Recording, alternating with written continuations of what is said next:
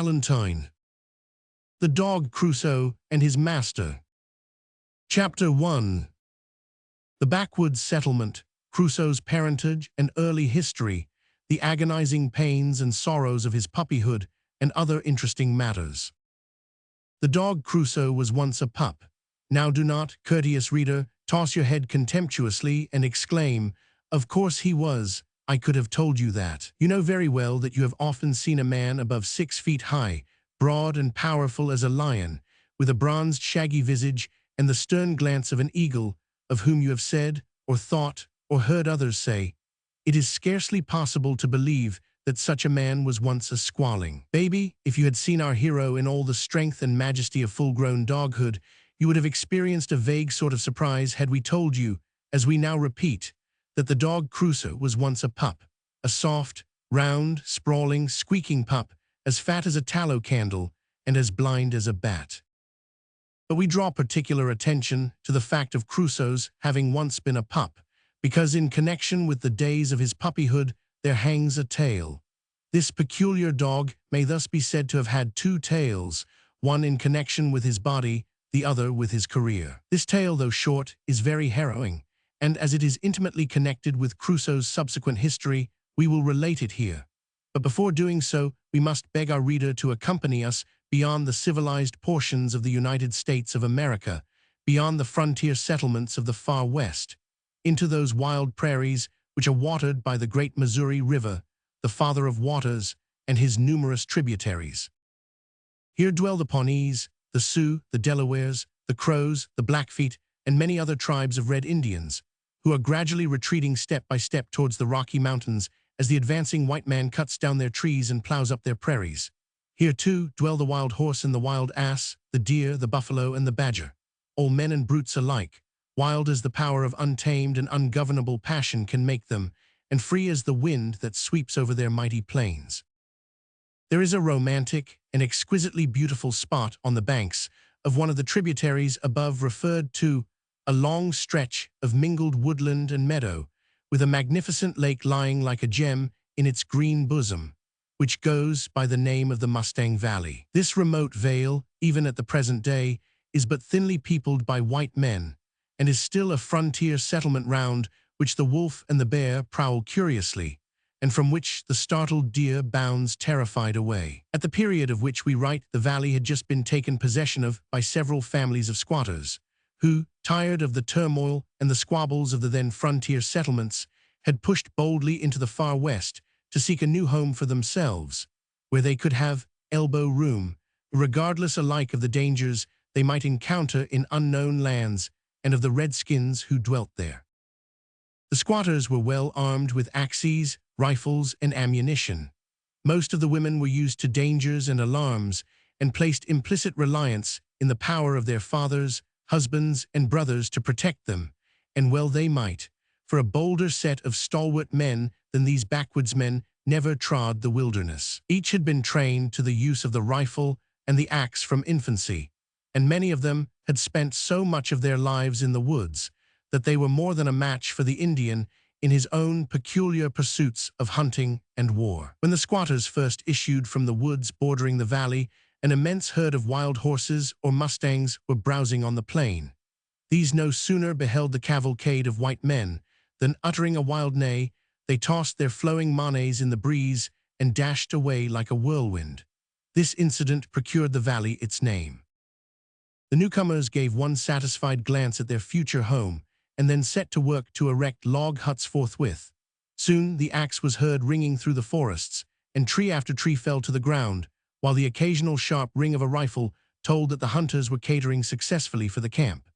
In course of time, the Mustang Valley began to assume the aspect of a thriving settlement, with cottages and waving fields clustered together in the midst of it. Of course, the savages soon found it out and paid it occasional visits.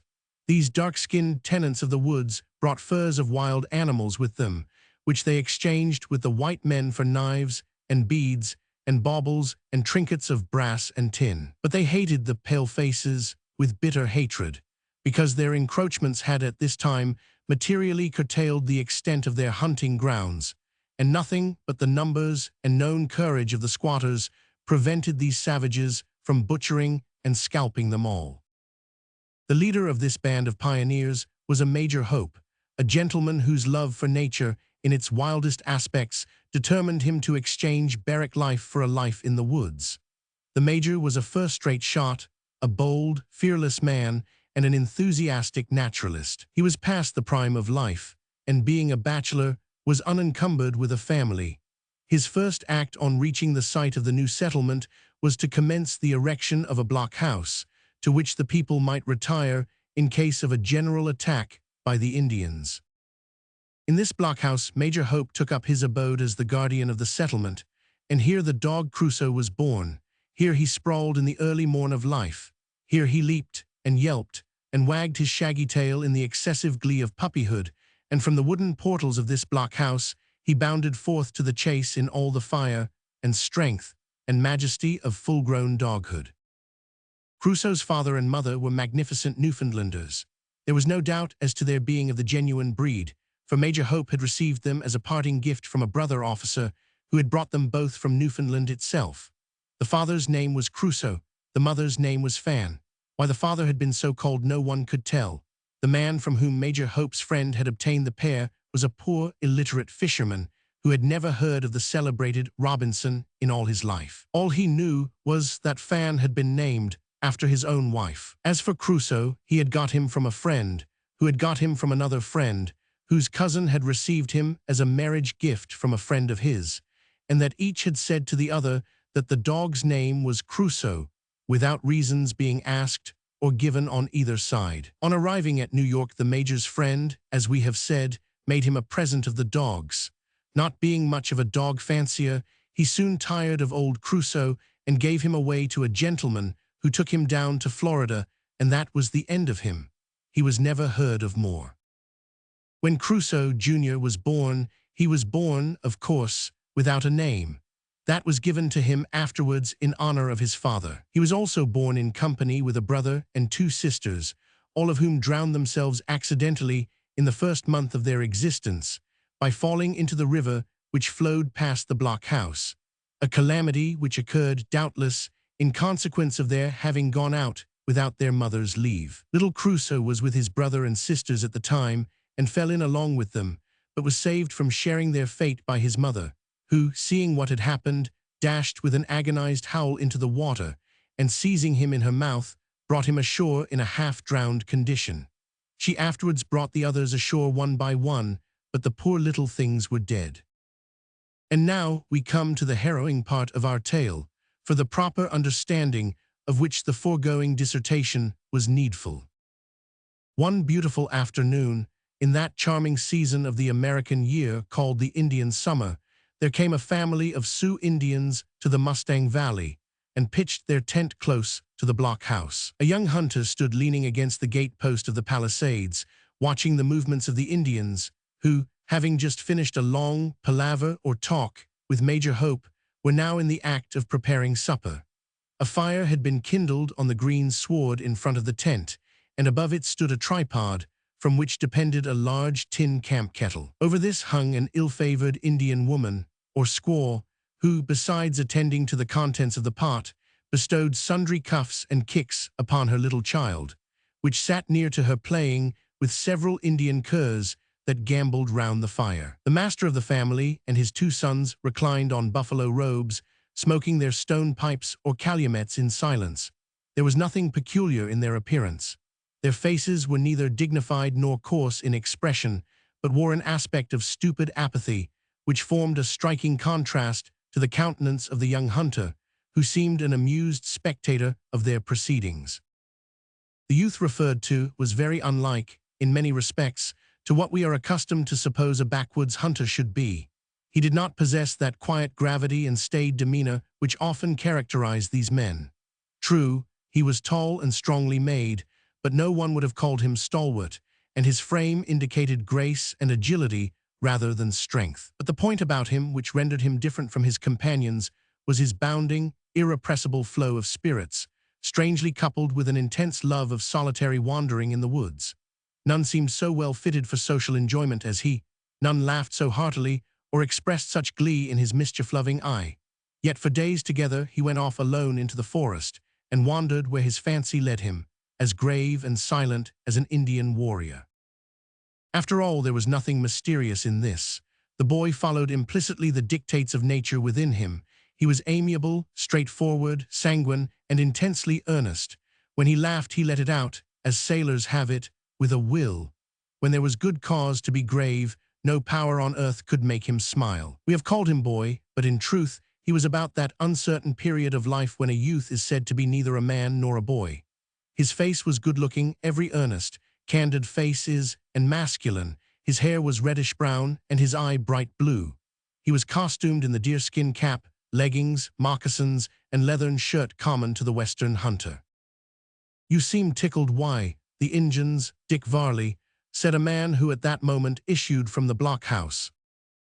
"That's just what I am, Joe Blunt," replied the youth, turning with a broad grin to his companion. "Have a care, lad, do not laugh at 'em too much. They soon take offense, and them redskins never forgive." "But I'm only laughing at the baby," returned the youth, pointing to the child, which, with a mixture of boldness and timidity, was playing with a pup, wrinkling up its fat visage into a smile when its playmate rushed away in sport, and opening wide its jet-black eyes in grave anxiety as the pup returned at full gallop. "It 'ud make an owl laugh," continued young Varley, "to see such a queer picture o' itself."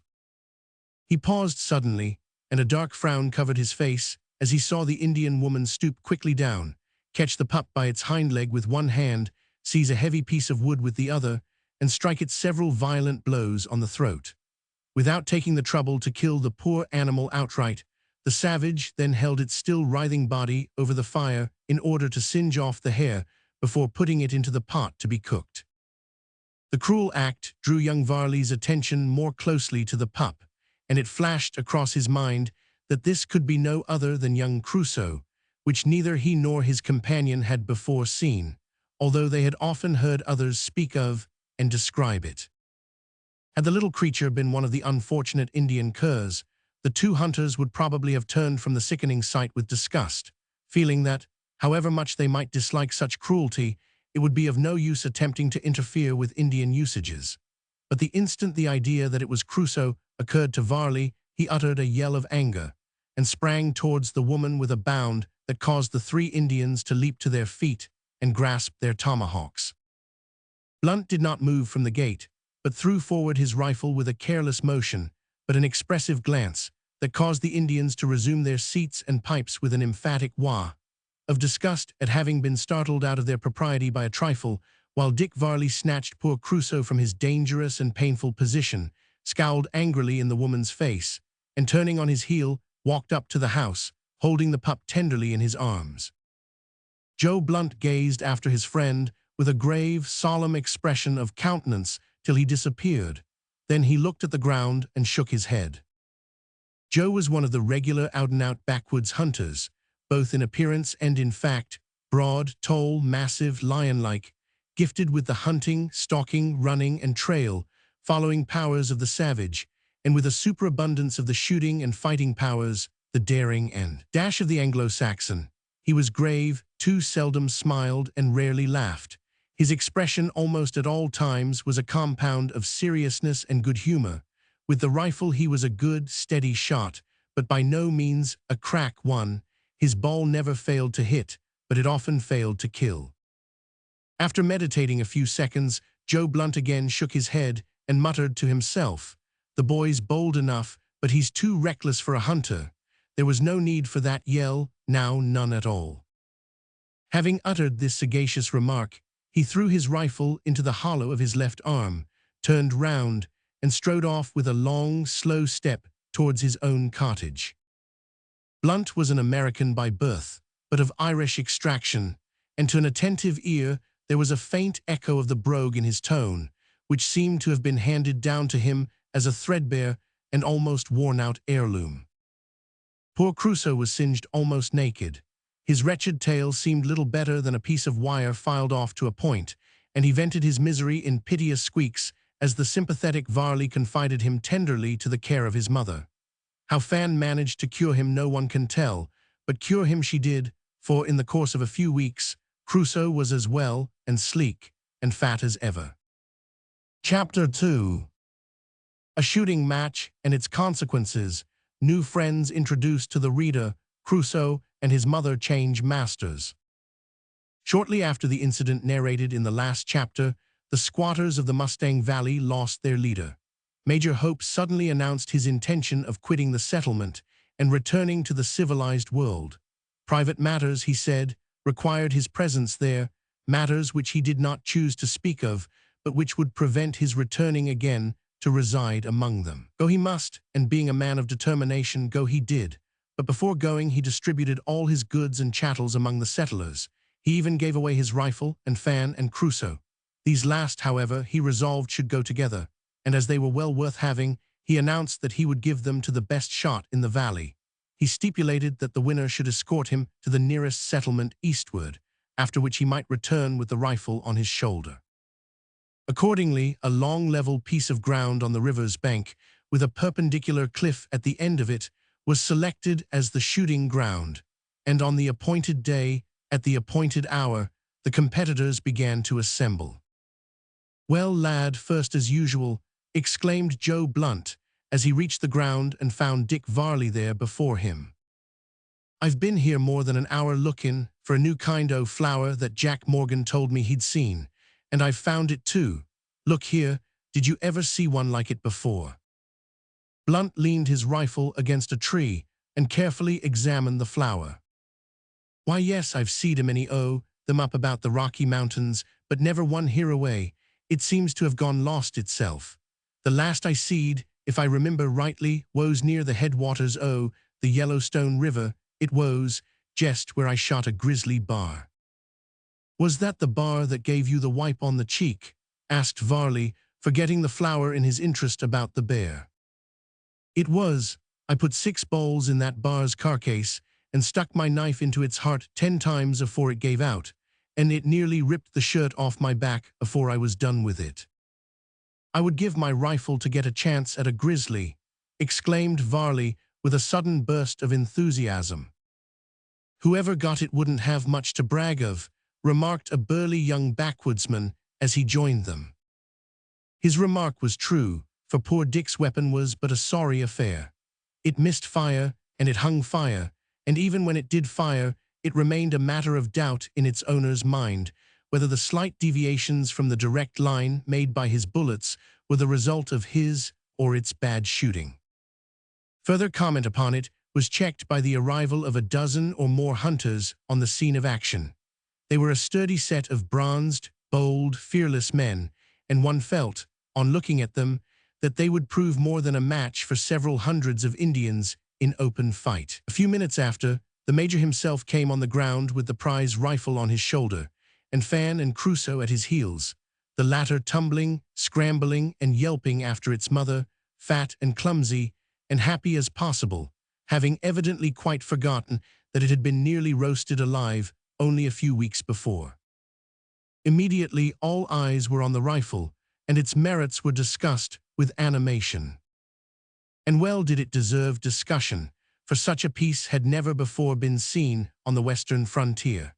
It was shorter in the barrel and larger in the bore than the weapons chiefly in vogue at that time, and besides being of beautiful workmanship, was silver-mounted. But the grand peculiarity about it, and that which afterwards rendered it the mystery of mysteries to the savages, was that it had 2 sets of locks, one percussion, the other flint, so that, when caps failed, by taking off the one set of locks and affixing the others, it was converted into a flint rifle. The Major, however, took care never to run short of caps, so that the flint locks were merely held as a reserve in case of need. "Now, lads," cried Major Hope, stepping up to the point whence they were to shoot, "remember the terms. He who first drives the nail obtains the rifle, Fan, and her pup, and accompanies me to the nearest settlements. Each man shoots with his own gun and draws lots for the chance." "Agreed," cried the men. "Well then, wipe your guns and draw lots. Henry will fix the nail. Here it is." The individual who stepped, or rather plunged forward to receive the nail, was a rare and remarkable specimen of mankind. Like his comrades, he was half a farmer and half a hunter. Like them too, he was clad in deerskin and was tall and strong, nay more, he was gigantic. But unlike them, he was clumsy, awkward, loose-jointed, and a bad shot. Nevertheless, Henry was an immense favorite in the settlement, for his good humor knew no bounds. No one ever saw him frown. Even when fighting with the savages, as he was sometimes compelled to do in self-defense, he went at them with a sort of jovial rage that was almost laughable. Inconsiderate recklessness was one of his chief characteristics, so that his comrades were rather afraid of him on the war trail or in the hunt, where caution and frequently soundless motion were essential to success or safety. But when Henry had a comrade at his side to check him, he was safe enough, being humble-minded and obedient. Men used to say he must have been born under a lucky star, for notwithstanding his natural inaptitude for all sorts of backwoods life, he managed to scramble through everything with safety, often with success, and sometimes with credit. To see Henry stalk a deer was worth a long day's journey. Joe Blunt used to say he was all jints together, from the top of his head to the sole of his moccasin. He threw his immense form into the most inconceivable contortions and slowly wound his way, sometimes on hands and knees, sometimes flat, through bush and brake, as if there was not a bone in his body and without the slightest noise. This sort of work was so much against his plunging nature that he took long to learn it, but when through hard practice and the loss of many a fine deer, he came at length to break himself into it, he gradually progressed to perfection and ultimately became the best stalker in the valley. This, and this alone, enabled him to procure game, for being short-sighted, he could hit nothing beyond 50 yards, except a buffalo or a barn door. Yet that same lithe body, which seemed as though totally unhinged, could no more be bent, when the muscles were strung, than an iron post. No one wrestled with Henry unless he wished to have his back broken. Few could equal, and none could beat him at running or leaping except Dick Varley. When Henry ran a race, even Joe Blunt laughed outright, for arms and legs went like independent flails. When he leaped, he hurled himself into space with a degree of violence that seemed to ensure a somersault, yet he always came down with a crash on his feet. Plunging was Henry's forte. He generally lounged about the settlement, when unoccupied, with his hands behind his back, apparently in a reverie, and when called on to act, he seemed to fancy he must have lost time and could only make up for it by plunging. This habit got him into many awkward scrapes, but his Herculean power as often got him out of them. He was a French-Canadian and a particularly bad speaker of the English language. We offer no apology for this elaborate introduction of Henry, for he was as good-hearted a fellow as ever lived and deserves special notice. But to return, the sort of rifle practice called driving the nail, by which this match was to be decided, was, and we believe still is, common among the hunters of the far west. It consisted in this: an ordinary large-headed nail was driven a short way into a plank or a tree, and the hunters, standing at a distance of 50 yards or so, fired at it until they succeeded in driving it home. On the present occasion, the major resolved to test their shooting by making the distance 70 yards. Some of the older men shook their heads. "It's too far," said one. "He might as well try to snuff the nose o' a mosquito." "Jim Scraggs is the only man as'll hit that," said another. The man referred to was a long, lank, lantern-jawed fellow with a cross-grained expression of countenance. He used the long, heavy Kentucky rifle, which, from the ball being little larger than a pea, was called a pea rifle. Jim was no favorite, and had been named Scraggs by his companions on account of his appearance. In a few minutes the lots were drawn, and the shooting began. Each hunter wiped out the barrel of his piece with his ramrod as he stepped forward. Then, placing a ball in the palm of his left hand, he drew the stopper of his powder horn with his teeth and poured out as much powder as sufficed to cover the bullet. This was the regular measure among them. Little time was lost in firing, for these men did not hang on their aim. The point of the rifle was slowly raised to the object, and the instant the sight covered it, the ball sped to its mark. In a few minutes the nail was encircled by bullet holes, scarcely two of which were more than an inch distant from the mark, and one, fired by Joe Blunt, entered the tree close beside it. "Ah, Joe," said the major, "I thought you would have carried off the prize." "So did not I, sir," returned Blunt with a shake of his head. Had it been a $50 at 100 yards, I'd ha' done better, but I never could hit the nail. It's too small to see." "That's 'cause ye have got no eyes," remarked Jim Scraggs with a sneer as he stepped forward.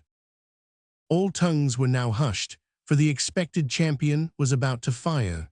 The sharp crack of the rifle was followed by a shout, for Jim had hit the nailhead on the edge, and part of the bullet stuck to it. "That wins if there's no better," said the Major, scarce able to conceal his disappointment. "Who comes next?" To this question Henry answered by stepping up to the line, straddling his legs, and executing preliminary movements with his rifle that seemed to indicate an intention on his part to throw the weapon bodily at the mark. He was received with a shout of mingled laughter and applause. After gazing steadily at the mark for a few seconds, a broad grin overspread his countenance, and looking round at his companions, he said, "Ha, mes boys, I cannot behold the nail at all." "Can ye behold the tree?" shouted a voice, when the laugh that followed this announcement had somewhat abated. "Oh, oui," replied Henry quite coolly. "I can see him, and a goot small bit of the forest beyond." "Fire at it then. If ye hit the tree ye deserve the rifle, leastwise ye ought to get the pup." Henry grinned again, and fired instantly without taking aim. The shot was followed by an exclamation of surprise, for the bullet was found close beside the nail. "It's more be good luck than good shootin'," remarked Jim Scraggs. "Possiblement," answered Henry modestly, as he retreated to the rear and wiped out his rifle. "Mise, I have killed most of my deer by dat same goot luck." "Bravo, Henry," said Major Hope as he passed. "You deserve to win anyhow. Who's next?" "Dick Varley," cried several voices. "Where S. Varley? Come on, youngster, and take your shot." The youth came forward with evident reluctance. "It's of no manner o' use," he whispered to Joe Blunt as he passed. "I can't depend on my old gun." "Never give in," whispered Blunt encouragingly. Poor Varley's want of confidence in his rifle was merited, for, on pulling the trigger, the faithless lock missed fire. "Lend him another gun," cried several voices. "'Gainst rules laid down by Major Hope," said Scraggs. "Well, so it is. Try again." Varley did try again, and so successfully, too, that the ball hit the nail on the head, leaving a portion of the lid sticking to its edge. Of course this was greeted with a cheer, and a loud dispute began as to which was the better shot of the two. "There are others to shoot yet," cried the Major. "Make way, look out." The men fell back, and the few hunters who had not yet fired took their shots, but without coming nearer the mark. It was now agreed that Jim Scraggs and Dick Varley, being the two best shots, should try over again, and it was also agreed that Dick should have the use of Blunt's rifle. Lots were again drawn for the first shot, and it fell to Dick, who immediately stepped out, aimed somewhat hastily, and fired. "Hit again," shouted those who had run forward to examine the mark, half the bullet cut off by the nailhead. Some of the more enthusiastic of Dick's friends cheered lustily, but the most of the hunters were grave and silent, for they knew Jim's powers and felt that he would certainly do his best. Jim now stepped up to the line and, looking earnestly at the mark, threw forward his rifle.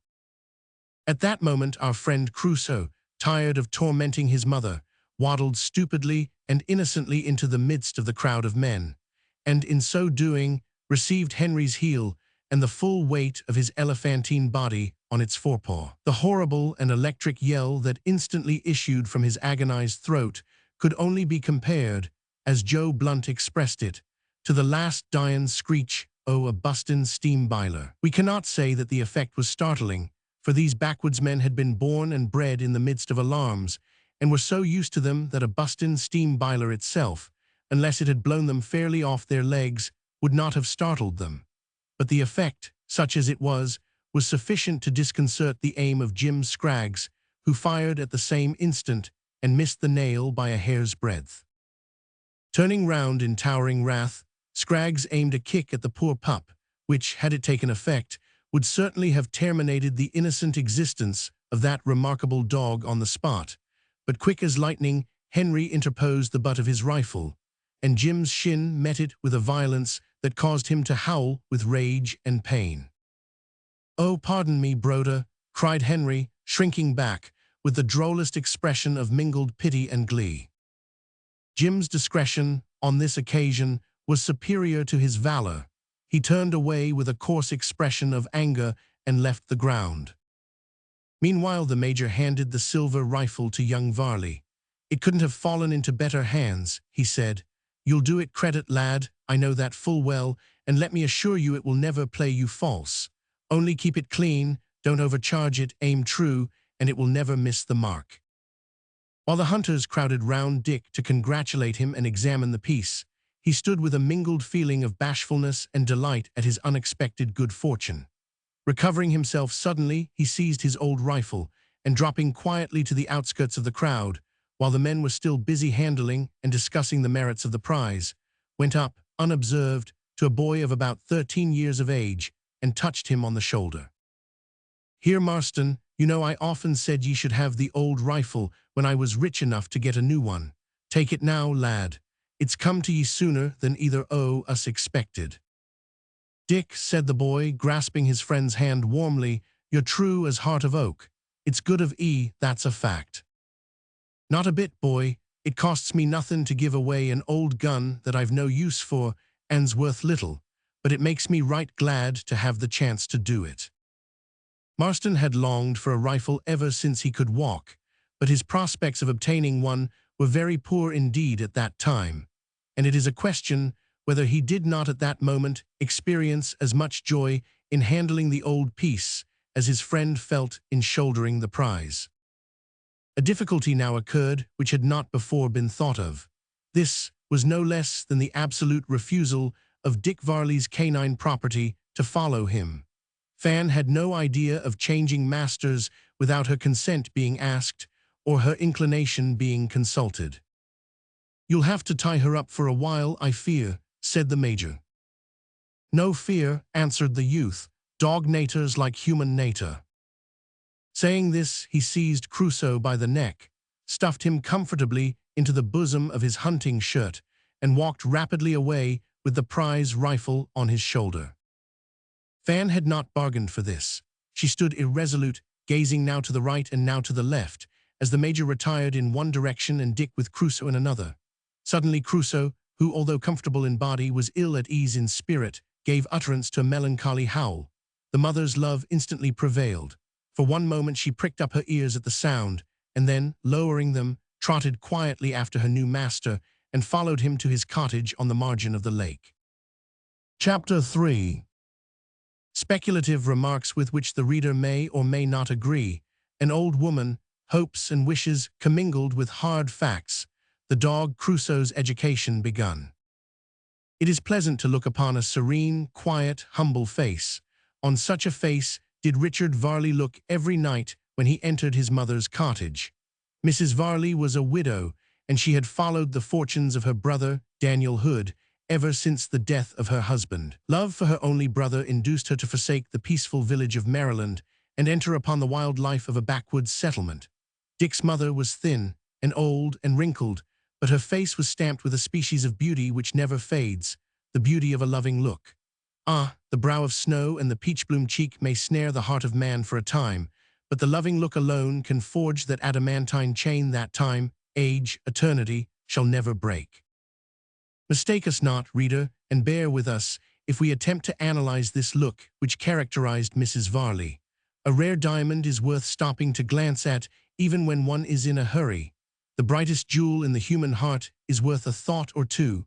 By a loving look, we do not mean a look of love bestowed on a beloved object. That is common enough, and thankful should we be that it is so common in a world that's overfull of hatred.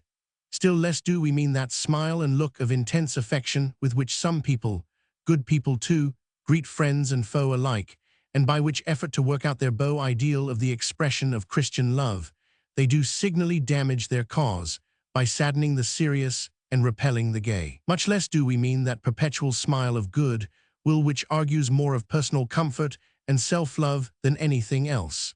No, the loving look we speak of is as often grave as gay. Its character depends very much on the face through which it beams, and it cannot be counterfeited. Its ring defies imitation. Like the clouded sun of April, it can pierce through tears of sorrow. Like the noontide sun of summer, it can blaze in warm smiles. Like the northern lights of winter, it can gleam in depths of woe. But it is always the same, modified, doubtless, and rendered more or less patent to others, according to the natural amiability of him or her who bestows it. No one can put it on, still less can anyone put it off. Its range is universal. It embraces all mankind, though, of course, it is intensified on a few favored objects. Its seat is in the depths of a renewed heart, and its foundation lies in love to God. Young Varley's mother lived in a cottage which was of the smallest possible dimensions consistent with comfort. It was made of logs, as indeed were all the other cottages in the valley. The door was in the center, and a passage from it to the back of the dwelling divided it into 2 rooms.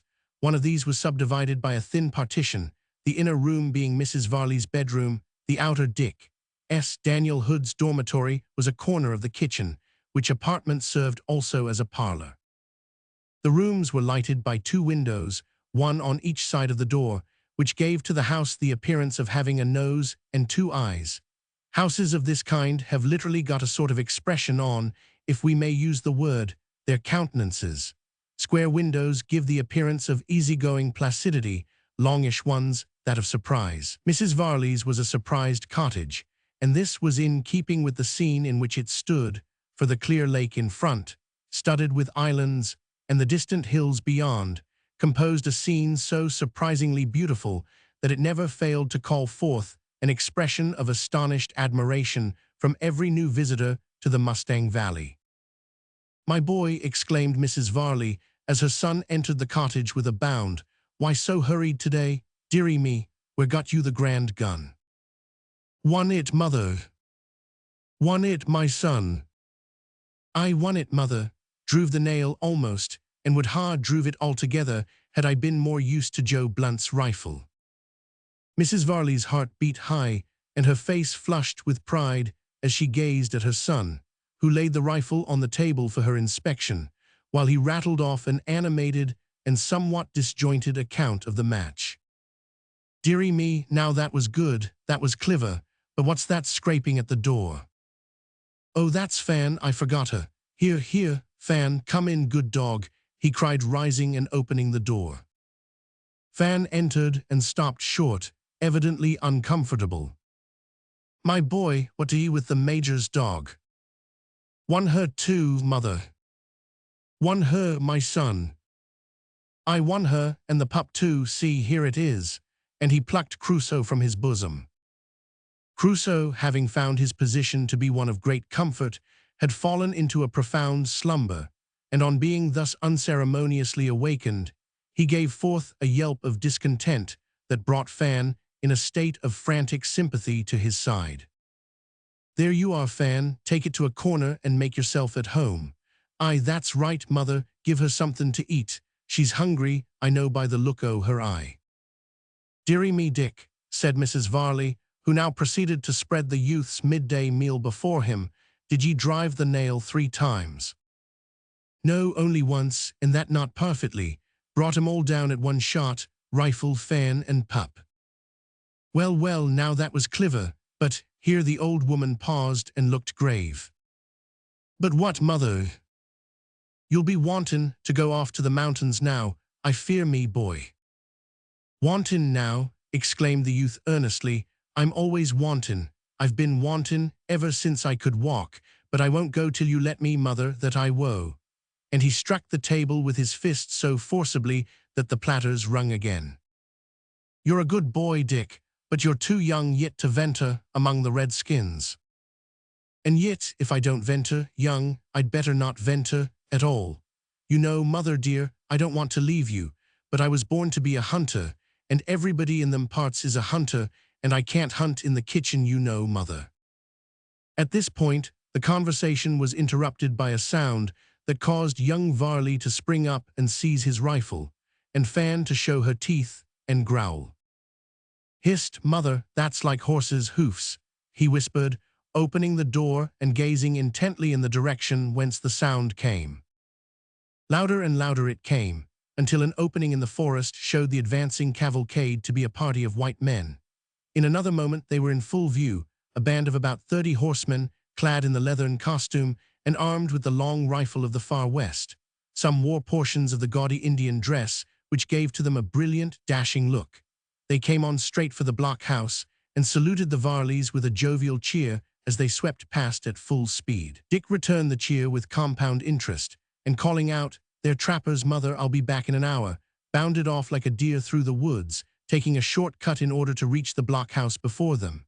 He succeeded, for just as he arrived at the house, the cavalcade wheeled round the bend in the river, dashed up the slope, and came to a sudden halt on the green. Vaulting from their foaming steeds, they tied them to the stockades of the little fortress, which they entered in a body. Hot haste was in every motion of these men.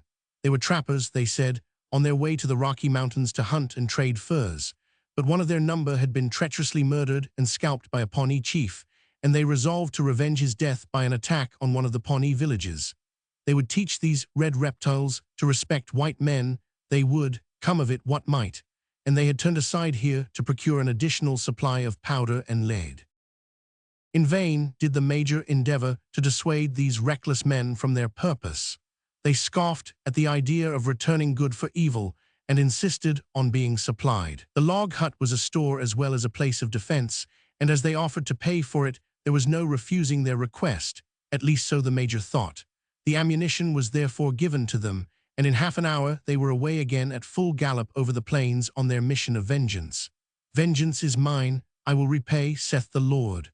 But these men knew not what God said, because they never read his word and did not own his sway.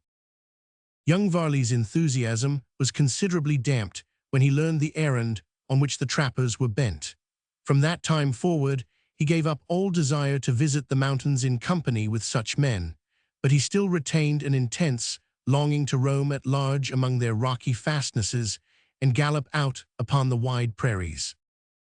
Meanwhile he dutifully tended his mother's cattle and sheep, and contented himself with an occasional deer hunt in the neighboring forests. He devoted himself also to the training of his dog Crusoe, an operation which at first cost him many a deep sigh. Everyone has heard of the sagacity and almost reasoning capabilities of the Newfoundland dog. Indeed, some have even gone the length of saying that what is called instinct in these animals is neither more nor less than reason. And in truth, many of the noble, heroic, and sagacious deeds that have actually been performed by Newfoundland dogs incline us almost to believe that, like man, they are gifted with reasoning powers.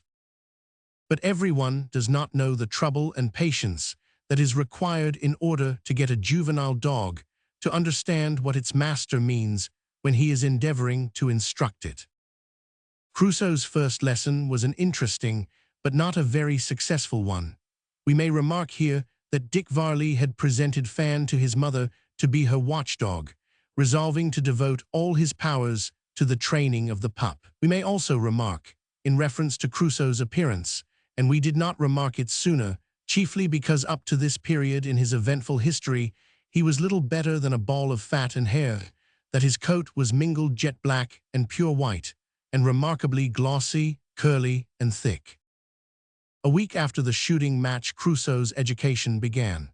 Having fed him for that period with his own hand, in order to gain his affection, Dick took him out one sunny forenoon to the margin of the lake to give him his first lesson. And here again we must pause to remark that, although a dog's heart is generally gained in the first instance through his mouth, yet, after it is thoroughly gained, his affection is noble and disinterested. He can scarcely be driven from his master's side by blows, and even when thus harshly repelled, is always ready, on the shortest notice, and with the slightest encouragement, to make it up again. Well, Dick Varley began by calling out, "Crusoe, Crusoe, come here, pup." Of course Crusoe knew his name by this time, for it had been so often used as a prelude to his meals that he naturally expected a feed whenever he heard it. This portal to his brain had already been open for some days, but all the other doors were fast locked, and it required a great deal of careful picking to open them. "Now, Crusoe, come here." Crusoe bounded clumsily to his master's side, cocked his ears, and wagged his tail, So far his education was perfect. We say he bounded clumsily, for it must be remembered that he was still a very young pup, with soft, flabby muscles. Now I'm going to begin your education, pup, think o' that. Whether Crusoe thought of that or not we cannot say, but he looked up in his master's face as he spoke, cocked his ears very high, and turned his head slowly to one side, until it could not turn any further in that direction. Then he turned it as much to the other side, whereat his master burst into an uncontrollable fit of laughter, and Crusoe immediately began barking vociferously. "Come, come," said Dick, suddenly checking his mirth. "We mustn't play, pup, we must work." Drawing a leathern mitten from his belt, the youth held it to Crusoe's nose, and then threw it a yard away, at the same time exclaiming in a loud, distinct tone, "Fetch it." Crusoe entered at once into the spirit of this part of his training. He dashed gleefully at the mitten and proceeded to worry it with intense gratification. As for "fetch it," he neither understood the words nor cared a straw about them. Dick Varley rose immediately, and rescuing the mitten, resumed his seat on a rock. "Come here, Crusoe," he repeated. "Oh, certainly, by all means," said Crusoe. "No, he didn't exactly say it, but really he looked these words so evidently that we think it right to let them stand as they are written. If he could have finished the sentence he would certainly have said, 'Go on with that game over again, old boy. It's quite to my taste, the jolliest thing in life, I assure you.' At least, if we may not positively assert that he would have said that, no one else can absolutely affirm that he wouldn't." Well, Dick Varley did do it over again, and Crusoe worried the mitten over again, utterly regardless of "fetch it." Then they did it again, and again, and again, but without the slightest apparent advancement in the path of canine knowledge, and then they went home. During all this trying operation, Dick Varley never once betrayed the slightest feeling of irritability or impatience. He did not expect success at first. He was not, therefore, disappointed at failure. Next day he had him out again, and the next, and the next, and the next again, with the like unfavorable result. In short, it seemed at last as if Crusoe's mind had been deeply imbued with the idea that he had been born expressly for the purpose of worrying that mitten, and he meant to fulfill his destiny to the letter. Young Varley had taken several small pieces of meat in his pocket each day, with the intention of rewarding Crusoe when he should at length be prevailed on to fetch the mitten. But as Crusoe was not aware of the treat that awaited him, of course the mitten never was fetched. At last Dick Varley saw that this system would never do, so he changed his tactics, and the next morning gave Crusoe no breakfast, but took him out at the usual hour to go through his lesson. This new course of conduct seemed to perplex Crusoe not a little, for on his way down to the beach, he paused frequently and looked back at the cottage, and then expressively up at his master's face. But the master was inexorable. He went on, and Crusoe followed, for true love had now taken possession of the pup's young heart, and he preferred his master's company to food. Varley now began by letting the learner smell a piece of meat, which he eagerly sought to devour, but was prevented, to his immense disgust. Then the mitten was thrown as heretofore, and Crusoe made a few steps towards it, but being in no mood for play, he turned back. "Fetch it," said the teacher. "I won't," replied the learner mutely, by means of that expressive sign, not doing it. Hereupon Dick Varley rose, took up the mitten, and put it into the pup's mouth. Then, retiring a couple of yards, he held out the piece of meat and said, "Fetch it." Crusoe instantly spat out the glove and bounded towards the meat, once more to be disappointed. This was done a second time, and Crusoe came forward with the mitten in his mouth. It seemed as if it had been done accidentally, for he dropped it before coming quite up. If so, it was a fortunate accident, for it served as the tiny fulcrum on which to place the point of that mighty lever which was destined ere long to raise him to the pinnacle of canine erudition. Dick Varley immediately lavished upon him the tenderest caresses and gave him a lump of meat, but he quickly tried it again lest he should lose the lesson. The dog evidently felt that if he did not fetch that mitten, he should have no meat or caresses. In order, however, to make sure that there was no mistake, Dick laid the mitten down beside the pup, instead of putting it into his mouth, and retiring a few paces, cried, "Fetch it." Crusoe looked uncertain for a moment, then he picked up the mitten and laid it at his master's feet. The lesson was learned at last.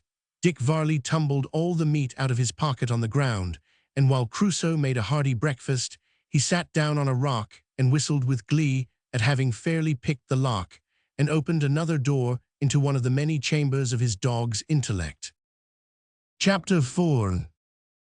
Our hero enlarged upon Grumps. 2 years passed away. The Mustang Valley settlement advanced prosperously, despite 1 or 2 attacks made upon it by the savages, who were, however, firmly repelled. Dick Varley had now become a man, and his pup Crusoe had become a full-grown dog. The silver rifle, as Dick's weapon had come to be named, was well known among the hunters and the redskins of the borderlands, and in Dick's hands its bullets were as deadly as its owner's eye was quick and true. Crusoe's education, too, had been completed. Faithfully and patiently had his young master trained his mind, until he fitted him to be a meet companion in the hunt. To carry and fetch were now but trifling portions of the dog's accomplishments. He could dive a fathom deep in the lake and bring up any article that might have been dropped or thrown in. His swimming powers were marvelous, and so powerful were his muscles that he seemed to spurn the water while passing through it, with his broad chest high out of the curling wave, at a speed that neither man nor beast could keep up with for a moment. His intellect now was sharp and quick as a needle. He never required a second bidding. When Dick went out hunting, he used frequently to drop a mitten or a powder horn unknown to the dog, and after walking miles away from it, would stop short and look down into the mild, gentle face of his companion. "Crusoe," he said, in the same quiet tones with which he would have addressed a human friend, "I've dropped my mitten, go fetch it, pup." Dick continued to call it pup from habit.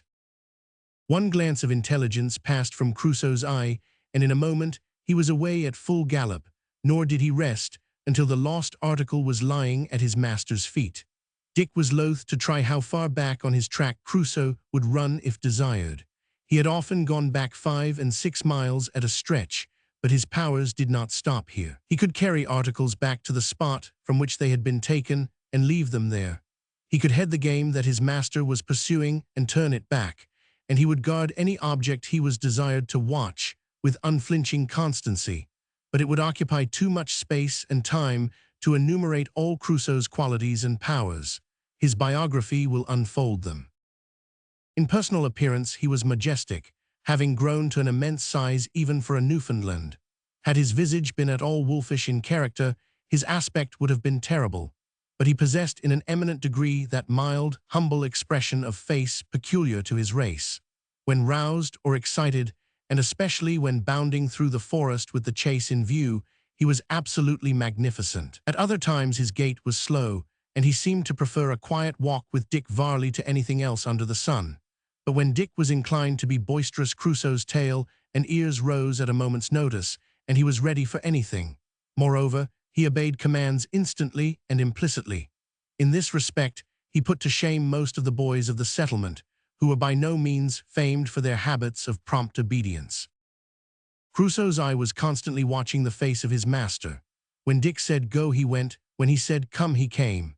If he had been in the midst of an excited bound at the throat of a stag, and Dick had called out, "Down, Crusoe," he would have sunk to the earth like a stone. No doubt it took many months of training to bring the dog to this state of perfection, but Dick accomplished it by patience, perseverance, and love. Besides all this, Crusoe could speak. He spoke by means of the dog's dumb alphabet in a way that defies description. He conversed, so to speak, with his extremities, his head and his tail. But his eyes, his soft brown eyes, were the chief medium of communication. If ever the language of the eyes was carried to perfection, it was exhibited in the person of Crusoe. But indeed, it would be difficult to say which part of his expressive face expressed most. The cocked ears of expectation, the drooped ears of sorrow, the bright, full eye of joy, the half-closed eye of contentment, and the frowning eye of indignation accompanied with a very slight, pucker of the nose and a gleam of dazzling ivory. No enemy ever saw this last piece of canine language without a full appreciation of what it meant. Then as to the tail, the modulations of meaning in the varied wag of that expressive member. Oh, it's useless to attempt description. Mortal man cannot conceive of the delicate shades of sentiment expressible by a dog's tail unless he has studied the subject. The wag, the waggle, the cock, the droop, the slope, the wriggle. Away with description, it is impotent and valueless here. As we have said, Crusoe was meek and mild. He had been bitten on the sly by half the ill-natured curs in the settlement and had only shown his teeth in return. He had no enmities, though several enemies, and he had 1,000 friends, particularly among the ranks of the weak and the persecuted, whom he always protected and avenged when opportunity offered. A single instance of this kind will serve to show his character. One day Dick and Crusoe were sitting on a rock beside the lake, the same identical rock near which, when a pup, the latter had received his first lesson. They were conversing as usual, for Dick had elicited such a fund of intelligence from the dog's mind, and had injected such wealth of wisdom into it, that he felt convinced it understood every word he said. "This is capital weather, Crusoe, ain't it, pup?" Crusoe made a motion with his head, which was quite as significant as a nod. "Ha, my pup, I wish that you and I might go and have a slap at the grizzly bars and a look at the Rocky Mountains. Wouldn't it be nuts, pup?" Crusoe looked dubious. "What, you don't agree with me? Now tell me, pup, wouldn't ye like to grip a bar?" Still Crusoe looked dubious, but made a gentle motion with his tail, as though he would have said, "I've seen neither Rocky Mountains nor grizzly bars and know nothing about 'em, but I'm open to conviction." "You're a brave pup," rejoined Dick, stroking the dog's huge head affectionately. "I wouldn't give you for 10 times your weight in golden dollars if there be sich things." Crusoe made no reply whatever to this. He regarded it as a truism unworthy of notice.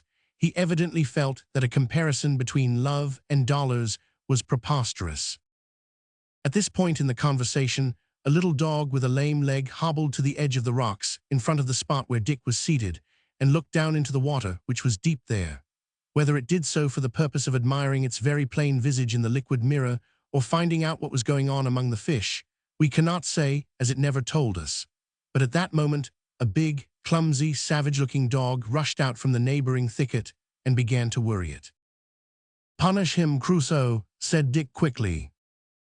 Crusoe made one bound that a lion might have been proud of, and seizing the aggressor by the back, lifted him off his legs and held him, howling, in the air, at the same time casting a look towards his master for further instructions. "Pitch him in," said Dick, making a sign with his hand. Crusoe turned and quietly dropped the dog into the lake. Having regarded his struggles there for a few moments with grave severity of countenance, he walked slowly back and sat down beside his master.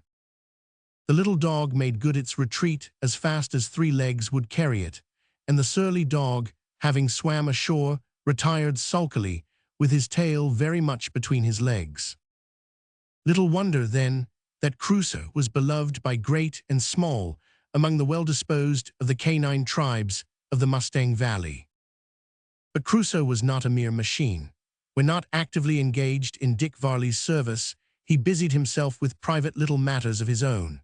He undertook modest little excursions into the woods or along the margin of the lake, sometimes alone, but more frequently with a little friend whose whole heart and being seemed to be swallowed up in admiration of his big companion. Whether Crusoe botanized or geologized on these excursions we will not venture to say. Assuredly he seemed as though he did both, for he poked his nose into every bush and tuft of moss, and turned over the stones, and dug holes in the ground, and in short, if he did not understand these sciences, he behaved very much as if he did. Certainly, he knew as much about them as many of the human species do. In these walks he never took the slightest notice of Grumps, that was the little dog's name, but Grumps made up for this by taking excessive notice of him. When Crusoe stopped, Grumps stopped and sat down to look at him. When Crusoe trotted on, Grumps trotted on too. When Crusoe examined a bush, Grumps sat down to watch him, and when he dug a hole, Grumps looked into it to see what was there. Grumps never helped him. His sole delight was in looking on.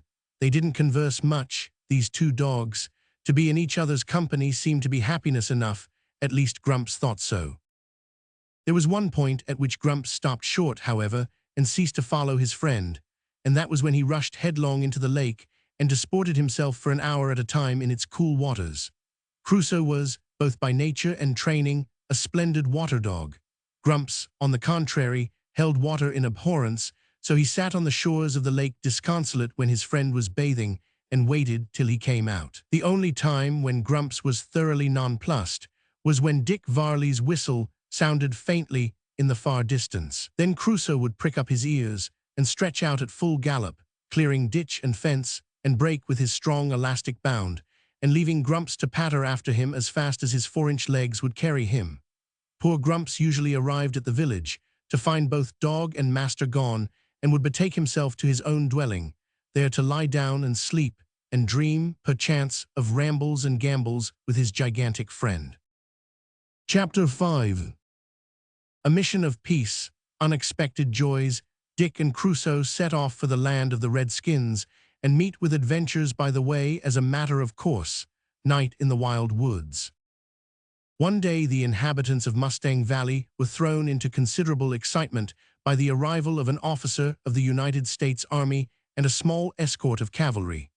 They went direct to the blockhouse, which, since Major Hope's departure, had become the residence of Joe Blunt, that worthy having, by general consent, been deemed the fittest man in the settlement to fill the Major's place.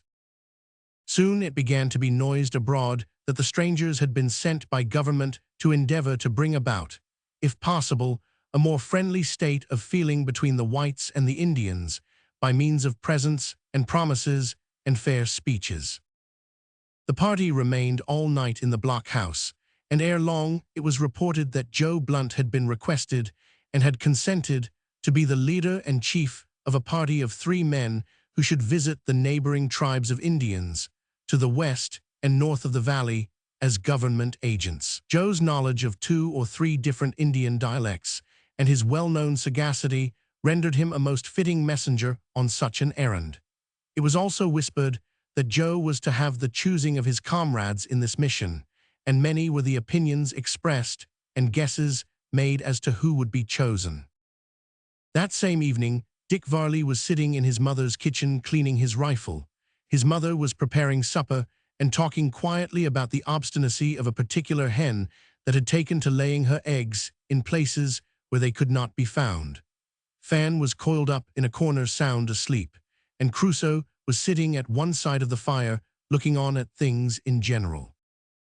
"I wonder," remarked Mrs. Varley, as she spread the table with a pure white napkin, "I wonder what the sojers are doing why Joe Blunt."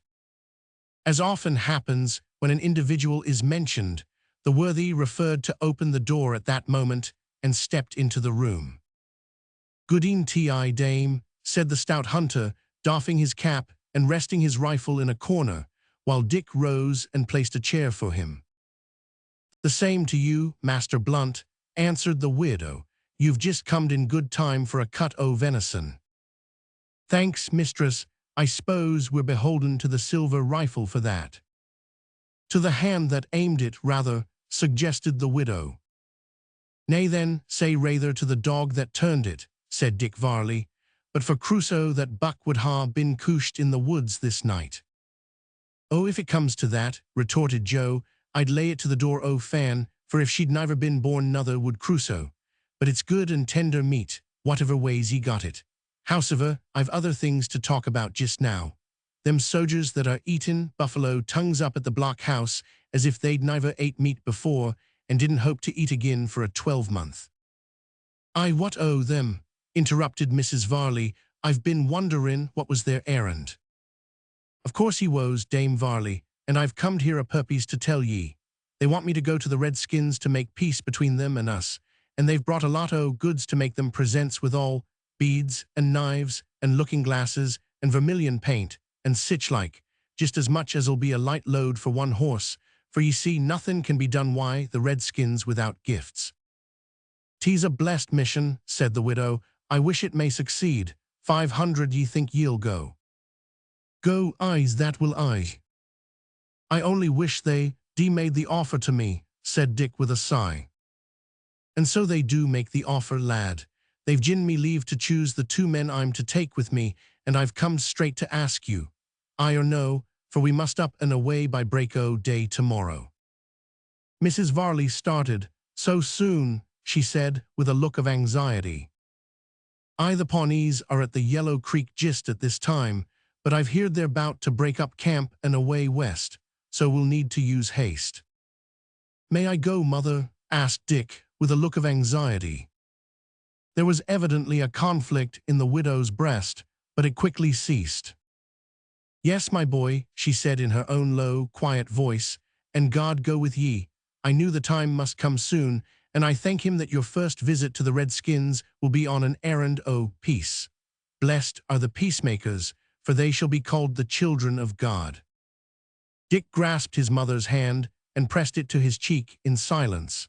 At the same moment, Crusoe, seeing that the deeper feelings of his master were touched, and deeming it his duty to sympathize, rose up and thrust his nose against him. "Ah, pup," cried the young man hastily, "you must go too." "Of course Crusoe goes, Joe Blunt." I don't know that. There's no dependin' on a dog to keep his tongue quiet in times o' danger." "Believe me," exclaimed Dick, flashing with enthusiasm, "Crusoe's more trustworthy than I am myself. If ye can trust the master, you're safe to trust the pup." "Well, lad, ye may be right. We'll take him." "Thanks, Joe, and who else goes with us?" "I've been castin' that in my mind for some time, and I've fixed to take Henry. He's not the safest man in the valley, but he's the truest, that's a fact. And now, younker, get your horse and rifle ready, and come to the blockhouse at daybreak tomorrow. Good luck to ye, mistress, till we meet again." Joe Blunt rose, and taking up his rifle, without which he scarcely ever moved a foot from his own door, left the cottage with rapid strides. "My son," said Mrs. Varley, kissing Dick's cheek as he resumed his seat, "put this in the little pocket I made for it in your hunting shirt." She handed him a small pocket Bible. "Dear mother," he said, as he placed the book carefully within the breast of his coat, "the redskin that takes that from me must take my scalp first. But don't fear for me. You've often said the Lord would protect me. So he will, mother, for sure it's an errand o' peace." "Aye, that's it," murmured the widow in a half-soliloquy. Dick Varley spent that night in converse with his mother, and next morning at daybreak he was at the place of meeting mounted on his sturdy little horse, with the silver rifle on his shoulder and Crusoe by his side. "That's right, lad, that's right. Nothin' like keepin' your time," said Joe, as he led out a pack horse from the gate of the blockhouse, while his own charger was held ready saddled by a man named Daniel Brand, who had been appointed to the charge of the blockhouse in his absence.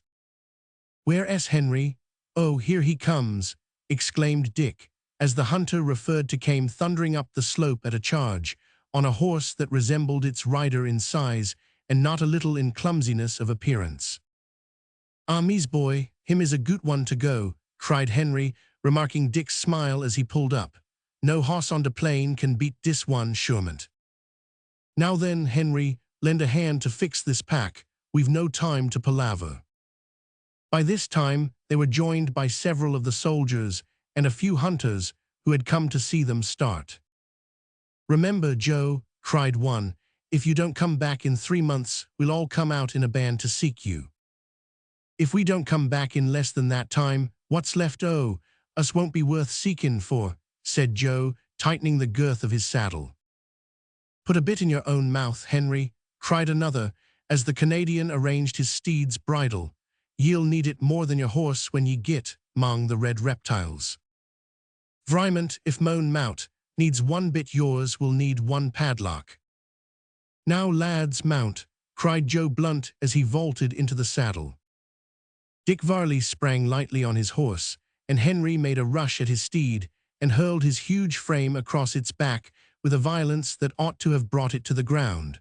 But the tall, raw-boned, broad-chested roan was accustomed to the eccentricities of its master and stood the shock bravely. Being appointed to lead the pack horse, Henry seized its halter. Then the 3 cavaliers shook their reins, and waving their hands to their comrades, they sprang into the woods at full gallop and laid their course for the far west. For some time they galloped side by side in silence, each occupied with his own thoughts. Crusoe keeping close beside his master's horse. The two elder hunters evidently ruminated on the object of their mission and the prospects of success, for their countenances were grave and their eyes cast on the ground. Dick Varley, too, thought upon the red men, but his musings were deeply tinged with the bright hues of a first adventure. The mountains, the plains, the Indians, the bears, the buffaloes, and 1,000 other objects danced wildly before his mind's eye, and his blood careered through his veins and flushed his forehead as he thought of what he should see and do, and felt the elastic vigor of youth respond in sympathy to the light spring of his active little steed. He was a lover of nature, too, and his flashing eyes glanced observantly from side to side as they swept along, sometimes through glades of forest trees, sometimes through belts of more open ground and shrubbery, anon by the margin of a stream or along the shores of a little lake, and often over short stretches of flowering prairie land, while the firm, elastic turf sent up a muffled sound from the tramp of their mettlesome chargers. It was a scene of wild, luxuriant beauty that might almost, one could fancy, have drawn involuntary homage to its bountiful creator from the lips, even of an infidel. After a time, Joe Blunt reined up, and they proceeded at an easy ambling pace. Joe and his friend Henry were so used to these beautiful scenes that they had long ceased to be enthusiastically affected by them, though they never ceased to delight in them. "I hope," said Joe, "that them soldiers'll go their ways soon. I've no notion o' them chaps when they're left at a place, why, nothing to do but whittle sticks." "Why, Joe," exclaimed Dick Varley in a tone of surprise, "I thought you were admirin' the beautiful face o' nature all this time, and you're only thinkin' about the sojers. Now that's strange." "Not so strange after all, lad," answered Joe. "When a man's used to a thing he gets to admire and enjoy it without speakin' much about it. But it is true, boy, that mankind gets in course o' time to think little o' the blissin's he's used to." "We say vry," murmured Henry emphatically. "Well, Joe Blunt, it may be so, but I'm thankful I'm not used to this sort o' thing yet," exclaimed Varley. "Let us have another gallop, so ho, come along, Crusoe," shouted the youth as he shook his reins and flew over a long stretch of prairie on which at that moment they entered. Joe smiled as he followed his enthusiastic companion, but after a short run he pulled up. "Hold on, youngster," he cried. "You must learn to do as you're bid, lad. It's trouble enough to be among wild Injuns and wild buffaloes, as I hope soon to be, without having wild comrades to look after." Dick laughed and reined in his panting horse. "I'll be as obedient as Crusoe," he said, "and no one can beat him." "Besides," continued Joe, "the horses won't travel far if we begin by running all the wind out o' them." "Wah," exclaimed Henry, as the led horse became restive, "I think we must give to him de pack hoss for to lead, eh?"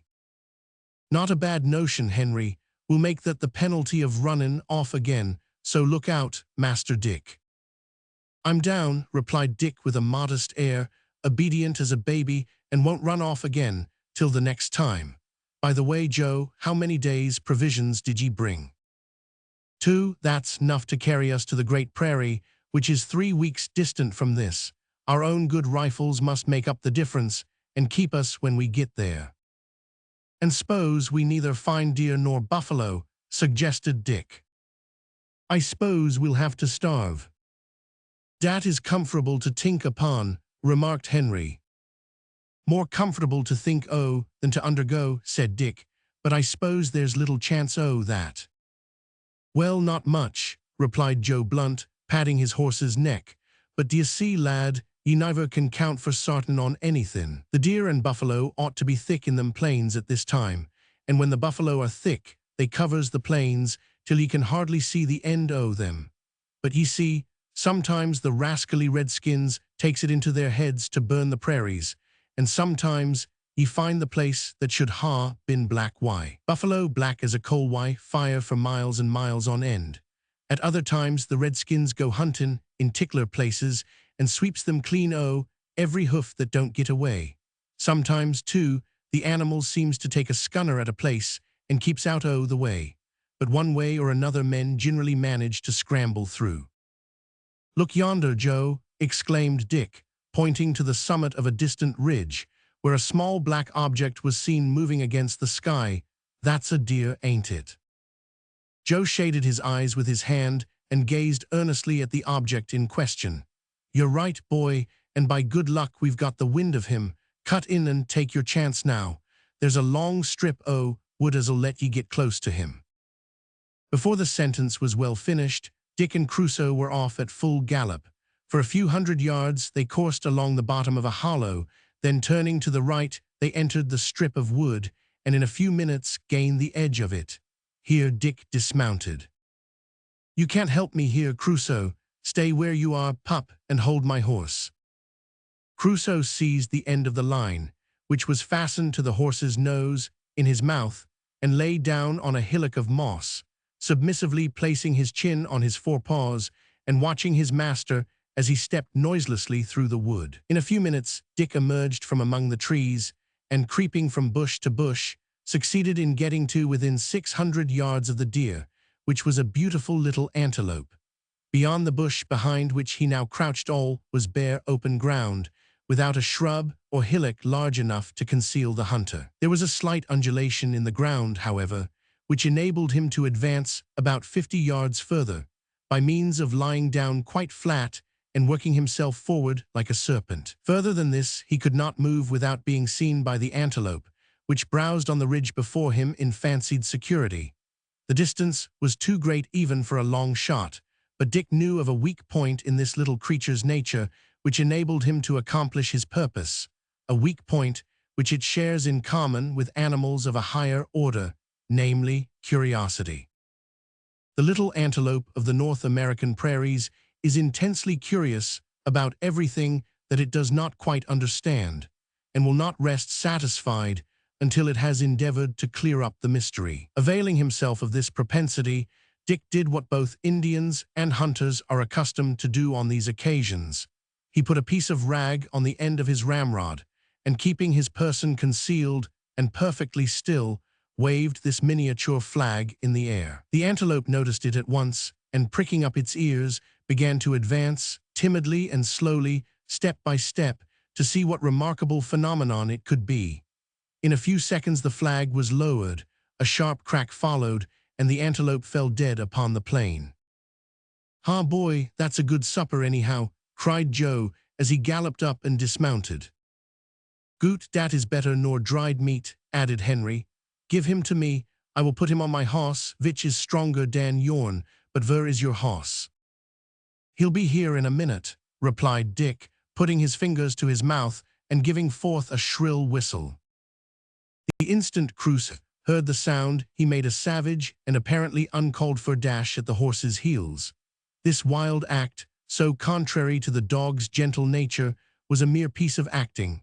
He knew that the horse would not advance without getting a fright, so he gave him one in this way, which sent him off at a gallop. Crusoe followed close at his heels, so as to bring the line alongside of the nag's body and thereby prevent its getting entangled. But despite his best efforts, the horse got on one side of a tree and he on the other, so he wisely let go his hold of the line and waited till more open ground enabled him to catch it again. Then he hung heavily back, gradually checked the horse's speed, and finally trotted him up to his master's side. "'Tis a cliver cur, good sooth," exclaimed Joe Blunt in surprise. "Ah, Joe, you haven't seen much of Crusoe yet. He's as good as a man any day. I've done little else but train him for 2 years gone by, and he can do most anything but shoot. He can't handle the rifle nohow." Then I tink perhaps hims could if he woes try," said Henry, plunging on to his horse with a laugh, and arranging the carcass of the antelope across the pommel of his saddle. Thus they hunted and galloped, and trotted and ambled on through wood and plain all day, until the sun began to descend below the treetops of the bluffs on the west. Then Joe Blunt looked about him for a place on which to camp, and finally fixed on a spot under the shadow of a noble birch by the margin of a little stream. The carpet of grass on its banks was soft like green velvet, and the rippling waters of the brook were clear as crystal, very different from the muddy Missouri into which it flowed. While Dick Varley felled and cut up firewood, Henry unpacked the horses and turned them loose to graze, and Joe kindled the fire and prepared venison steaks and hot tea for supper. In excursions of this kind, it is customary to hobble the horses, that is, to tie their forelegs together so that they cannot run either fast or far, but are free enough to amble about with a clumsy sort of hop in search of food. This is deemed a sufficient check on their tendency to roam, although some of the knowing horses sometimes learn to hop so fast with their hobbles as to give their owners much trouble to recapture them. But when out in the prairies where Indians are known or supposed to be in the neighborhood, the horses are picketed by means of a pin or stake attached to the ends of their long lariats, as well as hobbled, for Indians deem it no disgrace to steal or tell lies, though they think it disgraceful to be found out in doing either. And so expert are these dark-skinned natives of the western prairies that they will creep into the midst of an enemy's camp, cut the lariats and hobbles of several horses, spring suddenly on their backs, and gallop away. They not only steal from white men, but tribes that are at enmity steal from each other, and the boldness with which they do this is most remarkable. When Indians are traveling in a country where enemies are prowling, they guard their camps at night with jealous care. The horses in particular are both hobbled and picketed, and sentries are posted all round the camp. Yet, in spite of these precautions, hostile Indians manage to elude the sentries and creep into the camp. When a thief thus succeeds in effecting an entrance, his chief danger is past. He rises boldly to his feet, and wrapping his blanket or buffalo robe round him, he walks up and down as if he were a member of the tribe. At the same time, he dexterously cuts the lariats of such horses as he observes are not hobbled. He dare not stoop to cut the hobbles, as the action would be observed, and suspicion would be instantly aroused. He then leaps on the best horse he can find, and uttering a terrific war whoop, darts away into the plains, driving the loosened horses before him. No such dark thieves were supposed to be near the camp under the birch tree, however, so Joe and Dick and Henry ate their supper in comfort, and let their horses browse at will on the rich pasturage. A bright ruddy fire was soon kindled, which created, as it were, a little ball of light in the midst of surrounding darkness for the special use of our hardy hunters. Within this magic circle, all was warm, comfortable, and cheery. Outside, all was dark, and cold, and dreary by contrast. When the substantial part of supper was disposed of, tea and pipes were introduced, and conversation began to flow. Then the 3 saddles were placed in a row. Each hunter wrapped himself in his blanket, and pillowing his head on his saddle, stretched his feet towards the fire and went to sleep, with his loaded rifle by his side and his hunting knife handy in his belt. Crusoe mounted guard by stretching himself out couchant at Dick Varley's side. The faithful dog slept lightly and never moved all night, but had anyone observed him closely, he would have seen that every fitful flame that burst from the sinking fire, every unusual puff of wind, and every motion of the horses that fed or rested hard by, had the effect of revealing a speck of glittering white in Crusoe's watchful eye. Chapter 6. The great prairies of the far west, a remarkable colony discovered, and a miserable night endured. Of all the hours of the night or day, the hour that succeeds the dawn is the purest, the most joyous and the best. At least so think we, and so think hundreds and thousands of the human family, and so thought Dick Varley as he sprung suddenly into a sitting posture next morning and threw his arms with an exulting feeling of delight round the neck of Crusoe, who instantly sat up to greet him. This was an unusual piece of enthusiasm on the part of Dick, but the dog received it with marked satisfaction, rubbed his big hairy cheek against that of his young master, and arose from his sedentary position in order to afford free scope for the use of his tail. "Ho, Joe Blunt, Henry, up boys, up, the sun will have the start o' us, I'll catch the nags." So saying, Dick bounded away into the woods, with Crusoe gambolling joyously at his heels. Dick soon caught his own horse, and Crusoe caught Joe's. Then the former mounted and quickly brought in the other 2. Returning to the camp, he found everything packed and ready to strap on the back of the pack horse. "That's the way to do it, lad," cried Joe. "Here, Henry, look alive and get your beast ready. I do believe you're going to take another snooze." Henry was indeed, at that moment, indulging in a gigantic stretch and a cavernous yawn, but he finished both hastily and rushed at his poor horse as if he intended to slay it on the spot. He only threw the saddle on its back, however, and then threw himself on the saddle. "Now then, all ready." "Aye, we is." And away they went at full stretch again on their journey. Thus day after day they travelled, and night after night they laid them down to sleep under the trees of the forest, until at length they reached the edge of the great prairie. It was a memorable day in the life of Dick Varley, that on which he first beheld the prairie, the vast, boundless prairie. He had heard of it, talked of it, dreamed about it, but he had never realized it. 'Tis always thus. Our conceptions of things that we have not seen are almost invariably wrong. Dick's eyes glittered, and his heart swelled, and his cheeks flushed, and his breath came thick and quick. "There it is," he gasped, as the great rolling plain broke suddenly on his enraptured gaze. "That's it, oh." Dick uttered a yell that would have done credit to the fiercest chief of the Pawnees, and being unable to utter another word, he swung his cap in the air and sprang like an arrow from a bow over the mighty ocean of grass. The sun had just risen to send a flood of golden glory over the scene. The horses were fresh, so the elder hunters, gladdened by the beauty of all around them, and inspired by the irresistible enthusiasm of their young companion, gave the reins to the horses and flew after him. It was a glorious gallop, that first headlong dash over the boundless prairie of the far west. The prairies have often been compared, most justly, to the ocean. There is the same wide circle of space, bounded on all sides by the horizon. There is the same swell, or undulation, or succession of long, low, unbroken waves that marks the ocean when it is calm. They are canopied by the same pure sky and swept by the same untrammeled breezes. There are islands, 2 clumps of trees and willow bushes, which rise out of this grassy ocean to break and relieve its uniformity, and these vary in size and numbers as do the isles of ocean, being numerous in some places, while in others they are so scarce that the traveler does not meet one in a long day's journey.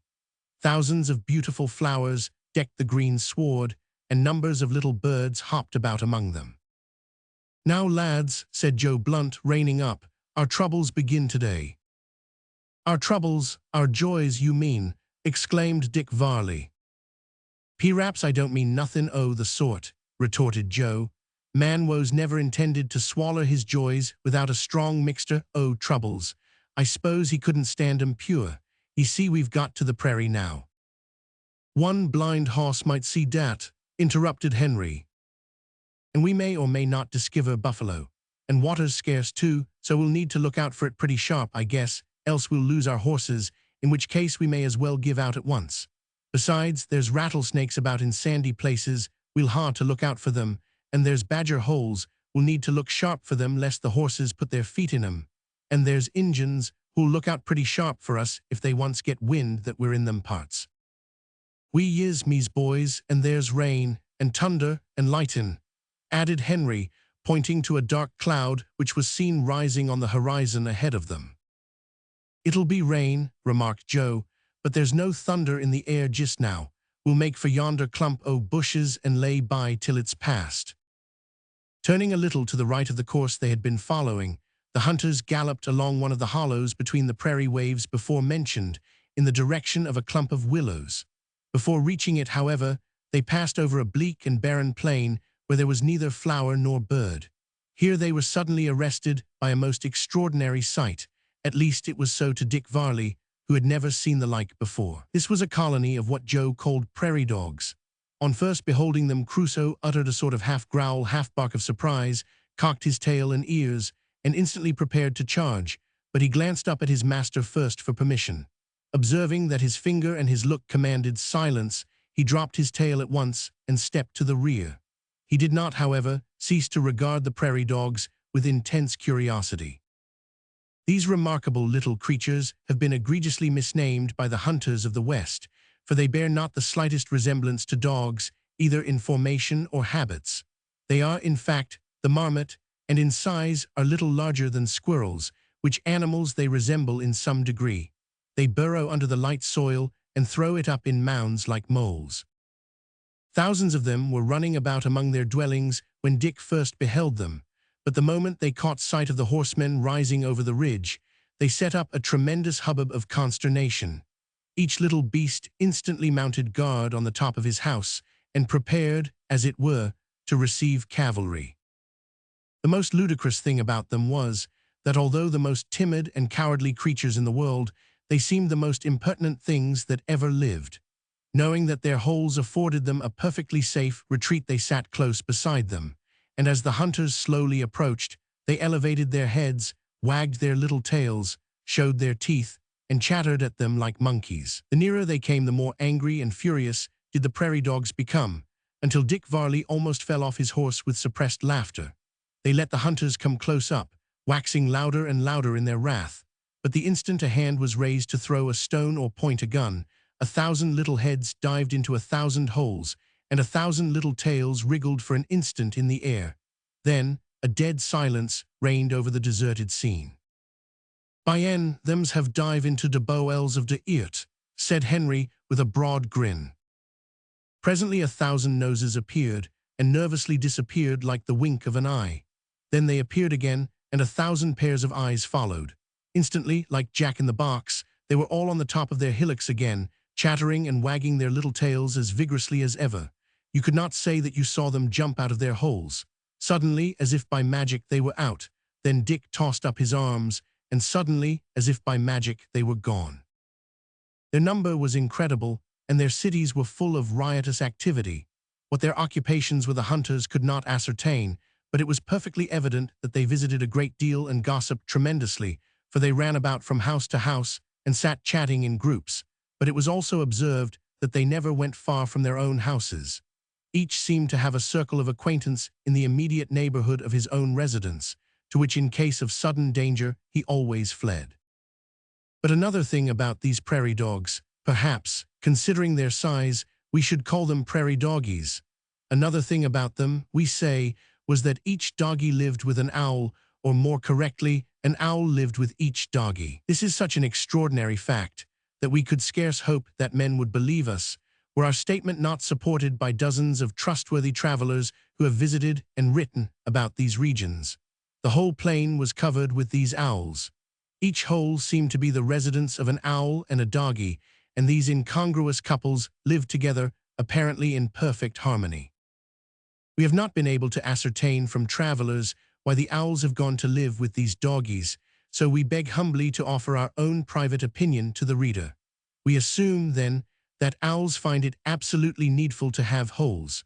Probably prairie owls cannot dig holes for themselves. Having discovered, however, a race of little creatures that could, they very likely determined to take forcible possession of the holes made by them. Finding, no doubt, that when they did so, the doggies were too timid to object, and discovering, moreover, that they were sweet, innocent little creatures, the owls resolved to take them into partnership, and so the thing was settled. That's how it came about, no doubt of it. There is a report that rattlesnakes live in these holes also, but we cannot certify our reader of the truth of this. Still, it is well to be acquainted with a report that is current among the men of the backwoods. If it be true, we are of opinion that the doggie's family is the most miscellaneous and remarkable on the face of, or, as Henry said, in the bowels of the earth. Dick and his friends were so deeply absorbed in watching these curious little creatures that they did not observe the rapid spread of the black clouds over the sky. A few heavy drops of rain now warned them to seek shelter, so wheeling round, they dashed off at speed for the clump of willows, which they gained just as the rain began to descend in torrents. "Now, lads, do it slick. Off packs and saddles," cried Joe Blunt, jumping from his horse. "I'll make a hut for ye right off." "A hut, Joe? What sort o' hut can ye make here?" inquired Dick. "Ye'll see, boy, in a minute." "Och, lend me hand here, Dick. De buckle 'em tight as de hoss's own skin. Ah, dere all right." "Hallo, what's this?" exclaimed Dick, as Crusoe advanced with something in his mouth. "I declare, it's a bird of some sort." "A prairie hen," remarked Joe, as Crusoe laid the bird at Dick's feet. "Capital for supper." "Ah, dat chin is superb. Good dog, come here, I will clap you." But Crusoe refused to be caressed. Meanwhile, Joe and Dick formed a sort of beehive-looking hut by bending down the stems of a tall bush and thrusting their points into the ground. Over this, they threw the largest buffalo robe and placed another on the ground below it, on which they laid their packs of goods. These they further secured against wet by placing several robes over them and a skin of parchment. Then they sat down on this pile to rest and consider what should be done next. "'Tis a bad lookout," said Joe, shaking his head. "I fear it is," replied Dick in a melancholy tone. Henry said nothing, but he sighed deeply on looking up at the sky, which was now of a uniform watery gray, while black clouds drove athwart it. The rain was pouring in torrents, and the wind began to sweep it in broad sheets over the plains and under their slight covering, so that in a short time they were wet to the skin. The horses stood meekly beside them, with their tails and heads equally pendulous, and Crusoe sat before his master, looking at him with an expression that seemed to say, "Couldn't you put a stop to this if you were to try?" "This'll never do. I'll try to get up a fire," said Dick, jumping up in desperation. "You may save yourself the trouble," remarked Joe dryly, at least as dryly as was possible in the circumstances. However, Dick did try, but he failed signally. Everything was soaked and saturated. There were no large trees, most of the bushes were green, and the dead ones were soaked. The coverings were slobbery, the skins they sat on were slobbery, the earth itself was slobbery, so Dick threw his blanket, which was also slobbery, round his shoulders and sat down beside his companions to grin and bear it. As for Joe and Henry, they were old hands and accustomed to such circumstances. From the first they had resigned themselves to their fate, and wrapping their wet blankets round them sat down, side by side, wisely to endure the evils that they could not cure. There is an old rhyme, by whom composed we know not, and it matters little, which runs thus: "For every evil under the sun, there is a remedy or there's none. If there is, try and find it. If there isn't, never mind it." There is deep wisdom here in small compass. The principle involved deserves to be heartily recommended. Dick never heard of the lines, but he knew the principle well, so he began to never mind it by sitting down beside his companions and whistling vociferously. As the wind rendered this a difficult feat, he took to singing instead. After that he said, "Let's eat a bite, Joe, and then go to bed." "Be all means," said Joe, who produced a mass of dried deer's meat from a wallet. "It's cold grub," said Dick, "and tough."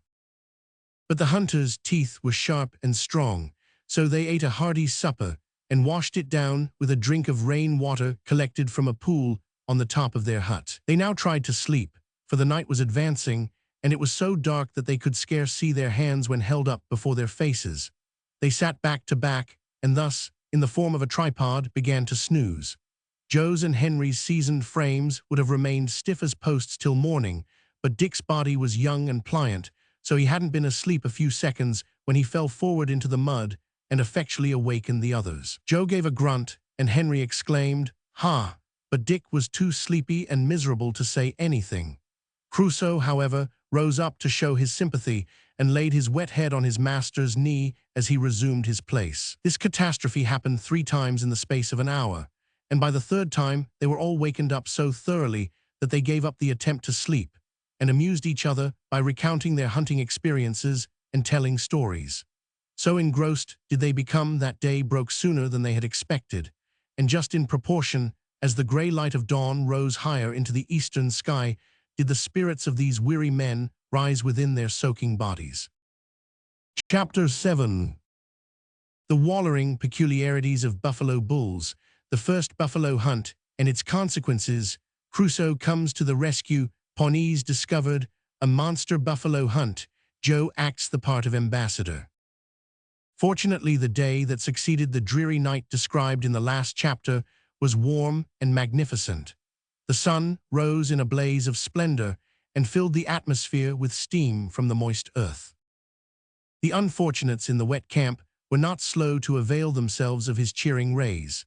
They hung up everything on the bushes to dry, and by dint of extreme patience and cutting out the comparatively dry hearts of several pieces of wood, they lighted a fire and boiled some rain water, which was soon converted into soup. This and the exercise necessary for the performance of these several duties warmed and partially dried them, so that when they once more mounted their steeds and rode away they were in a state of comparative comfort and in excellent spirits. The only annoyance was the clouds of mosquitoes and large flies that assailed men and horses whenever they checked their speed. "I tell ye what it is," said Joe Blunt, one fine morning about a week after they had begun to cross the prairie, "it's my 'pinion that we'll come on buffaloes soon. Them tracks are fresh, and yonder's one o' their wallers that's been used not long agone." "I'll go have a look at it," cried Dick, trotting away as he spoke. Everything in these vast prairies was new to Dick Varley, and he was kept in a constant state of excitement during the first week or two of his journey. It is true he was quite familiar with the names and habits of all the animals that dwelt there, for many a time and oft had he listened to the yarns of the hunters and trappers of the Mustang Valley when they returned laden with rich furs from their periodical hunting expeditions. But this knowledge of his only served to whet his curiosity and his desire to see the denizens of the prairies with his own eyes, and now that his wish was accomplished, it greatly increased the pleasures of his journey. Dick had just reached the wallow referred to by Joe Blunt, and had reined up his steed to observe it leisurely, when a faint hissing sound reached his ear. Looking quickly back, he observed his two companions crouching on the necks of their horses and slowly descending into a hollow of the prairie in front of them, as if they wished to bring the rising ground between them and some object in advance. Dick instantly followed their example and was soon at their heels.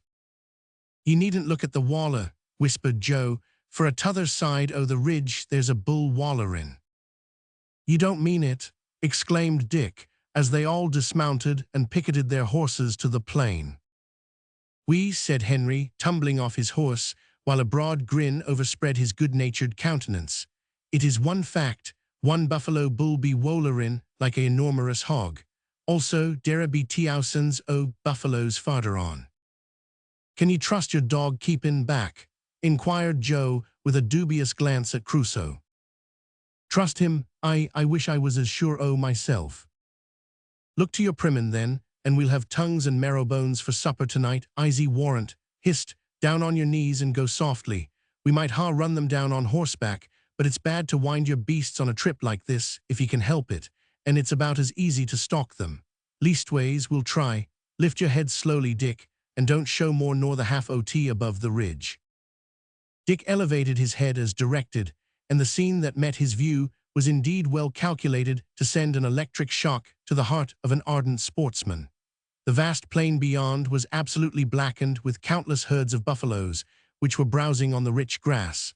They were still so far distant that their bellowing, and the trampling of their myriad hoofs, only reached the hunters like a faint murmur on the breeze. In the immediate foreground, however, there was a group of about half a dozen buffalo cows feeding quietly, and in the midst of them, an enormous old bull was enjoying himself in his wallow. The animals, towards which our hunters now crept with murderous intent, are the fiercest and the most ponderous of the ruminating inhabitants of the western wilderness.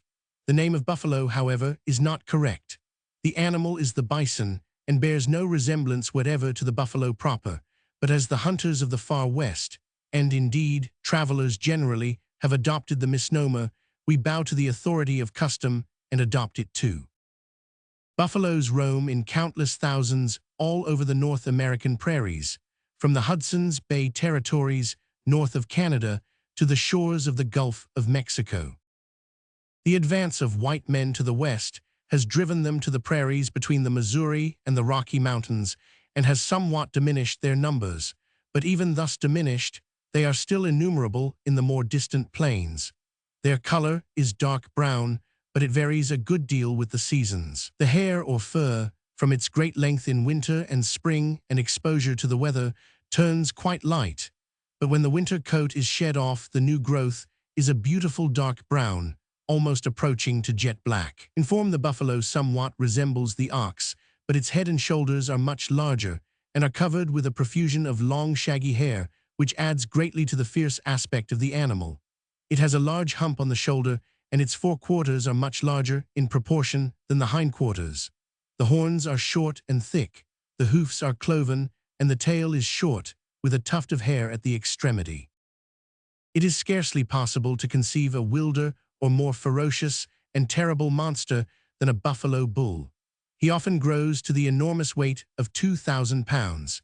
His lion-like mane falls in shaggy confusion quite over his head and shoulders down to the ground. When he is wounded, he becomes imbued with the spirit of a tiger. He stamps, bellows, roars, and foams forth his rage with glaring eyes and steaming nostrils, and charges furiously at man and horse with utter recklessness. Fortunately, however, he is not naturally pugnacious and can be easily thrown into a sudden panic. Moreover, the peculiar position of his eye renders this creature not so terrible as he would otherwise be to the hunter. Owing to the stiff structure of the neck and the sunken, downward-looking eyeball, the buffalo cannot, without an effort, see beyond the direct line of vision presented to the habitual carriage of his head. When therefore he is wounded and charges, he does so in a straight line, so that his pursuer can leap easily out of his way. The pace of the buffalo is clumsy and apparently slow, yet, when chased, he dashes away over the plains in blind, blundering terror at a rate that leaves all but good horses far behind. He cannot keep the pace up, however, and is usually soon overtaken. With a buffalo capable of the same alert and agile motions of head and eye peculiar to the deer or wild horse, in addition to his bovine rage, he would be the most formidable brute on earth. There is no object, perhaps, so terrible as the headlong advance of a herd of these animals when thoroughly aroused by terror. They care not for their necks. All danger in front is forgotten, or not seen, in the terror of that from which they fly. No thundering cataract is more tremendously irresistible than the black bellowing torrent, which sometimes pours through the narrow defiles of the Rocky Mountains, or sweeps like a roaring flood over the trembling plains. The wallowing to which we have referred is a luxury usually indulged in during the hot months of summer, when the buffaloes are tormented by flies and heat and drought. At this season, they seek the low grounds in the prairies where there is a little stagnant water lying amongst the grass, and the ground underneath, being saturated, is soft. The leader of the herd, a shaggy old bull, usually takes upon himself to prepare the wallow. It was a rugged monster of the largest size that did so on the present occasion, to the intense delight of Dick Varley, who begged Joe to lie still and watch the operation before trying to shoot one of the buffalo cows. Joe consented with a nod, and the four spectators, for Crusoe was as much taken up with the proceedings as any of them, crouched in the grass and looked on. Coming up to the swampy spot, the old bull gave a grunt of satisfaction, and going down on one knee, plunged his short, thick horns into the mud, tore it up, and cast it aside. Having repeated this several times, he plunged his head in and brought it forth saturated with dirty water and bedaubed with lumps of mud, through which his fierce eyes gazed with a ludicrous expression of astonishment straight in the direction of the hunters, as if he meant to say, "I've done it that time and no mistake." The other buffaloes seemed to think so too, for they came up and looked on with an expression that seemed to say, "Well done, old fellow, try that again." The old fellow did try it again, and again, and again, plunging and ramming and tearing up the earth, until he formed an excavation large enough to contain his huge body. In this bath he laid himself comfortably down, and began to roll and wallow about until he mixed up a trough full of thin, soft mud, which completely covered him. When he came out of the hole, there was scarcely an atom of his former self visible. The coat of mud, thus put on by bulls, is usually permitted by them to dry, and is not finally got rid of until long after, when oft-repeated rollings on the grass and washings by rain at length clear it away. When the old bull vacated this delectable bath, another bull, scarcely, if at all, less ferocious-looking, stepped forward to take his turn, but he was interrupted by a volley from the hunters, which scattered the animals right and left, and sent the mighty herds in the distance flying over the prairie in wild terror. The very turmoil of their own mad flight added to their panic, and the continuous thunder of their hoofs was heard until the last of them disappeared on the horizon. The family party which had been fired at, however, did not escape so well. Joe's rifle wounded a fat young cow, and Dick Varley brought it down. Henry had done his best, but as the animals were too far distant for his limited vision, he missed the cow he fired at and hit the young bull whose bath had been interrupted. The others scattered and fled.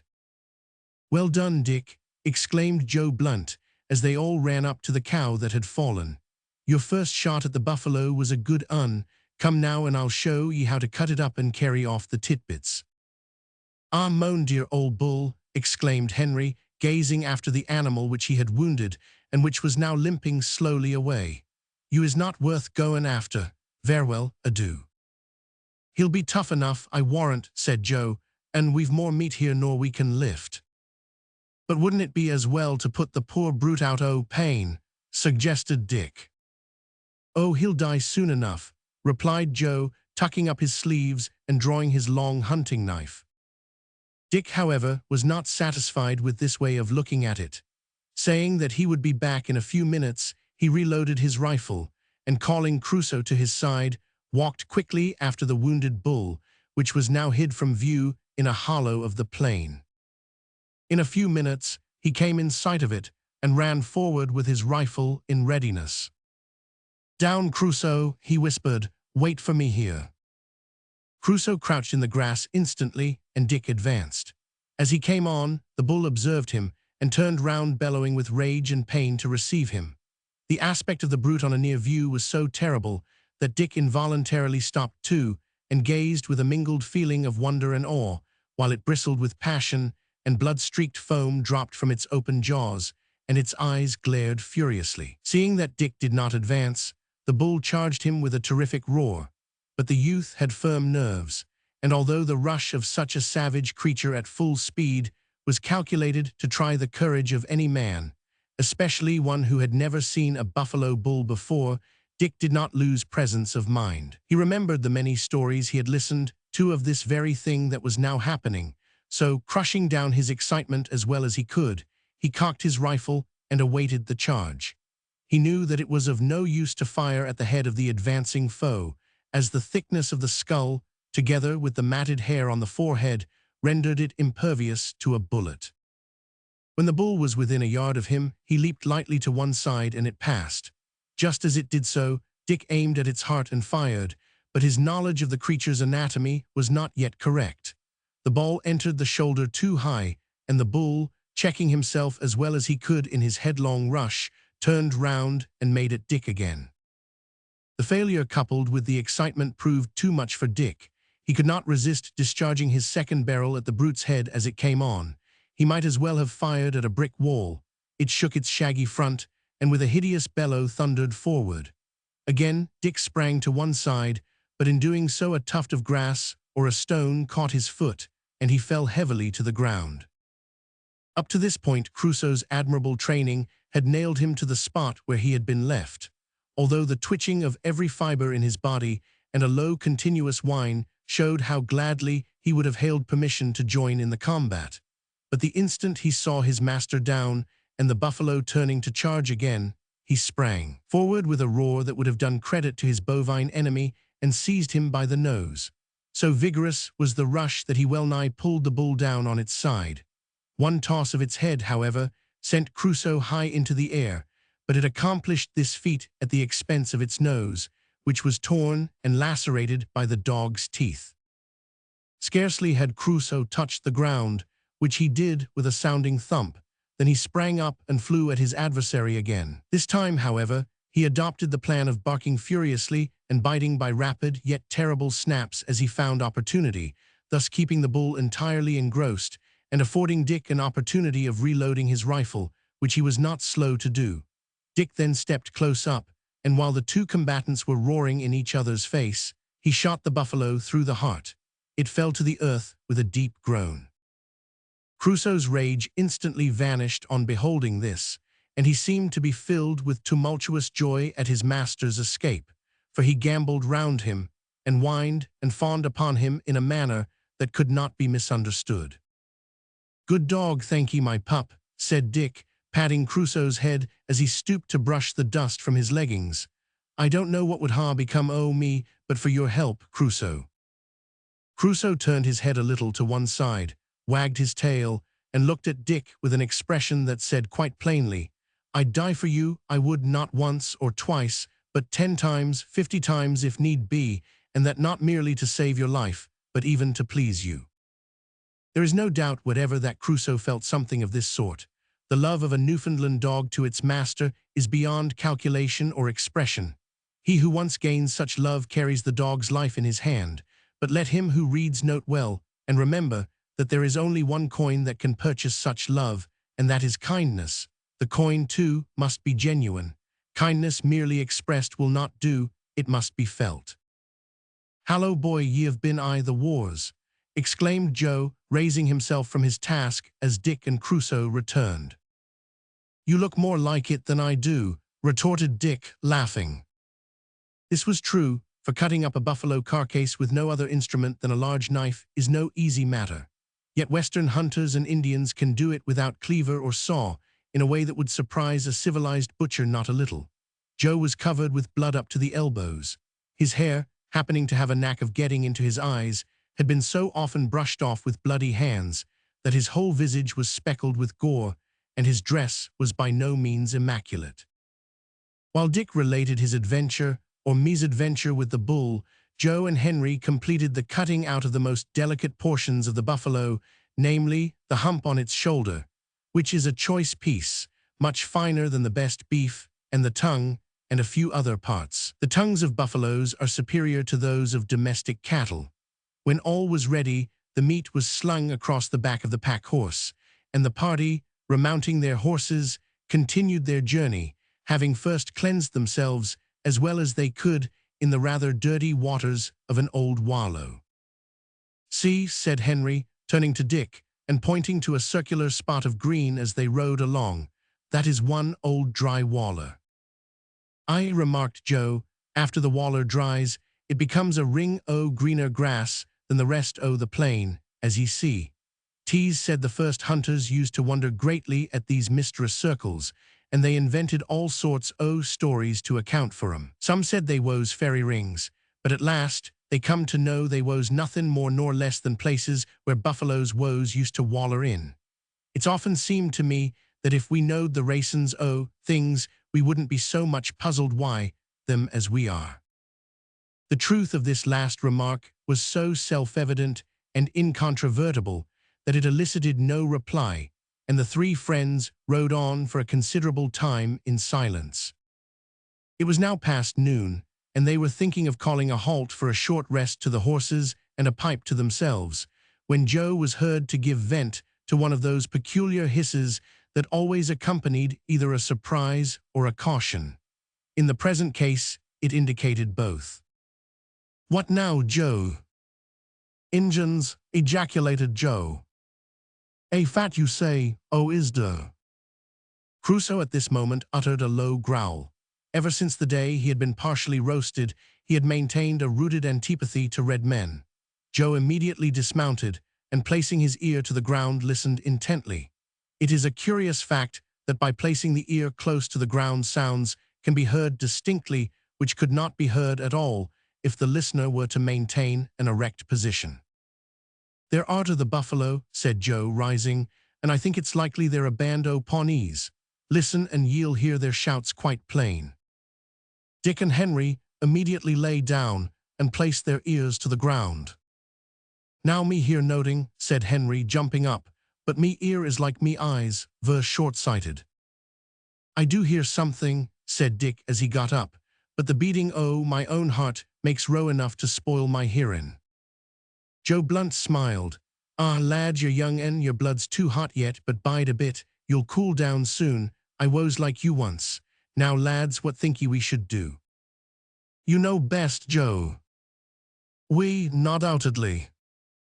"Then what I advise is that we gallop to the broken sand hillocks ye see yonder, get behind them and take a peep at the redskins. If they are Pawnees, we'll go up to them at once. If not, we'll hold a council o' war on the spot." Having arranged this, they mounted and hastened towards the hillocks in question, which they reached after 10 minutes' gallop at full stretch. The sandy mounds afforded them concealment and enabled them to watch the proceedings of the savages in the plain below. The scene was the most curious and exciting that can be conceived. The center of the plain before them was crowded with hundreds of buffaloes, which were dashing about in the most frantic state of alarm. Whatever point they galloped, they were met by yelling savages on horseback, who could not have been fewer in numbers than 1,000, all being armed with lance, bow, and quiver, and mounted on active little horses. The Indians had completely surrounded the herd of buffaloes, and were now advancing steadily towards them, gradually narrowing the circle, and whenever the terrified animals endeavored to break through the line, they rushed to that particular spot in a body and scared them back again into the center. Thus they advanced until they closed in on their prey and formed an unbroken circle round them, whilst the poor brutes kept eddying and surging to and fro in a confused mass, hooking and climbing upon each other and bellowing furiously. Suddenly the horsemen made a rush, and the work of destruction began. The tremendous turmoil raised a cloud of dust that obscured the field in some places and hid it from our hunters' view. Some of the Indians galloped round and round the circle, sending their arrows whizzing up to the feathers in the sides of the fattest cows. Others dashed fearlessly into the midst of the black heaving mass, and with their long lances pierced dozens of them to the heart. In many instances, the buffaloes, infuriated by wounds, turned fiercely on their assailants and gored the horses to death, in which cases the men had to trust to their nimble legs for safety. Sometimes a horse got jammed in the center of the swaying mass and could neither advance nor retreat.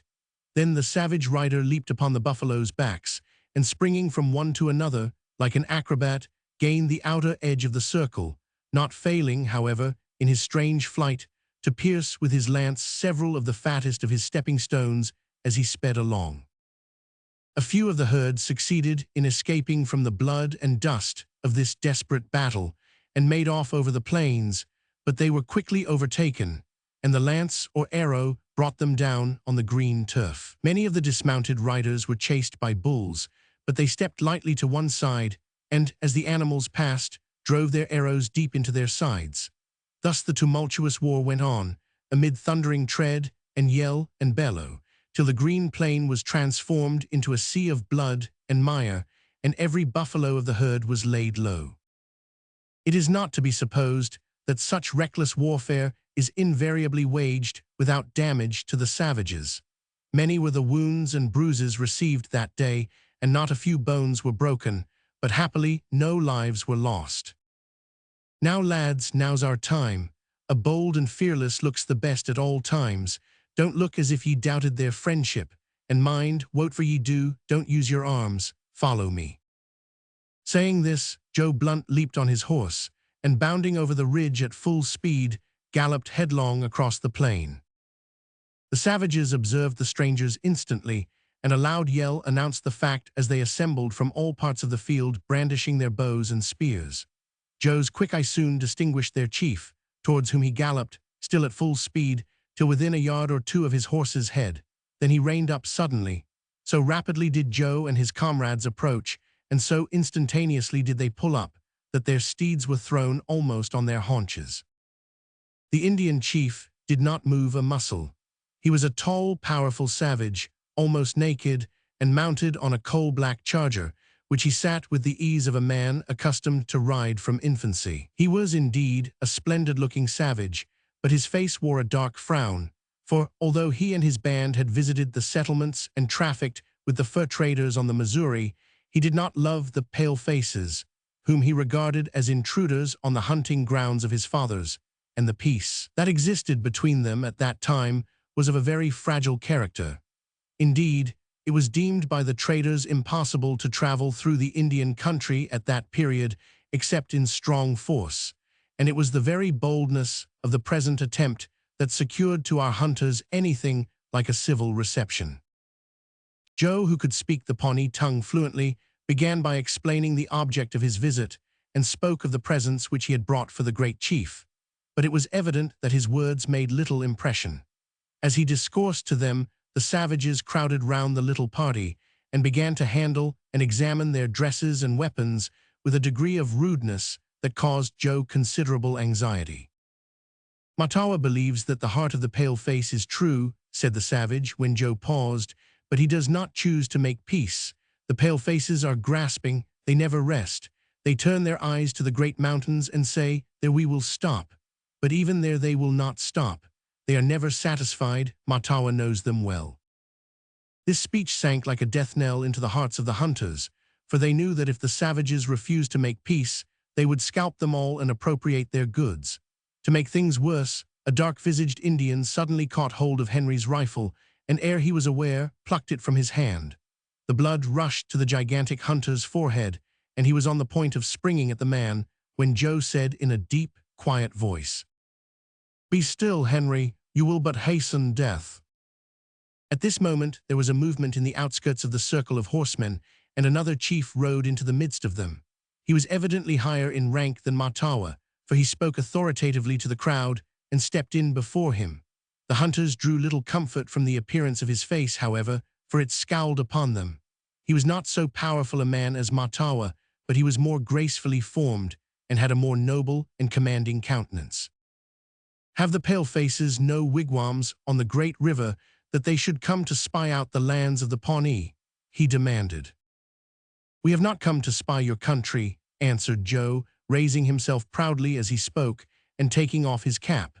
"We have come with a message from the great chief of the palefaces, who lives in the village far beyond the great river where the sun rises. He says, 'Why should the paleface and the red man fight? They are brothers.' The same Manitou, the Indian name for God, watches over both. The palefaces have more beads and guns and blankets and knives and vermilion than they require. They wish to give some of these things for the skins and furs which the red man does not know what to do with. The great chief of the palefaces has sent me to say, 'Why should we fight? Let us smoke the pipe of peace.'" At the mention of beads and blankets, the face of the wily chief brightened for a moment. Then he said sternly, "The heart of the paleface is not true. He has come here to trade for himself. Sanitsarish has eyes that can see, they are not shut. Are not these your goods?" The chief pointed to the pack horse as he spoke. "Trappers do not take their goods into the heart of an enemy's camp," returned Joe. "Sanitsarish is wise and will understand this. These are gifts to the chief of the Pawnees. There are more awaiting him when the pipe of peace is smoked. I have said, what message shall we take back to the great chief of the palefaces?" Sanitsarish was evidently mollified. "The hunting field is not the council tent," he said. "The palefaces will go with us to our village." Of course, Joe was only too glad to agree to this proposal, but he now deemed it politic to display a little firmness. "We cannot go till our rifle is restored. It will not do to go back and tell the great chief of the palefaces that the Pawnees are thieves." The chief frowned angrily. "The Pawnees are true, they are not thieves. They choose to look at the rifle of the paleface. It shall be returned." The rifle was instantly restored, and then our hunters rode off with the Indians towards their camp. On the way they met hundreds of women and children going to the scene of the great hunt, for it was their special duty to cut up the meat and carry it into camp. The men, considering that they had done quite enough in killing it, returned to smoke and eat away the fatigues of the chase. As they rode along, Dick Varley observed that some of the braves, as Indian warriors are styled, were eating pieces of the bloody livers of the buffaloes in a raw state, at which he expressed not a little disgust. "Ah, boy, you're green yet," remarked Joe Blunt in an undertone. "Mayhap ye'll be thankful to do that same yourself some day." "Well, I'll not refuse to try when it is needful," said Dick with a laugh. "Meanwhile, I'm content to see the Redskins do it." Joe Blunt. Chapter 8. Dick and his friends visit the Indians and see many wonders. Crusoe, too, experiences a few surprises and teaches Indian dogs a lesson, an Indian dandy a foot race. The Pawnee village, at which they soon arrived, was situated in the midst of a most interesting and picturesque scene. It occupied an extensive plain which sloped gently down to a creek. In America, small rivers or rivulets are termed creeks, whose winding course was marked by a broken line of wood, here and there interspersed with a fine clump of trees, between the trunks of which the blue waters of the lake sparkled in the distance. Hundreds of tents or lodges of buffalo skins covered the ground, and thousands of Indians, men, women, and children, moved about the busy scene. Some were sitting in their lodges, lazily smoking their pipes, but these were chiefly old and infirm veterans, for all the young men had gone to the hunt which we have just described. The women were stooping over their fires, busily preparing maize and meat for their husbands and brothers, while myriads of little brown and naked children romped about everywhere, filling the air with their yells and screams, which were only equaled, if not surpassed, by the yelping dogs that seemed innumerable. Far as the eye could reach were seen scattered herds of horses. These were tended by little boys who were totally destitute of clothing and who seemed to enjoy with infinite zest the pastime of shooting practice with little bows and arrows.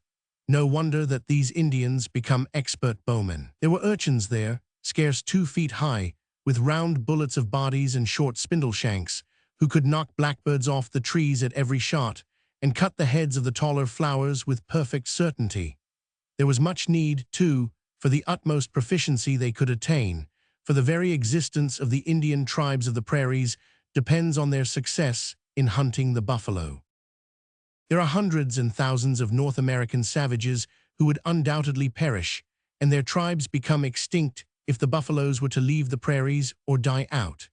Yet, although animals are absolutely essential to their existence, they pursue and slay them with improvident recklessness, sometimes killing hundreds of them merely for the sake of the sport, the tongues, and the marrow bones. In the bloody hunt described in the last chapter, however, the slaughter of so many was not wanton, because the village that had to be supplied with food was large, and just previous to the hunt, they had been living on somewhat reduced allowance.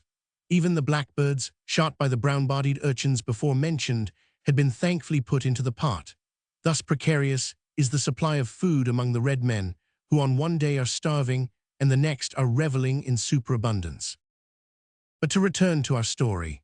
At one end of this village, the creek sprang over a ledge of rock in a low cascade and opened out into a beautiful lake, the bosom of which was studded with small islands. Here were thousands of those smaller species of wild waterfowl, which were either too brave or too foolish to be scared away by the noise of the camp. And here, too, dozens of children were sporting on the beach or paddling about in their light bark canoes. "Isn't it strange," remarked Dick to Henry as they passed among the tents towards the center of the village, "isn't it strange that them Injuns should be so fond o' fightin' when they've got all they can want, a fine country, lots o' buffalo, and as far as I can see, happy homes. It is remarkable, Vrymant, but dey do more love war to peace. Dey loves to be excited, I suppose." "Humph, one would think the hunt we seed a little agon would be excitement enough. But I say, that must be the chief's tent by the look o'." Dick was right. The horsemen pulled up and dismounted opposite the principal chief's tent, which was a larger and more elegant structure than the others. Meanwhile, an immense concourse of women, children, and dogs gathered round the strangers, and while the latter yelped their dislike to white men, the former chattered continuously as they discussed the appearance of the strangers and their errand, which latter soon became known. An end was put to this by Sanit Sarish desiring the hunters to enter the tent and spreading a buffalo robe for them to sit on. 2 braves carried in their packs and then led away their horses. All this time, Crusoe had kept as close as possible to his master's side, feeling extremely uncomfortable in the midst of such a strange crowd, the more especially that the ill-looking Indian curs gave him expressive looks of hatred and exhibited some desire to rush upon him in a body, so that he had to keep a sharp look out all round him. When, therefore, Dick entered the tent, Crusoe endeavored to do so along with him, but he was met by a blow on the nose from an old squaw, who scolded him in a shrill voice and bade him begone. Either our hero's knowledge of the Indian language was insufficient to enable him to understand the order, or he had resolved not to obey it, for instead of retreating, he drew a deep gurgling breath, curled his nose, and displayed a row of teeth that caused the old woman to draw back in alarm. Crusoe's was a forgiving spirit. The instant that opposition ceased, he forgot the injury and was meekly advancing when Dick held up his finger. "Go outside, pup, and wait." Crusoe's tail drooped. With a deep sigh, he turned and left the tent. He took up a position near the entrance, however, and sat down resignedly. So meek, indeed, did the poor dog look, that 6 mangy-looking curs felt their dastardly hearts emboldened to make a rush at him with boisterous yells. Crusoe did not rise. He did not even condescend to turn his head toward them, but he looked at them out of the corner of his dark eye, wrinkled very slightly. The skin of his nose exhibited 2 beautiful fangs, and gave utterance to a soft remark that might be described as quiet, deep-toned gargling. It wasn't much, but it was more than enough for the valiant 6, who paused and snarled violently. It was a peculiar trait of Crusoe's gentle nature that, the moment any danger ceased, he resumed his expression of nonchalant gravity. The expression on this occasion was misunderstood, however, and as about 24 additional yelping dogs had joined the ranks of the enemy, they advanced in close order to the attack. Crusoe still sat quiet and kept his head high, but he looked at them again and exhibited 4 fangs for their inspection. Among the pack, there was one Indian dog of large size, almost as large as Crusoe himself, which kept well in the rear and apparently urged the lesser dogs on. The little dogs didn't object, for little dogs are generally the most pugnacious. At this big dog, Crusoe directed a pointed glance, but said nothing.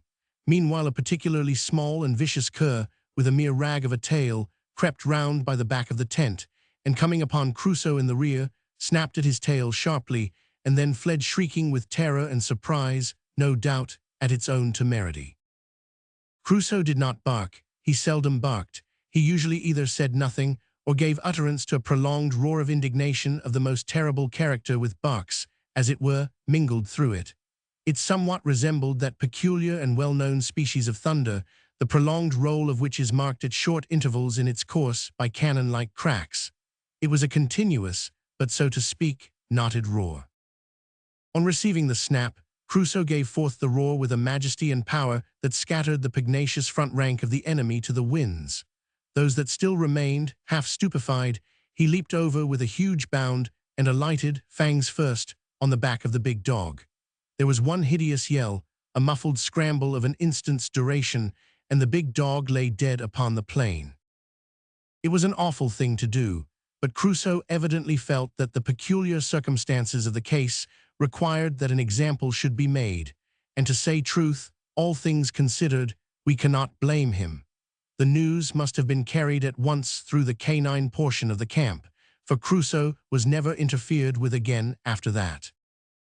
Dick witnessed this little incident, but he observed that the Indian chief cared not a straw about it, and as his dog returned quietly and sat down in its old place, he took no notice of it either, but continued to listen to the explanations which Joe gave to the chief, of the desire of the palefaces to be friends with the red men. Joe's eloquence would have done little for him on this occasion had his hands been empty, but he followed it up by opening one of his packs and displaying the glittering contents before the equally glittering eyes of the chief and his squaws. "These," said Joe, "are the gifts that the great chief of the palefaces sends to the great chief of the Pawnees, and he bids me say that there are many more things in his stores which will be traded for skins with the red men when they visit him. And he also says that if the Pawnees will not steal horses any more from the palefaces, they shall receive gifts of knives and guns and powder and blankets every year." "Wang," grunted the chief, "it is good. The great chief is wise. We will smoke the pipe of peace." The things that afforded so much satisfaction to Sanitsarish were the various trifles.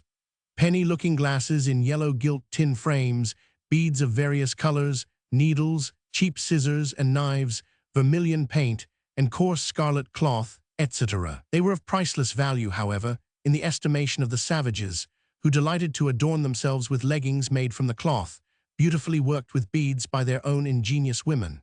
They were thankful, too, for knives even of the commonest description, having none but bone ones of their own, and they gloried in daubing their faces with intermingled streaks of charcoal and vermilion. To gaze at their visages, when thus treated, in the little penny looking-glasses, is their summit of delight. Joe presented the chief with a portion of these coveted goods and tied up the remainder. We may remark here that the only thing which prevented the savages from taking possession of the whole at once, without asking permission, was the promise of the annual gifts, which they knew would not be forthcoming were any evil to befall the deputies of the palefaces. Nevertheless, it cost them a severe struggle to restrain their hands on this occasion, and Joe and his companions felt that they would have to play their part well in order to fulfill their mission with safety and credit. "The palefaces may go now and talk with the braves," said Sanitsarish, after carefully examining everything that was given to him. "A council will be called soon, and we will smoke the pipe of peace." Accepting this permission to retire, The hunters immediately left the tent, and being now at liberty to do what they pleased, they amused themselves by wandering about the village. "He's a cute chap that," remarked Joe with a sarcastic smile. "I don't feel quite easy about getting away. He'll bother the life out o' us to get all the goods we've got, and ye see, as we've other tribes to visit, we must give away as little as we can here."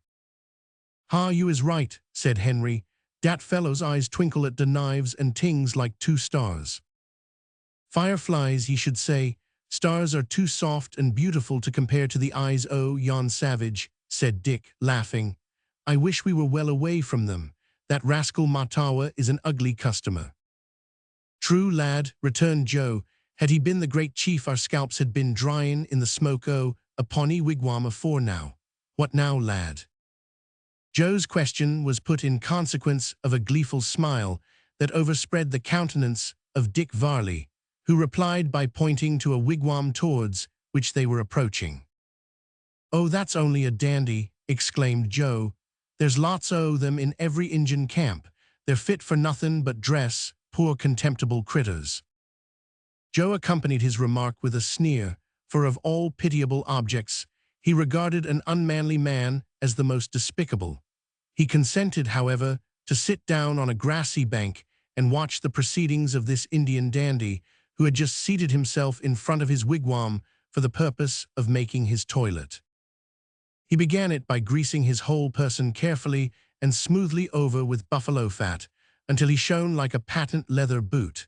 Then he rubbed himself almost dry, leaving the skin sleek and glossy. Having proceeded thus far, he took up a small mirror, a few inches in diameter, which he or some other member of the tribe must have procured during one of their few excursions to the trading forts of the Palefaces, and examined himself as well as he could in so limited a space.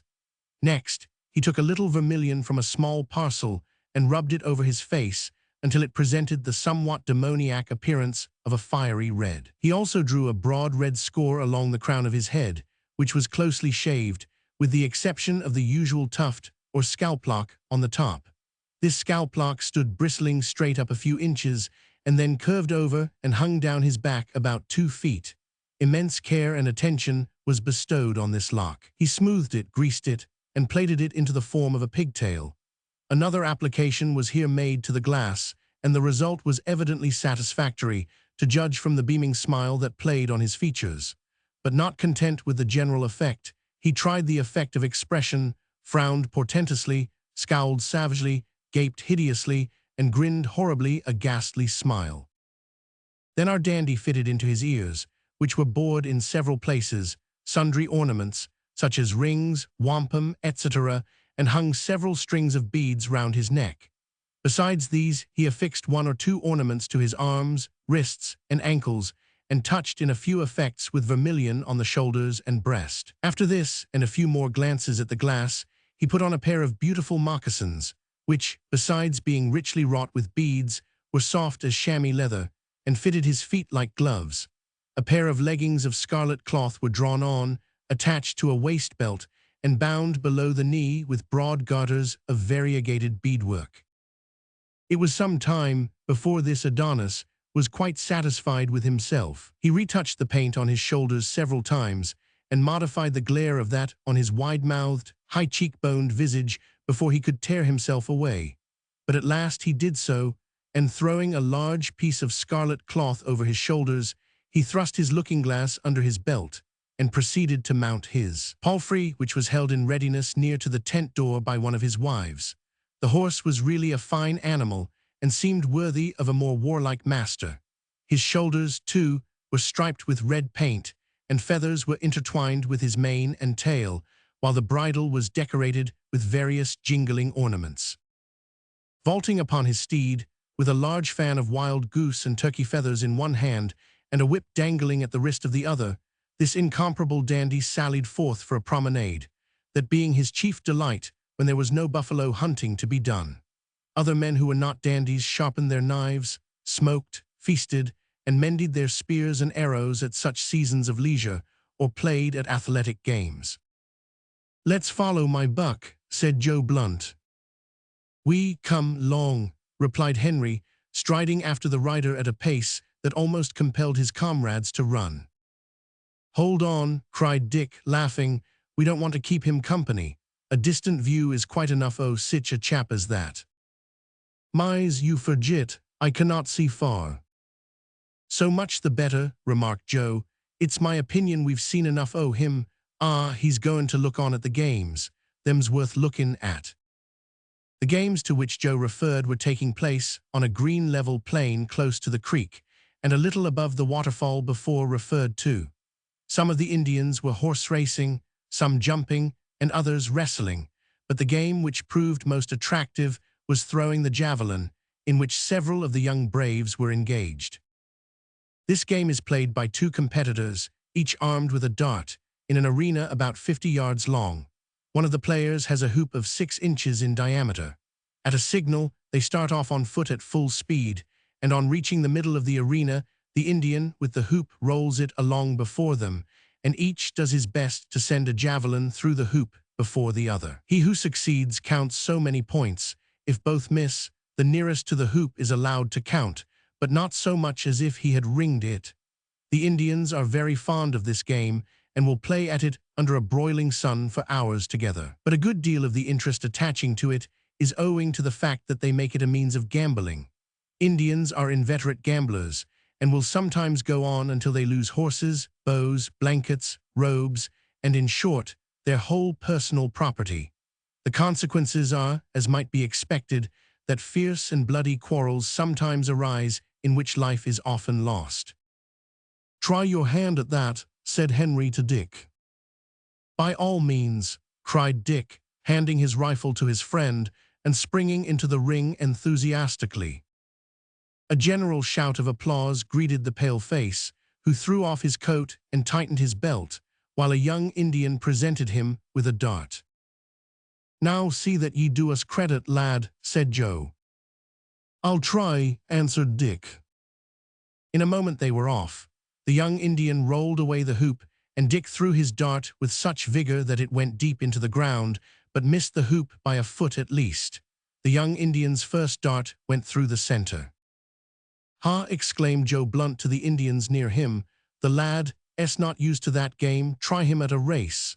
Bring out your best brave. He who's bound is like the hunted deer." We need scarcely remind the reader that Joe spoke in the Indian language, and that the above is a correct rendering of the sense of what he said. The name of Tarwicadia, or the Little Chief, immediately passed from lip to lip, and in a few minutes an Indian, a little below the medium size, bounded into the arena with an indie-rubber-like elasticity that caused a shade of anxiety to pass over Joe's face. "Ah, boy," he whispered, "I'm afeard you'll find him a tough customer." "That's just what I want," replied Dick. "He's supple enough, but he wants muscle in the thigh. We'll make it a long heat." "Right, lad, you're right." Joe now proceeded to arrange the conditions of the race with the chiefs around him. It was fixed that the distance to be run should be a mile, so that the race would be one of 2 miles, out and back. Moreover, the competitors were to run without any clothes, except a belt and a small piece of cloth round the loins. This to the Indians was nothing, for they seldom wore more in warm weather, but Dick would have preferred to keep on part of his dress. The laws of the course, however, would not permit of this, so he stripped and stood forth, the beau ideal of a well-formed, agile man. He was greatly superior in size to his antagonist, and more muscular, the savage being slender and extremely lithe and springy. "Ha, I will run too," shouted Henry, bouncing forward with clumsy energy and throwing off his coat just as they were going to start. The savages smiled at this unexpected burst and made no objection, considering the thing in the light of a joke. The signal was given, and away they went. Oh, it would have done you good to have seen the way in which Henry maneuvered his limbs on this celebrated occasion. He went over the ground with huge elephantine bounds, runs, and jumps. He could not have been said to have one style of running. He had a dozen styles, all of which came into play in the course of half as many minutes. The other two ran like the wind. Yet, although Henry appeared to be going heavily over the ground, he kept up with them to the turning point. As for Dick, it became evident in the first few minutes that he could outstrip his antagonist with ease, and was hanging back a little all the time. He shot ahead like an arrow when they came about halfway back, and it was clear that the real interest of the race was to lie in the competition between Henry and Tarwicadia. Before they were two-thirds of the way back, Dick walked into the winning point and turned to watch the others. Henry's wind was about gone, for he exerted himself with such violence that he wasted half his strength.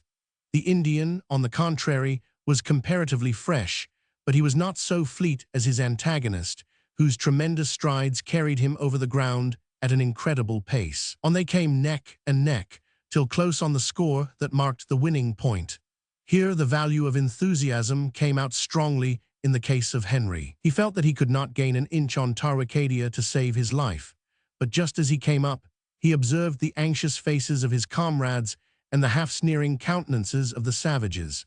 His heart thumped against his ribs, every muscle thrilled with a gush of conflicting feelings, and he hurled himself over the score like a cannon shot, full 6 inches ahead of the little chief.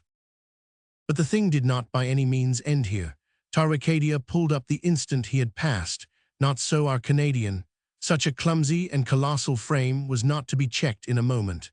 The crowd of Indians opened up to let him pass, but unfortunately a small tent that stood in the way was not so obliging. Into it he went, head foremost, like a shell, carried away the corner post with his shoulder, and brought the whole affair down about his own ears, and those of its inmates, among whom were several children and 2 or 3 dogs. It required some time to extricate them all from the ruins, but when this was effected, it was found that no serious damage had been done to life or limb. Chapter 9. Crusoe acts a conspicuous and humane part. A friend gained, a great feast. When the foot race was concluded, the 3 hunters hung about, looking on at the various games for some time, and then strolled towards the lake. "You may be thankful your neck's whole," said Joe, grinning, as Henry rubbed his shoulder with a rueful look. "And we'll have to send that Injun and his family a knife and some beads to make up for the fright they got. Ha, and fat is to be give to me for my broke shoulder." "Credit, man, credit," said Dick Varley, laughing. "Credit, fat is dat. Honor and glory, lad, and the praises of them savages. Ha, de praise, more probable de illville of de rascal. I see dem scowl at me not ver pretty." "That's true, Henry, but sich as it is, it's all ye'll get." "I vish," remarked Henry after a pause, "I vish I could get de vampum belt de little chief head on. It vas superb. Fat place do vampums come from?" "They're shells." "We," interrupted Henry, "I know fat do is. Dey is shells, and de Injuns tink dem goot monish. Mise, I ask you fat place to come from." "They are thought to be gathered on the shores o' the Pacific," said Joe. "The Injuns on the west o' the Rocky Mountains picks them up and exchanges them. Why, the fellows here away for horses and skins, so I'm told." At this moment, there was a wild cry of terror heard a short distance ahead of them. Rushing forward, they observed an Indian woman flying frantically down the river's bank towards the waterfall, 100 yards above which an object was seen struggling in the water. "Tease her, child," cried Joe, as the mother's frantic cry reached his ear. "It'll be over the fall in a minute. Run, Dick, you're quickest." They had all started forward at speed, but Dick and Crusoe were far ahead and abreast of the spot in a few seconds. "Save it, pup," cried Dick, pointing to the child, which had been caught in an eddy, and was for a few moments hovering on the edge of the stream that rushed impetuously towards the fall. The noble Newfoundland did not require to be told what to do. It seems a natural instinct in this sagacious species of dog to save man or beast that chances to be struggling in the water, and many are the authentic stories related of Newfoundland dogs saving life in cases of shipwreck. Indeed, they are regularly trained to the work in some countries, and nobly, fearlessly, disinterestedly do they discharge their trust, often in the midst of appalling dangers. Crusoe sprang from the bank with such impetus that his broad chest plowed up the water like the bow of a boat, and the energetic workings of his muscles were indicated by the force of each successive propulsion as he shot ahead. In a few seconds he reached the child and caught it by the hair. Then he turned to swim back, but the stream had got hold of him. Bravely he struggled and lifted the child breast high out of the water in his powerful efforts to stem the current. In vain. Each moment he was carried inch by inch down until he was on the brink of the fall, which, though not high, was a large body of water and fell with a heavy roar. He raised himself high out of the stream with the vigor of his last struggle, and then fell back into the abyss. By this time, the poor mother was in a canoe as close to the fall as she could with safety approach, and the little bark danced like a cockleshell on the turmoil of waters as she stood with uplifted paddle and staring eyeballs awaiting the rising of the child. Crusoe came up almost instantly, but alone, for the dash over the fall had wrenched the child from his teeth. He raised himself high up and looked anxiously round for a moment. Then he caught sight of a little hand raised above the boiling flood. In one moment he had the child again by the hair, and just as the prow of the Indian woman's canoe touched the shore, he brought the child to land. Springing towards him, the mother snatched her child from the flood and gazed at its death-like face with eyeballs starting from their sockets. Then she laid her cheek on its cold breast and stood like a statue of despair. There was one slight pulsation of the heart and a gentle motion of the hand. The child still lived. Opening up her blanket, she laid her little one against her naked, warm bosom, drew the covering close around it, and sitting down on the bank, wept aloud for joy. "Come, come way quick," cried Henry, hurrying off to hide the emotion which he could not crush down. "She don't need our help now," said Joe, following his comrade.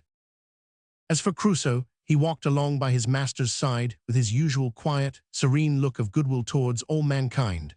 Doubtless a feeling of gladness at having saved a human life filled his shaggy breast, for he wagged his tail gently after each shake of his dripping sides, but his meek eyes were downcast, save when raised to receive the welcome and unusually fervent caress. Crusoe did not know that those three men loved him as though he had been a brother. On their way back to the village, the hunters were met by a little boy, who said that a council was to be held immediately and their presence was requested. The council was held in the tent of the principal chief, towards which all the other chiefs and many of the noted braves hurried.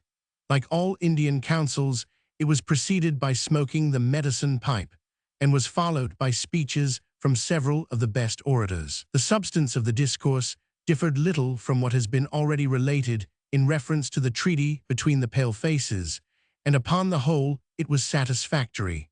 But Joe Blunt could not fail to notice that Matawa maintained sullen silence during the whole course of the meeting.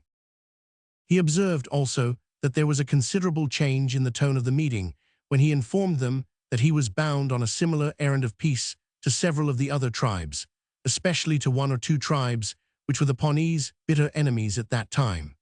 These grasping savages, having quite made up their minds that they were to obtain the entire contents of the 2 bales of goods, were much mortified on hearing that part was to go to other Indian tribes. Some of them even hinted that this would not be allowed, and Joe feared at one time that things were going to take an unfavorable turn. The hair of his scalp, as he afterwards said, began to lift a little and feel wonnassy. But Sanitsarish stood honestly to his word, said that it would be well that the pale-faces and the Pawnees should be brothers, and hoped that they would not forget the promise of annual presents from the hand of the great chief who lived in the big village near the rising sun. Having settled this matter amicably, Joe distributed among the Indians the proportion of his goods designed for them, and then they all adjourned to another tent where a great feast was prepared for them. "Are ye hungry?" inquired Joe of Dick as they walked along. "Aye, that am I feel as if I could eat a buffalo alive. Why, it's my 'pinion we've tasted nothin' since daybreak this mornin'."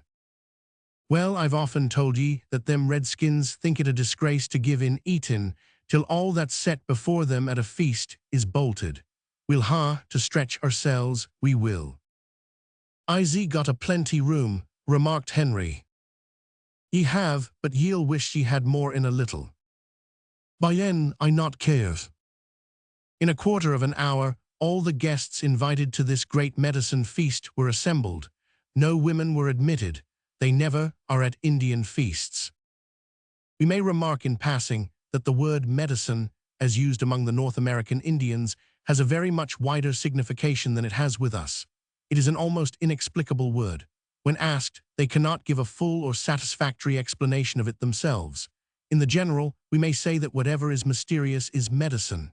Jugglery and conjuring of a noisy, mysterious, and we must add, rather silly nature, is medicine, and the juggler is a medicine man. These medicine men undertake cures, but they are regular charlatans and know nothing whatever of the diseases they pretend to cure or their remedies.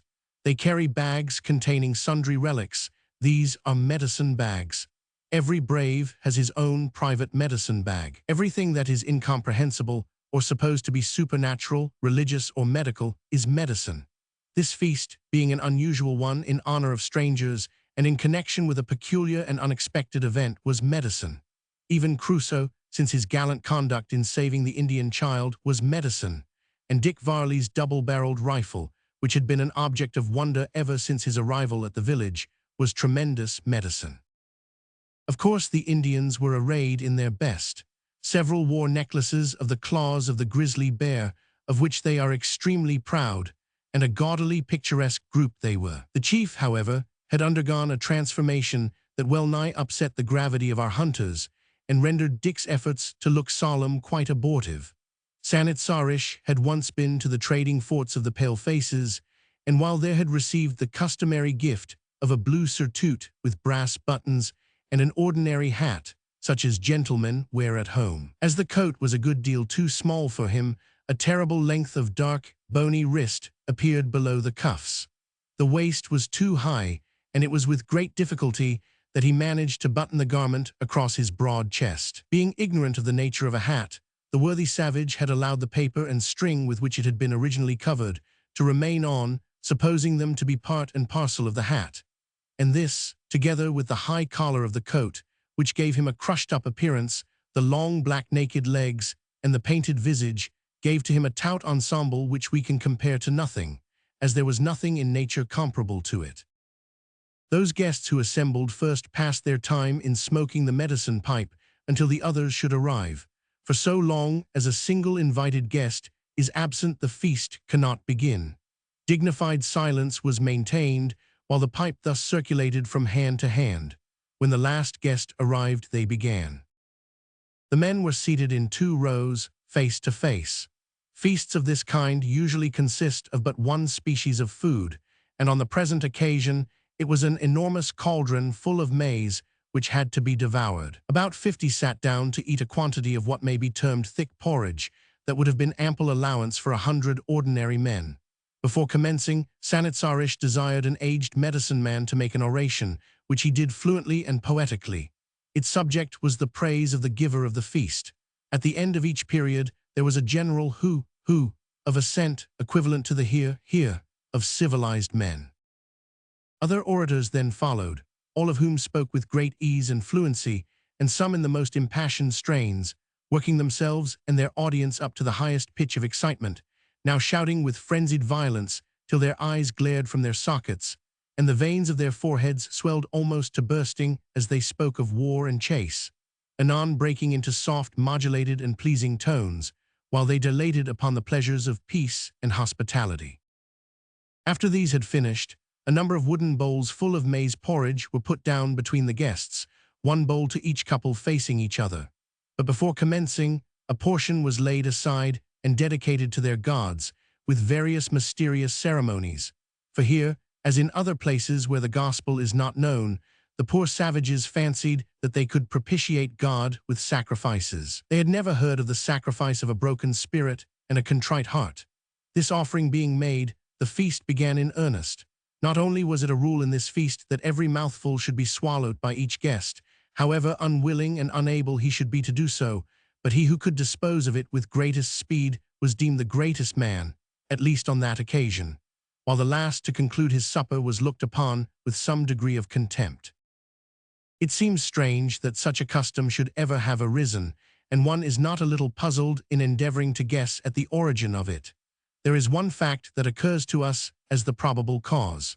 The Indian is, as we have before hinted, frequently reduced to a state bordering on starvation, and in a day after he may be burdened with superabundance of food. He oftentimes, therefore, eats as much as he can stuff into his body when he is blessed with plenty, so as to be the better able to withstand the attacks of hunger that may possibly be in store for him. The amount that an Indian will thus eat at a single meal is incredible. He seems to have the power of distending himself for the reception of a quantity that would kill a civilized man. Children, in particular, become like tightly inflated little balloons after a feast, and as they wear no clothing, the extraordinary rotundity is very obvious, not to say ridiculous. We conclude, therefore, that unusual powers of gormandizing, being useful, come at last to be cultivated as praiseworthy. By good fortune, Dick and Joe Blunt happened to have such enormous gluttons as vis-a-vis, that the portions of their respective bowls which they could not devour were gobbled up for them. By good capacity and digestion, with no small amount of effort, Henry managed to dispose of his own share, but he was last of being done, and fell in the savages' esteem greatly. The way in which that sticky compost of boiled maize went down was absolutely amazing. The man opposite Dick, in particular, was a human boa constrictor. He well-nigh suffocated Dick with suppressed laughter. He was a great raw-boned savage, with a throat of india rubber, and went quickly and quietly on swallowing mass after mass, with the solemn gravity of an owl. It mattered not a straw to him that Dick took comparatively small mouthfuls, and nearly choked on them too, for want of liquid to wash them down. Had Dick eaten none at all, he would have uncomplainingly disposed of the whole. Jack the giant killer's feats were nothing to his, and when at last the bowl was empty, he stopped short like a machine from which the steam had been suddenly cut off, and laid down his buffalo horn spoon without a sigh. Dick sighed, though, with relief and gratitude when his bowl was empty.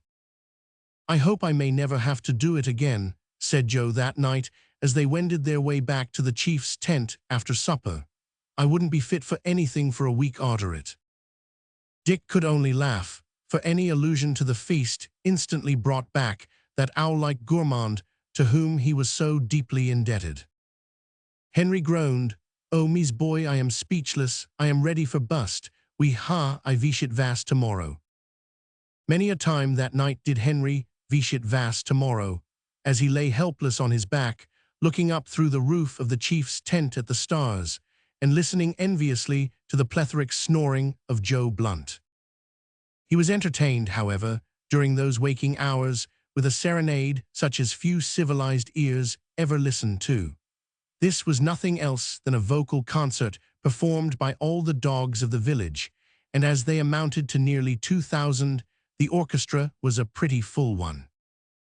These wretches howled as if they had all gone mad, yet there was method in their madness, for they congregated in a crowd before beginning and sat down on their haunches.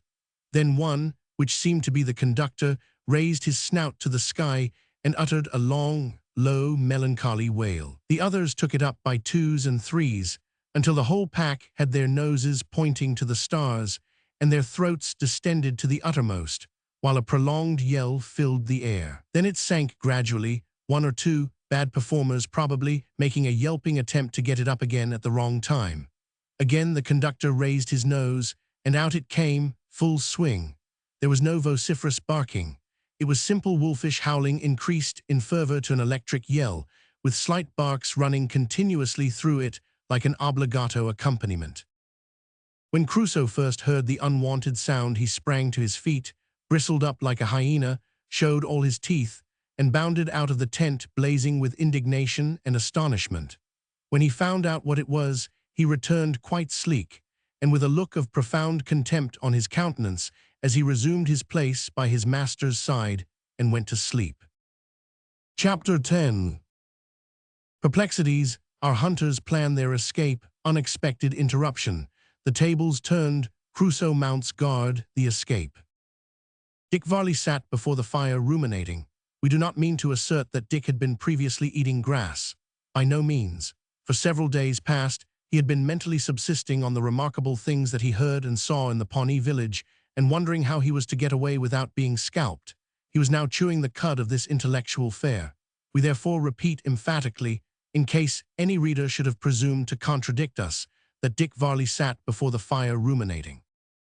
Joe Blunt likewise sat by the fire along with him, ruminating too, and smoking besides. Henry also sat there smoking, and looking a little the worse of his late supper. "I don't like the look o' things," said Joe, blowing a whiff of smoke slowly from his lips, and watching it as it ascended into the still air.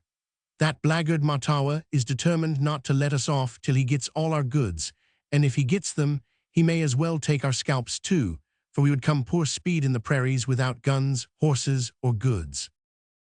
Dick looked at his friend with an expression of concern. "What's to be done?" said he. "We must escape," answered Henry, but his tone was not a hopeful one, for he knew the danger of their position better than Dick. "Aye, we must escape. At least we must try," said Joe, "but I'll make one more effort to smooth over Sanitsarish and get him to snub that villain Matawa." Just as he spoke, the villain in question entered the tent with a bold, haughty air and sat down before the fire in sullen silence.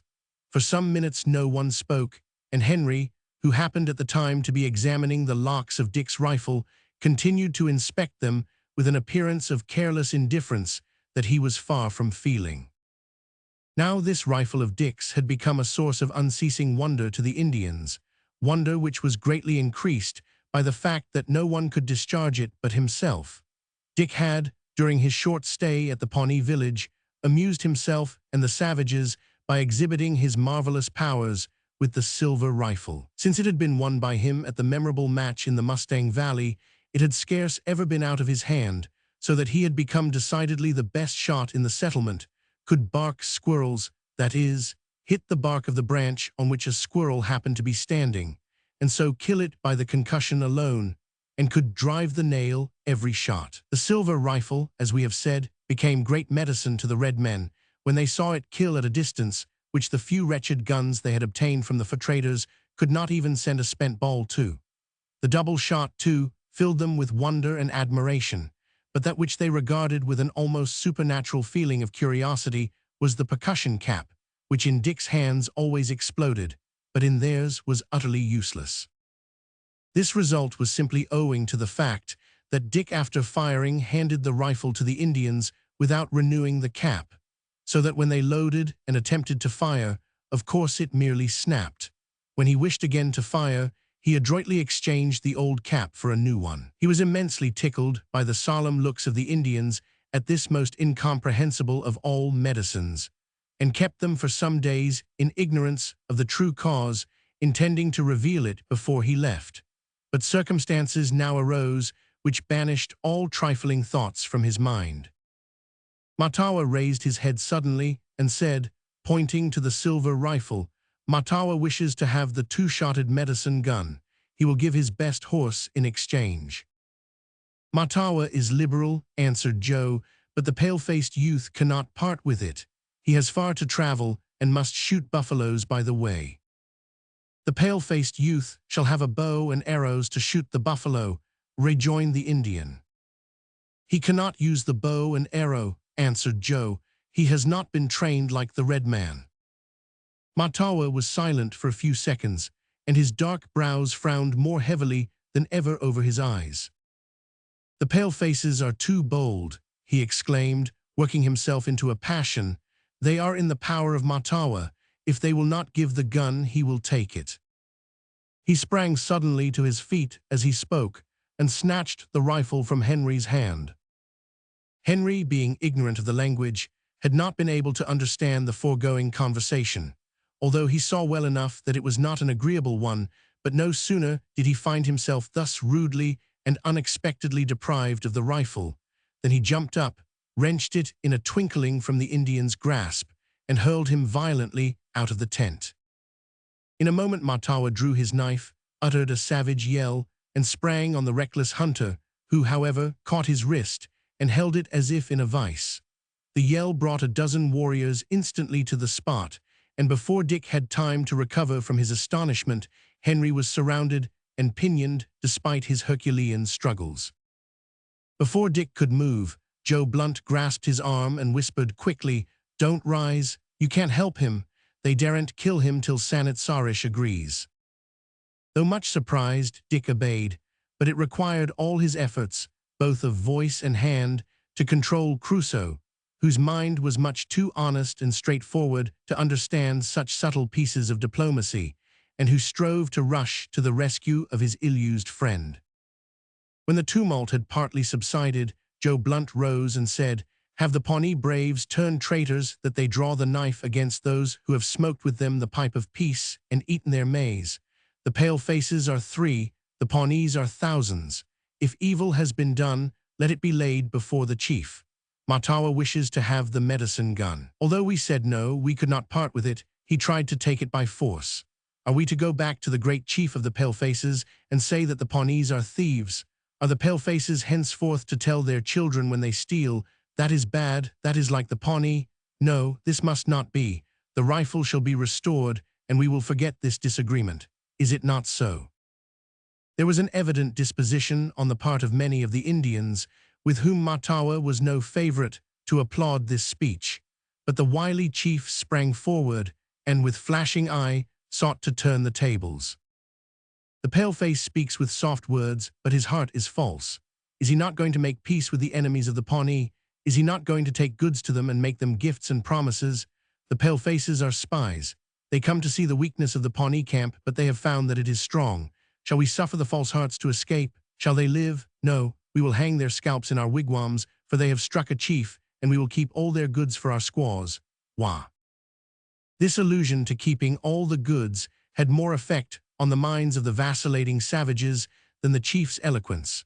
But a new turn was given to their thoughts by Joe Blunt remarking, in a quiet, almost contemptuous tone, "Matawa is not the great chief." "True, true," they cried, and immediately hurried to the tent of Sanat Sarish.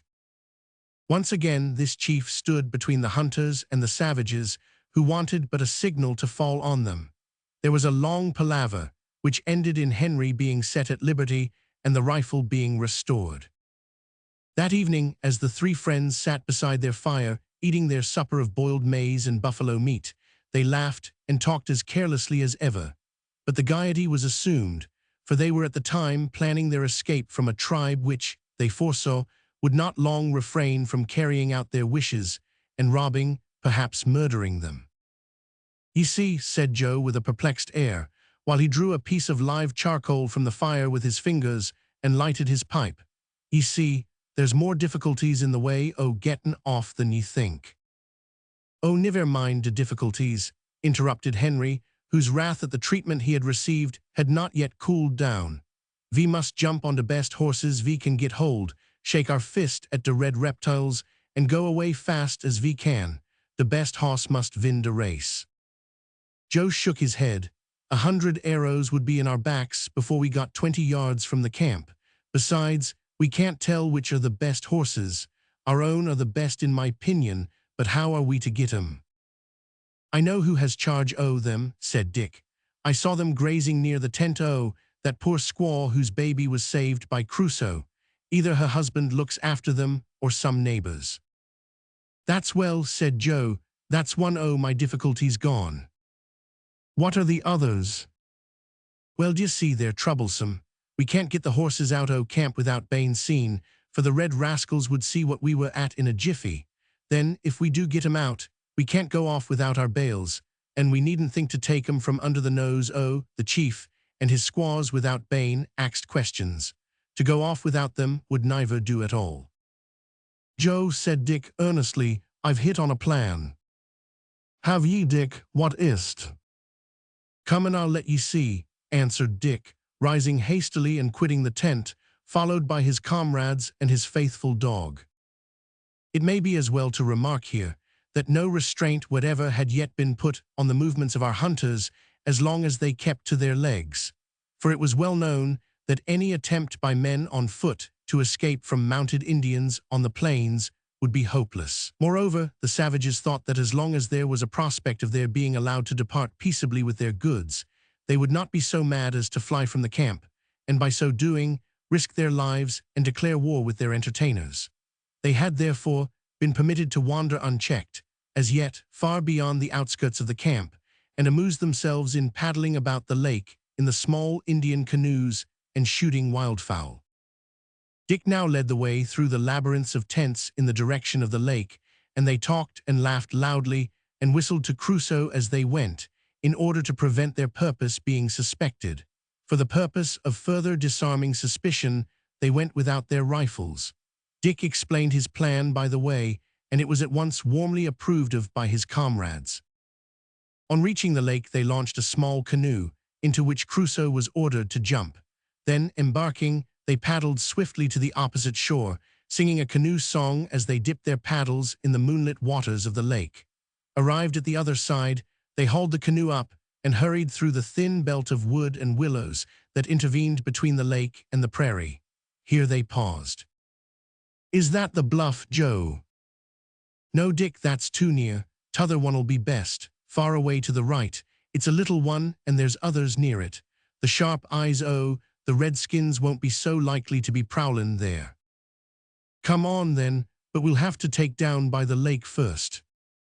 In a few minutes, the hunters were threading their way through the outskirts of the wood at a rapid trot, in the opposite direction from the bluff, or wooded knoll, which they wished to reach.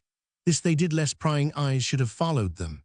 In a quarter of an hour, they turned at right angles to their track and struck straight out into the prairie, and after a long run, they edged round and came in upon the bluff from behind. It was merely a collection of stunted but thick-growing willows. Forcing their way into the center of this, they began to examine it. "It'll do," said Joe. "The very ting," remarked Henry. "Come here, Crusoe." Crusoe bounded to his master's side and looked up in his face. "Look at this place, pup, smell it well." Crusoe instantly set off all round among the willows, in and out, snuffing everywhere, and whining with excitement. "Come here, good pup, that will do. Now, lads, we'll go back." So saying, Dick and his friends left the bluff and retraced their steps to the camp.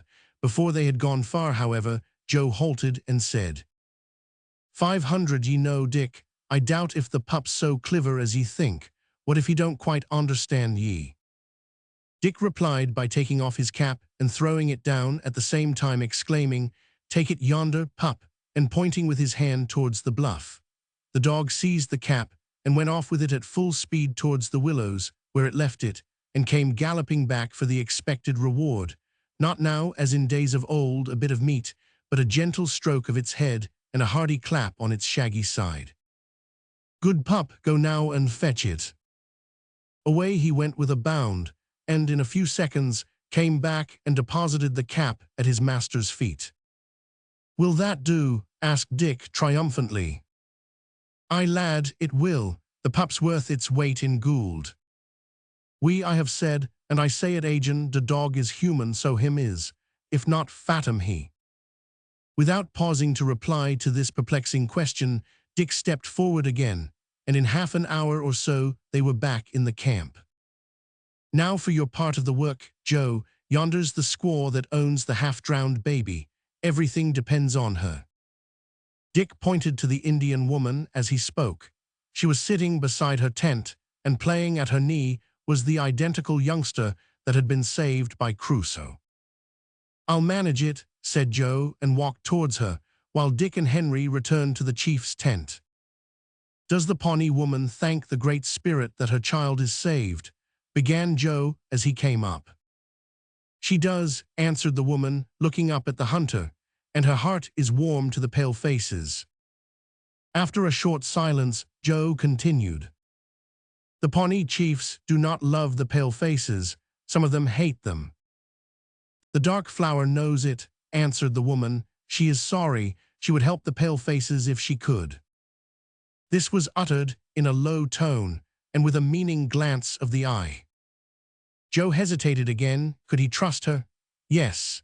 The feelings that filled her breast and prompted her words were not those of the Indian just now. They were those of a mother whose gratitude was too full for utterance. "Will the dark flower," said Joe, catching the name she had given herself, "help the pale face if he opens his heart to her? Will she risk the anger of her nation?" "She will," replied the woman. "She will do what she can." Joe and his dark friend now dropped their high-sounding style of speech and spoke for some minutes rapidly in an undertone. It was finally arranged that on a given day, at a certain hour, the woman should take the 4 horses down the shores of the lake to its lower end, as if she were going for firewood, there cross the creek at the ford, and drive them to the willow bluff, and guard them till the hunters should arrive. Having settled this, Joe returned to the tent and informed his comrades of his success. During the next 3 days, Joe kept the Indians in good humor by giving them 1 or 2 trinkets and speaking in glowing terms of the riches of the white men and the readiness with which they would part with them to the savages if they would only make peace. Meanwhile, during the dark hours of each night, Dick managed to abstract small quantities of goods from their pack, in room of which he stuffed in pieces of leather to keep up the size and appearance. The goods thus taken out he concealed about his person, and went off with a careless swagger to the outskirts of the village, with Crusoe at his heels. Arrived there, he tied the goods in a small piece of deerskin and gave the bundle to the dog with the injunction, "Take it yonder, pup." Crusoe took it up at once, darted off at full speed with the bundle in his mouth, down the shore of the lake towards the ford of the river, and was soon lost to view. In this way, little by little, the goods were conveyed by the faithful dog to the willow bluff and left there, while the stuffed pack still remained in safekeeping in the chief's tent. Joe did not at first like the idea of thus sneaking off from the camp, and more than once made strong efforts to induce Sanitsarish to let him go, but even that chief's countenance was not so favorable as it had been. It was clear that he could not make up his mind to let slip so good a chance of obtaining guns, powder and shot, horses and goods, without any trouble, so Joe made up his mind to give them the slip at once. A dark night was chosen for the attempt, and the Indian woman went off with the horses to the place where firewood for the camp was usually cut. Unfortunately, the suspicion of that wily savage Matawa had been awakened, and he stuck close to the hunters all day, not knowing what was going on, but feeling convinced that something was brewing which he resolved to watch, without mentioning his suspicions to anyone. "I think that villain's away at last," whispered Joe to his comrades. "It's time to go, lads. The moon won't be up for an hour. Come along." "Have you got the big powder horn, Joe?" Aye, all right." Stop, my knife, my cowdo. Here it be, now, boy." The 3 set off as usual, strolling carelessly to the outskirts of the camp. Then they quickened their pace, and gaining the lake, pushed off in a small canoe. At the same moment, Matawa stepped from the bushes, leaped into another canoe, and followed them. "Ha, he must die," muttered Henry. "Not at all," said Joe. "We'll manage him without that." The chief landed and strode boldly up to them, for he knew well that whatever their purpose might be, they would not venture to use their rifles within sound of the camp at that hour of the night. As for their knives, he could trust to his own active limbs and the woods to escape and give the alarm if need be. "The palefaces hunt very late," he said with a malicious grin. "Do they love the dark better than the sunshine?" "Not so," replied Joe coolly, "but we love to walk by the light of the moon. It will be up in less than an hour, and we mean to take a long ramble tonight." "The Pawnee chief loves to walk by the moon too. He will go with the palefaces." "Good," ejaculated Joe. "Come along then." The party immediately set forward, although the savage was a little taken by surprise at the indifferent way in which Joe received his proposal to accompany them. He walked on to the edge of the prairie, however, and then stopped. "The palefaces must go alone," said he. "Matawa will return to his tent." Joe replied to this intimation by seizing him suddenly by the throat and choking back the yell that would otherwise have brought the Pawnee warriors rushing to the scene of action in hundreds. Matawa's hand was on the handle of his scalping knife in a moment, but before he could draw it, his arms were glued to his sides by the bear-like embrace of Henry, while Dick tied a handkerchief quickly yet firmly round his mouth. The whole thing was accomplished in 2 minutes. After taking his knife and tomahawk away, they loosened their gripe and escorted him swiftly over the prairie. Matawa was perfectly submissive after the first convulsive struggle was over. He knew that the men who walked on each side of him grasping his arms were more than his match singly, so he wisely made no resistance. hurrying him to a clump of small trees on the plain, which was so far distant from the village that a yell could not be heard. They removed the bandage from Matawa's mouth. "Must he be killed?" inquired Henry in a tone of commiseration. "Not at all," answered Joe. "We'll tie him to a tree and leave him there." "Then he will be starved to death. Oh, that is more horrible." "He must take his chance that. I've no doubt his friends'll find him in a day or two, and he's game to last for a week or more. But you'll have to run to the willow bluff, Dick, and bring a bit of line to tie him. We can't spare it well, but there's no help." "But there is help," retorted Dick. "Just order the villain to climb into that tree." "Why so, lad?" "Don't ask questions, but do what I bid ye." The hunter smiled for a moment as he turned to the Indian and ordered him to climb up a small tree near to which he stood. Matawa looked surprised, but there was no alternative. Joe's authoritative tone brooked no delay, so he sprang into the tree like a monkey. "Crusoe," said Dick, "watch him." The dog sat quietly down at the foot of the tree and fixed his eyes on the savage with a glare that spoke unutterable things. At the same time, he displayed his full complement of teeth and uttered a sound like distant thunder. Joe almost laughed, and Henry did laugh outright.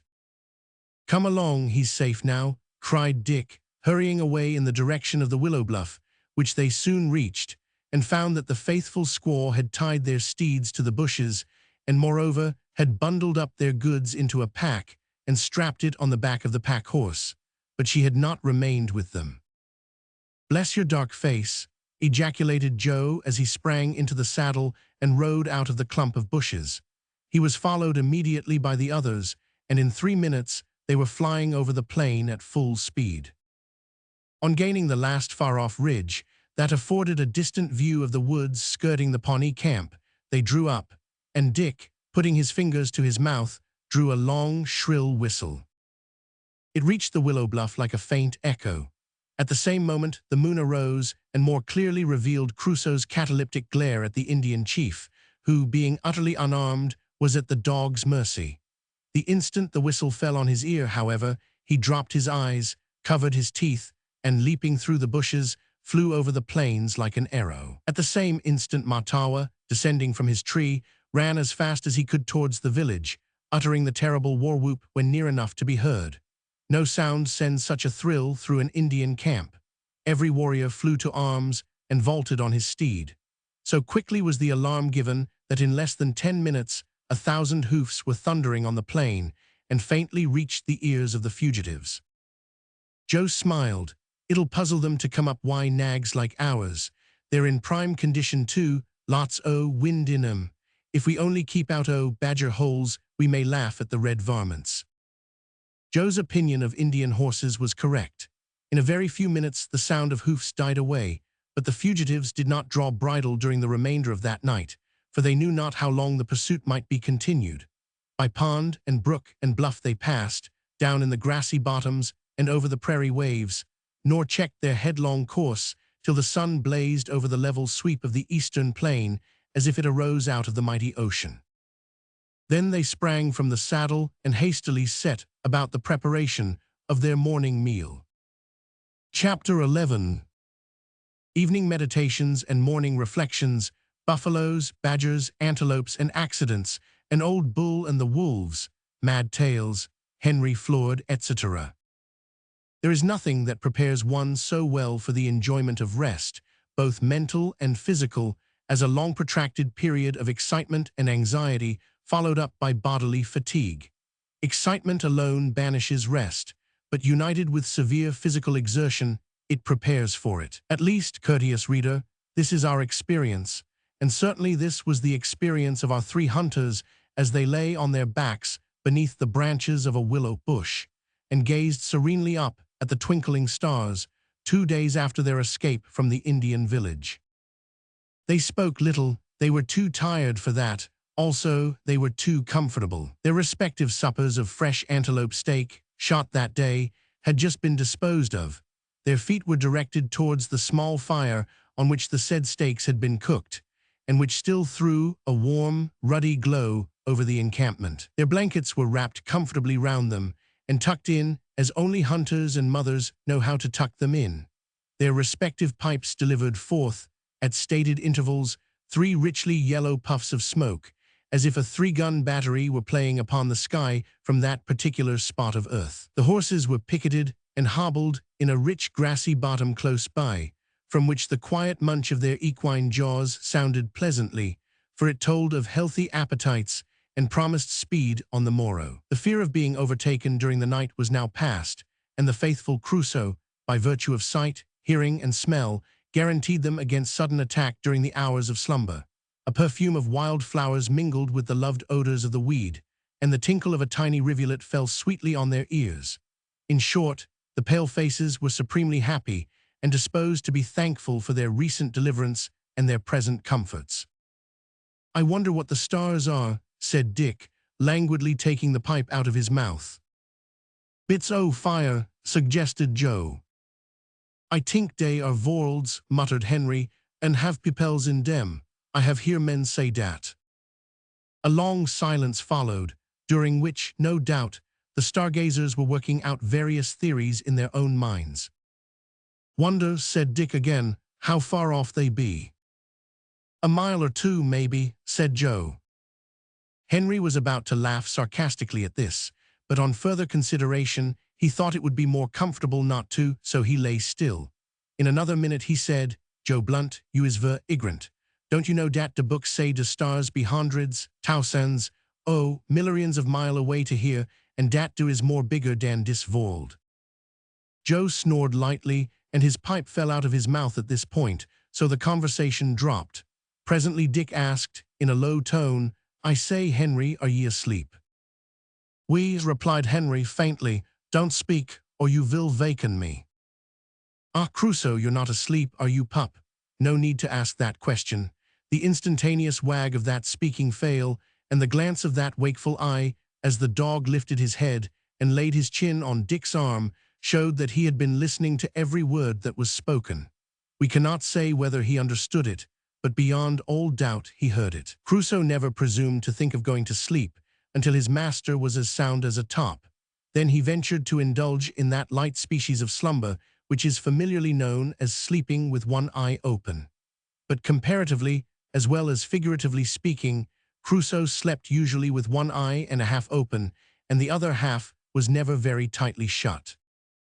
Gradually Dick's pipe fell out of his mouth, an event which the dog, with an exercise of instinct almost, if not quite, amounting to reason, regarded as a signal for him to go off. The campfire went slowly out, the stars twinkled down at their reflections in the brook, and a deep breathing of wearied men was the only sound that rose in harmony with the purling stream.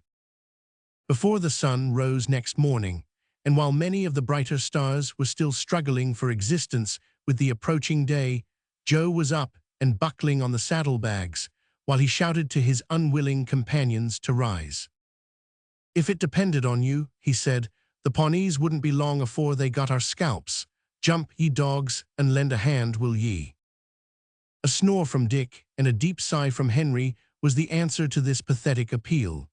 It so happened, however, that Henry's pipe, in falling from his lips, had emptied the ashes just under his nose, so that the sigh referred to drew a quantity thereof into his throat and almost choked him. Nothing could have been a more effective awakener. He was up in a moment, coughing vociferously. Most men have a tendency to vent ill humor on someone, and they generally do it on one whom they deem to be worse than themselves. Henry, therefore, instead of growling at Joe for rousing him, scolded Dick for not rising. "Ha, Movi's dog, bad cheen, will you dare to look to me?" Crusoe did look with amiable placidity, as though to say, "Howl away, old boy, I won't budge till Dick does." With a mighty effort giant sleep was thrown off at last, and the hunters were once more on their journey, cantering lightly over the soft turf. "Ho, let's have a run," cried Dick, unable to repress the feelings aroused by the exhilarating morning air. "Have a care, boy," cried Joe as they stretched out at full gallop. "Keep off the ridge, it's riddled. Why, badger, ha, I thought so." At that moment Dick's horse put its foot into a badger hole and turned completely over, sending its rider through the air in a curve that an East Indian acrobat would have envied. For a few seconds, Dick lay flat on his back. Then he jumped up and laughed, while his comrades hurried up anxiously to his assistance. "No bones broke?" inquired Joe. Dick gave a hysterical gasp. I think not." "Let us have a look." "No, nothing to speak o', be good luck. Ye should never go slap through a badger country like that, boy. Always keep by the bottoms, where the grass is short. Now then, up ye go, that's it." Dick remounted, though not with quite so elastic a spring as usual, and they pushed forward at a more reasonable pace. Accidents of this kind are of common occurrence in the prairies. Some horses, however, are so well trained that they look sharp out for these holes, which are generally found to be most numerous on the high and dry grounds. But in spite of all the caution both of man and horse, many ugly falls take place, and sometimes bones are broken. They had not gone far after this accident, when an antelope leaped from a clump of willows and made for a belt of woodland that lay along the margin of a stream not half a mile off. "Hurrah!" cried Dick, forgetting his recent fall. "Come along, Crusoe." And away they went again full tilt, for the horse had not been injured by its somersault. The antelope which Dick was thus wildly pursuing was of the same species as the one he had shot some time before, namely, the pronghorned antelope. These graceful creatures have long, slender limbs, delicately formed heads, and large, beautiful eyes. The horns are black and rather short. They have no branches like the antlers of the red deer, but have a single projection on each horn near the head, and the extreme points of the horns curve suddenly inwards, forming the hook or prong from which the name of the animal is derived. Their color is dark yellowish-brown. They are so fleet that not one horse in 100 can overtake them, and their sight and sense of smell are so acute that it would be next to impossible to kill them, were it not for the inordinate curiosity which we have before referred to. The Indians manage to attract these simple little creatures by merely lying down on their backs and kicking their heels in the air, or by waving any white object on the point of an arrow, while the hunter keeps concealed by lying flat in the grass. By these means, a herd of antelopes may be induced to wheel round and round an object in timid, but intense, surprise, gradually approaching until they come near enough to enable the hunter to make sure of his mark.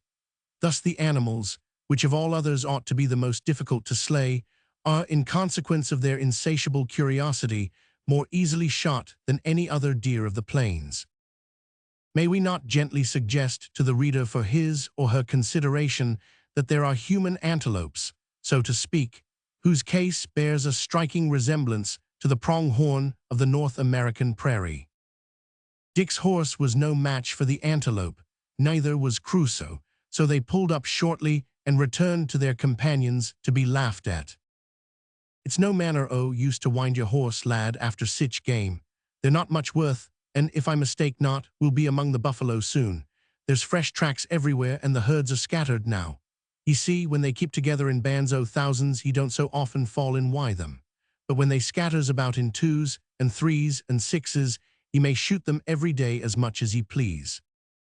Several groups of buffalo had already been seen on the horizon, but as a red deer had been shot in a belt of woodland the day before, they did not pursue them. The red deer is very much larger than the pronghorned antelope, and is highly esteemed both for its flesh and its skin, which latter becomes almost like chamois leather when dressed. Notwithstanding this supply of food, the hunters could not resist the temptation to give chase to a herd of about 9 buffaloes that suddenly came into view as they overtopped an undulation in the plain. "It's no use," cried Dick. "I must go at them." Joe himself caught fire from the spirit of his young friend, so calling to Henry to come on and let the pack-horse remain to feed, he dashed away in pursuit. The buffaloes gave one stare of surprise and then fled as fast as possible. At first it seemed as if such huge, unwieldy carcasses could not run very fast, but in a few minutes they managed to get up a pace that put the horses to their mettle. Indeed, at first it seemed as if the hunters did not gain an inch, but by degrees they closed with them, for buffaloes are not long-winded. On nearing the herd, the three men diverged from each other and selected their animals. Henry, being short-sighted, naturally singled out the largest, and the largest also naturally was a tough old bull. Joe brought down a fat young cow at the first shot, and Dick was equally fortunate. But he well-nigh shot Crusoe, who, just as he was about to fire, rushed in unexpectedly and sprang at the animal's throat, for which piece of recklessness he was ordered back to watch the pack-horse. Meanwhile Henry, by dint of yelling, throwing his arms wildly about, and digging his heels into the sides of his long-legged horse, succeeded in coming close up with the bull, which once or twice turned his clumsy body half round and glared furiously at its pursuer with its small black eyes. Suddenly it stuck out its tail, stopped short, and turned full round. Henry stopped short also. Now the sticking out of a buffalo's tail has a peculiar significance which it is well to point out. It serves, in a sense, the same purpose to the hunter that the compass does to the mariner. It points out where to go and what to do. When galloping away in ordinary flight, the buffalo carries his tail like ordinary cattle, which indicates that you may push on. When wounded, he lashes it from side to side or carries it over his back up in the air. This indicates look out, haul off a bit. But when he carries it stiff and horizontal with a slight curve in the middle of it, it says plainly, keep back or kill me as quick as you can, for that is what Indians call the mad lazy and is a sign that mischief is brewing. Henry's bull displayed the mad tail just before turning, but he didn't observe it, and accordingly waited for the bull to move and show his shoulder for a favorable shot. But instead of doing this, he put his head down and, foaming with rage, went at him full tilt. The big horse never stirred. It seemed to be petrified. Henry had just time to fire at the monster's neck, and the next moment was sprawling on his back, with the horse rolling over 4 or 5 yards beyond him. It was a most effective tableau. Henry rubbing his shins and grinning with pain, the horse gazing in affright as he rose trembling from the plain, and the buffalo bull looking on half-stunned and evidently very much surprised at the result of his charge. Fortunately, before he could repeat the experiment, Dick galloped up and put a ball through his heart. Joe and his comrades felt a little ashamed of their exploit on this occasion, for there was no need to have killed 3 animals. They could not have carried with them more than a small portion of one, and they upbraided themselves several times during the operation of cutting out the tongues and other choice portions of the 2 victims. As for the bull, he was almost totally useless, so they left him as a gift to the wolves. Now that they had come among the buffalo, wolves were often seen sneaking about and licking their hungry jaws, but although they approached pretty near to the camp at nights, they did not give the hunters any concern. Even Crusoe became accustomed to them at last and ceased to notice them. These creatures are very dangerous sometimes, however, and when hard pressed by hunger will even attack man. The day after this hunt, the travelers came upon a wounded old buffalo which had evidently escaped from the Indians, for a couple of arrows were sticking in its side, only to fall a prey to his deadly enemies, the white wolves. These savage brutes hang on the skirts of the herds of buffaloes to attack and devour anyone that may chance, from old age or from being wounded, to linger behind the rest. The buffalo is tough and fierce, however, and fights so desperately that although surrounded by 50 or 100 wolves, he keeps up the unequal combat for several days before he finally succumbs. The old bull that our travelers discovered had evidently been long engaged with his ferocious adversaries, for his limbs and flesh were torn in shreds in many places, and blood was streaming from his sides. Yet he had fought so gallantly that he had tossed and stamped to death dozens of the enemy. There could not have been fewer than 50 wolves round him, and they had just concluded another of many futile attacks when the hunters came up, for they were ranged in a circle round their huge adversary, some lying down, some sitting on their haunches to rest, and others sneaking about, lolling out their red tongues and licking their chops as if impatient to renew the combat. The poor buffalo was nearly spent, and it was clear that a few hours more would see him torn to shreds and his bones picked clean. "Ugh, the brutes," ejaculated Henry. "They don't seem to mind us a bit," remarked Dick, as they rode up to within pistol shot. "It'll be merciful to give the old fellow a shot," said Joe. "Them varmints are sure to finish him at last." Joe raised his rifle as he spoke and fired. The old bull gave his last groan and fell, while the wolves, alarmed by the shot, fled in all directions, But they did not run far. They knew well that some portion at least of the carcass would fall to their share, so they sat down at various distances all round, to wait as patiently as they might for the hunters to retire.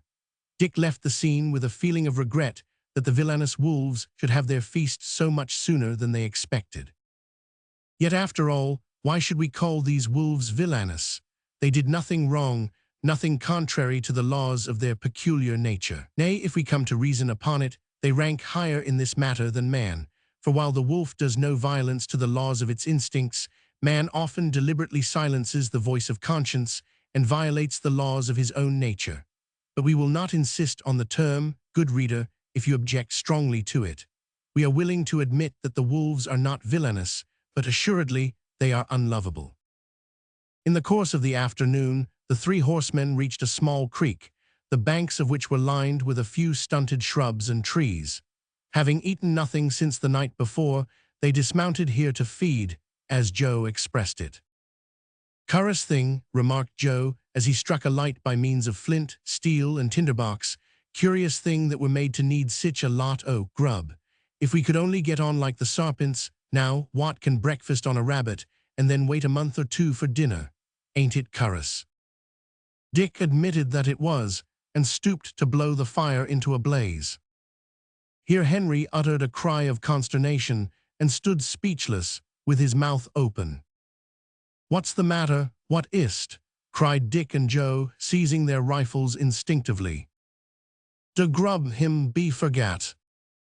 There was a look of blank horror, and then a burst of laughter from Dick Varley. "Well, well," cried he, "we've got lots o' tea and sugar and some flour. We can get on why that till we shoot another buffalo or a ha." Dick observed a wild turkey stalking among the willows as he spoke. It was fully 100 yards off, and only its head was seen above the leaves.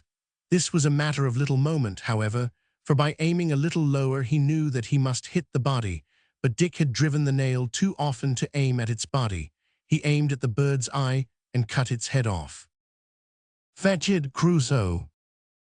In 3 minutes it was at Dick's feet, and it is not too much to say that in 5 minutes more it was in the pot. As this unexpected supply made up for the loss of the meat, which Henry had forgotten at their last halting place, their equanimity was restored, and while the meal was in preparation, Dick shouldered his rifle and went into the bush to try for another turkey. He did not get one, however, but he shot a couple of prairie hens, which are excellent eating. Moreover, he found a large quantity of wild grapes and plums. These were unfortunately not nearly ripe, but Dick resolved to try his hand at a new dish, so he stuffed the breast of his coat full of them. After the pot was emptied, Dick washed it out and put a little clean water in it. Then he poured some flour in and stirred it well. While this was heating, he squeezed the sour grapes and plums into what Joe called a mush, mixed it with a spoonful of sugar, and emptied it into the pot. He also skimmed a quantity of the fat from the remains of the turkey soup and added that to the mess, which he stirred with earnest diligence till it boiled down into a sort of thick porridge. "500 ye think it'll be good?" asked Joe gravely. "I've me doubts of it." "We'll see. Hold the tin dish, Henry. Take care of de fingers. Ha, it looks magnifique superb." The first spoonful produced an expression on Henry's face that needed not to be interpreted. It was as sour as vinegar. "Ye'll ha to eat it yourself, Dick, lad," cried Joe, throwing down his spoon and spitting out the unsavory mess. "Nonsense," cried Dick, bolting 2 or 3 mouthfuls and trying to look as if he liked it. "Try again, it's not so bad as you think." "Ho, oh, oh, oh, oh," cried Henry after the second mouthful. "Tea's vinegar. All de sugar in de pack would not make more sweeter one bite of it." Dick was obliged to confess the dish a failure, so it was thrown out after having been offered to Crusoe, who gave it one sniff and turned away in silence. Then they mounted and resumed their journey. At this place mosquitoes and horseflies troubled our hunters and their steeds a good deal. The latter, especially, were very annoying to the poor horses.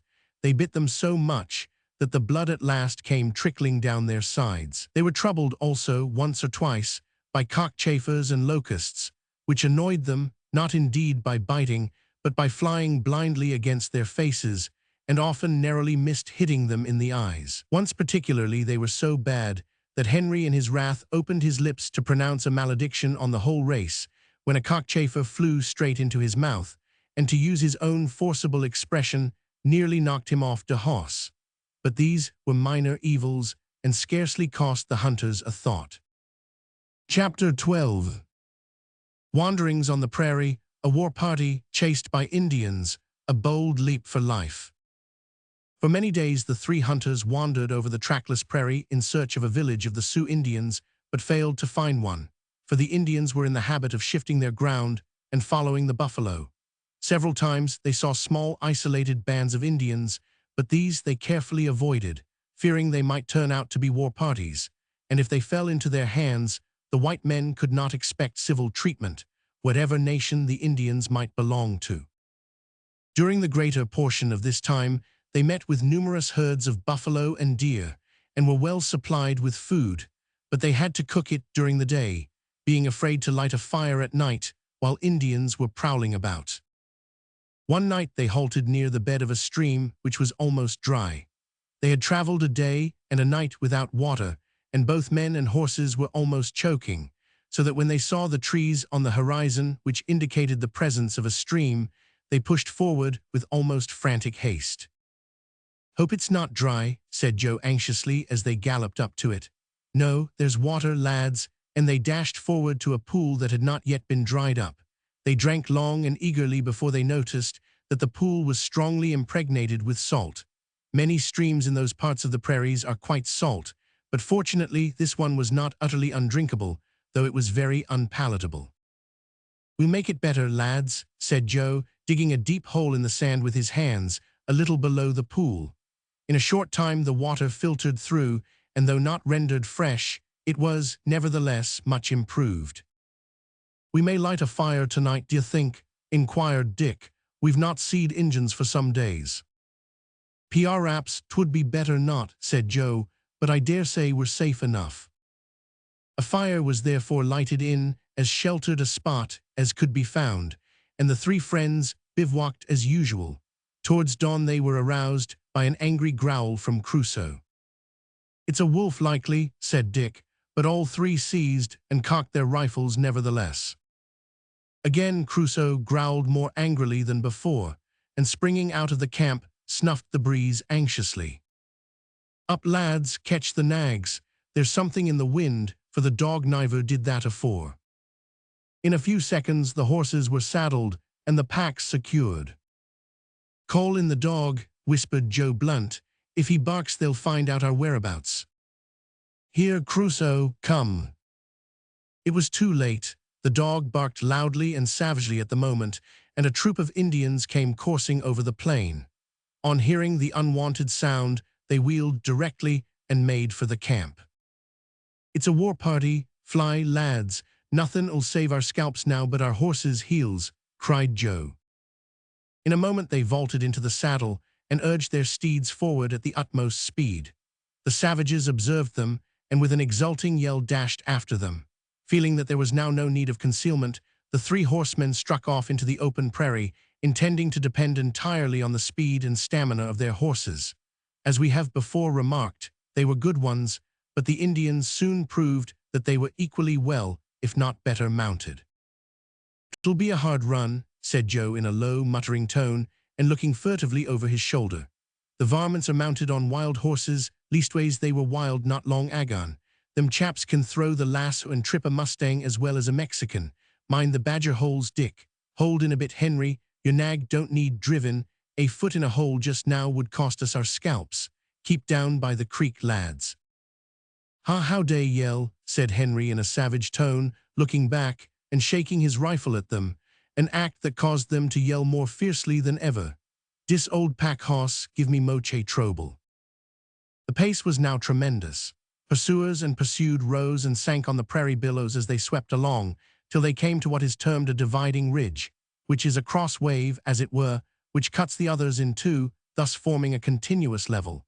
Here they advanced more easily, but the advantage was equally shared with their pursuers, who continued the headlong pursuit with occasional yells, which served to show the fugitives that they at least did not gain ground.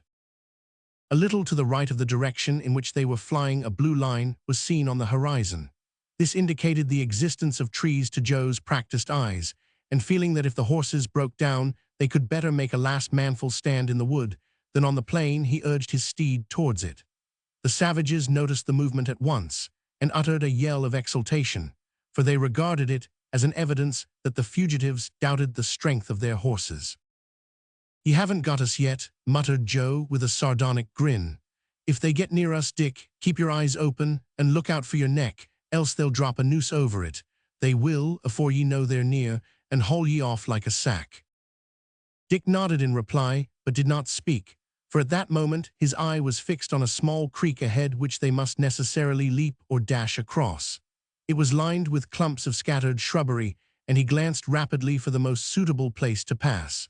Joe and Henry did the same, and having diverged a little to the different points chosen, they dashed through the shrubbery and were hid from each other's view. On approaching the edge of the stream, Dick found to his consternation that the bank was 20 feet high opposite him, and too wide for any horse to clear.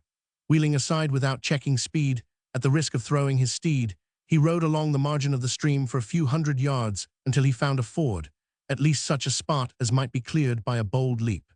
The temporary check, however, had enabled an Indian to gain so close upon his heels that his exulting yell sounded close in his ear. With a vigorous bound his gallant little horse went over. Crusoe could not take it, but he rushed down the one bank and up the other, so that he only lost a few yards. These few yards, however, were sufficient to bring the Indian close upon him as he cleared the stream at full gallop. The savage whirled his lasso swiftly round for a second, and in another moment Crusoe uttered a tremendous roar as he was tripped up violently on the plain. Dick heard the cry of his faithful dog and turned quickly round, just in time to see him spring at the horse's throat and bring both steed and rider down upon him. Dick's heart leaped to his throat. Had 1,000 savages been rushing on him, he would have flown to the rescue of his favorite, but an unexpected obstacle came in the way. His fiery little steed, excited by the headlong race and the howls of the Indians, had taken the bit in his teeth and was now unmanageable. He tore at the reins like a maniac, and in the height of his frenzy, even raised the butt of his rifle with the intent to strike the poor horse to the earth, but his better nature prevailed. He checked the uplifted hand, and with a groan dropped the reins and sank almost helplessly forward on the saddle, for several of the Indians had left the main body and were pursuing him alone, so that there would have been now no chance of his reaching the place where Crusoe fell, even if he could have turned his horse. Spiritless and utterly indifferent to what his fate might be, Dick Varley rode along with his head drooping and keeping his seat almost mechanically, while the mettlesome little steed flew on over wave and hollow. Gradually he awakened from this state of despair to a sense of danger.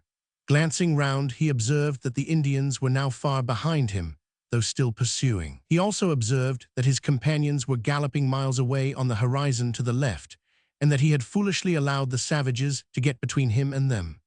The only chance that remained for him was to outride his pursuers and circle round towards his comrades, and this he hoped to accomplish, for his little horse had now proved itself to be superior to those of the Indians, and there was good running in him still.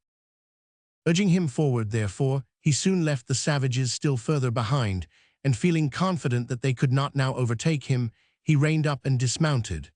The pursuers quickly drew near, but short though it was, the rest did his horse good. Vaulting into the saddle, he again stretched out, and now skirted along the margin of a wood which seemed to mark the position of a river of considerable size. At this moment, his horse put his foot into a badger hole, and both of them came heavily to the ground. In an instant, Dick rose, picked up his gun, and leaped unhurt into the saddle. But on urging his poor horse forward, he found that its shoulder was badly sprained. There was no room for mercy, however. Life and death were in the balance, so he plied the lash vigorously, and the noble steed warmed into something like a run, when again it stumbled and fell with a crash on the ground, while the blood burst from its mouth and nostrils. Dick could hear the shout of triumph uttered by his pursuers. "My poor, poor horse!" he exclaimed in a tone of the deepest commiseration, while he stooped and stroked its foam-studded neck. The dying steed raised his head for a moment. It almost seemed as if to acknowledge the tones of affection, then it sank down with a gurgling groan. Dick sprang up, for the Indians were now upon him, and bounded like an antelope into the thickest of the shrubbery, which was nowhere thick enough, however, to prevent the Indians following. Still, it sufficiently retarded them to render the chase a more equal one than could have been expected. In a few minutes, Dick gained a strip of open ground beyond, and found himself on the bank of a broad river, whose evidently deep waters rushed impetuously along their unobstructed channel. The bank at the spot where he reached it was a sheer precipice of between 30 and 40 feet high. Glancing up and down the river, he retreated a few paces, turned round, and shook his clenched fist at the savages, accompanying the action with a shout of defiance, and then running to the edge of the bank, sprang far out into the boiling flood and sank. The Indians pulled up on reaching the spot. There was no possibility of galloping down the wooden-cumbered banks after the fugitive, but quick as thought, each red man leaped to the ground, and fitting an arrow to his bow, awaited Dick's reappearance with eager gaze. Young though he was, and unskilled in such wild warfare, Dick knew well enough what sort of reception he would meet with on coming to the surface, so he kept under water as long as he could, and struck out as vigorously as the care of his rifle would permit. At last he rose for a few seconds, and immediately half a dozen arrows whizzed through the air, but most of them fell short. Only one passed close to his cheek and went with a whip into the river. He immediately sank again, and the next time he rose to breathe, he was far beyond the reach of his Indian enemies. Chapter 13. Escape from Indians, a discovery alone in the desert. Dick Varley had spent so much of his boyhood in sporting about among the waters of the rivers and lakes near which he had been reared, and especially during the last 2 years, had spent so much of his leisure time in rolling and diving with his dog Crusoe in the Lake of the Mustang Valley, that he had become almost as expert in the water as a South Sea Islander, so that when he found himself whirling down the rapid river, as already described, he was more impressed with a feeling of gratitude to God for his escape from the Indians than anxiety about getting ashore. He was not altogether blind or indifferent to the danger into which he might be hurled if the channel of the river should be found lower down to be broken with rocks, or should a waterfall unexpectedly appear. After floating down a sufficient distance to render pursuit out of the question, he struck into the bank opposite to that from which he had plunged, and clambering up to the green sward above, stripped off the greater part of his clothing and hung it on the branches of a bush to dry. Then he sat down on the trunk of a fallen tree to consider what course he had best pursue in his present circumstances. These circumstances were by no means calculated to inspire him with hope or comfort. He was in the midst of an unknown wilderness, hundreds of miles from any white man's settlement, surrounded by savages, without food or blanket, his companions gone he knew not whither, perhaps taken and killed by the Indians, his horse dead, and his dog, the most trusty and loving of all his friends, lost to him, probably for ever. A more veteran heart might have quailed in the midst of such accumulated evils, but Dick Varley possessed a strong, young, and buoyant constitution, which, united with a hopefulness of disposition that almost nothing could overcome, enabled him very quickly to cast aside the gloomy view of his case and turn to its brighter aspects. He still grasped his good rifle, that was some comfort, and as his eye fell upon it, he turned with anxiety to examine into the condition of his powder horn and the few things that he had been fortunate enough to carry away with him about his person. The horn in which Western hunters carry their powder is usually that of an ox. It is closed up at the large end with a piece of hard wood fitted tightly into it, and the small end is closed with a wooden peg or stopper. It is, therefore, completely watertight and may be for hours immersed without the powder getting wet, unless the stopper should chance to be knocked out. Dick found, to his great satisfaction, that the stopper was fast and the powder perfectly dry. Moreover, he had by good fortune filled it full 2 days before from the package that contained the general stock of ammunition, so that there were only 2 or 3 charges out of it. His percussion caps, however, were completely destroyed, and even though they had not been, it would have mattered little, for he did not possess more than half a dozen. But this was not so great a misfortune as at first it might seem, for he had the spare flint locks and the little screwdriver necessary for fixing and unfixing them stowed away in his shot pouch. To examine his supply of bullets was his next care, and slowly he counted them out, one by one, to the number of 30. This was a pretty fair supply, and with careful economy would last him many days. Having relieved his mind on these all-important points, he carefully examined every pouch and corner of his dress to ascertain the exact amount and value of his wealth. Besides the leather leggings, moccasins, deerskin hunting shirt, cap and belt which composed his costume, he had a short, heavy hunting knife, a piece of tinder, a little tin pannikin, which he had been in the habit of carrying at his belt, and a large cake of maple sugar. This last is a species of sugar which is procured by the Indians from the maple tree.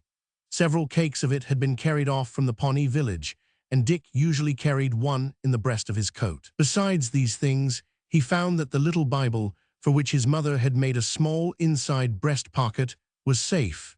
Dick's heart smote him when he took it out and undid the clasp, for he had not looked at it until that day. It was firmly bound with a brass clasp, so that although the binding and edges of the leaves were soaked, the inside was quite dry.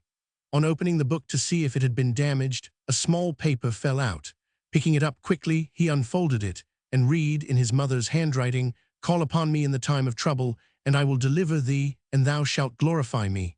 My son, give me thine heart." Dick's eyes filled with tears while the sound, as it were, of his mother's voice thus reached him unexpectedly in that lonely wilderness. Like too many whose hearts are young and gay, Dick had regarded religion, if not as a gloomy, at least as not a cheerful thing. But he felt the comfort of these words at that moment, and he resolved seriously to peruse his mother's parting gift in time to come. The sun was hot, and a warm breeze gently shook the leaves, so that Dick's garments were soon dry. A few minutes served to change the locks of his rifle, draw the wet charges, dry out the barrels, and reload. Then, throwing it across his shoulder, he entered the wood and walked lightly away. And well he might, poor fellow, for at that moment he felt light enough in person if not in heart. His worldly goods were not such as to oppress him, but the little note had turned his thoughts towards home, and he felt comforted. Traversing the belt of woodland that marked the course of the river, Dick soon emerged on the wide prairie beyond, and here he paused in some uncertainty as to how he should proceed. He was too good a backwoodsman, albeit so young, to feel perplexed as to the points of the compass. He knew pretty well what hour it was, so that the sun showed him the general bearings of the country, and he knew that when night came, he could correct his course by the pole star. Dick's knowledge of astronomy was limited. He knew only one star by name, but that one was an inestimable treasure of knowledge. His perplexity was owing to his uncertainty as to the direction in which his companions and their pursuers had gone, for he had made up his mind to follow their trail if possible, and render all the succor his single arm might afford. To desert them and make for the settlement he held would be a faithless and cowardly act.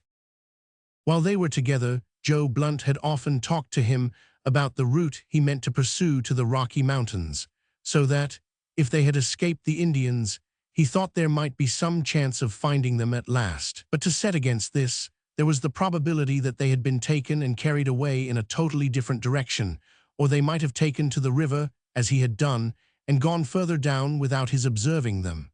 Then, again, if they had escaped, they would be sure to return and search the country round for him, so that if he left the spot, he might miss them. "Oh, for my dear pup Crusoe!" he exclaimed aloud in this dilemma, but the faithful ear was shut now, and the deep silence that followed his cry was so oppressive that the young hunter sprang forward at a run over the plain, as if to fly from solitude. He soon became so absorbed, however, in his efforts to find the trail of his companions that he forgot all other considerations and ran straight forward for hours together, with his eyes eagerly fixed on the ground. At last he felt so hungry, having tasted no food since supper time the previous evening, that he halted for the purpose of eating a morsel of maple sugar. A line of bushes in the distance indicated water, so he sped on again and was soon seated beneath a willow, drinking water from the cool stream. No game was to be found here, but there were several kinds of berries, among which wild grapes and plums grew in abundance. With these and some sugar he made a meal, though not a good one, for the berries were quite green and intensely sour. All that day Dick Varley followed up the trail of his companions, which he discovered at a ford in the river. They had crossed, therefore, in safety, though still pursued, so he ran on at a regular trot, and with a little more hope than he had felt during the day. Towards night, however, Dick's heart sank again, for he came upon innumerable buffalo tracks, among which those of the horses soon became mingled up, so that he lost them altogether. Hoping to find them again more easily by broad daylight, he went to the nearest clump of willows he could find and encamped for the night. Remembering the use formerly made of the tall willows, he set to work to construct a covering to protect him from the dew. As he had no blanket or buffalo skin, he used leaves and grass instead, and found it a better shelter than he had expected, especially when the fire was lighted, and a pannikin of hot sugar and water smoked at his feet. But as no game was to be found, he was again compelled to sup off unripe berries. Before lying down to rest, he remembered his resolution, and pulling out the little Bible, read a portion of it by the fitful blaze of the fire, and felt great comfort in its blessed words. It seemed to him like a friend with whom he could converse in the midst of his loneliness. The plunge into the river having broken Dick's pipe and destroyed his tobacco, he now felt the want of that luxury very severely, and never having wanted it before, he was greatly surprised to find how much he had become enslaved to the habit. It cost him more than an hour's rest that night, the craving for his wonted pipe. The sagacious reader will doubtless not fail here to ask himself the question, whether it is wise in man to create in himself an unnatural and totally unnecessary appetite, which may, and often does, entail hours, sometimes months, of exceeding discomfort, but we would not for a moment presume to suggest such a question to him. We have a distinct objection to the ordinary method of what is called drawing a moral. It is much better to leave wise men to do this for themselves. Next morning Dick rose with the sun and started without breakfast, preferring to take his chance of finding a bird or animal of some kind before long, to feeding again on sour berries. He was disappointed, however, in finding the tracks of his companions. The ground here was hard and sandy, so that little or no impression of a distinct kind was made on it, and, as buffaloes had traversed it in all directions, he was soon utterly bewildered. He thought it possible that, by running out for several miles in a straight line, and then taking a wide circuit round, he might find the tracks emerging from the confusion made by the buffaloes. But he was again disappointed, for the buffalo tracks still continued, and the ground became less capable of showing a footprint. Soon Dick began to feel so ill and weak from eating such poor fare that he gave up all hope of discovering the tracks, and was compelled to push forward at his utmost speed in order to reach a less barren district where he might procure fresh meat.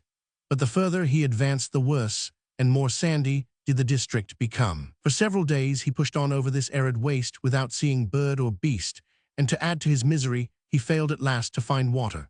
For a day and a night he wandered about in a burning fever, and his throat so parched that he was almost suffocated. Towards the close of the second day he saw a slight line of bushes away down in a hollow on his right. With eager steps he staggered towards them, and on drawing near beheld, blessed sight, a stream of water glancing in the beams of the setting sun. Dick tried to shout for joy, but his parched throat refused to give utterance to the voice. It mattered not. Exerting all his remaining strength, he rushed down the bank, dropped his rifle, and plunged headforemost into the stream. The first mouthful sent a thrill of horror to his heart. It was salt as brine. The poor youth's cup of bitterness was now full to overflowing. Crawling out of the stream, he sank down on the bank in a species of lethargic torpor, from which he awakened next morning in a raging fever. Delirium soon rendered him insensible to his sufferings. The sun rose like a ball of fire, and shone down with scorching power on the arid plain. What mattered it to Dick? He was far away in the shady groves of the Mustang Valley, chasing the deer at times, but more frequently cooling his limbs and sporting with Crusoe in the bright blue lake. Now he was in his mother's cottage, telling her how he had thought of her when far away on the prairie, and what a bright, sweet word it was she had whispered in his ear, so unexpectedly, too. Anon he was scouring over the plains on horseback, with the savages at his heels, and at such times Dick would spring with almost supernatural strength from the ground and run madly over the burning plain. But, as if by a species of fascination, he always returned to the salt river and sank exhausted by its side or plunged helplessly into its waters. These sudden immersions usually restored him for a short time to reason, and he would crawl up the bank and gnaw a morsel of the maple sugar. But he could not eat much, for it was in a tough, compact cake, which his jaws had not power to break. All that day and the next night he lay on the banks of the salt stream, or rushed wildly over the plain. It was about noon of the second day after his attack that he crept slowly out of the water, into which he had plunged a few seconds before. His mind was restored, but he felt an indescribable sensation of weakness that seemed to him to be the approach of death. Creeping towards the place where his rifle lay, he fell exhausted beside it and laid his cheek on the Bible, which had fallen out of his pocket there. While his eyes were closed in a dreamy sort of half-waking slumber, he felt the rough, hairy coat of an animal brush against his forehead. The idea of being torn to pieces by wolves flashed instantly across his mind, and with a shriek of terror he sprang up, to be almost overwhelmed by the caresses of his faithful dog. Yes, there he was, bounding round his master, barking and whining, and giving vent to every possible expression of canine joy. Chapter 14. Crusoe's return and his private adventures among the Indians. Dick, at a very low ebb, Crusoe saves him. The means by which Crusoe managed to escape from his two-legged captors and rejoin his master requires separate and special notice. In the struggle with the fallen horse and Indian, which Dick had seen begun but not concluded, he was almost crushed to death, and the instant the Indian gained his feet, he sent an arrow at his head with savage violence. Crusoe, however, had been so well used to dodging the blunt-headed arrows that were wont to be shot at him by the boys of the Mustang Valley, that he was quite prepared, and eluded the shaft by an active bound. Moreover, he uttered one of his own peculiar roars, flew at the Indian's throat, and dragged him down. At the same moment, the other Indians came up, and one of them turned aside to the rescue. This man happened to have an old gun, of the cheap sort at that time exchanged for peltries by the fur traders. With the butt of this, he struck Crusoe a blow on the head that sent him sprawling on the grass. The rest of the savages, as we have seen, continued in pursuit of Dick until he leaped into the river. Then they returned, took the saddle and bridle off his dead horse, and rejoined their comrades. Here they held a court-martial on Crusoe, who was now bound, foot and muzzle, with cords. Some were for killing him. Others, who admired his noble appearance, immense size and courage, thought it would be well to carry him to their village and keep him. There was a pretty violent dispute on the subject, but at length it was agreed that they should spare his life in the meantime, and perhaps have a dog dance round him when they got to their wigwams. This dance, of which Crusoe was to be the chief, though passive performer, is peculiar to some of the tribes east of the Rocky Mountains, and consists in killing a dog and cutting out its liver, which is afterwards sliced into shreds or strings and hung on a pole about the height of a man's head. A band of warriors then come and dance wildly round this pole, and each one in succession goes up to the raw liver and bites a piece off it, without, however, putting his hands near it. Such is the dog dance, and to such was poor Crusoe destined by his fierce captors, especially by the one whose throat still bore very evident marks of his teeth. But Crusoe was much too clever a dog to be disposed of in so disgusting a manner. He had privately resolved in his own mind that he would escape, but the hopelessness of his ever carrying that resolution into effect would have been apparent to anyone who could have seen the way in which his muzzle was secured, and his four paws were tied together in a bunch, as he hung suspended across the saddle of one of the savages. This particular party of Indians who had followed Dick Varley determined not to wait for the return of their comrades who were in pursuit of the other two hunters, but to go straight home. So for several days they galloped away over the prairie. At nights, when they encamped, Crusoe was thrown on the ground like a piece of old lumber and left to lie there with a mere scrap of food till morning, when he was again thrown across the horse of his captor and carried on. When the village was reached, he was thrown again on the ground and would certainly have been torn to pieces in 5 minutes by the Indian curs which came howling round him, had not an old woman come to the rescue and driven them away. With the help of her grandson, a little naked creature, just able to walk, or rather to stagger, she dragged him to her tent, and undoing the line that fastened his mouth, offered him a bone. Although lying in a position that was unfavorable for eating purposes, Crusoe opened his jaws and took it. An awful crash was followed by 2 crunches, and it was gone, and Crusoe looked up in the old squaw's face with a look that said plainly, "Another of the same, please, and as quick as possible." The old woman gave him another and then a lump of meat, which latter went down with a gulp, but he coughed after it, and it was well he didn't choke. After this the squaw left him, and Crusoe spent the remainder of that night gnawing the cords that bound him. So diligent was he that he was free before morning and walked deliberately out of the tent. Then he shook himself, and with a yell that one might have fancied was intended for defiance, he bounded joyfully away and was soon out of sight. To a dog with a good appetite which had been on short allowance for several days, the mouthful given to him by the old squaw was a mere nothing. All that day he kept bounding over the plain from bluff to bluff in search of something to eat, but found nothing until dusk, when he pounced suddenly and most unexpectedly on a prairie hen fast asleep. In one moment its life was gone. In less than a minute its body was gone too, feathers and bones and all, down Crusoe's ravenous throat. On the identical spot Crusoe lay down and slept like a top for 4 hours. At the end of that time he jumped up, bolted a scrap of skin that somehow had been overlooked at supper, and flew straight over the prairie to the spot where he had had the scuffle with the Indian. He came to the edge of the river, took precisely the same leap that his master had done before him, and came out on the other side a good deal higher up than Dick had done, for the dog had no savages to dodge, and was, as we have said before, a powerful swimmer. It cost him a good deal of running about to find the trail, and it was nearly dark before he resumed his journey. Then, putting his keen nose to the ground, he ran step by step over Dick's track, and at last found him, as we have shown, on the banks of the Salt Creek. It is quite impossible to describe the intense joy which filled Dick's heart on again beholding his favorite. Only those who have lost and found such an one can know it.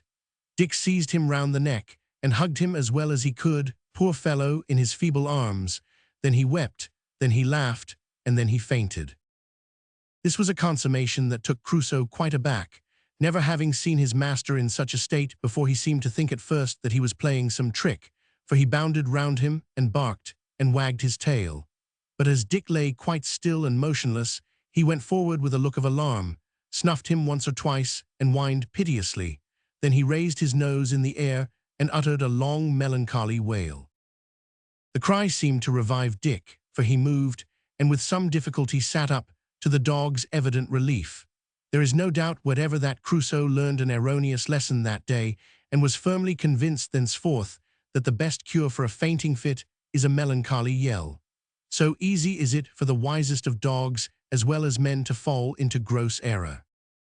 "Crusoe," said Dick in a feeble voice, "dear good pup, come here."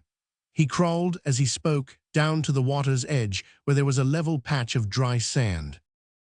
"Dig," said Dick, pointing to the sand. Crusoe looked at him in surprise, as well he might, for he had never heard the word dig in all his life before. Dick pondered a minute, then a thought struck him. He turned up a little of the sand with his fingers, and pointing to the hole cried, "Seek him out, pup." Crusoe understood that. Many and many a time had he unhoused rabbits and squirrels and other creatures at that word of command. So, without a moment's delay, he commenced to dig down into the sand, every now and then stopping for a moment and shoving in his nose, and snuffing interrogatively, as if he fully expected to find a buffalo at the bottom of it. Then he would resume again, one paw after another, so fast that you could scarce see them going hand over hand, as sailors would have called it, while the sand flew out between his hind legs in a continuous shower.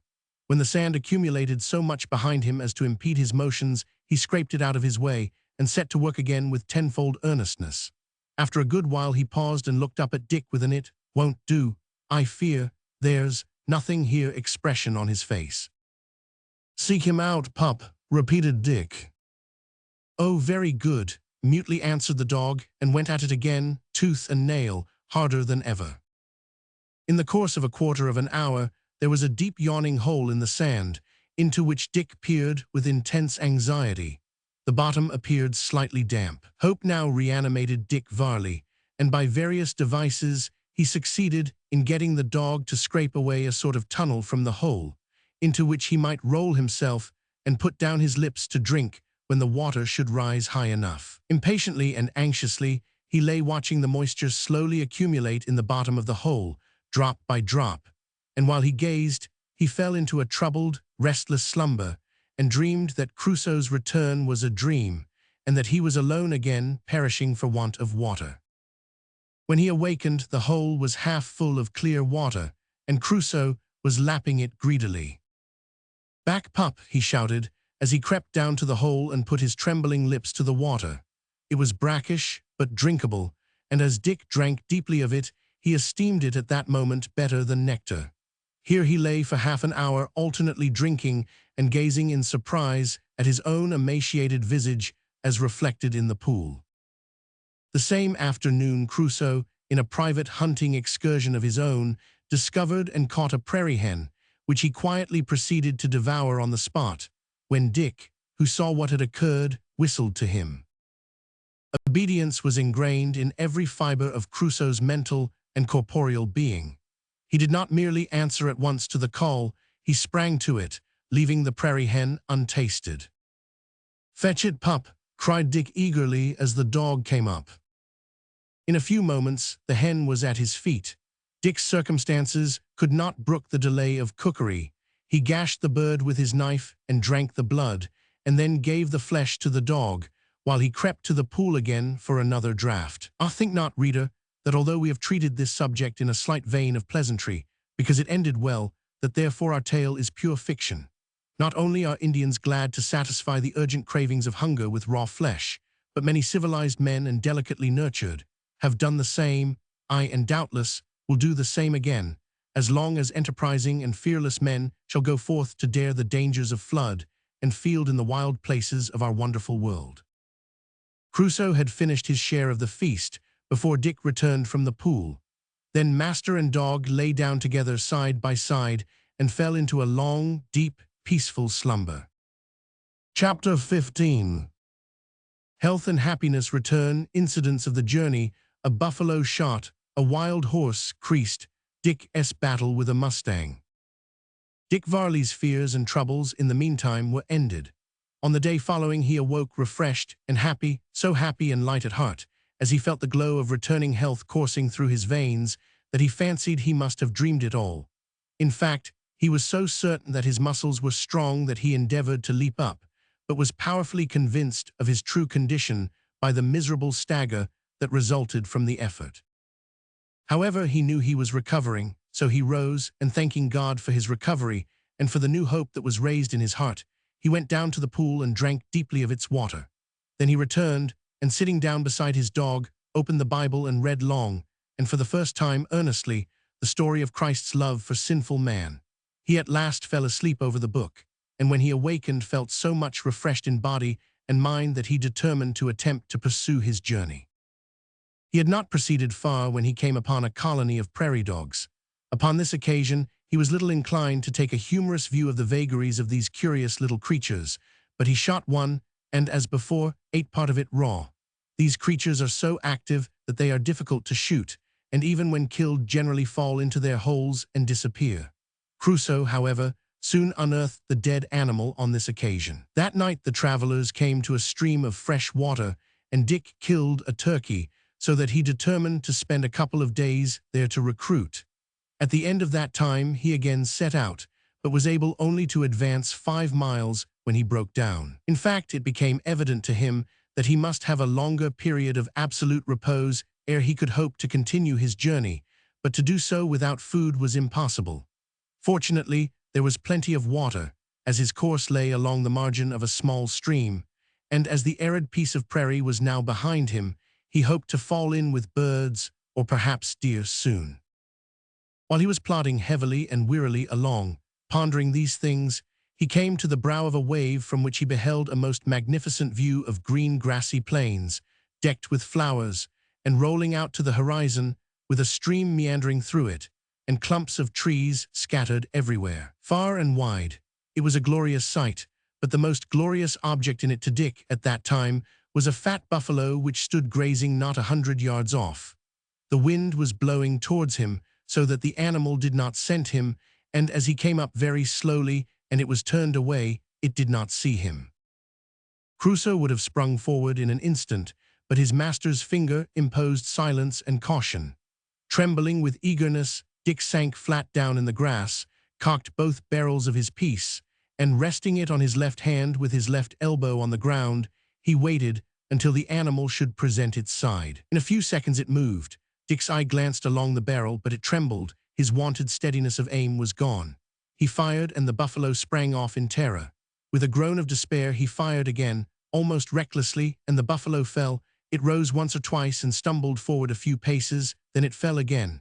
Meanwhile Dick reloaded with trembling hand and advanced to give it another shot, but it was not needful. The buffalo was already dead.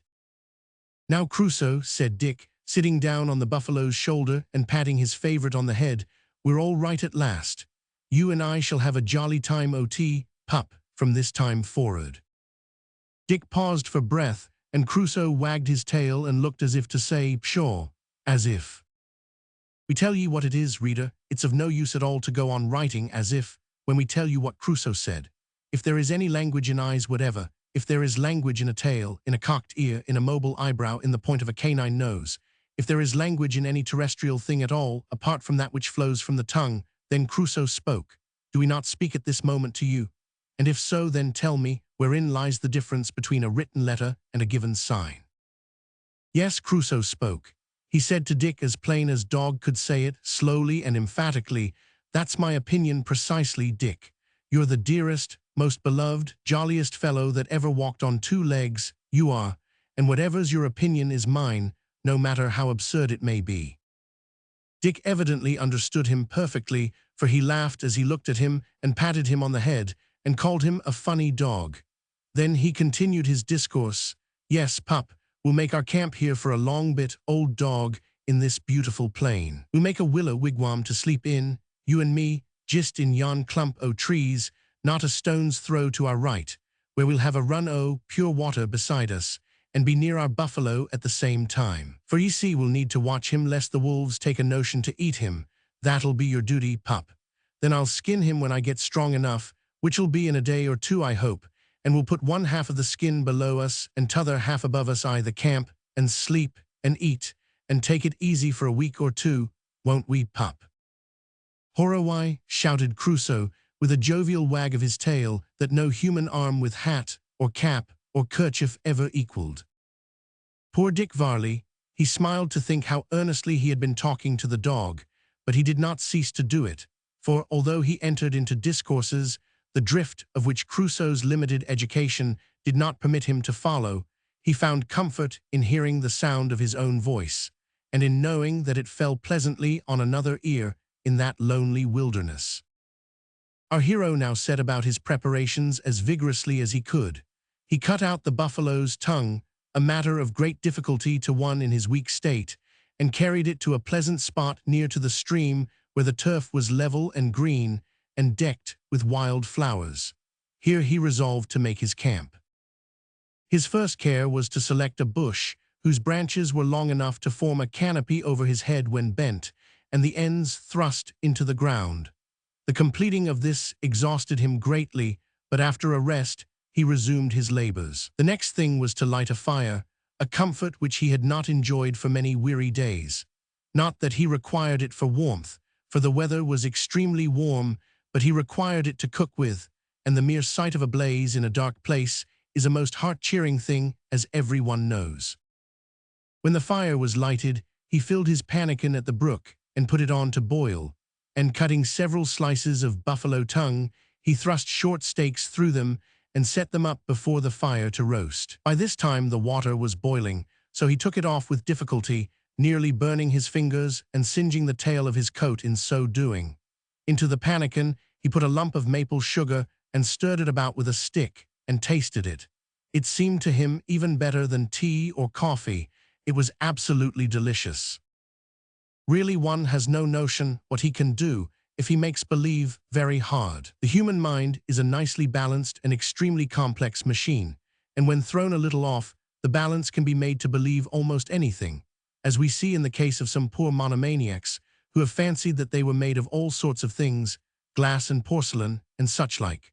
No wonder then that poor Dick Varley, after so much suffering and hardship, came to regard that pannikin of hot syrup as the most delicious beverage he ever drank. During all these operations, Crusoe sat on his haunches beside him and looked. And you haven't, no, you haven't, got the most distant notion of the way in which that dog maneuvered with his head and face. He opened his eyes wide and cocked his ears and turned his head first a little to one side, then a little to the other. After that he turned it a good deal to one side and then a good deal more to the other. Then he brought it straight and raised one eyebrow a little and then the other a little and then both together very much. Then when Dick paused to rest and did nothing, Crusoe looked mild for a moment and yawned vociferously.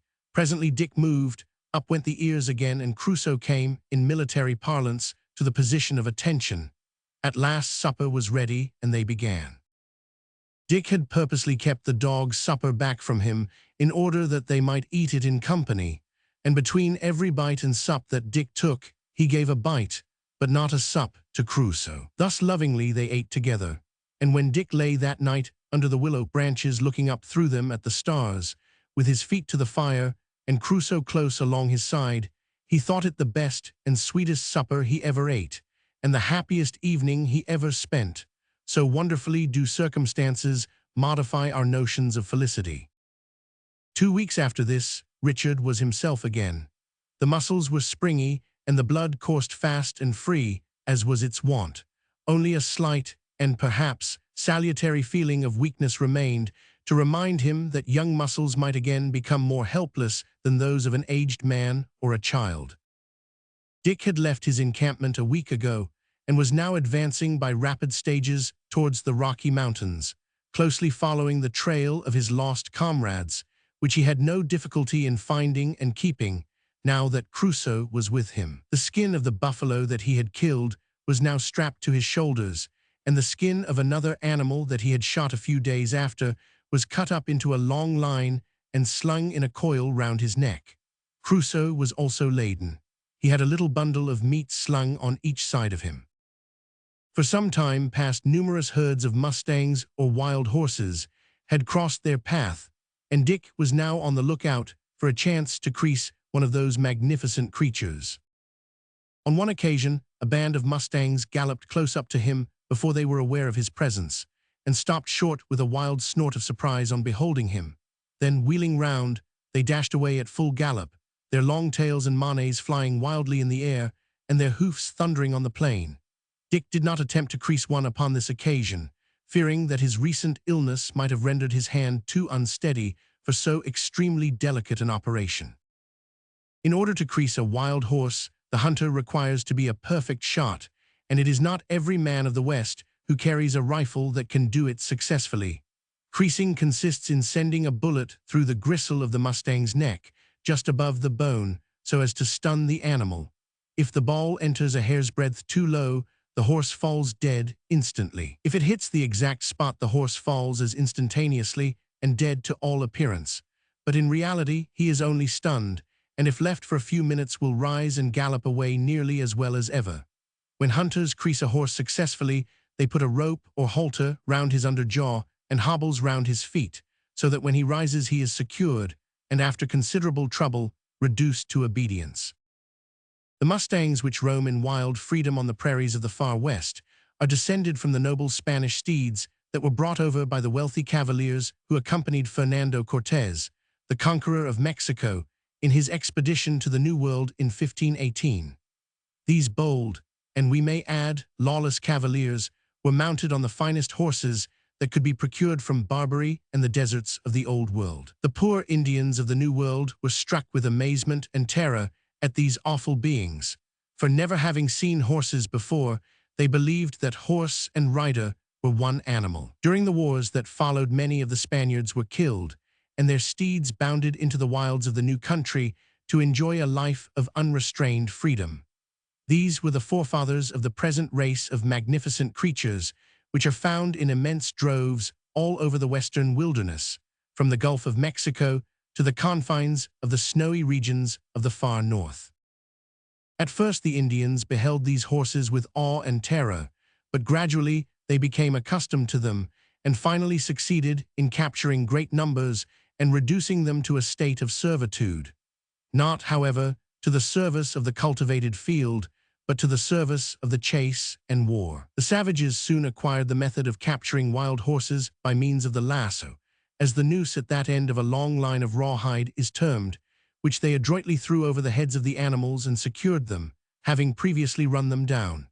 At the present day, many of the savage tribes of the West almost live upon horseback, and without these useful creatures they could scarcely subsist, as they are almost indispensable in the chase of the buffalo. Mustangs are regularly taken by the Indians to the settlements of the white men for trade, but very poor specimens are these of the breed of wild horses. This arises from two causes. First, the Indian cannot overtake the finest of a drove of wild mustangs, because his own steed is inferior to the best among the wild ones, besides being weighted with a rider, so that only the weak and inferior animals are captured. And secondly, when the Indian does succeed in lassoing a first-rate horse, he keeps it for his own use. Thus, those who have not visited the far-off prairies and seen the mustang in all the glory of untrammeled freedom can form no adequate idea of its beauty, fleetness, and strength. The horse, however, was not the only creature imported by Cortés. There were priests in his army who rode upon asses, and although we cannot imagine that the fathers charged with the cavaliers and were unhorsed, or rather unassed in battle, yet somehow the asses got rid of their riders and joined the Spanish chargers in their joyous bound into a new life of freedom. Hence wild asses also are found in the western prairies. But think not, reader, of those poor miserable wretches we see at home, which seem little better than rough doormats sewed up and stuffed, with head, tail, and legs attached, and just enough of life infused to make them move. No, the wild ass of the prairie is a large, powerful, swift creature. He has the same long ears, it is true, and the same hideous, exasperating bray, and the same tendency to flourish his heels, but for all that he is a very fine animal, and often wages successful warfare with the wild horse. But to return, the next drove of mustangs that Dick and Crusoe saw were feeding quietly and unsuspectingly in a rich green hollow in the plain. Dick's heart leaped up as his eyes suddenly fell on them, for he had almost discovered himself before he was aware of their presence. "Down, pup," he whispered, as he sank and disappeared among the grass, which was just long enough to cover him when lying quite flat. Crusoe crouched immediately, and his master made his observations of the drove, and the dispositions of the ground that might favor his approach, for they were not within rifle range. Having done so, he crept slowly back until the undulation of the prairie hid him from view. Then he sprang to his feet and ran a considerable distance along the bottom until he gained the extreme end of a belt of low bushes, which would effectually conceal him while he approached to within 100 yards or less of the troop. Here he made his arrangements. Throwing down his buffalo robe, he took the coil of line and cut off a piece of about 3 yards in length. On this he made a running noose. The longer line he also prepared with a running noose. These he threw in a coil over his arm. He also made a pair of hobbles and placed them in the breast of his coat, and then, taking up his rifle, advanced cautiously through the bushes, Crusoe following close behind him. In a few minutes, he was gazing in admiration at the mustangs, which were now within easy shot, and utterly ignorant of the presence of man, for Dick had taken care to approach in such a way that the wind did not carry the scent of him in their direction. And well might he admire them. The wild horse of these regions is not very large, but it is exceedingly powerful, with prominent eye, sharp nose, distended nostrils, small feet, and a delicate leg. Their beautiful manes hung at great length down their arched necks, and their thick tails swept the ground. One magnificent fellow in particular attracted Dick's attention. It was of a rich dark brown color, with black mane and tail, and seemed to be the leader of the drove. Although not the nearest to him, he resolved to crease this horse.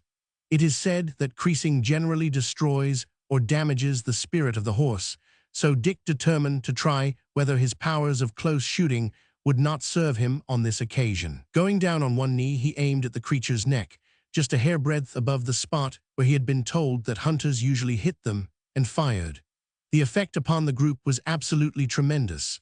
With wild cries and snorting terror, they tossed their proud heads in the air, uncertain for one moment in which direction to fly. Then there was a rush, as if a hurricane swept over the place, and they were gone. But the brown horse was down. Dick did not wait until the others had fled. He dropped his rifle, and with the speed of a deer, sprang towards the fallen horse and affixed the hobbles to his legs.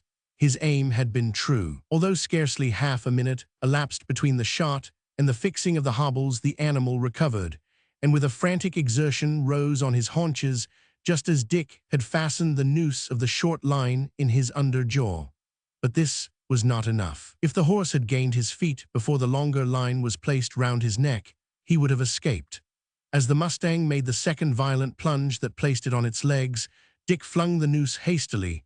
It caught on one ear and would have fallen off, had not the horse suddenly shaken its head and unwittingly sealed its own fate by bringing the noose round its neck. And now the struggle began. Dick knew well enough from hearsay the method of breaking down a wild horse. He knew that the Indians choke them with the noose round the neck until they fall down exhausted and covered with foam. When they creep up, fix the hobbles and the line in the lower jaw, and then loosen the lasso to let the horse breathe, and resume its plungings till it is almost subdued, when they gradually draw near and breathe into its nostrils. But the violence and strength of this animal rendered this an apparently hopeless task. We have already seen that the hobbles and noose in the lower jaw had been fixed, so that Dick had nothing now to do but to choke his captive and tire him out, while Crusoe remained a quiet, though excited spectator of the scene. But there seemed to be no possibility of choking this horse. Either the muscles of his neck were too strong, or there was something wrong with the noose which prevented it from acting, for the furious creature dashed and bounded backwards and sidewise in its terror for nearly an hour, dragging Dick after it, till he was almost exhausted, and yet, at the end of that time, although flecked with foam and panting with terror, it seemed as strong as ever. Dick held both lines, for the short one attached to its lower jaw gave him great power over it. At last, he thought of seeking assistance from his dog. "Crusoe," he cried, "lay hold, pup."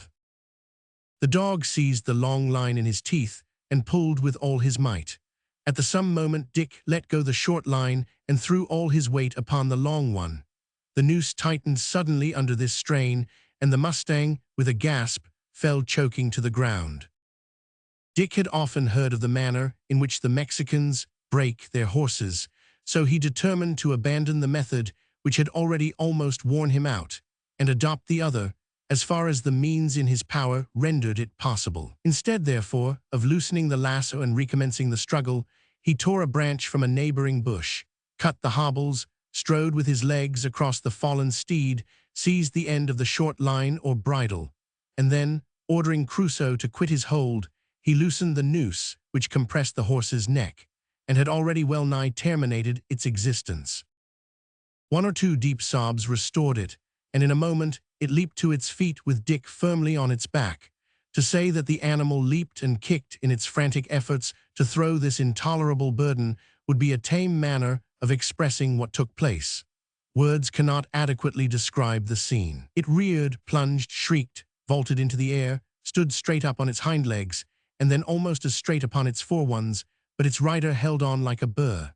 Then the mustang raced wildly forwards a few paces, then as wildly back, and then stood still and trembled violently.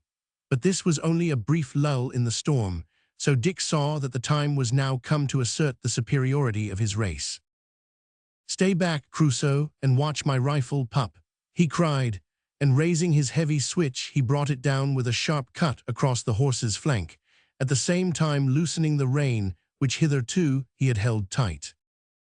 The wild horse uttered a passionate cry, and sprang forward like the bolt from a crossbow.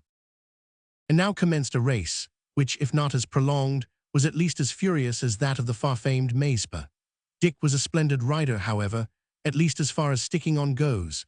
He might not have come up to the precise pitch desiderated by a riding master in regard to carriage, etc., but he rode that wild horse of the prairie with as much ease as he had formerly ridden his own good steed, whose bones had been picked by the wolves not long ago.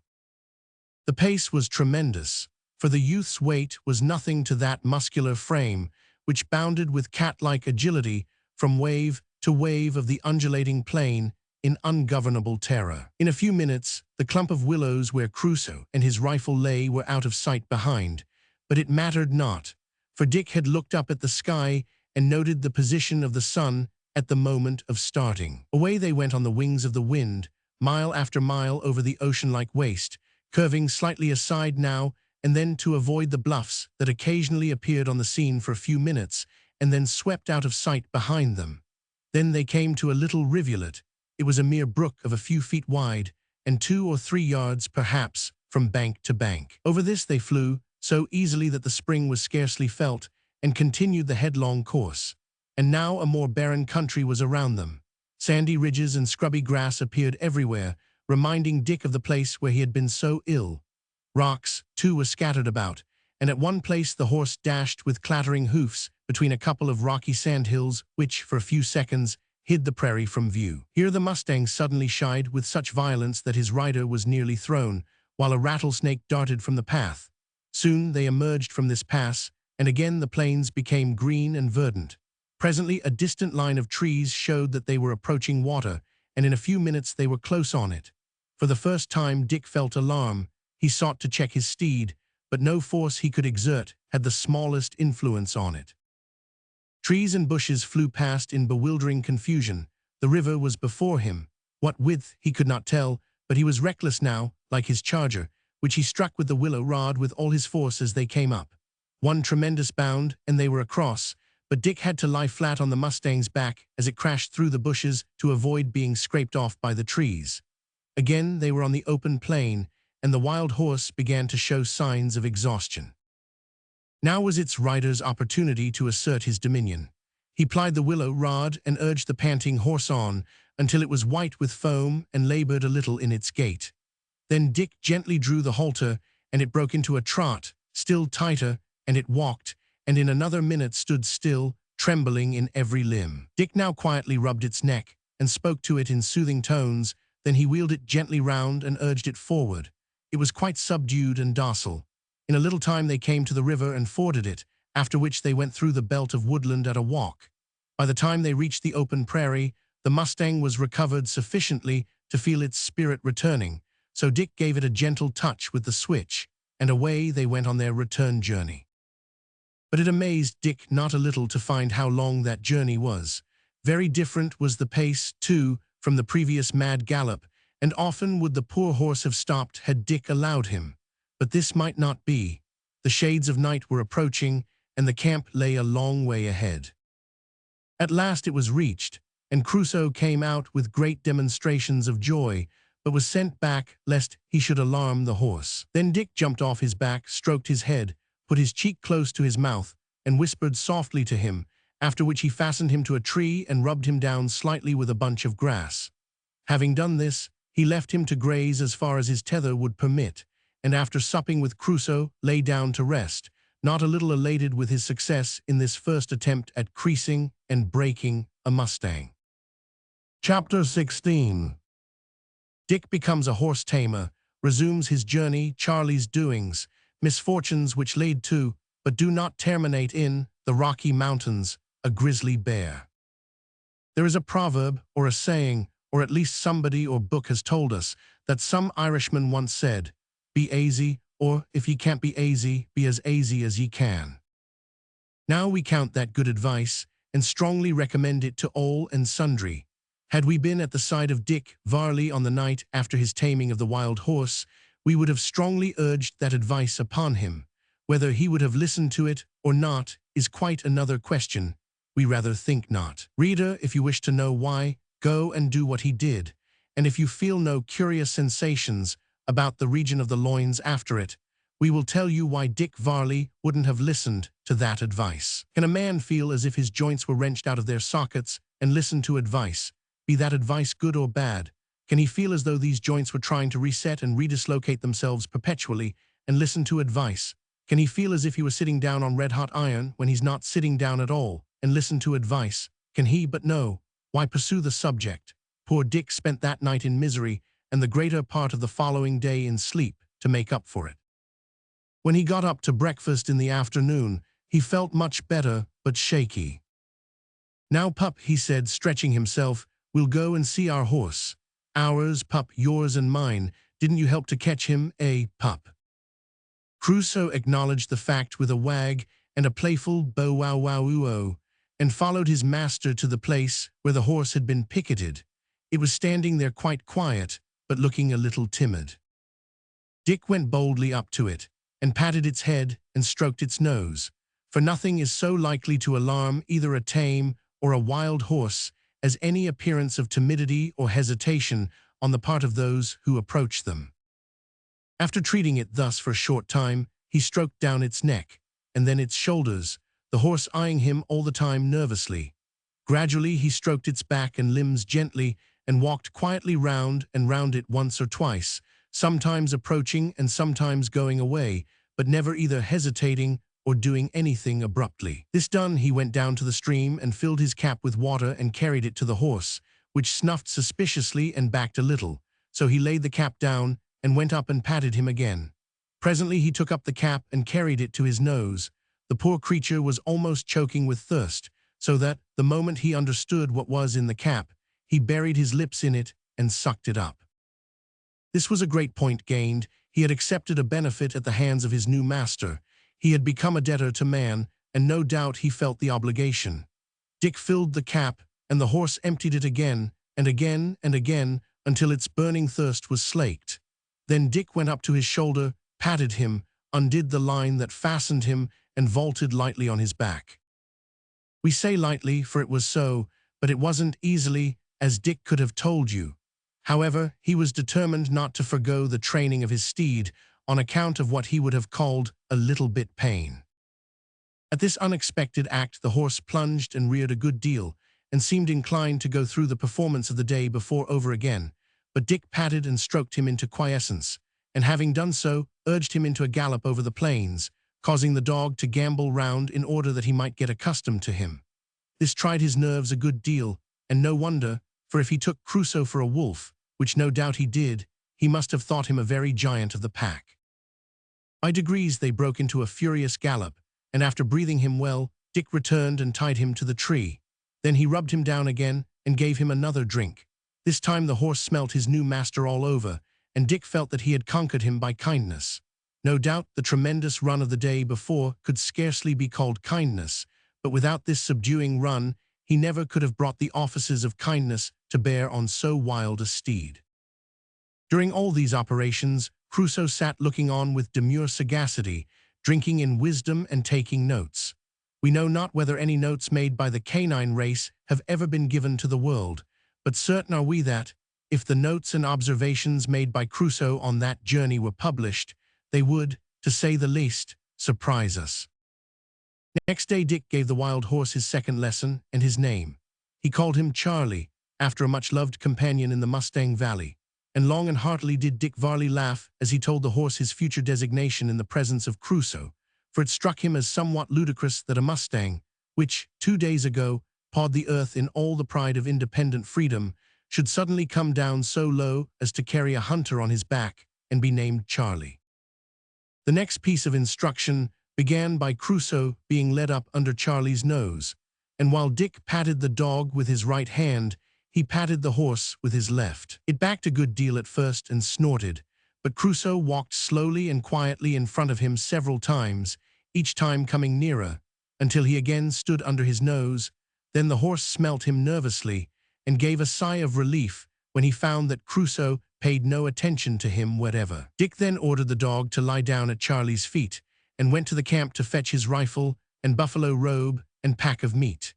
These and all the other things belonging to him were presented for inspection one by one to the horse, who arched his neck and put forward his ears and eyed them at first, but smelt them all over and seemed to feel more easy in his mind. Next the buffalo robe was rubbed over his nose, then over his eyes and head, then down his neck and shoulder, and lastly was placed on his back. Then it was taken off and flung on, After that it was strapped on, and the various little items of the camp were attached to it.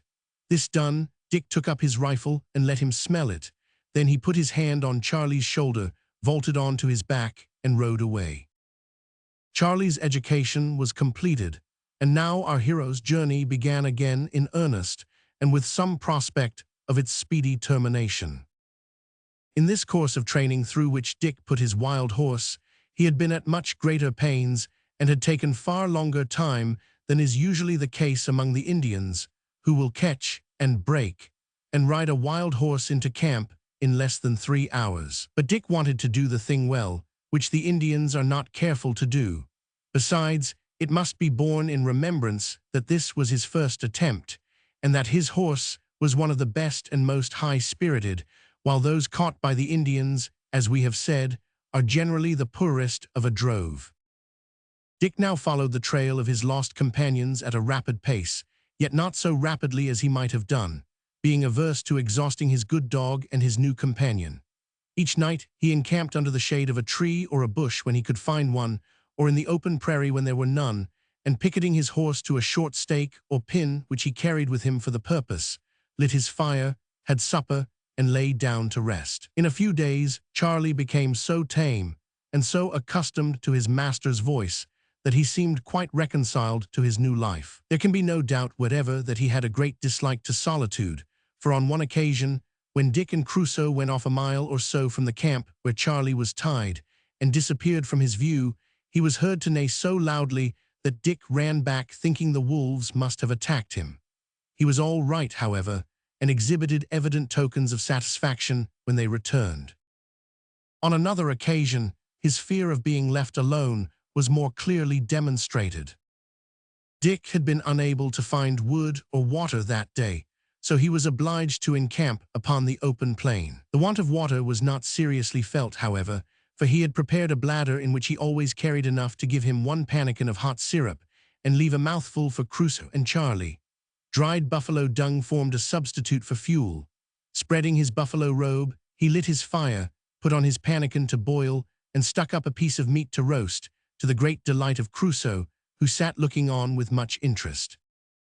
Suddenly Charlie, who was picketed a few 100 yards off in a grassy spot, broke his halter close by the headpiece, and with a snort of delight bounded away, prancing and kicking up his heels. Dick heaved a deep sigh, for he felt sure that his horse was gone. However, in a little Charlie stopped and raised his nose high in the air, as if to look for his old equine companions. But they were gone, no answering neigh replied to his, and he felt, probably for the first time, that he was really alone in the world. Having no power of smell, whereby he might have traced them out as the dog would have done, he looked in a bewildered and excited state all round the horizon. Then his eye fell on Dick and Crusoe sitting by their little fire. Charlie looked hard at them, and then again at the horizon, and then, coming to the conclusion, no doubt, that the matter was quite beyond his comprehension, he quietly took to feeding. Dick availed himself of the chance and tried to catch him, but he spent an hour with Crusoe in the vain attempt, and at last they gave it up in disgust and returned to the fire, where they finished their supper and went to bed. Next morning they saw Charlie feeding close at hand, so they took breakfast and tried to catch him again. But it was of no use. He was evidently coquetting with them and dodged about and defied their utmost efforts, for there was only a few inches of line hanging to his head. At last it occurred to Dick that he would try the experiment of forsaking him. So he packed up his things, rolled up the buffalo robe, threw it and the rifle on his shoulder, and walked deliberately away. "Come along, Crusoe," he cried after walking a few paces. But Crusoe stood by the fire with his head up and an expression on his face that said, "Hello, man, what's wrong? You forgot Charlie, hold on, are you mad?" "Come here, Crusoe," cried his master in a decided tone. Crusoe obeyed at once. Whatever mistake there might be, there was evidently none in that command, so he lowered his head and tail humbly and trotted on with his master. But he perpetually turned his head as he went, first on this side and then on that, to look and wonder at Charlie. When they were far away on the plain, Charlie suddenly became aware that something was wrong. He trotted to the brow of a slope with his head and tail very high up indeed and looked after them. Then he looked at the fire and neighed.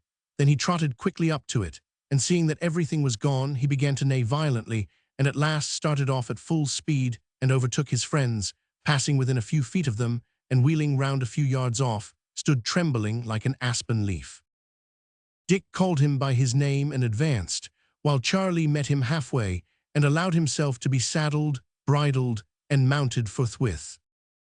After this, Dick had no further trouble with his wild horse. At his next camping place, which was in the midst of a cluster of bushes close beside a creek, Dick came unexpectedly upon a little wooden cross which marked the head of a grave. There was no inscription on it, but the Christian symbol told that it was the grave of a white man. It is impossible to describe the rush of mingled feelings that filled the soul of the young hunter as he leaned on the muzzle of his rifle and looked at this solitary resting place of one who, doubtless like himself, had been a roving hunter. Had he been young or old when he fell? Had he a mother in the distant settlement who watched and longed and waited for the sun that was never more to gladden her eyes? Had he been murdered, or had he died there and been buried by his sorrowing comrades? These and 1,000 questions passed rapidly through his mind as he gazed at the little cross. Suddenly he started. Could it be the grave of Joe or Henry?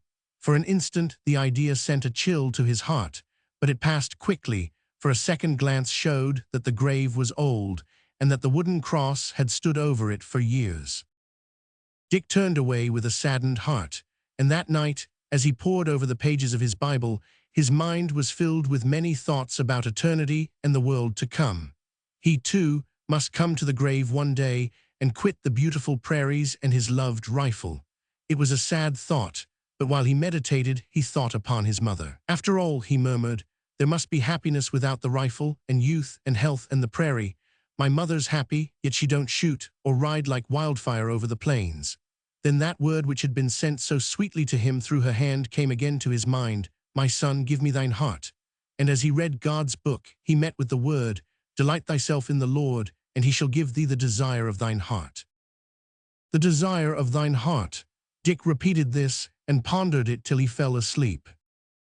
A misfortune soon after this befell Dick Varley, which well nigh caused him to give way to despair. For some time past, he had been approaching the eastern slopes of the Rocky Mountains, those ragged, jagged, mighty hills, which run through the whole continent from north to south in a continuous chain, and form, as it were, the backbone of America. One morning, as he threw the buffalo robe off his shoulders and sat up, he was horrified to find the whole earth covered with a mantle of snow.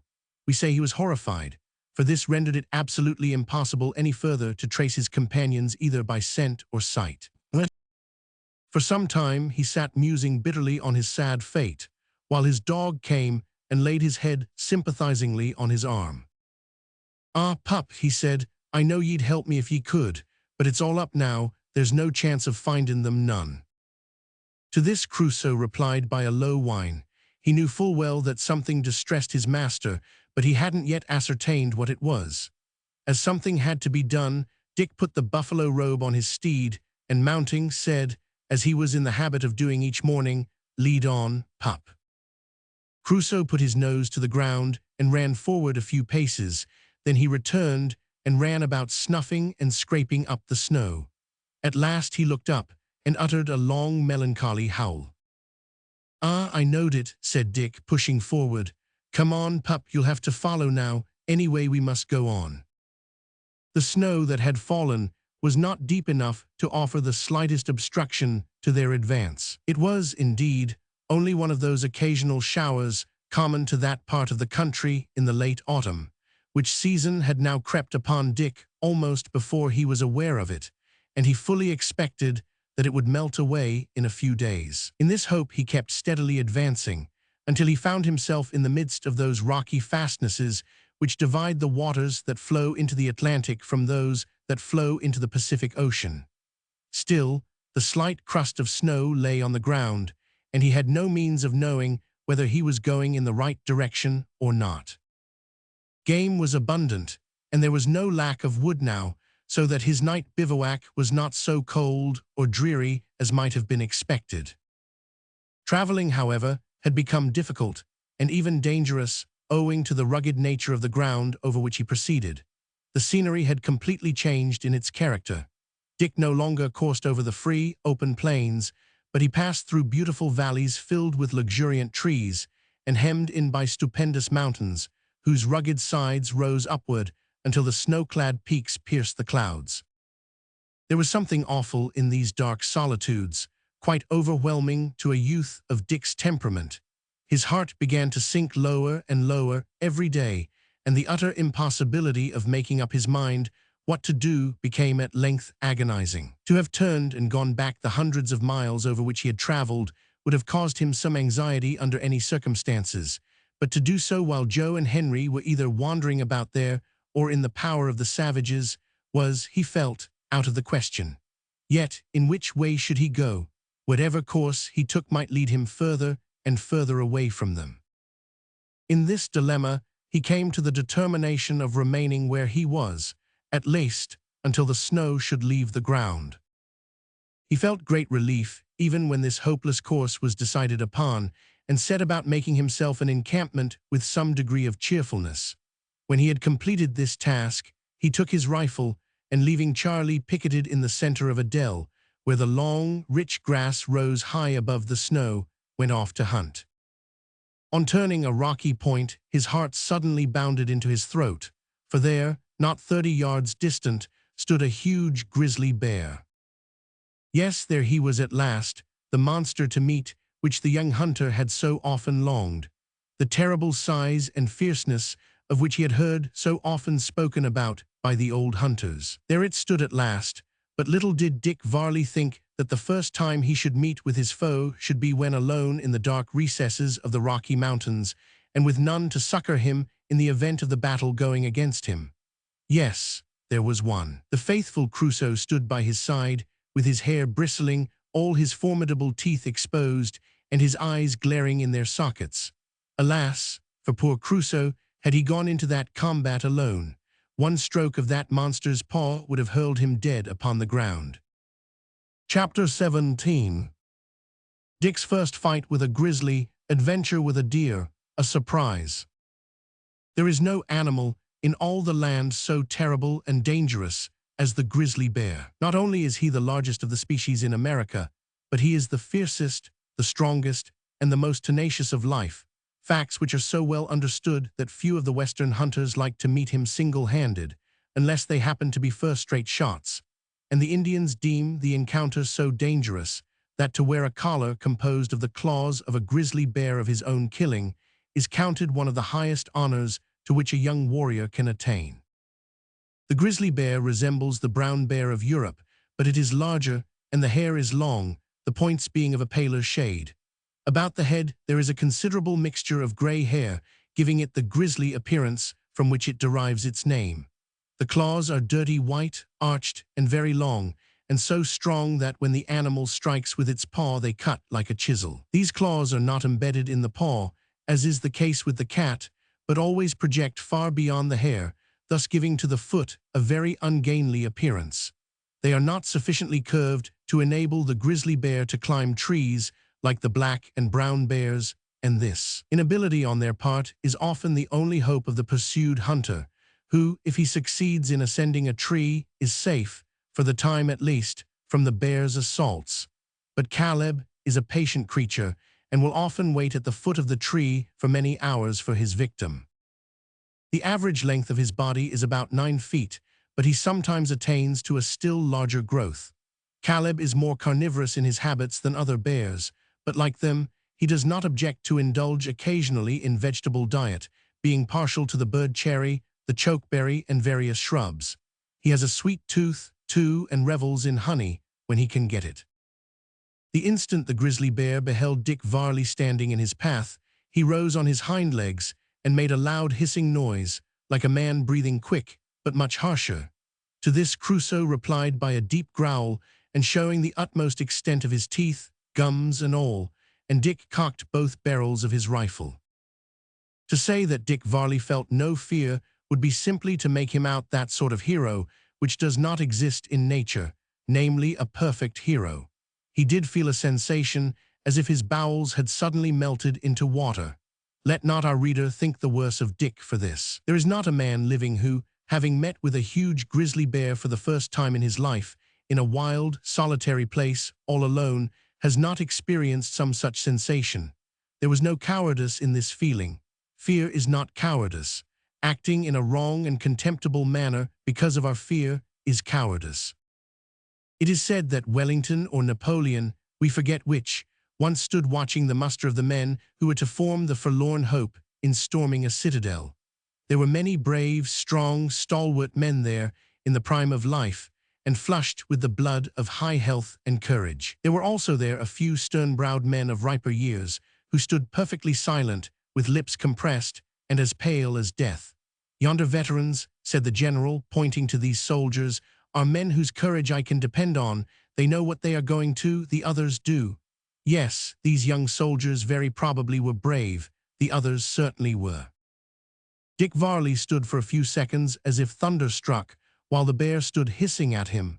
Then the liquefaction of his interior ceased, and he felt a glow of fire gush through his veins. Now Dick knew well enough that to fly from a grizzly bear was the sure and certain way of being torn to pieces, as when taken thus by surprise, they almost invariably follow a retreating enemy. He also knew that if he stood where he was, perfectly still, the bear would get uncomfortable under his stare and would retreat from him. But he neither intended to run away himself nor to allow the bear to do so. He intended to kill it, so he raised his rifle quickly, drew a bead, as the hunters express it, on the bear's heart and fired. It immediately dropped on its four legs and rushed at him. "Back, Crusoe, out of the way, pup," shouted Dick, as his favorite was about to spring forward. The dog retired, and Dick leaped behind a tree. As the bear passed, he gave it the contents of the second barrel behind the shoulder, which brought it down, but in another moment it rose and again rushed at him.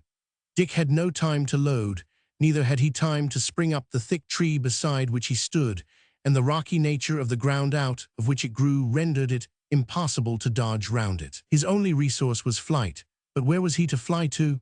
If he ran along the open track, the bear would overtake him in a few seconds. On the right was a sheer precipice, 100 feet high. On the left was an impenetrable thicket. In despair, he thought for an instant of clubbing his rifle and meeting the monster in close conflict, but the utter hopelessness of such an effort was too apparent to be entertained for a moment. He glanced up at the overhanging cliffs. There were one or two rents and projections close above him. In the twinkling of an eye, he sprang up and grasped a ledge of about an inch broad, 10 or 12 feet up, to which he clung while he glanced upward.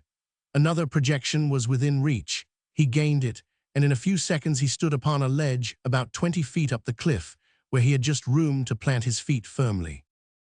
Without waiting to look behind, he seized his powder horn and loaded one barrel of his rifle, and well was it for him that his early training had fitted him to do this with rapidity, for the bear dashed up the precipice after him at once.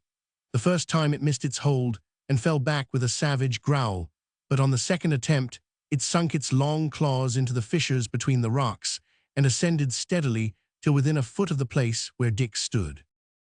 At this moment Crusoe's obedience gave way before a sense of Dick's danger. Uttering one of his lion-like roars, he rushed up the precipice with such violence that, although naturally unable to climb, he reached and seized the bear's flank, despite his master's stern order to keep back. And in a moment, the two rolled down the face of the rock together, just as Dick completed loading. Knowing that one stroke of the bear's paw would be certain death to his poor dog, Dick leaped from his perch, and with one bound reached the ground at the same moment with the struggling animals, and close beside them, and before they had ceased rolling, he placed the muzzle of his rifle into the bear's ear and blew out its brains. Crusoe, strange to say, escaped with only one scratch on the side. It was a deep one, but not dangerous, and gave him but little pain at the time, although it caused him many a smart for some weeks after. Thus happily ended Dick's first encounter with a grizzly bear, and although, in the course of his wild life, he shot many specimens of Caleb, he used to say that he and Pup were never so near going under as on the day he dropped that bar. Having refreshed himself with a long draught from a neighboring rivulet and washed Crusoe's wound, Dick skinned the bear on the spot. "We chawed him up that time, didn't we, Pup?" said Dick, with a smile of satisfaction as he surveyed his prize. Crusoe looked up and assented to this. "Gave us a hard tussle, though. Very nigh sent us both under, didn't he, pup?" Crusoe agreed entirely, and, as if the remark reminded him of honorable scars, he licked his wound. "Ah, pup," cried Dick sympathetically, "does it hurt ye, poor dog?" "Hurt him, such a question? No, he should think not. Better ask if that leap from the precipice hurt yourself." So Crusoe might have said, but he didn't. He took no notice of the remark whatever. "We'll cut him up now, pup," continued Dick. "The skin'll make a splendid bed for you and me nights, and a saddle for Charlie." Dick cut out all the claws of the bear by the roots, and spent the remainder of that night in cleaning them and stringing them on a strip of leather to form a necklace. Independently of the value of these enormous claws, the largest as long as a man's middle finger, as an evidence of prowess, they formed a remarkably graceful collar, which Dick wore round his neck ever after with as much pride as if he had been a Pawnee warrior. When it was finished, he held it out at arm's length and said, "Crusoe, my pup, ain't ye proud of it? I'll tell ye what it is, pup, the next time you and I floor Caleb, I'll put the claws round your neck, and make ye wear 'em ever arter, so I will." The dog did not seem quite to appreciate this piece of prospective good fortune. Vanity had no place in his honest breast, and sooth to say, it had not a large place in that of his master either, as we may well grant when we consider that this first display of it was on the occasion of his hunter's soul having at last realized its brightest daydream. Dick's dangers and triumphs seemed to accumulate on him rather thickly at this place, for on the very next day he had a narrow escape of being killed by a deer. The way of it was this. Having run short of meat, and not being particularly fond of grizzly bear steak, he shouldered his rifle and sallied forth in quest of game, accompanied by Crusoe, whose frequent glances towards his wounded side showed that, whatever may have been the case the day before, it hurt him now. They had not gone far when they came on the track of a deer in the snow, and followed it up till they spied a magnificent buck about 300 yards off, standing in a level patch of ground which was everywhere surrounded either by rocks or thicket. It was a long shot, but as the nature of the ground rendered it impossible for Dick to get nearer without being seen, he fired, and wounded the buck so badly that he came up with it in a few minutes. The snow had drifted in the place where it stood bolt upright, ready for a spring, so Dick went round a little way, Crusoe following, till he was in a proper position to fire again. Just as he pulled the trigger, Crusoe gave a howl behind him and disturbed his aim so that he feared he had missed, but the deer fell and he hurried towards it. On coming up, however, the buck sprang to its legs, rushed at him with its hair bristling, knocked him down in the snow, and deliberately commenced stamping him to death. Dick was stunned for a moment and lay quite still, so the deer left off pommeling him and stood looking at him. But the instant he moved, it plunged at him again and gave him another pounding, until he was content to lie still. This was done several times, and Dick felt his strength going fast. He was surprised that Crusoe did not come to his rescue, and once he cleared his mouth and whistled to him, but as the deer gave him another pounding for this, he didn't attempt it again. He now for the first time bethought him of his knife, and quietly drew it from his belt, but the deer observed the motion, and was on him again in a moment. Dick, however, sprang up on his left elbow, and making several desperate thrusts upward, succeeded in stabbing the animal to the heart. Rising and shaking the snow from his garments, he whistled loudly to Crusoe, and on listening, heard him whining piteously. He hurried to the place whence the sound came, and found that the poor dog had fallen into a deep pit or crevice in the rocks, which had been concealed from view by a crust of snow, and he was now making frantic but unavailing efforts to leap out. Dick soon freed him from his prison by means of his belt, which he let down for the dog to grasp, and then returned to camp with as much deer meat as he could carry. Deer meat it certainly was to him, for it had nearly cost him his life, and left him all black and blue for weeks after. Happily no bones were broken, so the incident only confined him a day to his encampment. Soon after this, the snow fell thicker than ever, and it became evident that an unusually early winter was about to set in among the mountains. This was a terrible calamity, for if the regular snow of winter set in, it would be impossible for him either to advance or retreat. While he was sitting on his bare skin by the campfire one day, thinking anxiously what he should do, and feeling that he must either make the attempt to escape or perish miserably in that secluded spot, a strange, unwanted sound struck upon his ear, and caused both him and Crusoe to spring violently to their feet and listen. Could he be dreaming? It seemed like the sound of human voices. For a moment he stood with his eyes riveted on the ground, his lips apart and his nostrils distended, as he listened with the utmost intensity. Then he darted out and bounded round the edge of a rock which concealed an extensive but narrow valley from his view, and there, to his amazement, he beheld a band of about 100 human beings advancing on horseback slowly through the snow. Chapter 18. A surprise and a piece of good news. The fur traders, Crusoe proved, and the pagans pursued.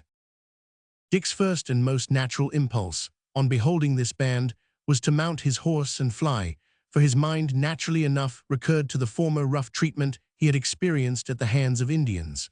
On second thoughts, however, he considered it wiser to throw himself upon the hospitality of the strangers.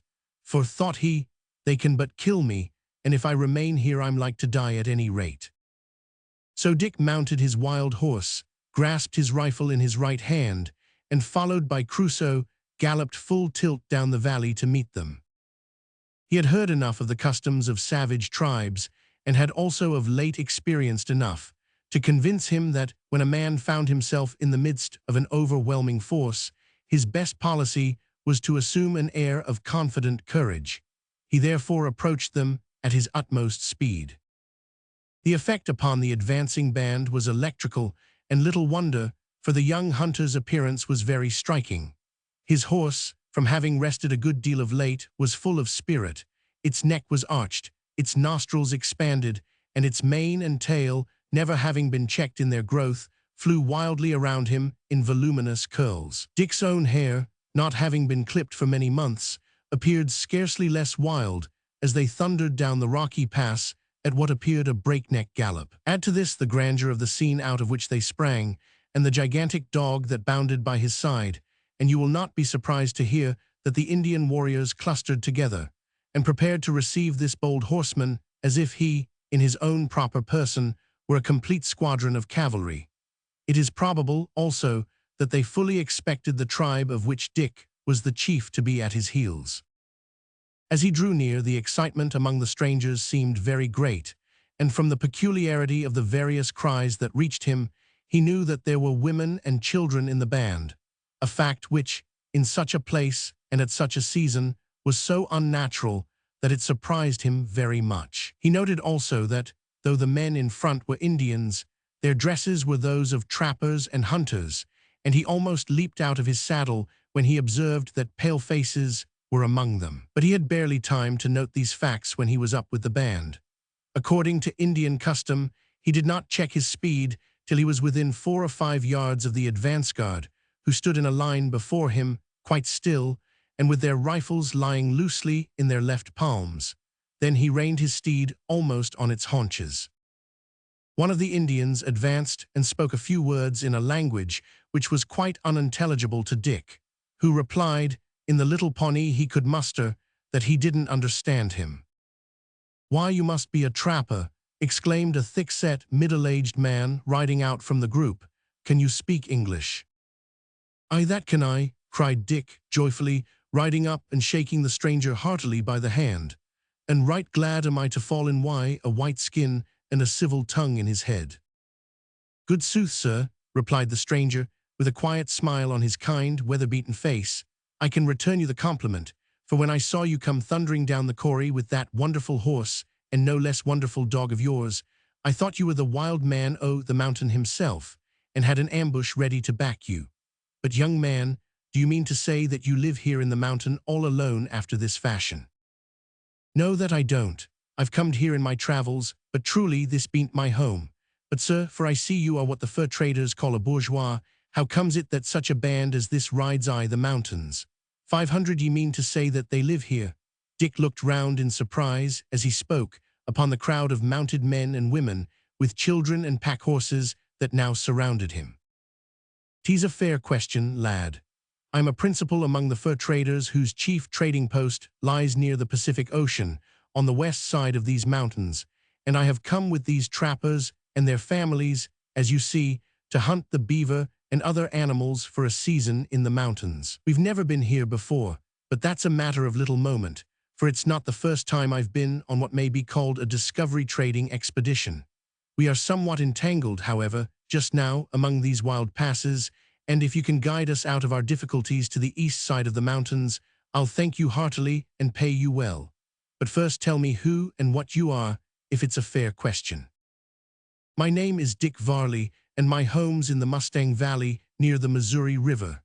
As to what I am, I'm nothing yet, but I hope to deserve the name o' a hunter someday. I can guide you to the east side o' the mountains, for I've come from there, but more than that I can't do, for I'm a stranger to the country here, like yourself. But you're on the east side o' the mountains already, if I mistake not. Only these mountains are so rugged and jumbled up that it's not easy tellin' where ye are. And what," continued Dick, "may be the name o' the bourgeois who speaks to me?"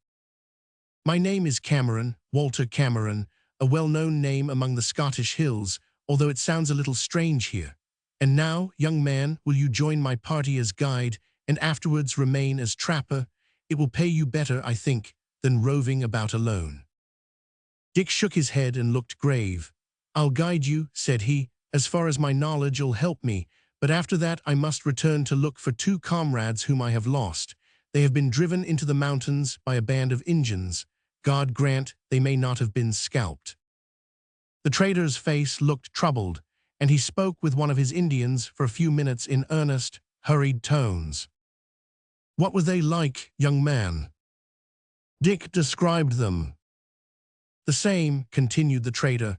"They've been seen, lad, not more than 2 days ago by this Indian here, when he was out hunting alone some miles away from our camp. He came suddenly on a band of Indians who had 2 prisoners with them, such as you describe. They were stout, said you?" "Yes, both of them," cried Dick, listening with intense eagerness. "Aye, they were tied to their horses, and from what I know of these fellows I'm sure they're doomed. But I'll help you, my friend, as well as I can. They can't be far from this. I treated my Indian's story about them as a mere fabrication, for he's the most notorious liar in my company, but he seems to have spoken truth for once." Thanks, good sir," cried Dick. "Had we not best turn back and follow them at once?" "Nay, friend, not quite so fast," replied Cameron, pointing to his people. "These must be provided for first, but I shall be ready before the sun goes down. And now, as I presume you don't bivouac in the snow, will you kindly conduct us to your encampment, if it be not far hence?" Although burning with impatience to fly to the rescue of his friends, Dick felt constrained to comply with so reasonable a request, so he led the way to his camping place, where the band of fur traders immediately began to pitch their tents, cut down wood, kindle fires, fill their kettles with water, cook their food, and in fact, make themselves comfortable. The wild spot which an hour before had been so still and grand and gloomy was now, as if by magic, transformed into a bustling village, with bright fires blazing among the rocks and bushes, and merry voices of men, women, and children ringing in the air. It seemed almost incredible, and no wonder Dick, in his bewilderment, had difficulty in believing it was not all a dream. In days long gone by, the fur trade in that country was carried on in a very different way from the manner in which it is now conducted. These wild regions, indeed, are still as lonesome and untenanted, save by wild beasts and wandering tribes of Indians, as they were then. But the Indians of the present day have become accustomed to the pale-faced trader, whose little wooden forts or trading posts are dotted here and there at wide intervals all over the land. But in the days of which we write, it was not so. The fur traders at that time went forth in armed bands into the heart of the Indians' country, and he who went forth did so with his life in his hand. As in the case of the soldier who went out to battle, there was great probability that he might never return. The band of which Walter Cameron was the chief had, many months before, started from one of the distant posts of Oregon on a hunting expedition into the then totally unknown lands of the Snake Indians. It consisted of about 60 men, 30 women, and as many children of various ages, about 120 souls in all. Many of the boys were capable of using the gun and setting a beaver trap. The men were a most motley set. There were Canadians, half-breeds, Iroquois, and Scotchmen. Most of the women had Indian blood in their veins, and a few were pure Indians. The equipment of this strange band consisted of upwards of 200 beaver traps, which are similar to our rat traps, with this difference that they have 2 springs and no teeth, 70 guns, a few articles for trade with the Indians, and a large supply of powder and ball, the whole men, women, children, goods, and chattels being carried on the backs of nearly 400 horses. Many of these horses, at starting, were not laden, being designed for the transport of furs that were to be taken in the course of the season. For food, this adventurous party depended entirely on their guns, and during the march, hunters were kept constantly out ahead. As a matter of course, their living was precarious.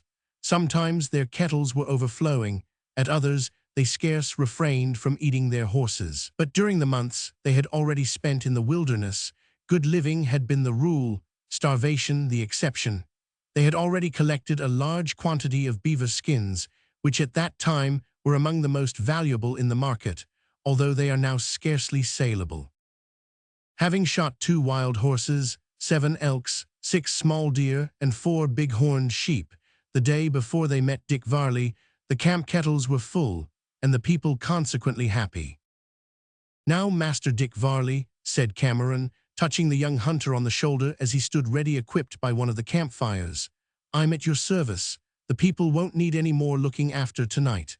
I'll divide my men. 30 shall go after this rascally band of pagans, for such I believe they are, and 30 shall remain to guard the camp.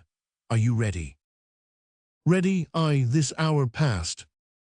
"Mount then, lad.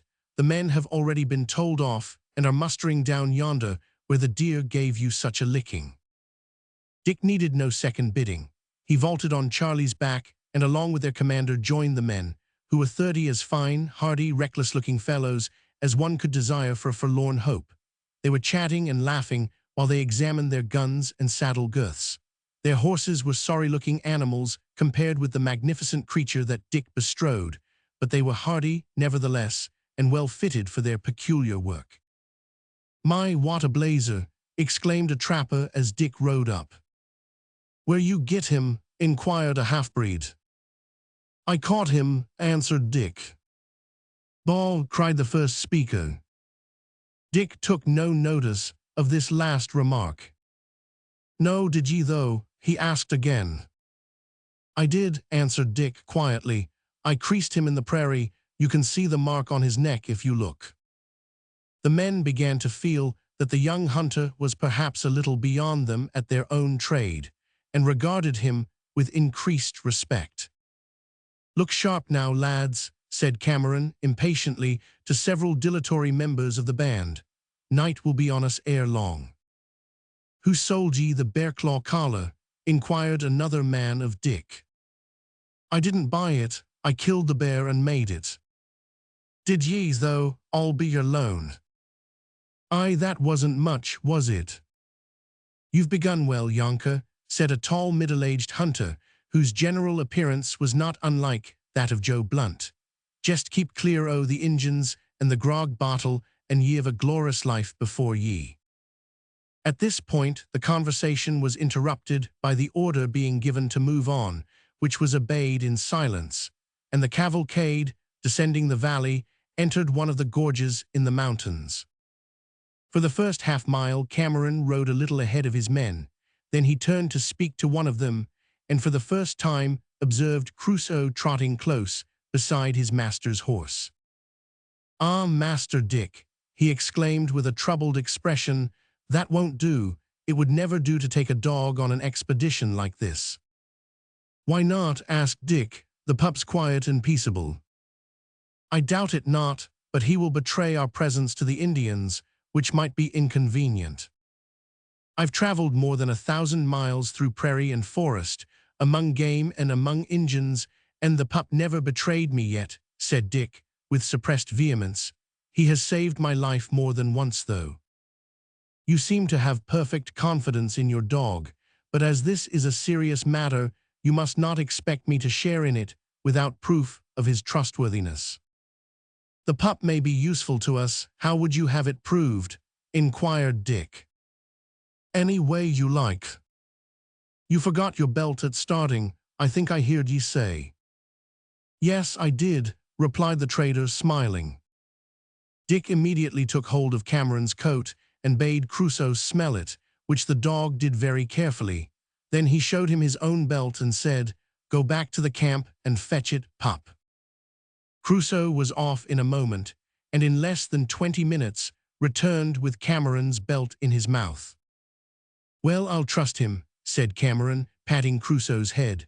"Forward, lads," and away they went at a brisk trot along the bottom of a beautiful valley on each side of which the mountains towered in dark masses. Soon the moon rose and afforded light sufficient to enable them to travel all night in the track of the Indian hunter who said he had seen the pagans, and who was constituted guide to the party. Hour after hour the horsemen pressed on without check, now galloping over a level plain, now bounding by the banks of a rivulet, or bending their heads to escape the boughs of overhanging trees, and anon toiling slowly up among the rocks of some narrow defile. At last the moon set, and the order was given to halt in a little plain where there was wood and water.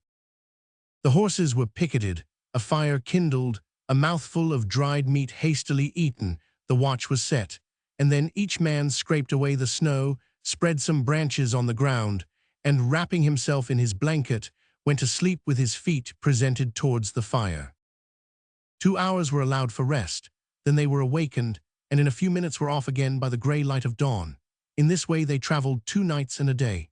At the end of that time, they came suddenly on a small party of 9 Indians who were seated on the ground with their snowshoes and blankets by their sides. They had evidently been taken by surprise, but they made no attempt to escape, knowing that it was useless. Each sat still with his bow and arrows between his legs on the ground ready for instant use. As soon as Cameron spoke, however, in their own language, they felt relieved and began to talk. "Where do you come from, and what are you doing here?" asked the trader. "We have come to trade with the white men," one of them replied, "and to hunt. We have come from the Missouri. Our country is far away." "Do pagans hunt with war arrows?" asked Cameron, pointing to their weapons. This question seemed to perplex them, for they saw that their interrogator knew the difference between a war and a hunting arrow, the former being barbed in order to render its extraction from the wound difficult, while the head of the latter is round and can be drawn out of game that has been killed and used again. "And do pagans," continued Cameron, "come from a far country to trade with the white men with nothing?" Again the Indians were silent, for they had not an article of trade about them. Cameron now felt convinced that this party of pagans, into whose hands Joe Blunt and Henry had fallen, were nothing else than a war party, and that the men now before him were a scouting party sent out from them, probably to spy out his own camp, on the trail of which they had fallen, so he said to them. "The pagans are not wise men, they tell lies to the traders. I will tell you that you are a war party, and that you are only a few warriors sent out to spy the traders' camp. You have also 2 pale-faced prisoners in your camp. You cannot deceive me. It is useless to try. Now conduct me to your camp. My object is not war, it is peace. I will speak with your chiefs about trading with the white men, and we will smoke the pipe of peace. Are my words good?" Despite their proverbial control of muscle, these Indians could not conceal their astonishment at hearing so much of their affairs thus laid bare. So they said that the pale-faced chief was wise, that he must be a great medicine man, and that what he said was all true except about the white men. They had never seen any pale faces and knew nothing whatever about those he spoke of. This was a terrible piece of news to poor Dick, and at first his heart fairly sank within him, but by degrees he came to be more hopeful. He concluded that if these men told lies in regard to one thing, they would do it in regard to another, and perhaps they might have some strong reason for denying any knowledge of Joe and Henry.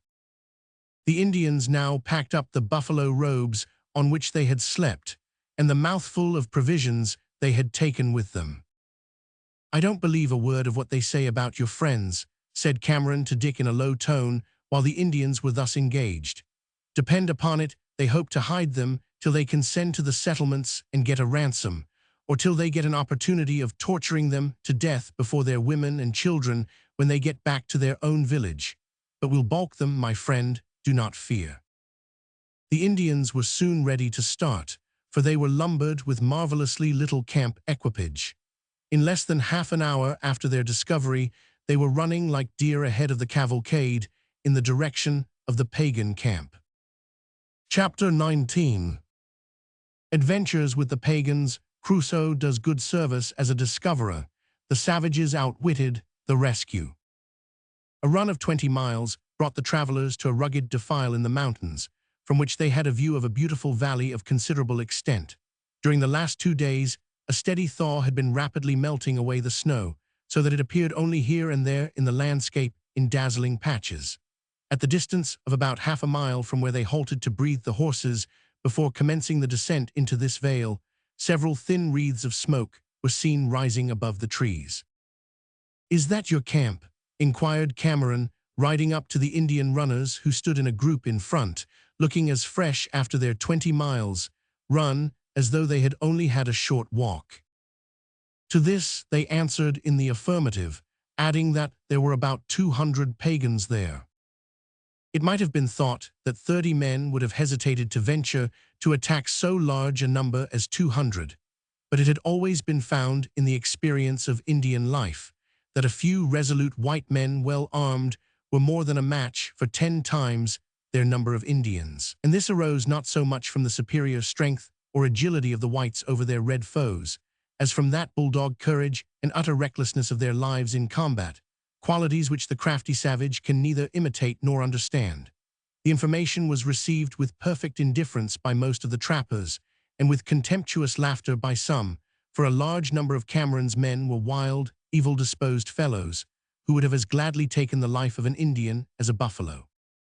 Just as the word was given to resume the march, Dick Varley rode up to Cameron and said in a somewhat anxious tone, "500 ye obsarve, sir, that the Redskins has gone off ahead o' his comrades."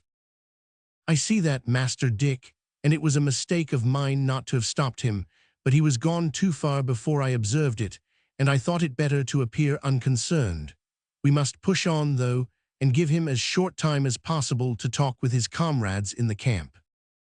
The trappers pressed forward accordingly at a gallop, and were soon in front of the clump of trees amongst which the pagans were encamped. Their approach had evidently spread great alarm among them, for there was a good deal of bustle and running to and fro, but by the time the trappers had dismounted and advanced in a body on foot, the savages had resumed their usual quiet dignity of appearance, and were seated calmly round their fires with their bows and arrows beside them. There were no tents, no women or children, and the general aspect of the men showed Cameron conclusively that his surmise about their being a war party was correct. A council was immediately called. The trappers ranged themselves on one side of the council fire and the Indians on the other. Meanwhile, our friend Crusoe had been displaying considerable irritability against the Indians, and he would certainly have attacked the whole 200 single-handed if he had not been ordered by his master to lie still. But never in his life before had Crusoe obeyed with such a bad grace. He bristled and whined in a low, tremulous tone, and looked imploringly at Dick, as if for permission to fly at them. "The pale-faced traders are glad to meet with the pagans," began Cameron, who determined to make no allusion to his knowledge that they were a war party, "for they wish to be friends with all the children of the woods and prairies. They wish to trade with them, to exchange blankets and guns and beads and other goods which the pagans require, for furs of animals which the pale-faces require." "Ho, ho!" exclaimed the Indians, which expression might be translated, "Hear, hear." "But," continued Cameron, "we wish to have no war. We wish to see the hatchet buried, and to see all the red men and the white men smoking the pipe of peace and hunting like brothers." The ho-hoing at this was very emphatic. "Now," resumed the trader, "the pagans have got 2 prisoners, 2 pale-faces, in their camp, and as we cannot be on good terms while our brothers are detained, we have come to ask for them, and to present some gifts to the pagans. To this there was no ho at all, but a prolonged silence, which was at length interrupted by a tall chief stepping forward to address the trappers. "What the pale-faced chief has said is good," began the Indian. "His words are wise, and his heart is not double. The red men are willing to smoke the pipe of peace, and to hunt with all men as brothers, but they cannot do it while many of their scalps are hanging in the lodges of their enemies and fringing the robes of the warriors. The pagans must have vengeance, then they will make peace." After a short pause he continued, "The chief is wrong when he says there are pale-faces in the pagan camp. The pagans are not at war with the pale-faces, neither have they seen any on their march. The camp is open. Let the pale-faces look round and see that what we say is true." The chief waved his hand towards his warriors as he concluded, as if to say, "Search amongst them. There are no pale-faces there."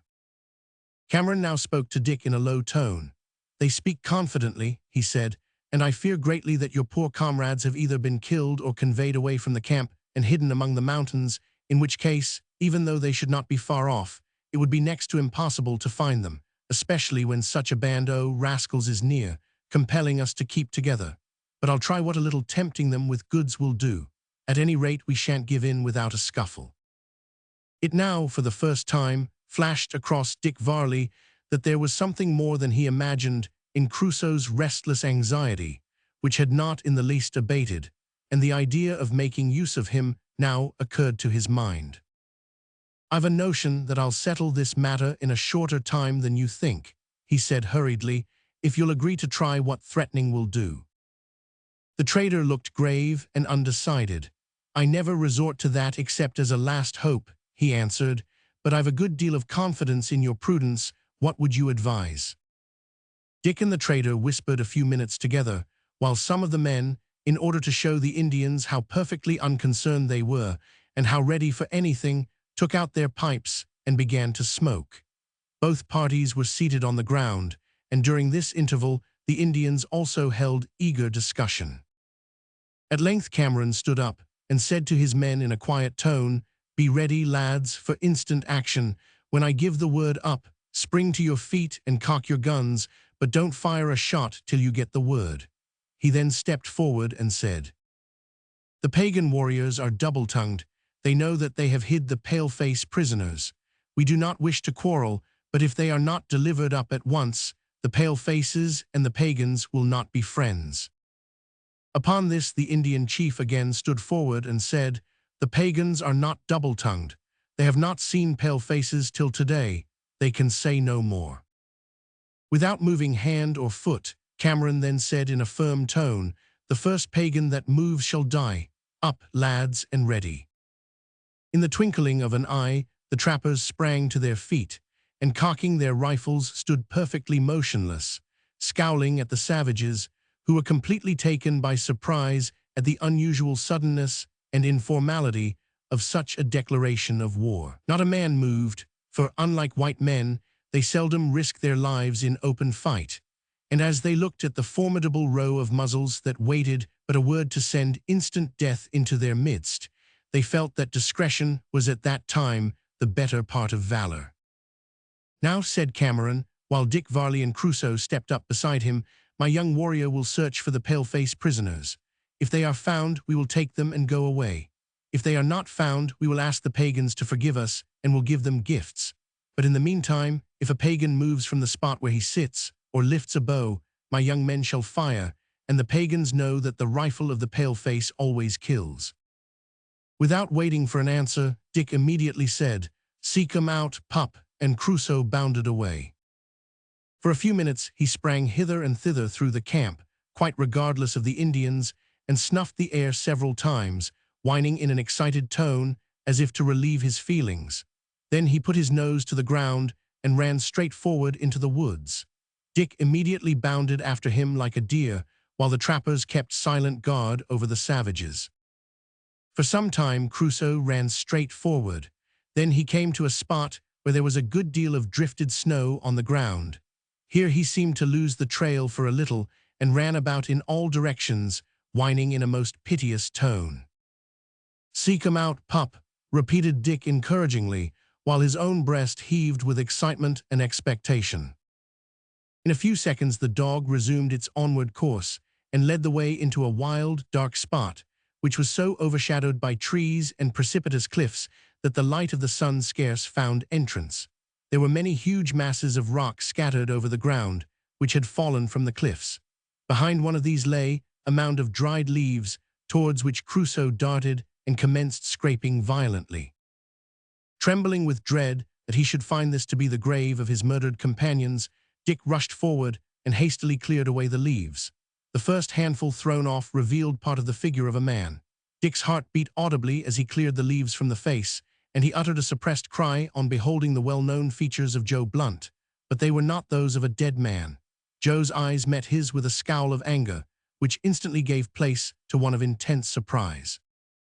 "Joe Blunt!" exclaimed Dick in a voice of intense amazement, while Crusoe sniffed round the heap of leaves and whined with excitement. But Joe did not move, neither did he speak a word in reply, for the very good reasons that his mouth was tightly bound with a band of leather, his hands and feet were tied, and his whole body was secured in a rigid, immovable position by being bound to a pole of about his own length. In a moment Dick's knife was out, bands and cords were severed, and Joe Blunt was free. "Thank God!" exclaimed Joe with a deep, earnest sigh the instant his lips were loosened. "And thanks to you, lad," he added, endeavoring to rise, but his limbs had become so benumbed in consequence of the cords by which they had been compressed, that for some time he could not move.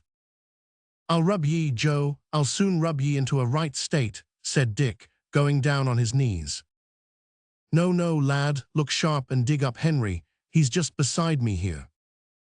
Dick immediately rose, and pushing aside the heap of leaves, found Henry securely bound in the same fashion. But he could scarce refrain from laughing at the expression of that worthy's face. Hearing the voices of Joe and Dick Varley in conversation, though unable to see their persons, he was filled with such unbounded amazement that his eyes, when uncovered, were found to be at their largest possible stretch, and as for the eyebrows, they were gone, utterly lost among the roots of his voluminous hair. "Henry, friend, I knew I should find ye," said Dick, cutting the thongs that bound him. "Get up if ye can, we haven't much time to lose, and mayhap we'll have to fight afore we're done wi' the redskins. Can ye rise?" Henry could do nothing but lie on his back and gasp. Possible, moan Freer. Oh, non, not possible, oui, my broder Dick."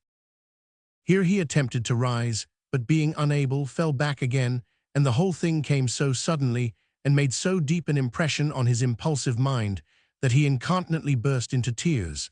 Then he burst into a long laugh. Suddenly he paused, and scrambling up to a sitting posture, looked earnestly into Dick's face through his tearful eyes. "Oh, non," he exclaimed, stretching himself out at full length again and closing his eyes. "It are too good to be true. I am dream. I will wait till I am wake." Dick roused him out of this resolute sleep, however, somewhat roughly. Meanwhile Joe had rubbed and kicked himself into a state of animation, exclaiming that he felt as if he was walking on 1,000 needles and pins, and in a few minutes they were ready to accompany their overjoyed deliverer back to the pagan camp.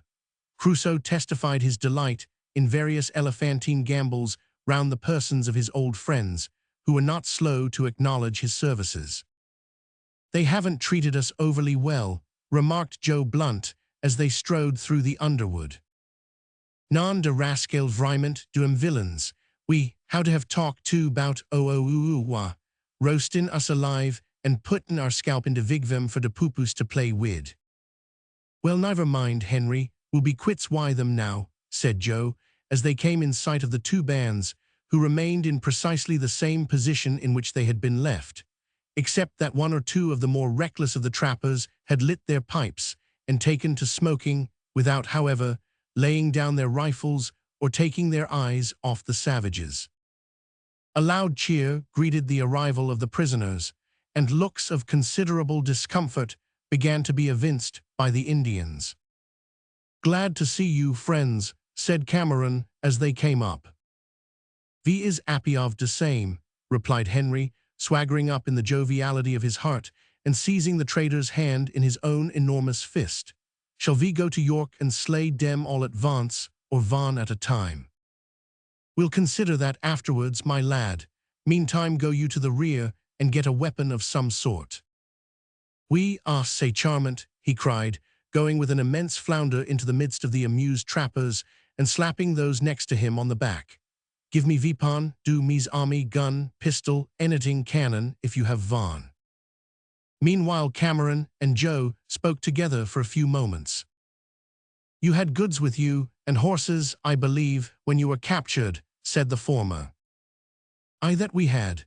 Yonder stand the horses under the pine tree, along why the rest o' the red-skin troop, and a hard time they've had o', as their bones may tell without speaking. As for the goods," he continued, glancing round the camp, "I don't know where. Yes, there they be in the old pack, I see, all safe." Cameron now addressed the Indians. "The pagans," he said, "have not done well. Their hearts have not been true to the pale faces. Even now I could take your scalps where you sit, but white men do not like war, they do not like revenge. The pagans may go free."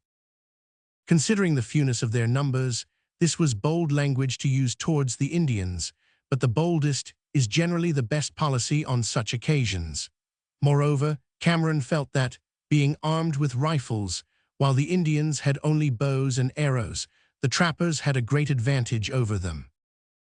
The Indian who had spoken before now rose and said he was sorry there should be any cause of difference between them, and added he was sorry for a great many more things besides, but he did not say he was sorry for having told a lie. "But before you go, you must deliver up the horses and goods belonging to these men," said Cameron, pointing to Joe and Henry. This was agreed to. The horses were led out, the two little packs containing Joe's goods were strapped upon them, and then the trappers turned to depart. The Indians did not move until they had mounted. Then they rose and advanced in a body to the edge of the wood to see the palefaces go away. Meanwhile Joe spoke a few words to Cameron, and the men were ordered to halt, while the former dismounted and led his horse towards the band of savages. "Pagans," he said, "you know the object for which I came into this country was to make peace between you and the palefaces. I have often told you so when you would not listen, and when you told me that I had a double heart and told lies. You were wrong when you said this, but I do not wonder, for you live among nations who do not fear God and who think it right to lie. I now repeat to you what I said before. It would be good for the red men if they would make peace with the palefaces, and if they would make peace with each other. I will now convince you that I am in earnest and have all along been speaking the truth." Hereupon Joe Blunt opened his bundle of goods and presented fully one half of the gaudy and brilliant contents to the astonished Indians, who seemed quite taken aback by such generous treatment. The result of this was that the two parties separated with mutual expressions of esteem and goodwill. The Indians then returned to the forest, and the white men galloped back to their camp among the hills. Chapter 20. New plans. Our travelers join the fur traders and see many strange things, a curious fight, a narrow escape, and a prisoner taken. Not long after the events related in the last chapter, our four friends, Dick and Joe and Henry and Crusoe, agreed to become for a time members of Walter Cameron's band of trappers. Joe joined because one of the objects which the traders had in view was similar to his own mission, namely, the promoting of peace among the various Indian tribes of the mountains and plains to the west. Joe therefore thought it a good opportunity of traveling with a band of men who could secure him a favorable hearing from the Indian tribes they might chance to meet with in the course of their wanderings. Besides, as the traders carried about a large supply of goods with them, he could easily replenish his own nearly exhausted pack by hunting wild animals and exchanging their skins for such articles as he might require. Dick joined because it afforded him an opportunity of seeing the wild, majestic scenery of the Rocky Mountains and shooting the big-horned sheep which abounded there, and the grizzly bars, as Joe named them, or Caleb, as they were more frequently styled by Henry and the other men. Henry joined because it was agreeable to the inclination of his own rollicking, blundering, floundering, crashing disposition, and because he would have joined anything that had been joined by the other two. Crusoe's reason for joining was single, simple, easy to be expressed, easy to be understood, and commendable. He joined because Dick did. The very day after the party left the encampment where Dick had shot the grizzly bear and the deer, he had the satisfaction of bringing down a splendid specimen of the big-horned sheep. It came suddenly out from a gorge of the mountain and stood upon the giddy edge of a tremendous precipice at a distance of about 250 yards. "You could not hit that," said a trapper to Henry, who was rather fond of jeering him about his short-sightedness. "Non," cried Henry, who didn't see the animal in the least. "Say you dat, we shall see," and he let fly with a promptitude that amazed his comrades, and with a result that drew from them peals of laughter. "Why, you have missed the mountain." "Oh non, dat am impossible." It was true, nevertheless, for his ball had been arrested in its flight by the stem of a tree not 20 yards before him. While the shot was yet ringing, and before the laugh above referred to had pealed forth, Dick Varley fired, and the animal, springing wildly into the air, fell down the precipice, and was almost dashed to pieces at their feet. This Rocky Mountain, or big-horned sheep, was a particularly large and fine one, but being a patriarch of the flock, was not well suited for food. It was considerably larger in size than the domestic sheep, and might be described as somewhat resembling a deer in the body and a ram in the head. Its horns were the chief point of interest to Dick, and truly they were astounding. Their enormous size was out of all proportion to the animal's body, and they curved backwards and downwards, and then curled up again in a sharp point. These creatures frequent the inaccessible heights of the Rocky Mountains and are difficult to approach. They have a great fondness for salt, and pay regular visits to the numerous caverns of these mountains, which are encrusted with a saline substance. Walter Cameron now changed his intention of proceeding to the eastward, as he found the country not so full of beaver at that particular spot as he had anticipated. He therefore turned towards the west, penetrated into the interior of the mountains, and took a considerable sweep through the lovely valleys on their western slopes. The expedition which this enterprising fur trader was conducting was one of the first that ever penetrated these wild regions in search of furs. The ground over which they traveled was quite new to them, and having no guide, they just moved about at haphazard, encamping on the margin of every stream or river on which signs of the presence of beaver were discovered, and setting their traps. Beaver skins at this time were worth 25 shillings apiece in the markets of civilized lands, and in the Snake country, through which our friends were traveling, thousands of them were to be had from the Indians for trinkets and baubles that were scarce worth a farthing. A beaver skin could be procured from the Indians for a brass finger ring or a penny looking-glass. Horses were also so numerous that one could be procured for an axe or a knife. Let not the reader, however, hastily conclude that the traders cheated the Indians in this traffic, though the profits were so enormous. The ring or the axe was indeed a trifle to the trader, but the beaver skin and the horse were equally trifles to the savage, who could procure as many of them as he chose with very little trouble, while the ring and the axe were in his estimation of priceless value. Besides, be it remembered, to carry that ring and that axe to the far distant haunts of the red man cost the trader weeks and months of constant toil, trouble, anxiety, and, alas, too frequently cost him his life. The state of trade is considerably modified in these regions at the present day. It is not more justly conducted, for, in respect of the value of goods given for furs, it was justly conducted then, but time and circumstances have tended more to equalize the relative values of articles of trade. The snow which had prematurely fallen had passed away, and the trappers now found themselves wandering about in a country so beautiful and a season so delightful that it would have seemed to them a perfect paradise, but for the savage tribes who hovered about them and kept them ever on the qui-vive. They soon passed from the immediate embrace of stupendous heights and dark gorges to a land of sloping ridges, which divided the country into 100 luxuriant vales, composed part of woodland and part of prairie. Through these numerous rivers and streams flowed deviously, beautifying the landscape and enriching the land. There were also many lakes of all sizes, and these swarmed with fish, while in some of them were found the much sought-after and highly esteemed beaver. Salt springs and hot springs of various temperatures abounded here, and many of the latter were so hot that meat could be boiled in them. Salt existed in all directions in abundance, and of good quality. A sulphurous spring was also discovered, bubbling out from the base of a perpendicular rock 300 feet high, the waters of which were dark blue and tasted like gunpowder. In short, the land presented every variety of feature calculated to charm the imagination and delight the eye. It was a mysterious land, too, for broad rivers burst in many places from the earth, flowed on a short space, and then disappeared as if by magic into the earth from which they rose. Natural bridges spanned the torrents in many places, and some of these were so correctly formed that it was difficult to believe they had not been built by the hand of man. They often appeared opportunely to our trappers and saved them the trouble and danger of fording rivers. Frequently, the whole band would stop in silent wonder and awe as they listened to the rushing of waters under their feet, as if another world of streams and rapids and cataracts were flowing below the crust of earth on which they stood.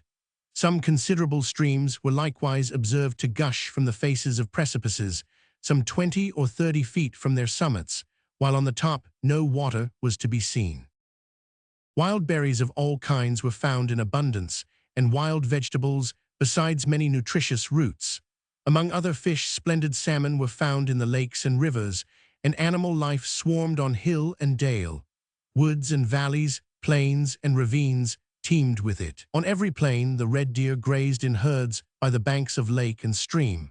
Wherever there were clusters of poplar and elder trees and saplings, the beaver was seen nibbling industriously with his sharp teeth, and committing as much havoc in the forests as if they had been armed with the woodman's axe. Otters sported in the eddies, raccoons sat in the treetops, the marten, the black fox, and the wolf prowled in the woods in quest of prey, mountain sheep and goats browsed on the rocky ridges, and badgers peeped from their holes. Here, too, the wild horse sprang snorting and disheveled from his mountain retreats, with flourishing mane and tail, spanking step and questioning gaze, and thundered away over the plains and valleys, while the rocks echoed back his shrill neigh. The huge, heavy, ungainly elk or moose deer trotted away from the travelers with speed equal to that of the mustang. Elk seldom gallop, their best speed is attained at the trot. Bears, too, black and brown and grizzly, roamed about everywhere. So numerous were all these creatures, that on one occasion the hunters of the party brought in 6 wild horses, 3 bears, 4 elks, and 30 red deer, having shot them all a short distance ahead of the main body and almost without diverging from the line of march. And this was a matter of everyday occurrence, as it had need to be, considering the number of mouths that had to be filled. The feathered tribes were not less numerous. Chief among these were eagles and vultures of uncommon size, the wild goose, wild duck, and the majestic swan. In the midst of such profusion, the trappers spent a happy time of it, when not molested by the savages, but they frequently lost a horse or two in consequence of the expertness of these thievish fellows. They often wandered, however, for days at a time without seeing an Indian, and at such times they enjoyed to the full the luxuries with which a bountiful God had blessed these romantic regions. Dick Varley was almost wild with delight. It was his first excursion into the remote wilderness. He was young, healthy, strong, and romantic, and it is a question whether his or his dog's heart, or that of the noble wild horse he bestrode, bounded most with joy at the glorious sights and sounds and influences by which they were surrounded. It would have been perfection had it not been for the frequent annoyance and alarms caused by the Indians. Alas, alas, that we who write and read about those wondrous scenes should have to condemn our own species as the most degraded of all the works of the Creator there. Yet so it is. Man, exercising his reason and conscience in the path of love and duty which his Creator points out, is God's noblest work. But man, left to the freedom of his own fallen will, sinks morally lower than the beasts that perish. Well may every Christian wish and pray that the name and the gospel of the blessed Jesus may be sent speedily to the dark places of the earth. For you may read of and talk about, but you cannot conceive the fiendish wickedness and cruelty which causes tearless eyes to glare and maddened hearts to burst in the lands of the heathen. While we are on this subject, let us add, and our young readers will come to know it if they are spared to see many years, that civilization alone will never improve the heart. Let history speak, and it will tell you that deeds of darkest hue have been perpetrated in so-called civilized, though pagan lands. Civilization is like the polish that beautifies inferior furniture, which water will wash off if it be but hot enough. Christianity resembles dye, which permeates every fiber of the fabric and which nothing can eradicate. The success of the trappers in procuring beaver here was great. In all sorts of creeks and rivers they were found. One day they came to one of the curious rivers before mentioned, which burst suddenly out of a plain, flowed on for several miles, and then disappeared into the earth as suddenly as it had risen. Even in this strange place beaver were seen, so the traps were set, and 150 were caught at the first lift. The manner in which the party proceeded was as follows. They marched in a mass in groups or in a long line, according to the nature of the ground over which they traveled. The hunters of the party went forward a mile or two in advance and scattered through the woods. After them came the advance guard, being the bravest and most stalwart of the men mounted on their best steeds and with rifle in hand. Immediately behind followed the women and children, also mounted, and the pack horses with the goods and camp equipage. Another band of trappers formed the rearguard to this imposing cavalcade. There was no strict regimental order kept, but the people soon came to adopt the arrangements that were most convenient for all parties, and at length fell naturally into their places in the line of march. Joe Blunt usually was the foremost and always the most successful of the hunters. He was therefore seldom seen on the march except at the hour of starting, and at night when he came back leading his horse, which always groaned under its heavy load of meat. Henry, being a hearty, jovial soul and fond of society, usually kept with the main body. As for Dick, he was everywhere at once, at least as much so as it is possible for human nature to be. His horse never wearied. It seemed to delight in going at full speed. No other horse in the troop could come near Charlie, and Dick indulged him by appearing now at the front, now at the rear, anon in the center, and frequently nowhere, having gone off with Crusoe, like a flash of lightning, after a buffalo or a deer. Dick soon proved himself to be the best hunter of the party, and it was not long before he fulfilled his promise to Crusoe and decorated his neck with a collar of grizzly bear claws. Well, when the trappers came to a river where there were signs of beaver, they called a halt and proceeded to select a safe and convenient spot near wood and water for the camp. Here the property of the band was securely piled in such a manner as to form a breastwork or slight fortification, and here Walter Cameron established headquarters. This was always the post of danger, being exposed to sudden attack by prowling savages who often dogged the footsteps of the party in their journeyings to see what they could steal.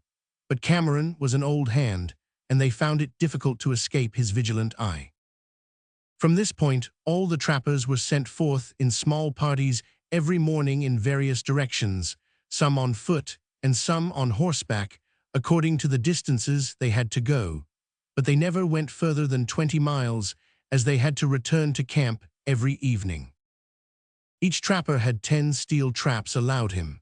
These he set every night and visited every morning, sometimes oftener, when practicable, selecting a spot in the stream where many trees had been cut down by beavers for the purpose of damming up the water. In some places, as many as 50 tree stumps were seen in one spot, within the compass of half an acre, all cut through at about 18 inches from the root.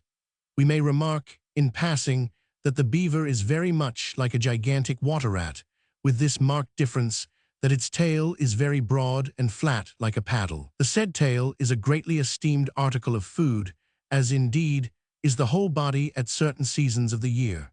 The beaver's forelegs are very small and short, and it uses its paws as hands to convey food to its mouth, sitting the while in an erect position on its hind legs and tail. Its fur is a dense coat of a grayish-colored down, concealed by long coarse hair, which lies smooth, and is of a bright chestnut color. Its teeth and jaws are of enormous power. With them it can cut through the branch of a tree as thick as a walking stick at one snap, and as we have said, it gnaws through thick trees themselves.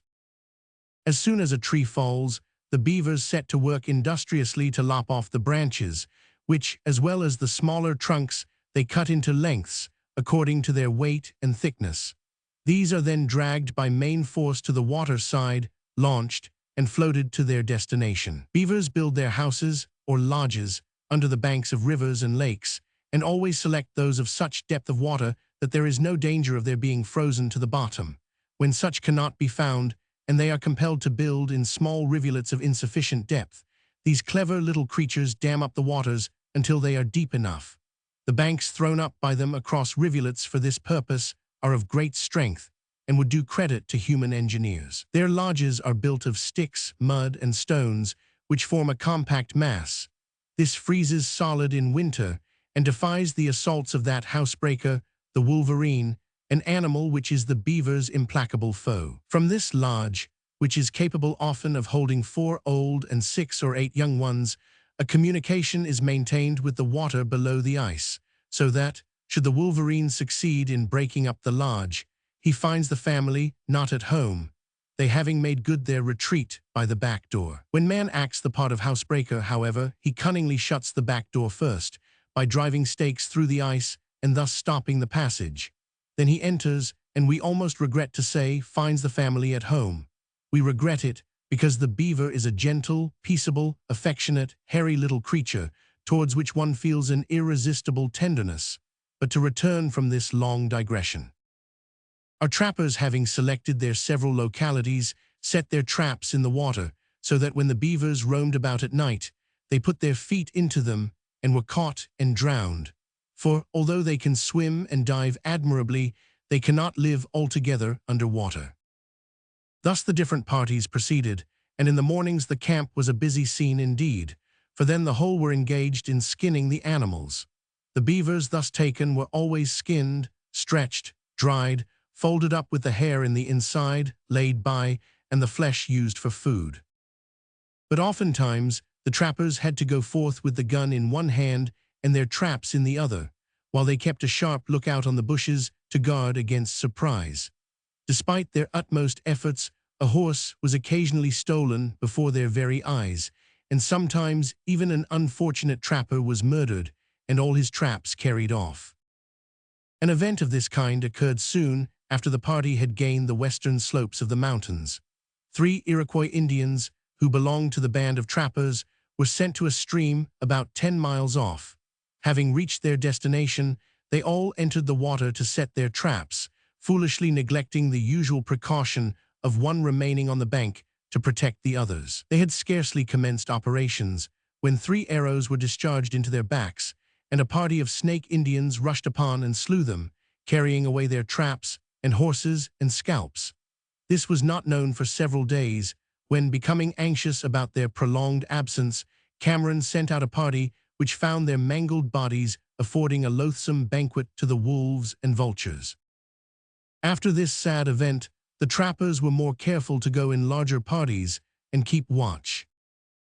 As long as beaver were taken in abundance, the camp remained stationary, but whenever the beaver began to grow scarce, the camp was raised, and the party moved on to another valley. One day Dick Varley came galloping into camp with the news that there were several bears in a valley not far distant, which he was anxious not to disturb until a number of the trappers were collected together to go out and surround them. On receiving the information, Walter Cameron shook his head. "We have other things to do, young man," said he, "than go a-hunting after bears. I'm just about making up my mind to send off a party to search out the valley on the other side of the Blue Mountains yonder, and bring back word if there are beaver there, for if not, I mean to strike away direct south. Now, if you've a mind to go with them, you're welcome. I'll warrant you'll find enough in the way of bear hunting to satisfy you, perhaps a little Indian hunting to boot, for if the Banattees get hold of your horses, you'll have a long hunt before you find them again. Will you go?" "I right gladly," replied Dick. "When do we start?" "This afternoon." Dick went off at once to his own part of the camp to replenish his powder horn and bullet pouch and wipe out his rifle. That evening the party, under command of a Canadian named Pierre, set out for the Blue Hills. They numbered 20 men and expected to be absent 3 days, for they merely went to reconnoiter, not to trap. Neither Joe nor Henry were of this party, both having been out hunting when it was organized, but Crusoe and Charlie were, of course. Pierre, although a brave and trusty man, was of a sour, angry disposition and not a favorite with Dick, but the latter resolved to enjoy himself and disregard his sulky comrade. Being so well mounted, he not unfrequently shot far ahead of his companions, despite their warnings that he ran great risk by so doing. On one of these occasions, he and Crusoe witnessed a very singular fight, which is worthy of record. Dick had felt a little wilder in spirit that morning than usual, and on coming to a pretty open plain, he gave the rein to Charlie, and with an adieu mes camarades, he was out of sight in a few minutes. He rode on several miles in advance without checking speed, and then came to a wood where rapid motion was inconvenient, so he pulled up, and dismounting, tied Charlie to a tree, while he sauntered on a short way on foot. On coming to the edge of a small plain, he observed two large birds engaged in mortal conflict. Crusoe observed them too, and would soon have put an end to the fight had Dick not checked him. Creeping as close to the belligerents as possible, he found that one was a wild turkey-cock, the other a white-headed eagle. These two stood with their heads down and all their feathers bristling for a moment. Then they dashed at each other and struck fiercely with their spurs as our domestic cocks do, but neither fell, and the fight was continued for about 5 minutes without apparent advantage on either side. Dick now observed that, from the uncertainty of its motions, the turkey-cock was blind, a discovery which caused a throb of compunction to enter his breast for standing and looking on, so he ran forward. The eagle saw him instantly and tried to fly away, but was unable from exhaustion. "At him, Crusoe!" cried Dick, whose sympathies all lay with the other bird. Crusoe went forward at a bound, and was met by a peck between the eyes that would have turned most dogs, but Crusoe only winked, and the next moment the eagle's career was ended. Dick found that the turkey-cock was quite blind, the eagle having thrust out both its eyes, so, in mercy, he put an end to its sufferings. The fight had evidently been a long and severe one, for the grass all round the spot, for about 20 yards, was beaten to the ground, and covered with the blood and feathers of the fierce combatants. Meditating on the fight which he had just witnessed, Dick returned towards the spot where he had left Charlie, when he suddenly missed Crusoe from his side. "Hallo, Crusoe, here pup, where are you?" he cried. The only answer to this was a sharp whizzing sound, and an arrow, passing close to his ear, quivered in a tree beyond. Almost at the same moment, Crusoe's angry roar was followed by a shriek from someone in fear or agony. Cocking his rifle, the young hunter sprang through the bushes towards his horse, and was just in time to save a Ballantyne Indian from being strangled by the dog. It had evidently scented out this fellow and pinned him just as he was in the act of springing on the back of Charlie, for the halter was cut, and the savage lay on the ground close beside him. Dick called off the dog and motioned to the Indian to rise, which he did so nimbly that it was quite evident he had sustained no injury beyond the laceration of his neck by Crusoe's teeth and the surprise. He was a tall, strong Indian, for the tribe to which he belonged, so Dick proceeded to secure him at once. Pointing to his rifle and to the Indian's breast, to show what he might expect if he attempted to escape, Dick ordered Crusoe to keep him steady in that position. The dog planted himself in front of the savage, who began to tremble for his scalp, and gazed up in his face with a look which, to say the least of it, was the reverse of amiable, while Dick went towards his horse for the purpose of procuring a piece of cord to tie him with. The Indian naturally turned his head to see what was going to be done, but a peculiar gurgle in Crusoe's throat made him turn it round again very smartly, and he did not venture, thereafter, to move a muscle. In a few seconds Dick returned with a piece of leather and tied his hands behind his back. While this was being done, the Indian glanced several times at his bow, which lay a few feet away, where it had fallen when the dog caught him, but Crusoe seemed to understand him, for he favored him with such an additional display of teeth, and such a low, apparently distant, almost, we might say, subterranean, rumble that he resigned himself to his fate. His hands secured, a long line was attached to his neck with a running noose, so that if he ventured to run away, the attempt would effect its own cure by producing strangulation. The other end of this line was given to Crusoe, who at the word of command marched him off, while Dick mounted Charlie and brought up the rear. Great was the laughter and merriment when this apparition met the eyes of the trappers, but when they heard that he had attempted to shoot Dick, their ire was raised, and a court-martial was held on the spot. "Hang the reptile," cried one. "Burn him," shouted another. "No, no," said a third. "Don't imitate them villains, don't be cruel, let's shoot him." "Shoot I am," cried Pierre. "We dat is de ting, it too good poor Louis Mise, it shall be doed." "Don't ye think, lads, it would be better to let the poor wretch off," said Dick Varley. "He'd perhaps give a good account o' us to his people." There was a universal shout of contempt at this mild proposal. Unfortunately, few of the men sent on this exploring expedition were imbued with the peacemaking spirit of their chief, and most of them seemed glad to have a chance of venting their hatred of the poor Indians on this unhappy wretch, who, although calm, looked sharply from one speaker to another, to gather hope, if possible, from the tones of their voices. Dick was resolved, at the risk of a quarrel with Pierre, to save the poor man's life, and had made up his mind to insist on having him conducted to the camp to be tried by Cameron, when one of the men suggested that they should take the savage to the top of a hill about 3 miles further on, and there hang him up on a tree as a warning to all his tribe. "Agreed, agreed," cried the men. "Come on." Dick, too, seemed to agree to this proposal, and hastily ordered Crusoe to run on ahead with the savage, an order which the dog obeyed so vigorously that before the men had done laughing at him, he was a couple of 100 yards ahead of them. "Take care that he don't get off," cried Dick, springing on Charlie and stretching out at a gallop. In a moment he was beside the Indian. Scraping together the little of the Indian language he knew, he stooped down and, cutting the thongs that bound him, said, "Go, white men love the Indians."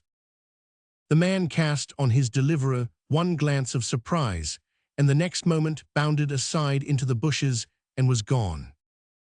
A loud shout from the party behind showed that this act had been observed, and Crusoe stood with the end of the line in his mouth, and an expression on his face that said, "You're absolutely incomprehensible, Dick.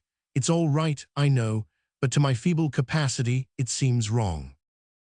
"Fat for you do dat," shouted Pierre in a rage, as he came up with a menacing look. Dick confronted him. "The prisoner was mine. I had a right to do with him as it liked me." "True, true," cried several of the men who had begun to repent of their resolution and were glad the savage was off. "The lad's right. Get along, Pierre." "You had no right, you vas wrong. I have gut will to give you one knock on de nose." Dick looked Pierre in the face, as he said this, in a manner that cowed him. "It is time," he said quietly, pointing to the sun, "to go on. Your bourgeois expects that time won't be wasted." Pierre muttered something in an angry tone, and, wheeling round his horse, dashed forward at full gallop, followed by the rest of the men.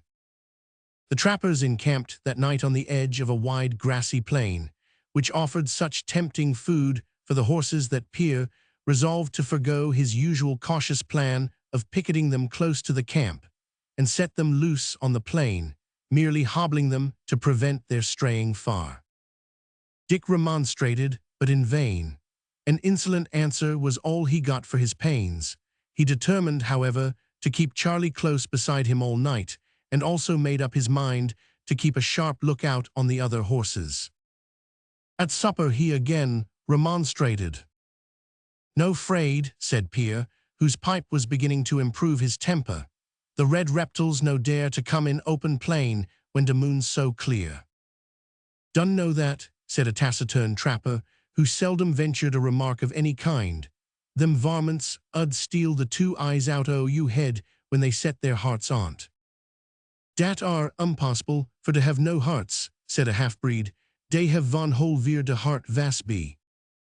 This was received with a shout of laughter, in the midst of which an appalling yell was heard, and as if by magic, 4 Indians were seen on the backs of 4 of the best horses, yelling like fiends, and driving all the other horses furiously before them over the plain. How they got there was a complete mystery, but the men did not wait to consider that point. Catching up their guns, they sprang after them with the fury of madmen, and were quickly scattered far and wide. Dick ordered Crusoe to follow and help the men, and turned to spring on the back of Charlie, but at that moment he observed an Indian's head and shoulders rise above the grass, not 50 yards in advance from him, so without hesitation he darted forward, intending to pounce upon him.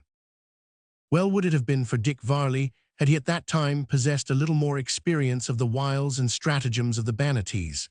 The Snake Nation is subdivided into several tribes, of which those inhabiting the Rocky Mountains, called the Banattees, are the most perfidious. Indeed, they are confessedly the banditti of the hills, and respect neither friend nor foe, but rob all who come in their way. Dick reached the spot where the Indian had disappeared in less than a minute, but no savage was to be seen. Thinking he had crept ahead, he ran on a few yards further and darted about hither and thither, while his eye glanced from side to side. Suddenly, a shout in the camp attracted his attention, and looking back, he beheld the savage on Charlie's back turning to fly. Next moment he was off and away far beyond the hope of recovery. Dick had left his rifle in the camp. Otherwise the savage would have gone but a short way. As it was, Dick returned, and sitting down on a mound of grass, stared straight before him with a feeling akin to despair.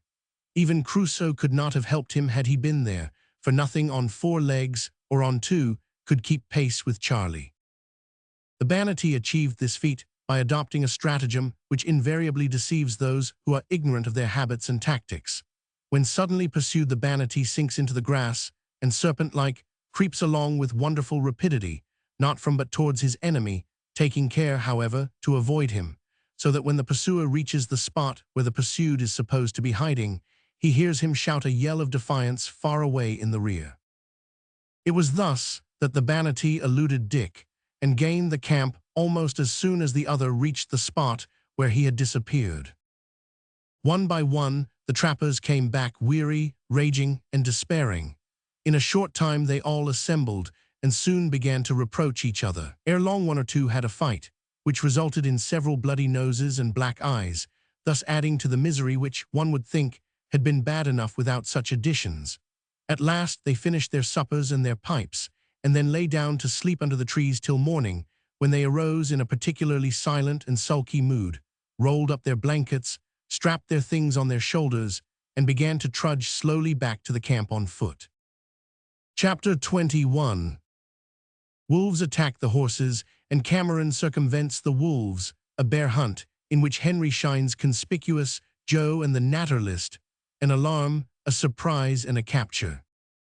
We must now return to the camp, where Walter Cameron still guarded the goods, and the men pursued their trapping avocations. Here 7 of the horses had been killed in one night by wolves while grazing in a plain close to the camp, and on the night following a horse that had strayed was also torn to pieces and devoured. The prompt and daring manner in which this had been done convinced the trader that white wolves had unfortunately scented them out, and he set several traps in the hope of capturing them. White wolves are quite distinct from the ordinary wolves that prowl through woods and plains in large packs. They are much larger, weighing sometimes as much as 130 pounds, but they are comparatively scarce and move about alone or in small bands of 3 or 4. Their strength is enormous, and they are so fierce that they do not hesitate, upon occasions, to attack man himself. Their method of killing horses is very deliberate. 2 wolves generally undertake the cold-blooded murder. They approach their victim with the most innocent-looking and frolicsome gambols, lying down and rolling about, and frisking pleasantly until the horse becomes a little accustomed to them. Then one approaches right in front, the other in rear, still frisking playfully, until they think themselves near enough, when they make a simultaneous rush. The wolf which approaches in rear is the true assailant. The rush of the other is a mere feint. Then both fasten on the poor horse's haunches and never let go till the sinews are cut and he is rolling on his side. The horse makes comparatively little struggle in this deadly assault. He seems paralyzed and soon falls to rise no more. Cameron set his traps towards evening in a circle with a bait in the center, and then retired to rest. Next morning he called Joe Blunt, and the 2 went off together. It is strange that these rascally white wolves should be so bold when the smaller kinds are so cowardly, remarked Cameron as they walked along.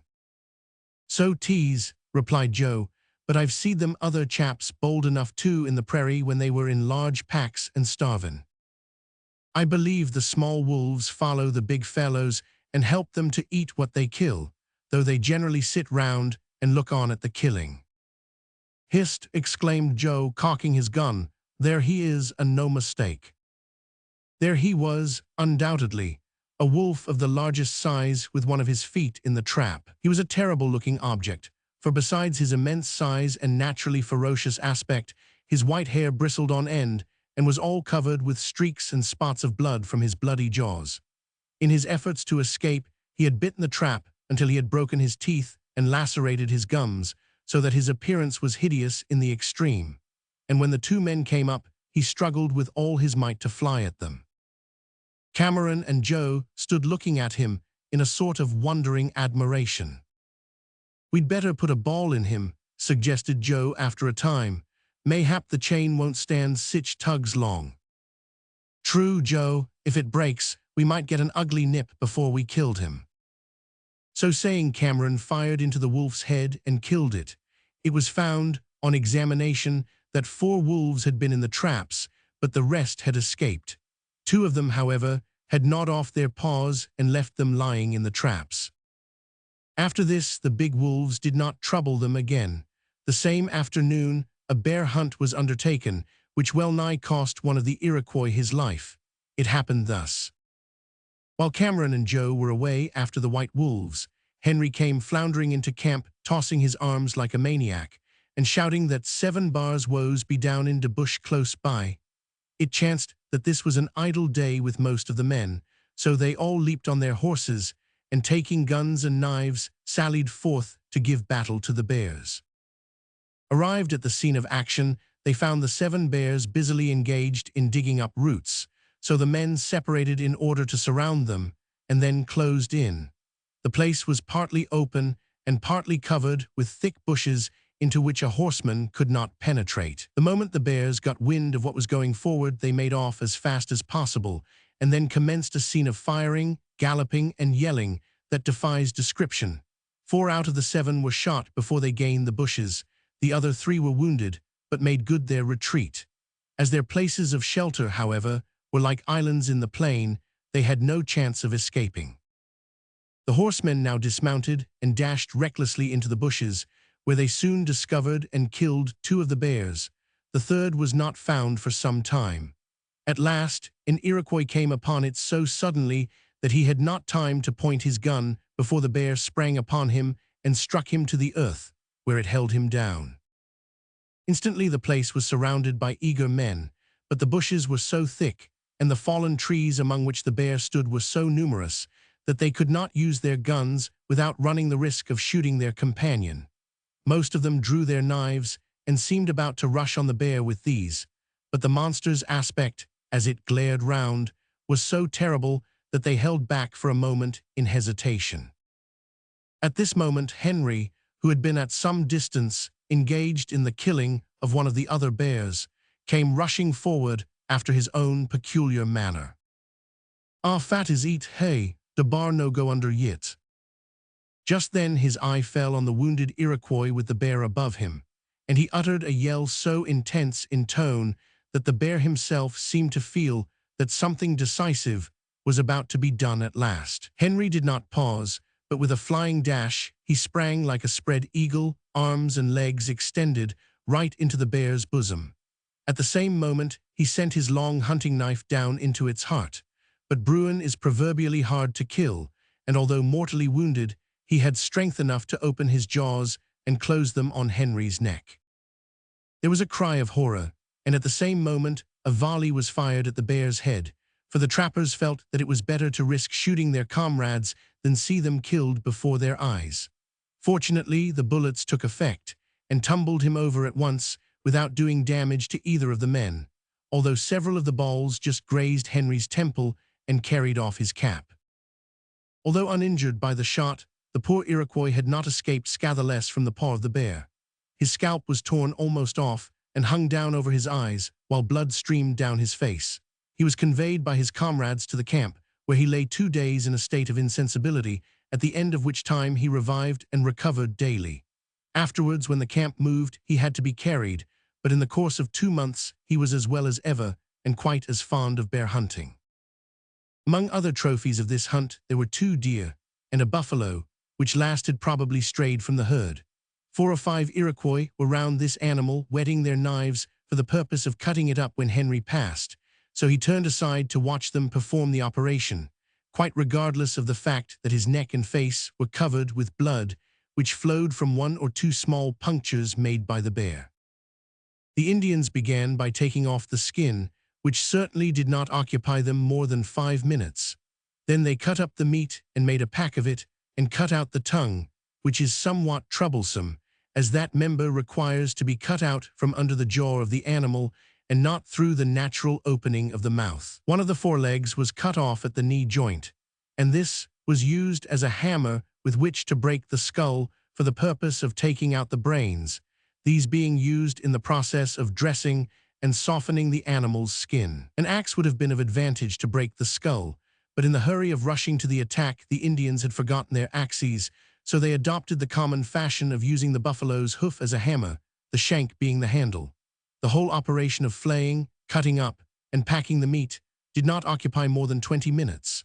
Before leaving the ground, these expert butchers treated themselves to a little of the marrow and warm liver in a raw state. Cameron and Joe walked up to the group while they were indulging in this little feast. "Well, I've often seen that eaten, but I never could do it myself," remarked the former. "No," cried Joe in surprise, "now that's uncommon currus. I've lived on raw liver and marrow bones for 2 or 3 days at a time, when we was chased by the Comanche Injuns and didn't dare to make a fire, and it's raal good it is. Won't ye try it now?" Cameron shook his head. "No, thank ye. I'll not refuse when I can't help it, but until then I'll remain in happy ignorance of how good it is." "Well, it is strange how some folk can't abide anything in the meat way they han't been used to. 500, ye know, I've actually knowed men from the cities as wouldn't eat a bit o' horseflesh for love or money. Would ye believe it?" "I can well believe that, Joe, for I have met with such persons myself. In fact, they are rather numerous. What are you chuckling at, Joe?" "Chucklin', if ye mean be that laughin' into myself. It's because I'm thinkin' o' a chap as once comed out to the prairies." "Let us walk back to the camp, Joe, and you can tell me about him as we go along." "I think," continued Joe, "he comed from Washington, but I never could make out right whether he was a government man or not. Anyhow, he was a philosopher, a naturalist I think he called hisself." "A naturalist," suggested Cameron. "Aye, that was more like it. Well, he was about 6 feet 2 in his moccasins, and as thin as a ramrod, and as blind as a bat. Leastways he had weak eyes and wore green spectacles. He had on a grey shootin' coat and trousers and vest and cap, with rid whiskers and a long nose as rid at the point as the whiskers was. Well, this gentleman engaged me and another hunter to go a trip with him into the prairies, so off we sot one fine day on 3 horses with our blankets at our backs. We was to depend on the rifle for victuals. At first I thought the naturalist one o' the cruelest beggars as iver went on 2 long legs, for he used to go about everywhere pockin' pins through all the beetles and flies and creepin' things he could sot eyes on, and stuck them in a box. But he told me he comed here a purpose to get as many o' them as he could. So says I, if that's it, I'll fill your box in no time. Will ye, says he, quite pleased like. I will, says I, and galloped off to a place as was filled wi' all sorts o' crawlin' things. So I sets to work, and whenever I seed a thing crawlin', I sot my foot on it and crushed it, and soon filled my breast pocket. I cocked a lot o' butterflies too, and stuffed them into my shot pouch, and went back in an hour or 2 and showed him the lot.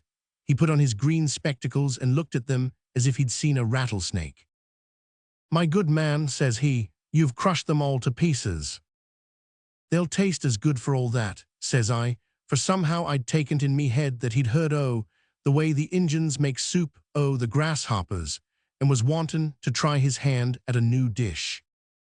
He laughed when I said this, and told me he was collectin' them to take home to be looked at. But that's not what I was goin' to tell ye about him, continued Joe. I was goin' to tell ye how we made him eat horseflesh. He carried a revolver, too, this naturalist did, to load shot as small as dust amost, and shoot little birds with. I've seed him miss birds only 3 feet away with it. And one day he drew it all of a sudden and let fly at a big bumby that was passin', yellin' out that it was the finest wat he had ever seed. He missed the bee, of course, 'cause it was a flyin' shot, he said, but he sent the whole charge right into Martin's back. Martin was my comrade's name. By good luck Martin had on a thick leather coat, so the shot never got the length o' his skin. One day I noticed that the naturalist had stuffed small corks into the muzzles of all the 6 barrels of his revolver. I wondered what they was for, but he was allays doin' sich queer things that I soon forgot it. Maybe, thought I just before it went out o' my mind, maybe he thinks that'll stop the pistol from goin' off by accident, for ye must know he'd let it off 3 times the first day by accident, and well nigh blowed off his leg the last time, only the shot lodged in the back o' a big toad he'd just stuffed into his breeches pocket. Well, soon after, we shot a buffalo bull, so when it fell, off he jumps from his horse and runs up to it. So did I, for I wasn't sure the beast was dead, and I had just got up when it rose and rushed at the naturalist. "Out o' the way," I yelled, for my rifle was empty, but he didn't move, so I rushed forward and drew the pistol out o' his belt and let fly in the bull's ribs just as it ran the poor man down. Martin came up that moment and put a ball through its heart, and then we went to pick up the naturalist. He came to in a little, and the first thing he said was, "Where's my revolver?" When I gave it to him, he looked at it and said with a solemncholy shake o' the head, "There's a whole barrel full lost." It turned out that he had taken to usin' the barrels for bottles to hold things in, but he forgot to draw the charges, so sure enough I had fired a charge o' bumbees and beetles and small shot into the buffalo.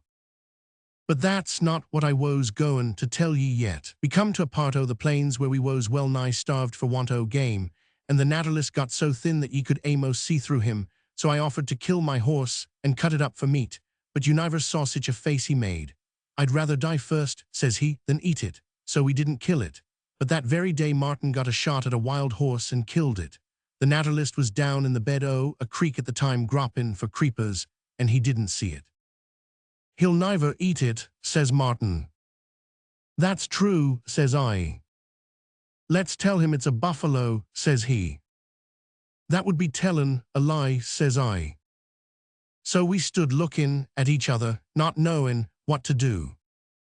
"I'll tell ye what," cries Martin, "we'll cut it up and take the meat into camp and cook it without sayin' a word."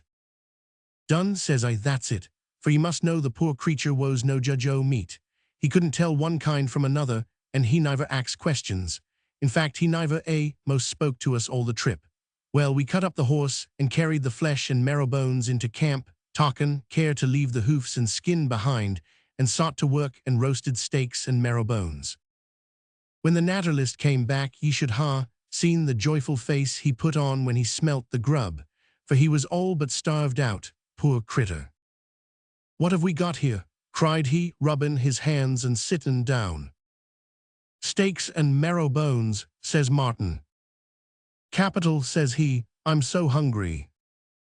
So he fell to work like a wolf. I never seed a man pitch into anything like as that naturalist did into that horseflesh. "These are first-rate marrow bones," says he, squintin' with one eye down the shin bone o' the hind leg to see if it was quite empty. "Yes, sir, they is," answered Martin as grave as a judge. "Take another, sir," says I. "No, thank ye," says he with a sigh, for he didn't like to leave off. Well, we lived for a week on horseflesh, and first-rate livin' it was. Then we fell in with buffalo, and neither ran short again till we got to the settlements, when he paid us our money and shook hands, sayin' we'd had a nice trip and he wished us well. "Just as we was partin', I said, says I, 500 ye know what it was we lived on for a week arter we was well nigh starved in the prairies." "What," says he, "when we got yon capital marrow bones?" "The same," says I. "Yon was horseflesh," says I, "and I think ye'll surely never say again that it isn't first-rate livin'." "You're jockin'," says he, turnin' pale. "It's true, sir, as true as you're standin' there." Well, would ye believe it? He turned, that naturalist did, as sick as a dog on the spot what he was standin' on, and didn't taste meat again for 3 days.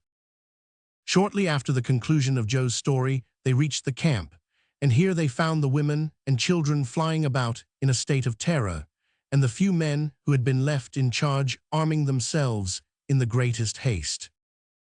"Hallo, something wrong here," cried Cameron, hastening forward, followed by Joe. "What has happened, eh?" "Injuns common, monsieur, look dere," answered a trapper, pointing down the valley. "Arm and mount at once, and come to the front of the camp," cried Cameron in a tone of voice that silenced every other and turned confusion into order. The cause of all this outcry was a cloud of dust seen far down the valley, which was raised by a band of mounted Indians who approached the camp at full speed. Their numbers could not be made out, but they were a sufficiently formidable band to cause much anxiety to Cameron, whose men at the time were scattered to the various trapping grounds, and only 10 chanced to be within call of the camp. However, with these 10, he determined to show a bold front to the savages, whether they came as friends or foes. He therefore ordered the women and children within the citadel, formed of the goods and packs of furs piled upon each other, which point of retreat was to be defended to the last extremity.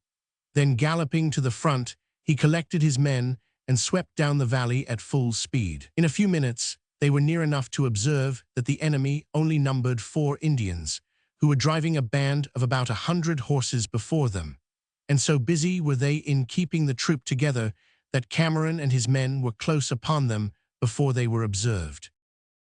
It was too late to escape. Joe Blunt and Henry had already swept round and cut off their retreat. In this extremity, the Indians slipped from the backs of their steeds and darted into the bushes, where they were safe from pursuit, at least on horseback, while the trappers got behind the horses and drove them towards the camp. At this moment, one of the horses sprang ahead of the others and made for the mountain, with its mane and tail flying wildly in the breeze. "Marrow bones and buttons," shouted one of the men, "there goes Dick Varley's horse." "So it am," cried Henry, and dashed off in pursuit, followed by Joe and 2 others. "Why, these are our own horses," said Cameron in surprise, as they drove them into a corner of the hills from which they could not escape. This was true, but it was only half the truth, for besides their own horses, they had secured upwards of 70 Indian steeds, a most acceptable addition to their stud, which, owing to casualties and wolves, had been diminishing too much of late.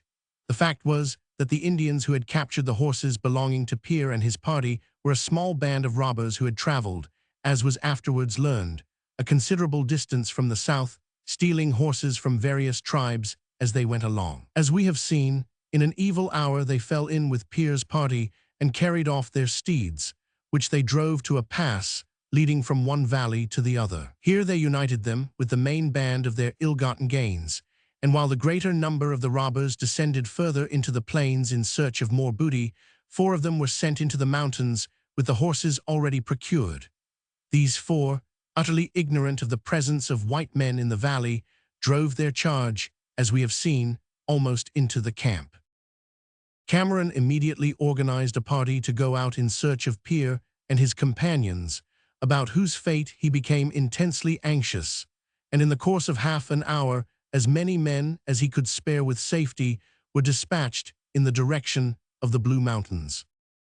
Chapter 22. Charlie's adventures with savages and bears, trapping life. It is one thing to chase a horse, it is another thing to catch it. Little consideration and less sagacity is required to convince us of the truth of that fact.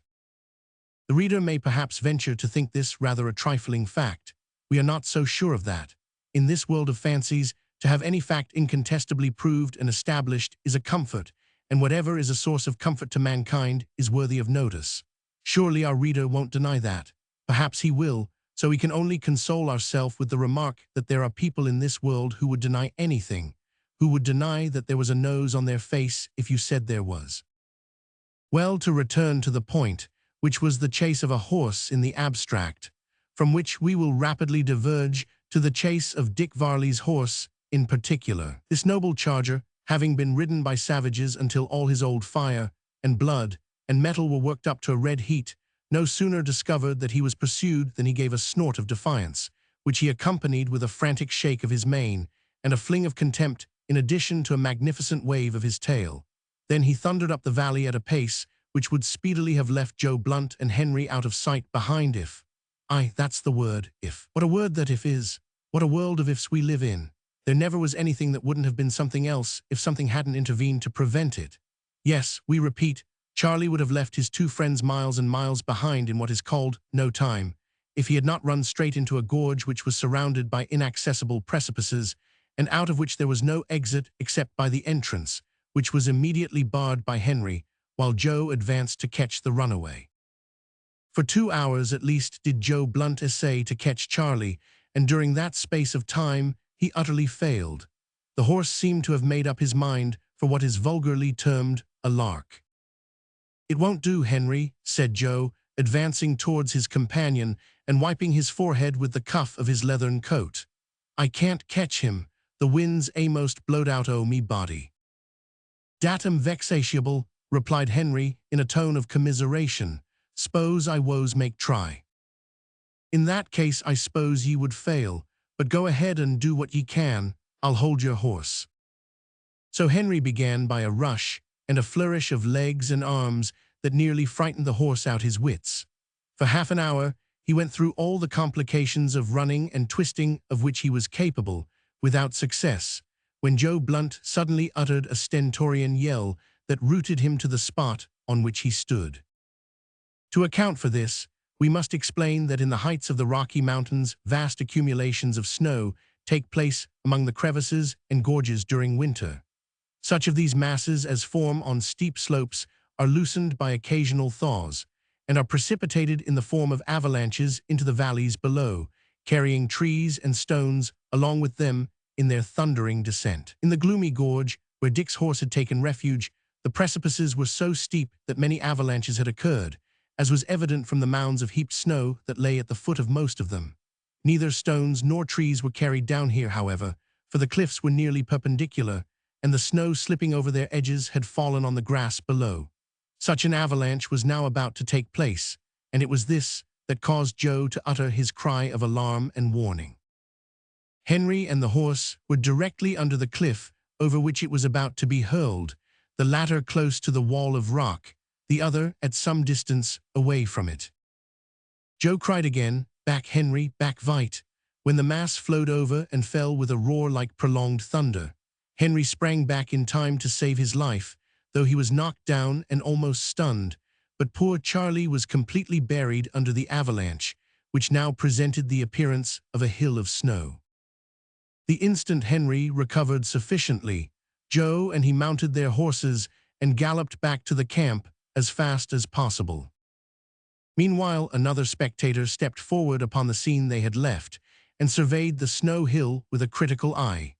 This was no less than a grizzly bear which had, unobserved, been a spectator, and which immediately proceeded to dig into the mound with the purpose, no doubt, of disentombing the carcass of the horse for purposes of his own. While he was thus actively engaged, the two hunters reached the camp where they found that Pierre and his party had just arrived. The men sent out in search of them had scarcely advanced a mile when they found them trudging back to the camp in a very disconsolate manner. But all their sorrows were put to flight on hearing of the curious way in which the horses had been returned to them with interest. Scarcely had Dick Varley, however, congratulated himself on the recovery of his gallant steed, when he was thrown into despair by the sudden arrival of Joe with the tidings of the catastrophe we have just related. Of course, there was a general rush to the rescue. Only a few men were ordered to remain to guard the camp, while the remainder mounted their horses and galloped towards the gorge where Charlie had been entombed.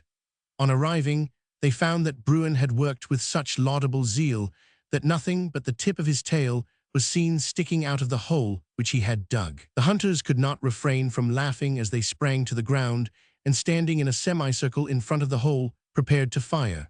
But Crusoe resolved to have the honor of leading the assault. He seized fast hold of Bruin's flank and caused his teeth to meet therein. Caleb backed out at once and turned round, but before he could recover from his surprise, a dozen bullets pierced his heart and brain. "Now, lads," cried Cameron, setting to work with a large wooden shovel, "work like niggers.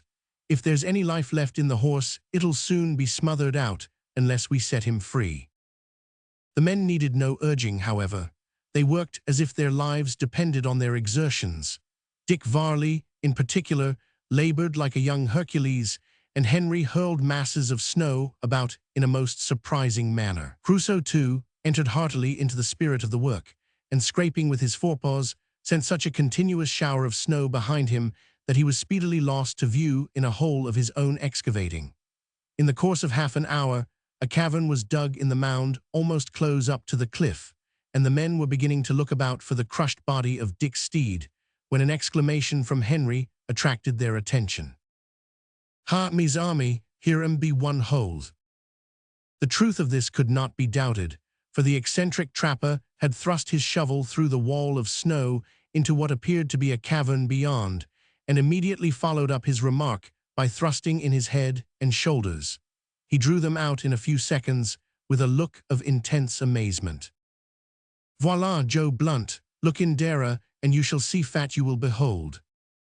"Why, it's the horse, I do believe," cried Joe. "Go ahead, lads." So saying, he resumed his shoveling vigorously, and in a few minutes the hole was opened up sufficiently to enable a man to enter. Dick sprang in, and there stood Charlie close beside the cliff, looking as sedate and unconcerned as if all that had been going on had no reference to him whatever. The cause of his safety was simple enough.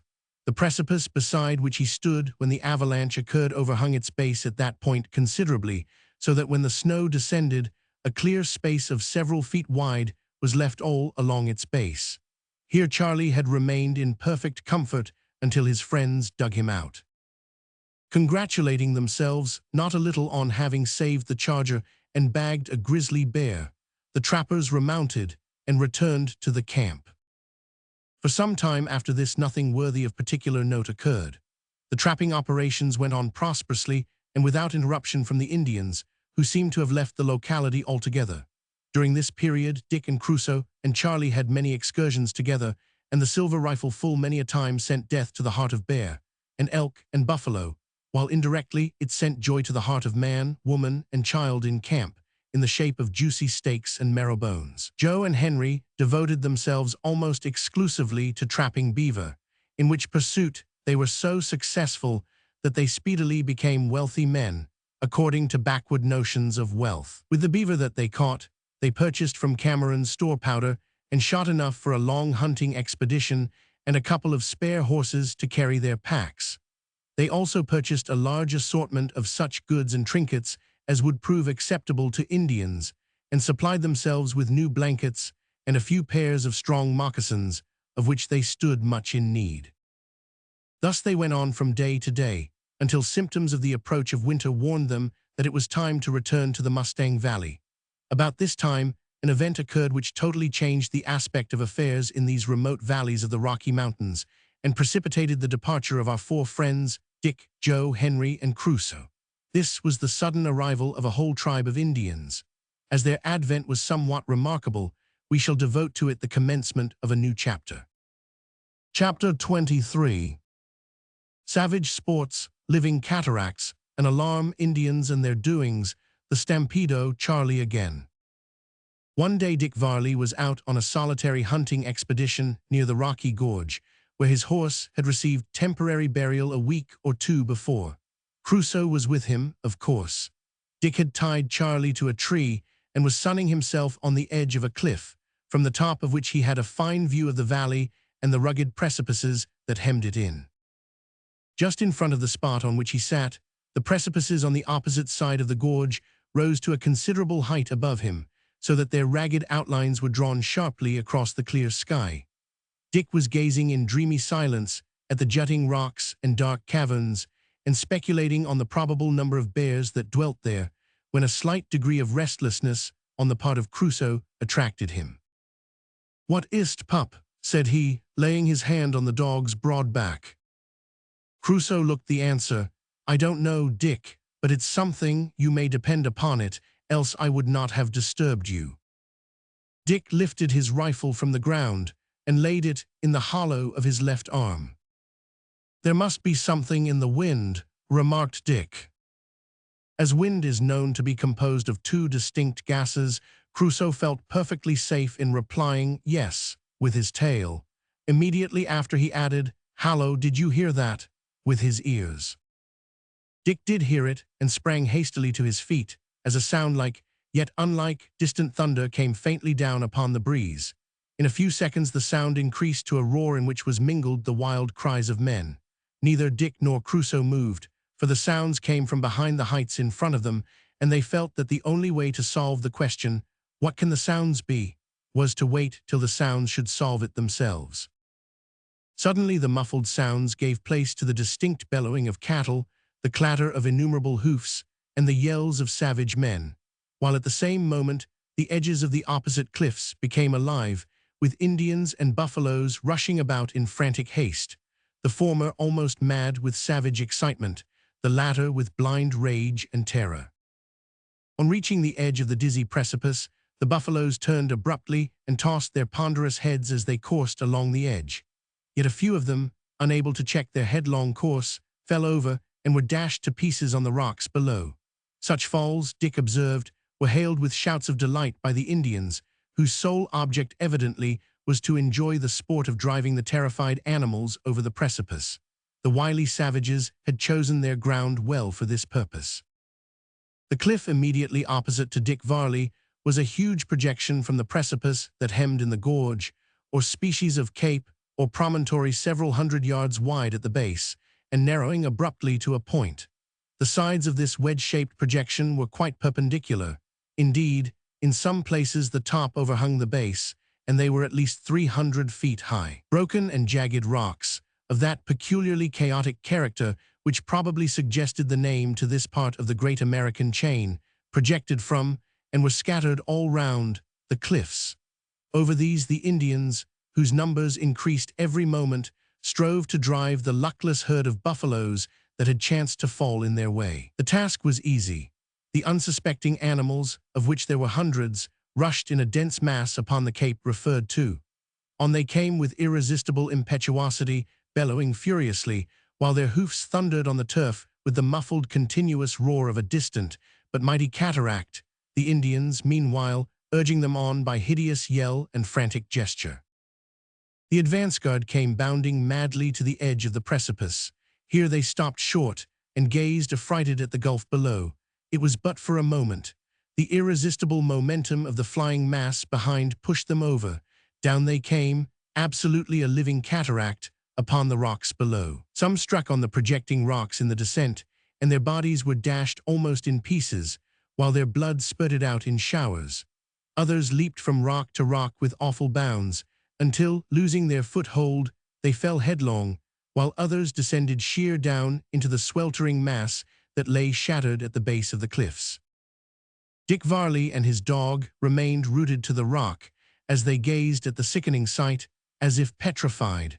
Scarce 50 of that noble herd of buffaloes escaped the awful leap, but they escaped only to fall before the arrows of their ruthless pursuers. Dick had often heard of this tendency of the Indians, where buffaloes were very numerous, to drive them over precipices in mere wanton sport and cruelty, but he had never seen it until now, and the sight filled his soul with horror. It was not until the din and tumult of the perishing herd and the shrill yells of the Indians had almost died away that he turned to quit the spot. But the instant he did so, another shout was raised. The savages had observed him and were seen galloping along the cliffs towards the head of the gorge, with the obvious intention of gaining the other side and capturing him. Dick sprang on Charlie's back, and the next instant was flying down the valley towards the camp. He did not, however, fear being overtaken, for the gorge could not be crossed, and the way round the head of it was long and rugged. But he was anxious to alarm the camp as quickly as possible, so that they might have time to call in the more distant trappers and make preparations for defense. "Where away now, youngster?" inquired Cameron, emerging from his tent as Dick, taking the brook that flowed in front at a flying leap, came crashing through the bushes into the midst of the fur packs at full speed. "Injuns," ejaculated Dick, reining up and vaulting out of the saddle. "Hundreds of 'em, fiends incarnate everyone." "Are they near?" "Yes, an hour'll bring them down on us. Are Joe and Henry far from camp today? At 10 Mile Creek, replied Cameron with an expression of bitterness as he caught up his gun and shouted to several men who hurried up on seeing our heroes burst into camp. 10 Mile Creek, muttered Dick.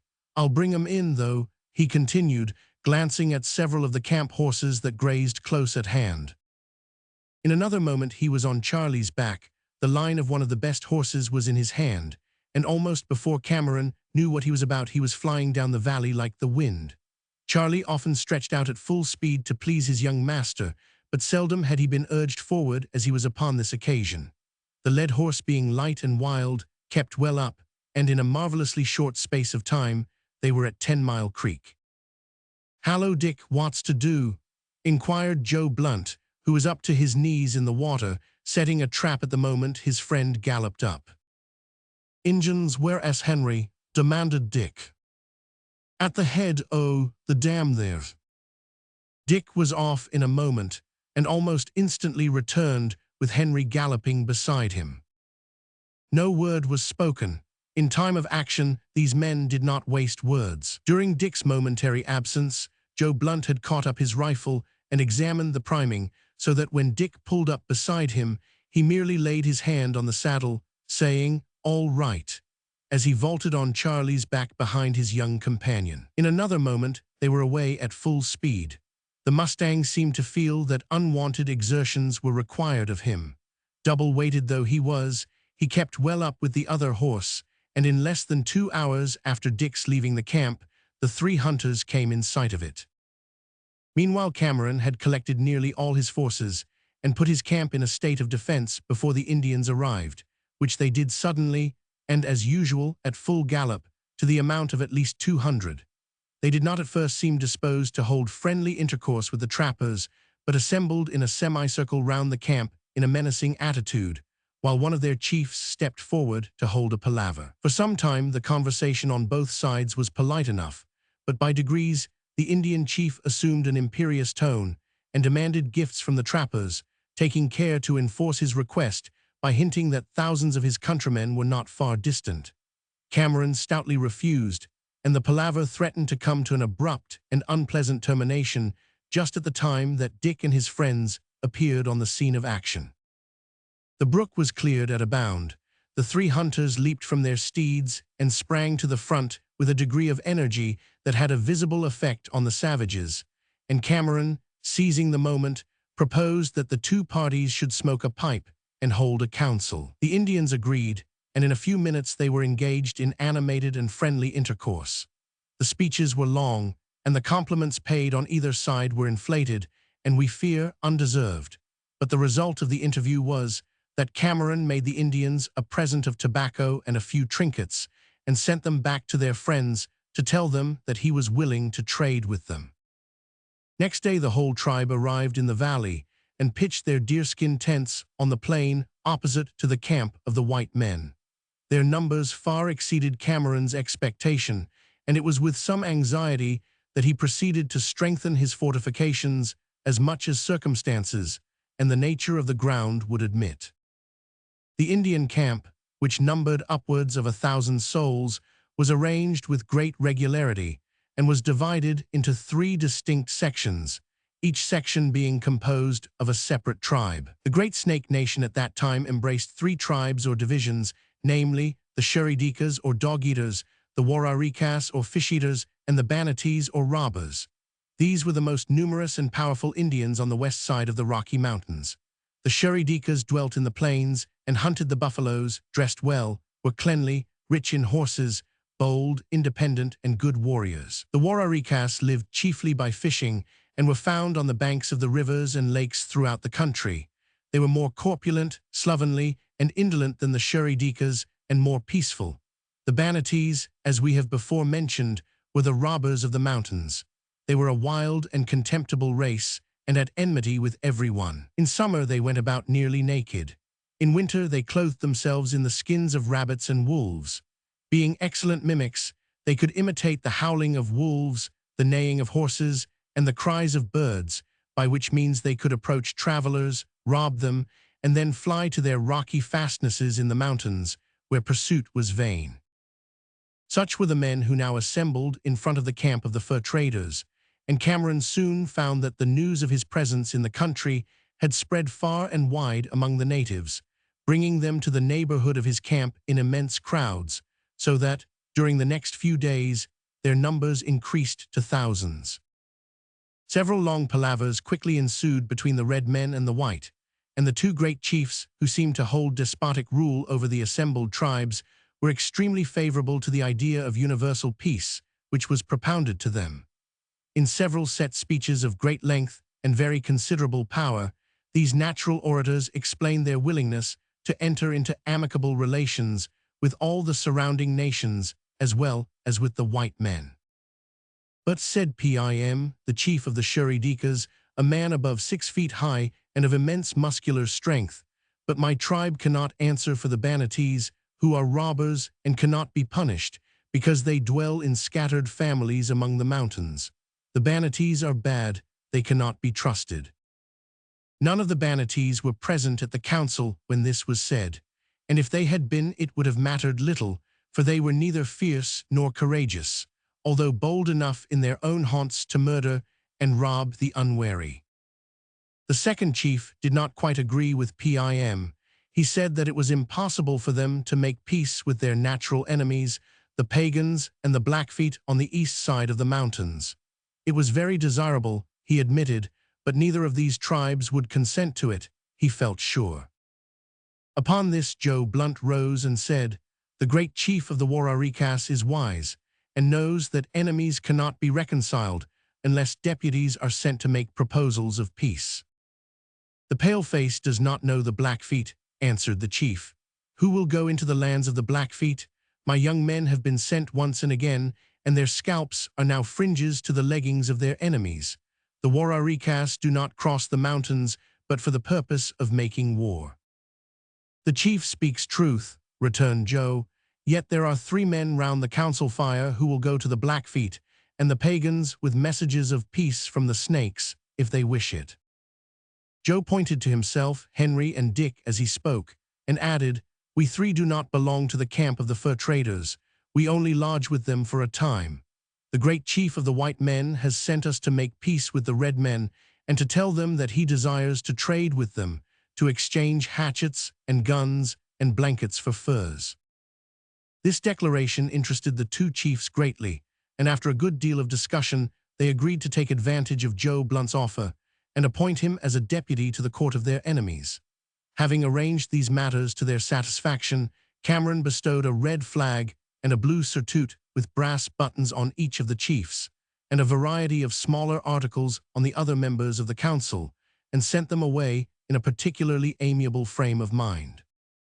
Pim burst the blue surtout at the shoulders and elbows in putting it on, as it was much too small for his gigantic frame, but never having seen such an article of apparel before, he either regarded this as the natural and proper consequence of putting it on, or was totally indifferent to it, for he merely looked at the rents with a smile of satisfaction, while his squaw surreptitiously cut off the 2 back buttons and thrust them into her bosom. By the time the council closed, the night was far advanced, and a bright moon was shedding a flood of soft light over the picturesque and busy scene. "I'll go to the Indian camp," said Joe to Walter Cameron as the chiefs rose to depart. "The season's far enough advanced already, it's time to be off, and if I'm to speak for the Redskins in the Blackfeet Council, I'd need to know what to say." "Please yourself, Master Blunt," answered Cameron. "I like your company and that of your friends, and if it suited you I would be glad to take you along with us to the coast of the Pacific, but your mission among the Indians is a good one, and I'll help it on all I can. I suppose you will go also," he added, turning to Dick Varley, who was still seated beside the council fire caressing Crusoe. "Wherever Joe goes, I go," answered Dick. Crusoe's tail, ears, and eyes demonstrated high approval of the sentiment involved in this speech. "And your friend Henry?" "He goes too," answered Joe. "It's as well that the Redskins should see the 3-0 us before we start for the east side o' the mountains. Ho, Henry, come here, lad." Henry obeyed, and in a few seconds the 3 friends crossed the brook to the Indian camp, and were guided to the principal lodge by Pim. Here a great council was held, and the proposed attempt at negotiations for peace with their ancient enemies fully discussed. While they were thus engaged, and just as Pim had, in the energy of an enthusiastic peroration, burst the blue surtout almost up to the collar, a distant rushing sound was heard, which caused every man to spring to his feet, run out of the tent, and seize his weapons. "What can it be, Joe?" whispered Dick, as they stood at the tent door leaning on their rifles and listening intently. "Dunno," answered Joe shortly. Most of the numerous fires of the camp had gone out, but the bright moon revealed the dusky forms of thousands of Indians, whom the unwanted sound had startled, moving rapidly about. The mystery was soon explained. The Indian camp was pitched on an open plain of several miles in extent, which took a sudden bend half a mile distant, where a spur of the mountains shut out the further end of the valley from view. From beyond this point, the dull rumbling sound proceeded. Suddenly, there was a roar as if a mighty cataract had been let loose upon the scene. At the same moment, a countless herd of wild horses came thundering round the base of the mountain and swept over the plain straight towards the Indian camp. "A stampedo!" cried Joe, springing to the assistance of Pim, whose favorite horses were picketed near the tent. On they came like a living torrent, and the thunder of 1,000 hoofs was soon mingled with the howling of hundreds of dogs in the camp, and the yelling of Indians as they vainly endeavored to restrain the rising excitement of their steeds. Henry and Dick stood rooted to the ground, gazing in silent wonder at the fierce and uncontrollable gallop of the thousands of panic-stricken horses that bore down upon the camp with the tumultuous violence of a mighty cataract. As the maddened troop drew nigh, the camp horses began to snort and tremble violently, and when the rush of the wild steeds was almost upon them, they became ungovernable with terror, broke their halters and hobbles, and dashed wildly about. To add to the confusion at that moment, a cloud passed over the moon and threw the whole scene into deep obscurity. Blind with terror, which was probably increased by the din of their own mad flight, the galloping troop came on, and with a sound like the continuous roar of thunder that for an instant drowned the yell of dog and man, they burst upon the camp, trampling over packs and skins and dried meat, etc., in their headlong speed, and overturning several of the smaller tents. In another moment they swept out upon the plain beyond, and were soon lost in the darkness of the night, while the yelping of dogs, as they vainly pursued them, mingled and gradually died away with the distant thunder of their retreat. This was a stampedo, one of the most extraordinary scenes that can be witnessed in the western wilderness. "Lend a hand, Henry," shouted Joe, who was struggling with a powerful horse. "What's comed over your brains, man? This brute'll get off if you don't look sharp." Dick and Henry both answered to the summons, and they succeeded in throwing the struggling animal on its side and holding it down until its excitement was somewhat abated. Pim had also been successful in securing his favorite hunter, but nearly every other horse belonging to the camp had broken loose and joined the whirlwind gallop, but they gradually dropped out, and before morning, the most of them were secured by their owners. As there were at least 2,000 horses and an equal number of dogs in the part of the Indian camp which had been thus overrun by the wild mustangs, the turmoil, as may be imagined, was prodigious. Yet, strange to say, no accident of a serious nature occurred beyond the loss of several chargers. In the midst of this exciting scene, there was one heart there which beat with a nervous vehemence that well-nigh burst it. This was the heart of Dick Varley's horse, Charlie. Well known to him was that distant rumbling sound that floated on the night air into the foot trader's camp, where he was picketed close to Cameron's tent. Many a time had he heard the approach of such a wild troop, and often, in days not long gone by, had his shrill neigh rung out as he joined and led the panic-stricken band. He was first to hear the sound, and by his restive actions, to draw the attention of the fur traders to it. As a precautionary measure, they all sprang up and stood by their horses to soothe them, but as a brook, with a belt of bushes and quarter of a mile of plain, intervened between their camp and the mustangs as they flew past, they had little or no trouble in restraining them. Not so, however, with Charlie. At the very moment that his master was congratulating himself on the supposed security of his position, he wrenched the halter from the hand of him who held it, burst through the barrier of felled trees that had been thrown round the camp, cleared the brook at a bound, and with a wild, hilarious neigh, resumed his old place in the ranks of the freeborn mustangs of the prairie. Little did Dick think, when the flood of horses swept past him, that his own good steed was there, rejoicing in his recovered liberty. But Crusoe knew it. The wind had borne down the information to his acute nose before the living storm burst upon the camp, and when Charlie rushed past with the long, tough halter trailing at his heels, Crusoe sprang to his side, seized the end of the halter with his teeth, and galloped off along with him. It was a long gallop and a tough one, but Crusoe held on, for it was a settled principle in his mind never to give in. At first the check upon Charlie's speed was imperceptible, but by degrees the weight of the gigantic dog began to tell, and after a time they fell a little to the rear. Then, by good fortune, the troop passed through a mass of underwood, and the line, getting entangled, brought their mad career forcibly to a close. The mustangs passed on, and the two friends were left to keep each other company in the dark. How long they would have remained thus is uncertain, for neither of them had sagacity enough to undo a complicated entanglement. Fortunately, however, in his energetic tugs at the line, Crusoe's sharp teeth partially severed it, and a sudden start on the part of Charlie caused it to part. Before he could escape, Crusoe again seized the end of it and led him slowly but steadily back to the Indian camp, never halting or turning aside until he had placed the line in Dick Varley's hand. "Hallo, pup, where have ye been? How did ye bring him here?" exclaimed Dick, as he gazed in amazement at his foam-covered horse. Crusoe wagged his tail, as if to say, "Be thankful that you've got him, Dick, my boy, and don't ask questions that you know I can't answer."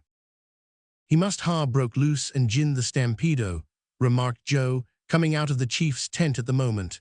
"But tie him up, Dick, and come in, for we want to settle about startin' tomorrow or next day." Having fastened Charlie to a stake and ordered Crusoe to watch him, Dick re-entered the tent where the council had reassembled, and where Pim, having in the recent struggle split the blue surtout completely up to the collar, so that his backbone was visible throughout the greater part of its length, was holding forth in eloquent strains on the subject of peace in general and peace with the Blackfeet, the ancient enemies of the Shuridikas in particular. Chapter 24. Plans and prospects. Dick becomes homesick, and Henry metaphysical. The Indians attack the camp, a blow-up. On the following day, the Indians gave themselves up to unlimited feasting, in consequence of the arrival of a large body of hunters with an immense supply of buffalo meat. It was a regular day of rejoicing. Upwards of 600 buffaloes had been killed, and as the supply of meat before their arrival had been ample, the camp was now overflowing with plenty. Feasts were given by the chiefs, and the medicine men went about the camp uttering loud cries, which were meant to express gratitude to the Great Spirit for the bountiful supply of food. They also carried a portion of meat to the aged and infirm who were unable to hunt for themselves, and had no young men in their family circle to hunt for them. This arrival of the hunters was a fortunate circumstance, as it put the Indians in great good humor, and inclined them to hold friendly intercourse with the trappers, who for some time continued to drive a brisk trade in furs. Having no market for the disposal of their furs, the Indians, of course, had more than they knew what to do with, and were therefore glad to exchange those of the most beautiful and valuable kind for a mere trifle, so that the trappers laid aside their traps for a time and devoted themselves to traffic. Meanwhile, Joe Blunt and his friends made preparations for their return journey. "Ye see," remarked Joe to Henry and Dick, as they sat beside the fire in Pim's lodge and feasted on a pot full of grasshopper soup, which the great chief squaw had just placed before them. "Ye see, my calculations is as follows. What with trappin', beavers, and huntin', we three made enough to sot us up, and it likes us, in the Mustang Valley." Interrupted Dick, remitting for a few seconds the use of his teeth in order to exercise his tongue. Joe, but it don't like me. What, give up a hunter's life and become a farmer? I should think not." "Bon," ejaculated Henry, but whether the remark had reference to the grasshopper soup or the sentiment, We cannot tell. Well, continued Joe, commencing to devour a large buffalo steak with a hunter's appetite, ye'll please yourselves, lads, as to that. But as I was saying, we've got a powerful lot o' furs, and a big pack o' odds and ends for the Injuns we chance to meet with by the way, and powder and lead to last us a 12-month, besides 5 good horses to carry us and our packs over the plains. So if it's agreeable to you, I mean to make a beeline for the Mustang Valley. We're pretty sure to meet with Blackfeet on the way, and if we do, we'll try to make peace between them and the Snakes. I expect it'll be pretty well on for 6 weeks afore we get to home, so we'll start tomorrow. Dat is fat vil du ver vel, said Henry. Will you please donnes me one petty morsel of steak? I'm ready for anything, Joe, cried Dick. You are leader. Just point the way, and I'll answer for 2 o' us following ye, won't we, Crusoe? We will, remarked the dog quietly. How comes it, inquired Dick, that these Indians don't care for our tobacco? They like their own better, I suppose, answered Joe. Most all the Western Injuns do. They make it the dried leaves the shumac and the inner bark the red willow, chopped very small and mixed together. They call this stuff kinnikinnick, but they like to mix about 1/4 our tobacco with it, so Pim tells me, and he's a good judge. The amount that red-skinned mortal smokes is uncommon. What are they doing yonder? Inquired Dick, pointing to a group of men who had been feasting for some time, passed in front of a tent within sight of our trio. Goin' to sing, I think, replied Joe. As he spoke, 6 young warriors were seen to work their bodies about in a very remarkable way and give utterance to still more remarkable sounds, which gradually increased until the singers burst out into that terrific yell, or war whoop, for which American savages have long been famous. Its effect would have been appalling to unaccustomed ears. Then they allowed their voices to die away in soft, plaintive tones, while their action corresponded thereto. Suddenly the furious style was revived, and the men wrought themselves into a condition little short of madness, while their yells rung wildly through the camp. This was too much for ordinary canine nature to withstand, so all the dogs in the neighborhood joined in the horrible chorus. Crusoe had long since learned to treat the eccentricities of Indians and their curs with dignified contempt. He paid no attention to this serenade, but lay sleeping by the fire until Dick and his companions rose to take leave of their host and return to the camp of the fur traders. The remainder of that night was spent in making preparations for setting forth on the morrow, and when at grey dawn Dick and Crusoe lay down to snatch a few hours' repose, the yells and howling in the snake camp were going on as vigorously as ever. The sun had arisen, and his beams were just tipping the summits of the Rocky Mountains, causing the snowy peaks to glitter like flame and the deep ravines and gorges to look somber and mysterious by contrast, when Dick and Joe and Henry mounted their gallant steeds, and with Crusoe gambolling before and the 2 pack horses trotting by their side, turned their faces eastward and bade adieu to the Indian camp. Crusoe was in great spirits. He was perfectly well aware that he and his companions were on their way home, and testified his satisfaction by bursts of scampering over the hills and valleys. Doubtless he thought of Dick Varley's cottage and of Dick's mild, kind-hearted mother. Undoubtedly, too, he thought of his own mother, Fan, and felt a glow of filial affection as he did so. Of this we feel quite certain. He would have been unworthy the title of hero if he hadn't. Perchance he thought of Grumps, but of this we are not quite so sure. We rather think, upon the whole, that he did. Dick, too, let his thoughts run away in the direction of home. Sweet word, those who have never left it cannot, by any effort of imagination, realize the full import of the word home.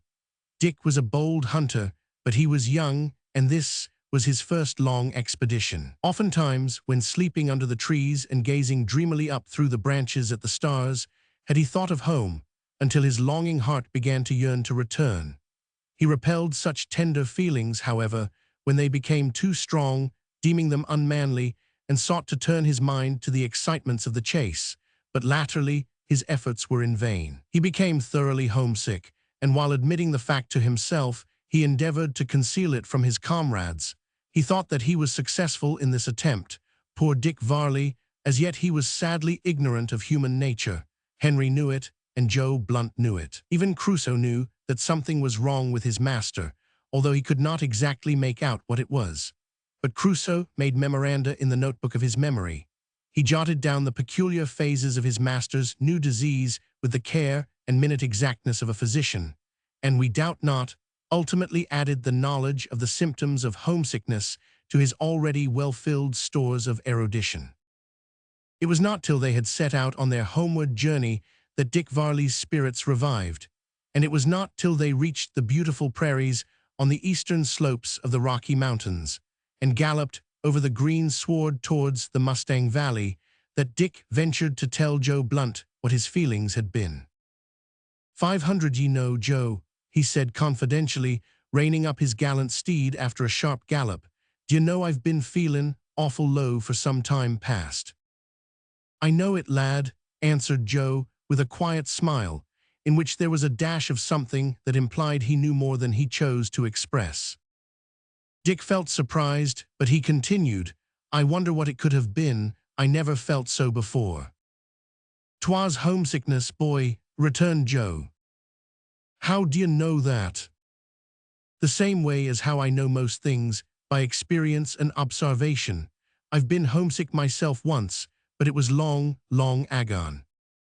Dick felt much relieved at this candid confession by such a bronzed veteran, and the chords of sympathy having been struck, he opened up his heart at once, to the evident delight of Henry, who, among other curious partialities, was extremely fond of listening to and taking part in conversations that bordered on the metaphysical and were hard to be understood. Most conversations that were not connected with eating and hunting were of this nature to Henry. "Homesick," he cried, "veech mean bane sick of home. Ha, dat is fat I am always be, ven I goes hout on de expedition. We vriment." "I always packs up," continued Joe, paying no attention to Henry's remark. "I always packs up and sots off for home when I gets homesick. It's the best cure, and when hunters are young like you, Dick, it's the only cure. I've knowed fellers a'most die o' homesickness, and I'm told they do go under altogether sometimes." "Go under," exclaimed Henry. I vas all but die myself ven I fust try to get away from home. If I have not get away, I not be here today." Henry's idea of homesickness was so totally opposed to theirs that his comrades only laughed and refrained from attempting to set him right. "The fust time I was took bad with it was in a country something like that," said Joe, pointing to the wide stretch of undulating prairie dotted with clusters of trees and wandering streamlets that lay before them. "I had been out about 2 months, and woes mackin' a good thing of it, for game woes plenty, when I began to think somehow more than usual o' home. My mother woes alive then." Joe's voice sank to a deep, solemn tone as he said this, and for a few minutes he rode on in silence. "Well, it grew worse and worse. I dreamed o' home all night and thought of it all day, till I began to shoot bad, and my comrades was gittin' tired o' me. So says I to them one night, says I give out, lads, I'll make tracks for the settlement tomorrow. They tried to laugh me out of it at first, but it was no go, so I packed up, bid them good day, and sot off alone on a trip o' 500 miles. The very first mile o' the way back I began to mend, and before 2 days I was all right again." Joe was interrupted at this point by the sudden appearance of a solitary horseman on the brow of an eminence not half a mile distant. The three friends instantly drove their pack horses behind a clump of trees, but not in time to escape the vigilant eye of the red man, who uttered a loud shout, which brought up a band of his comrades at full gallop. "Remember, Henry," cried Joe Blunt, "our errand is one of peace." The caution was needed, for in the confusion of the moment, Henry was making preparation to sell his life as dearly as possible. Before another word could be uttered, they were surrounded by a troop of about 20 yelling Blackfeet Indians. They were, fortunately, not a war party, and still more fortunately, they were peaceably disposed, and listened to the preliminary address of Joe Blunt with exemplary patience. After which the two parties encamped on the spot, the council fire was lighted, and every preparation made for a long palaver. We will not trouble the reader with the details of what was said on this occasion. The party of Indians was a small one, and no chief of any importance was attached to it. Suffice it to say that the pacific overtures made by Joe were well received, the trifling gifts made thereafter were still better received, and they separated with mutual expressions of goodwill. Several other bands, which were afterwards met with, were equally friendly, and only one war party was seen. Joe's quick eye observed it in time to enable them to retire unseen behind the shelter of some trees, where they remained until the Indian warriors were out of sight. The next party they met with, however, were more difficult to manage, and unfortunately, blood was shed on both sides before our travelers escaped. It was at the close of a beautiful day that a war party of Blackfeet was seen riding along a ridge on the horizon. It chanced that the prairie at this place was almost destitute of trees or shrubs large enough to conceal the horses. By dashing down the grassy wave into the hollow between the two undulations and dismounting, Joe hoped to elude the savages, so he gave the word. But at the same moment, a shout from the Indians told that they were discovered. "Look sharp, lads, throw down the packs on the highest point of the ridge," cried Joe, undoing the lashings, seizing one of the bales of goods, and hurrying to the top of the undulation with it. "We must keep them at arm's length, boys, be alive. War parties are not to be trusted." Dick and Henry seconded Joe's efforts so ably that in the course of 2 minutes the horses were unloaded, the packs piled in the form of a wall in front of a broken piece of ground, the horses picketed close beside them, and our three travelers peeping over the edge with their rifles cocked, while the savages, about 30 in number, came sweeping down towards them. "I'll try to get them to palaver," said Joe Blunt, "but keep your eye on 'em, Dick, and if they behave ill, shoot the horso, the leading chief. I'll throw up my left hand as a signal. Mind, lad, don't hit human flesh till my second signal is given, and see that Henry don't draw till I get back to ye." So saying, Joe sprang lightly over the slight parapet of their little fortress and ran swiftly out, unarmed, towards the Indians. In a few seconds he was close up with them, and in another moment was surrounded. At first the savages brandished their spears and rode round the solitary man, yelling like fiends, as if they wished to intimidate him. But as Joe stood like a statue with his arms crossed and a grave expression of contempt on his countenance, they quickly desisted and, drawing near, asked him where he came from and what he was doing there.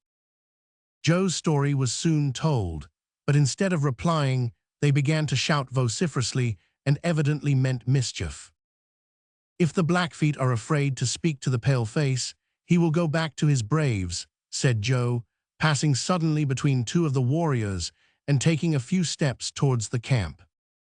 Instantly every bow was bent, and it seemed as if our bold hunter were about to be pierced by 100 arrows, when he turned round and cried, "The Blackfeet must not advance a single step. The first that moves his horse shall die, the second that moves himself shall die." To this the Blackfoot chief replied scornfully, "The paleface talks with a big mouth. We do not believe his words. The snakes are liars. We will make no peace with them." While he was yet speaking, Joe threw up his hand. There was a loud report, and the noble horse of the savage chief lay struggling in death agony on the ground. The use of the rifle, as we have before hinted, was little known at this period among the Indians of the far west, and many had never heard the dreaded report before, although all were aware, from hearsay, of its fatal power. The fall of the chief's horse, therefore, quite paralyzed them for a few moments, and they had not recovered from their surprise when a second report was heard, a bullet whistled past, and a second horse fell. At the same moment, there was a loud explosion in the camp of the palefaces. A white cloud enveloped it, and from the midst of this, a loud shriek was heard as Dick, Henry, and Crusoe bounded over the packs with frantic gestures. At this, the gaping savages wheeled their steeds round. The dismounted horsemen sprang on behind two of their comrades, and the whole band dashed away over the plains as if they were chased by evil spirits. Meanwhile Joe hastened towards his comrades in a state of great anxiety, for he knew at once that one of the powder horns must have been accidentally blown up. "No damage done, boys, I hope," he cried on coming up. "Damage?" cried Henry, holding his hands tight over his face. "Oh, we great damage, moche damage, me 2 eyes be blowed out of dere holes." "Not quite so bad as that, I hope," said Dick, who was very slightly singed and forgot his own hurts in anxiety about his comrade. "Let me see." "My eye," exclaimed Joe Blunt, while a broad grin overspread his countenance, "ye have not improved your looks, Henry."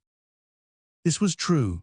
The worthy hunter's hair was singed to such an extent that his entire countenance presented the appearance of a universal frizzle. Fortunately, the skin, although much blackened, was quite uninjured, a fact which, when he ascertained it beyond a doubt, afforded so much satisfaction to Henry that he capered about shouting with delight, as if some piece of good fortune had befallen him. The accident had happened in consequence of Henry having omitted to replace the stopper of his powder horn, and when, in his anxiety for Joe, he fired at random amongst the Indians, despite Dick's entreaties to wait, a spark communicated with the powder horn and blew him up. Dick and Crusoe were only a little singed, but the former was not disposed to quarrel with an accident which had sent their enemies so promptly to the right about. This band followed them for some nights, in the hope of being able to steal their horses while they slept, but they were not brave enough to venture a second time within range of the death-dealing rifle. Chapter 25. Dangers of the prairie. Our travelers attacked by Indians and delivered in a remarkable manner. There are periods in the life of almost all men when misfortunes seem to crowd upon them in rapid succession, when they escape from one danger only to encounter another, and when, to use a well-known expression, they succeed in leaping out of the frying pan at the expense of plunging into the fire. So was it with our 3 friends upon this occasion. They were scarcely rid of the Blackfeet, who found them too watchful to be caught napping, when about daybreak one morning they encountered a roving band of Comanche Indians, who wore such a warlike aspect that Joe deemed it prudent to avoid them if possible. "They don't see us yet, I guess," said Joe, as he and his companions drove the horses into a hollow between the grassy waves of the prairie. "Any if we only can escape their sharp eyes till we're in yonder clump o' willows, we're safe enough." "But why don't you ride up to them, Joe," inquired Dick, "and make peace between them and the pale-faces, as you ha' done with other bands?" "Because it's no use to risk our scalps for the chance mackin' peace wi' a rovin' war party. Keep your head down, Henry. If they git only a sight o' the top o' your cap, they'll be down on us like a breeze o' wind." "Ha, let dem come," said Henry. "They'll come without askin' your leave," remarked Joe dryly. Notwithstanding his defiant expression, Henry had sufficient prudence to induce him to bend his head and shoulders, and in a few minutes they reached the shelter of the willows unseen by the savages. At least so thought Henry. Joe was not quite sure about it, and Dick hoped for the best. In the course of half an hour, the last of the Comanches was seen to hover for a second on the horizon, like a speck of black against the sky, and then to disappear. Immediately the 3 hunters bolted on their steeds and resumed their journey, but before that evening closed, they had sad evidence of the savage nature of the band from which they had escaped. On passing the brow of a slight eminence, Dick, who rode first, observed that Crusoe stopped and snuffed the breeze in an anxious, inquiring manner. "What is't, pup?" said Dick, drawing up, for he knew that his faithful dog never gave a false alarm. Crusoe replied by a short, uncertain bark, and then bounding forward, disappeared behind a little wooded knoll. In another moment, a long, dismal howl floated over the plains.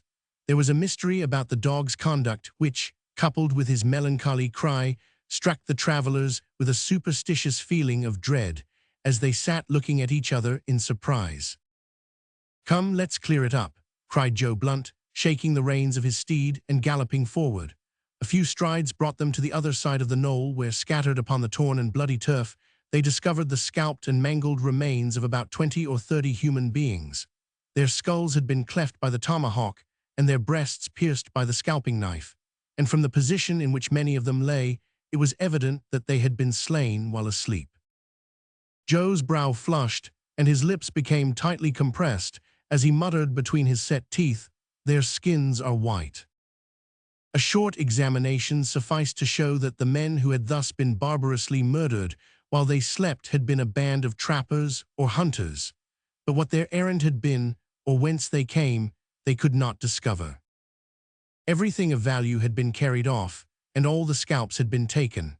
Most of the bodies, although much mutilated, lay in a posture that led our hunters to believe they had been killed while asleep, but one or two were cut almost to pieces, and from the blood-bespattered and trampled sward around, it seemed as if they had struggled long and fiercely for life. Whether or not any of the savages had been slain, it was impossible to tell, for if such had been the case, their comrades, doubtless, had carried away their bodies. That they had been slaughtered by the party of Comanches who had been seen at daybreak was quite clear to Joe, but his burning desire to revenge the death of the white men had to be stifled, as his party was so small.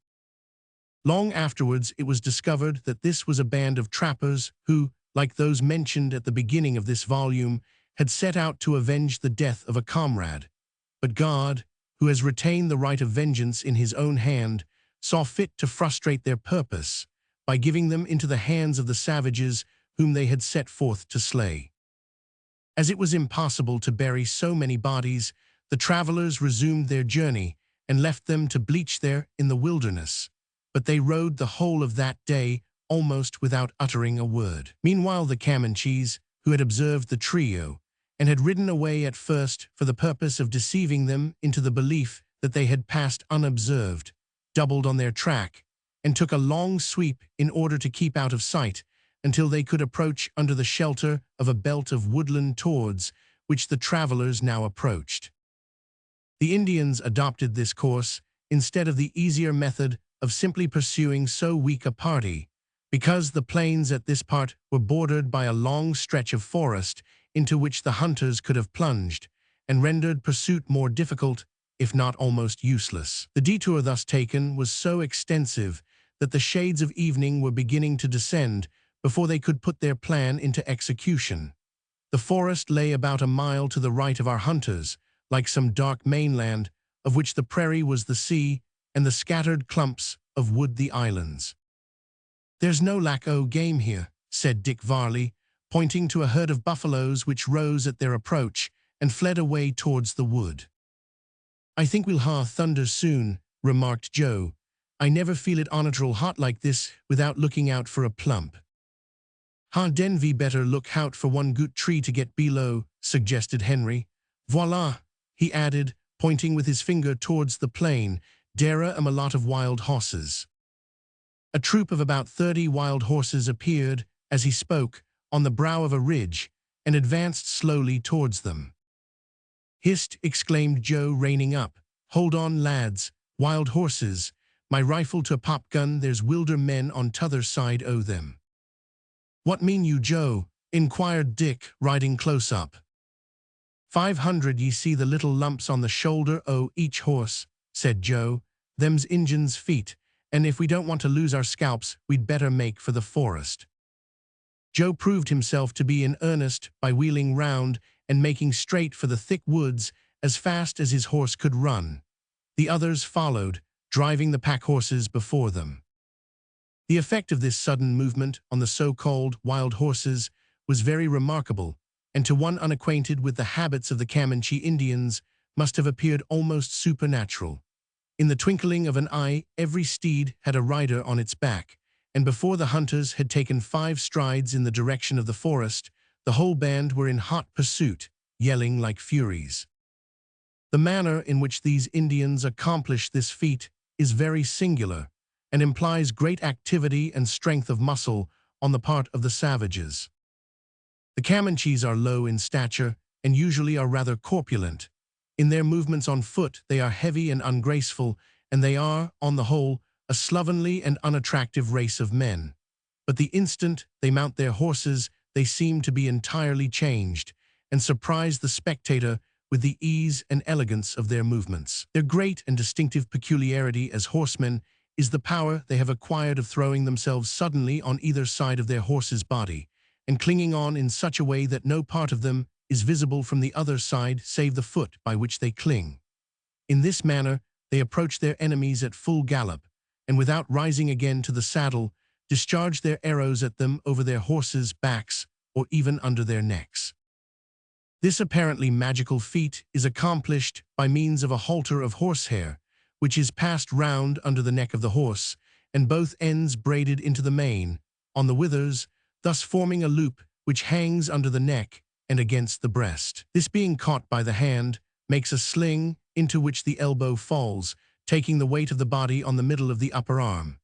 Into this loop, the rider drops suddenly and fearlessly, leaving his heel to hang over the horse's back, to steady him, and also to restore him to his seat when desired.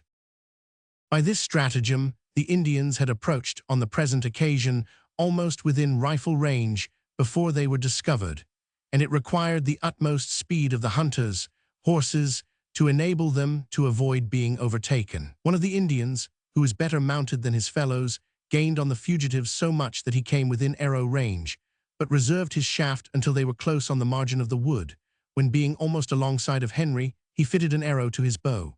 Henry's eye was upon him, however. Letting go the line of the pack-horse which he was leading, he threw forward his rifle, but at the same moment the savage disappeared behind his horse, and an arrow whizzed past the hunter's ear. Henry fired at the horse, which dropped instantly, hurling the astonished Comanche upon the ground, where he lay for some time insensible. In a few seconds pursued and pursuers entered the wood, where both had to advance with caution in order to avoid being swept off by the overhanging branches of the trees. Meanwhile, the sultry heat of which Joe had formerly spoken increased considerably, and a rumbling noise, as if of distant thunder, was heard. But the flying hunters paid no attention to it, for the led horses gave them so much trouble and retarded their flight so much that the Indians were gradually and visibly gaining on them. "We'll ha' to let the packs go," said Joe, somewhat bitterly, as he looked over his shoulder. "Our scalps'll pay for't if we don't." Henry uttered a peculiar and significant hiss between his teeth, as he said, "P'raps we better stop and fight." Dick said nothing, being resolved to do exactly what Joe Blunt bid him, and Crusoe, for reasons best known to himself, also said nothing, but bounded along beside his master's horse, casting an occasional glance upwards to catch any signal that might be given. They had passed over a considerable space of ground, and were forcing their way, at the imminent hazard of their necks, through a densely clothed part of the wood, when the sound above referred to increased, attracting the attention of both parties. In a few seconds the air was filled with a steady and continuous rumbling sound, like the noise of a distant cataract. Pursuers and fugitives drew rein instinctively, and came to a dead stand, while the rumbling increased to a roar and evidently approached them rapidly, though as yet nothing to cause it could be seen, except that there was a dense, dark cloud overspreading the sky to the southward. The air was oppressively still and hot. "What can't be?" inquired Dick, looking at Joe, who was gazing with an expression of wonder, not unmixed with concern, at the southern sky. "Dunno, boy.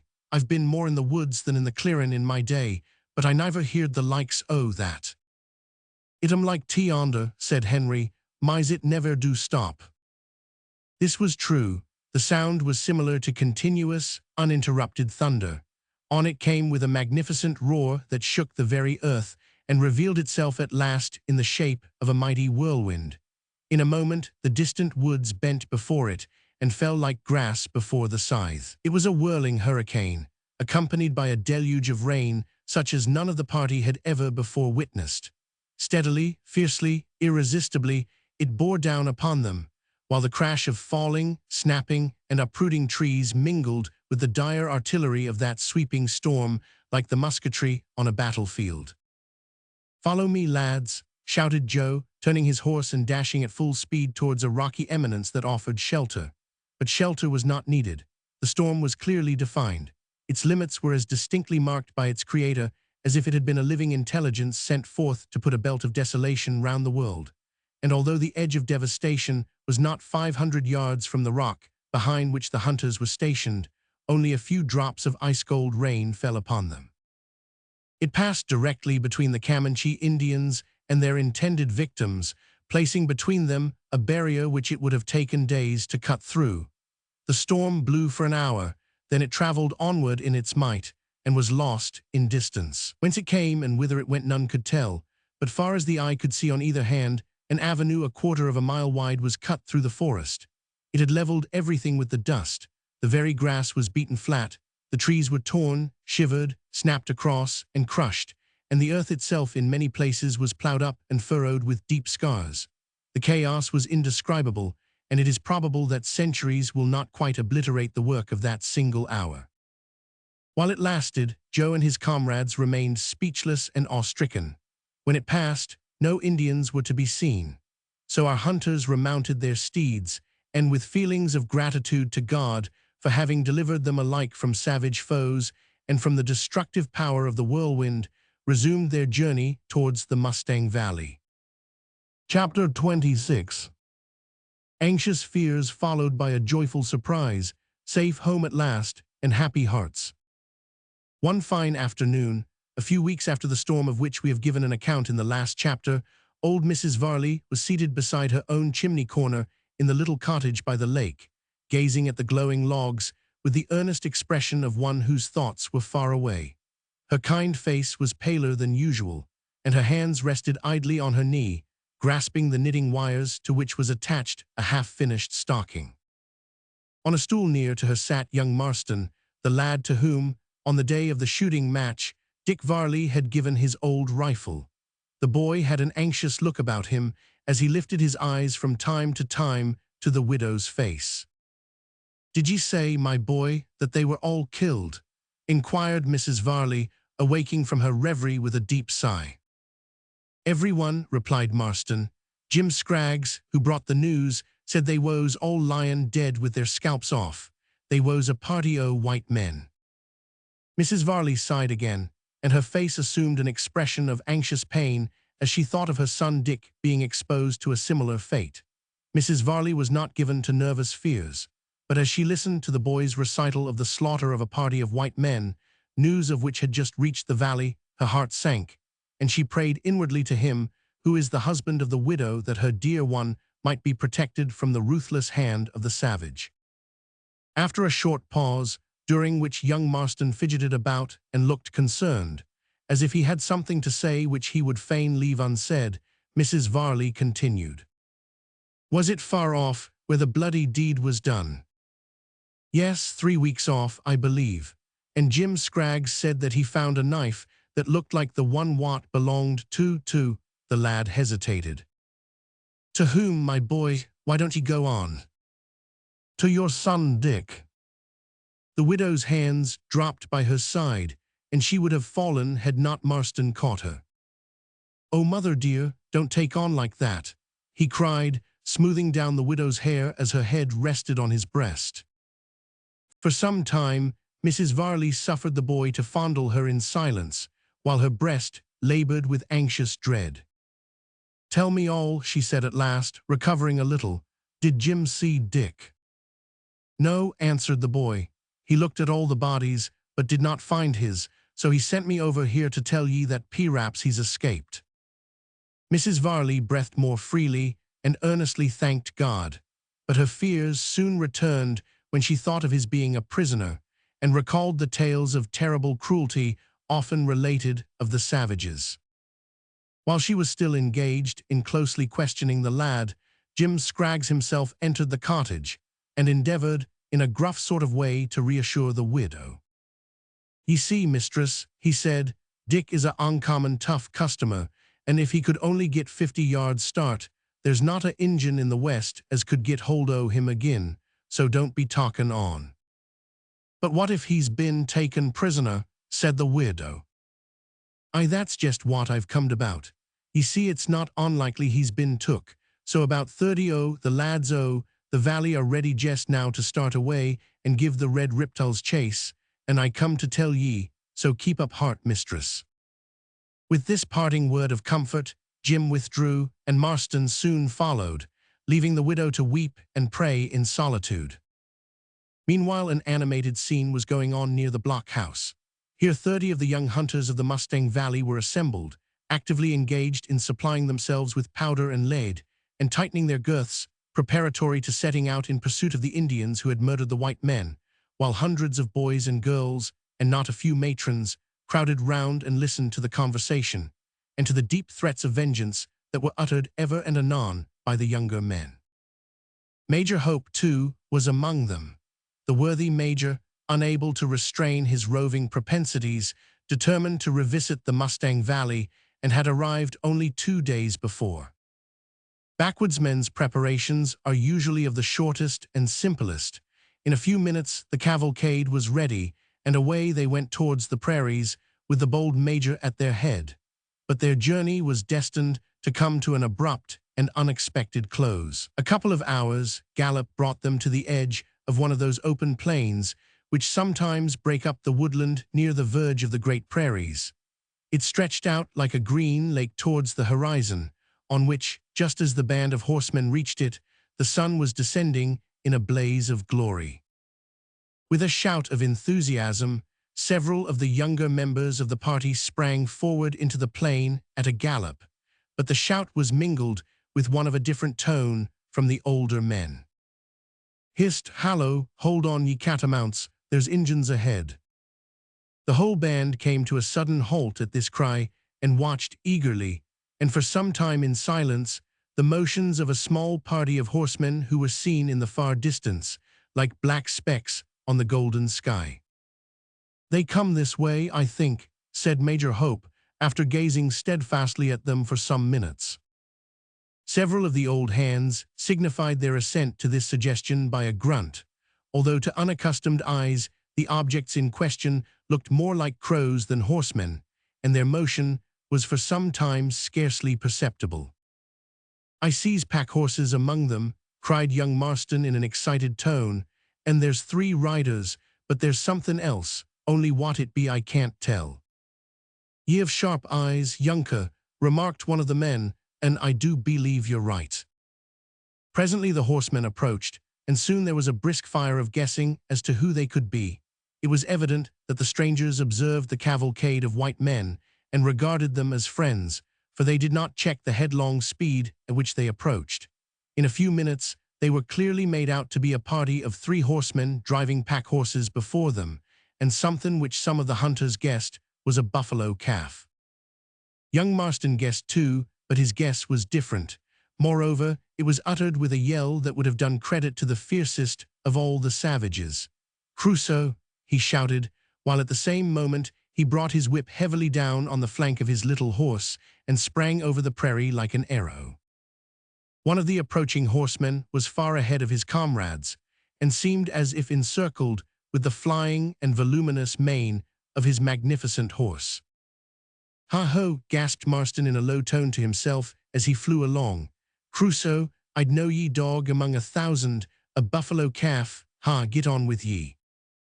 This last part of the remark was addressed to his horse, and was followed by a whack that increased the pace considerably. The space between 2 such riders was soon devoured. "Hallo, Dick, Dick Varley." Why, Marston, my boy." The friends reined up so suddenly that one might have fancied they had met like the knights of old in the shock of mortal conflict. "Ist yourself, Dick Varley?"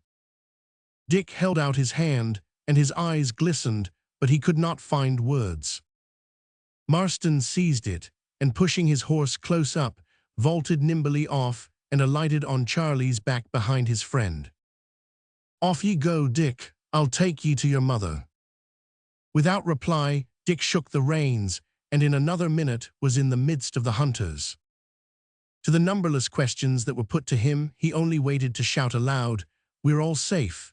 They'll tell ye all about it," he added, pointing to his comrades, who were now close at hand, and then, dashing onward, made straight for home, with little Marston clinging to his waist like a monkey.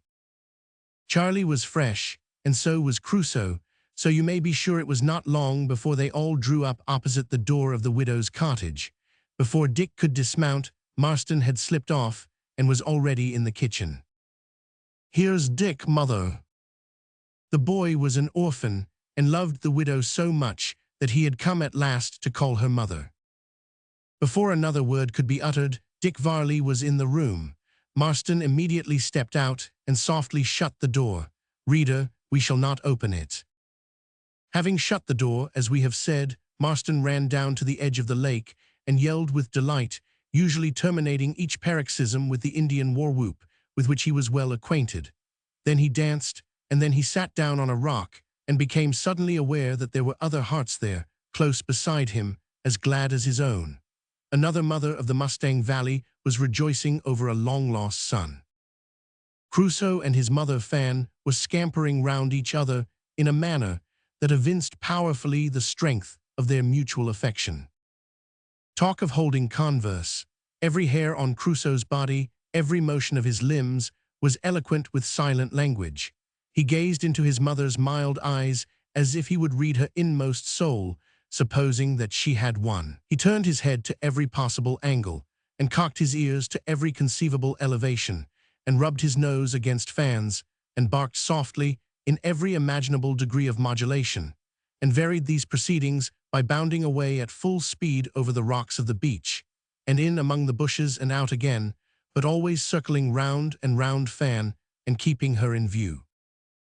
It was a sight worth seeing, and young Marston sat down on a rock, deliberately and enthusiastically to gloat over it. But perhaps the most remarkable part of it has not yet been referred to.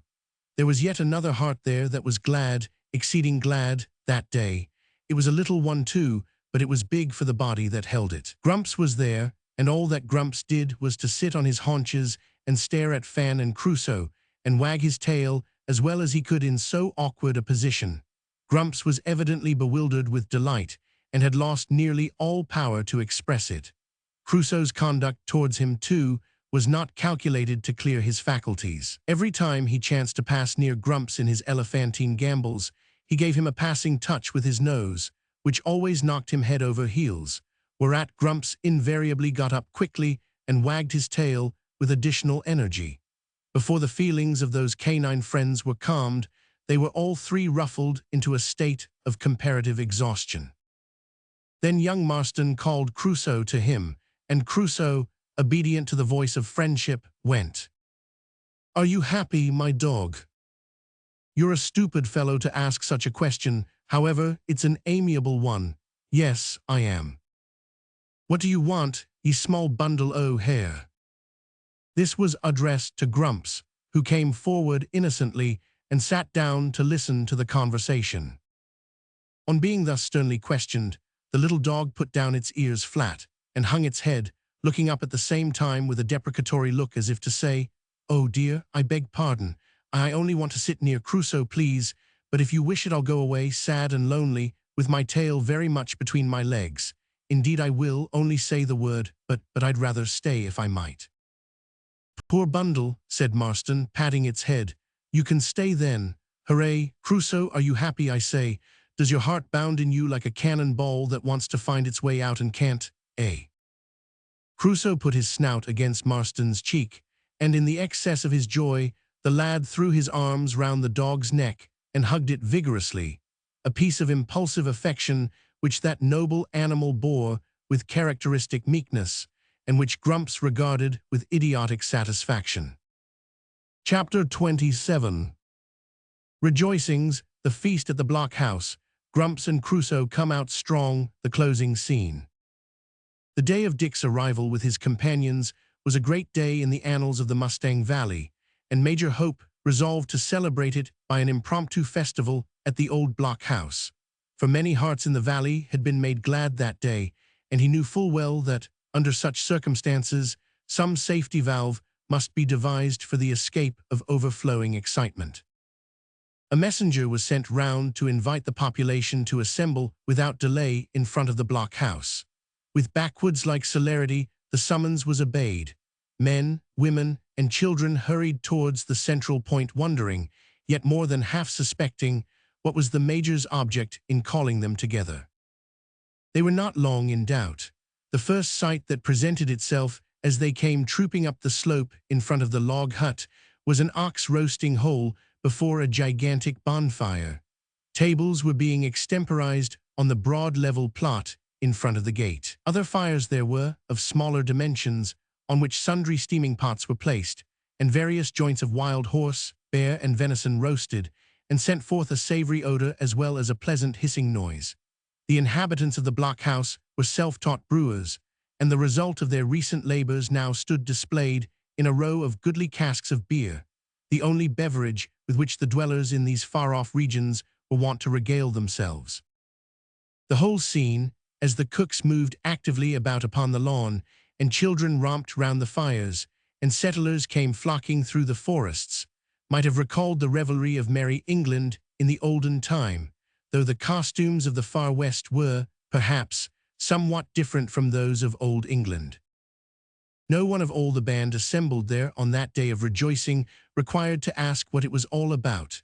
Had anyone been in doubt for a moment, a glance at the center of the crowd assembled round the gate of the western fortress would have quickly enlightened him, for there stood Dick Varley and his mild-looking mother and his loving dog, Crusoe. There, too, stood Joe Blunt, like a bronzed warrior returned from the fight, turning from one to another as question poured in upon question, almost too rapidly to permit of a reply. There, too, stood Henry, making enthusiastic speeches to whoever chose to listen to him, now glaring at the crowd, with clenched fists and growling voice, as he told of how Joe and he had been tied hand and foot, and lashed to poles and buried in leaves, and threatened with a slow death by torture, at other times bursting into a hilarious laugh as he held forth on the predicament of Matawa when that wily chief was treed by Crusoe in the prairie. Young Marston was there too, hanging about Dick, whom he loved as a brother and regarded as a perfect hero. Grumps, too, was there, and Fan. Do you think, reader, that Grumps looked at anyone but Crusoe?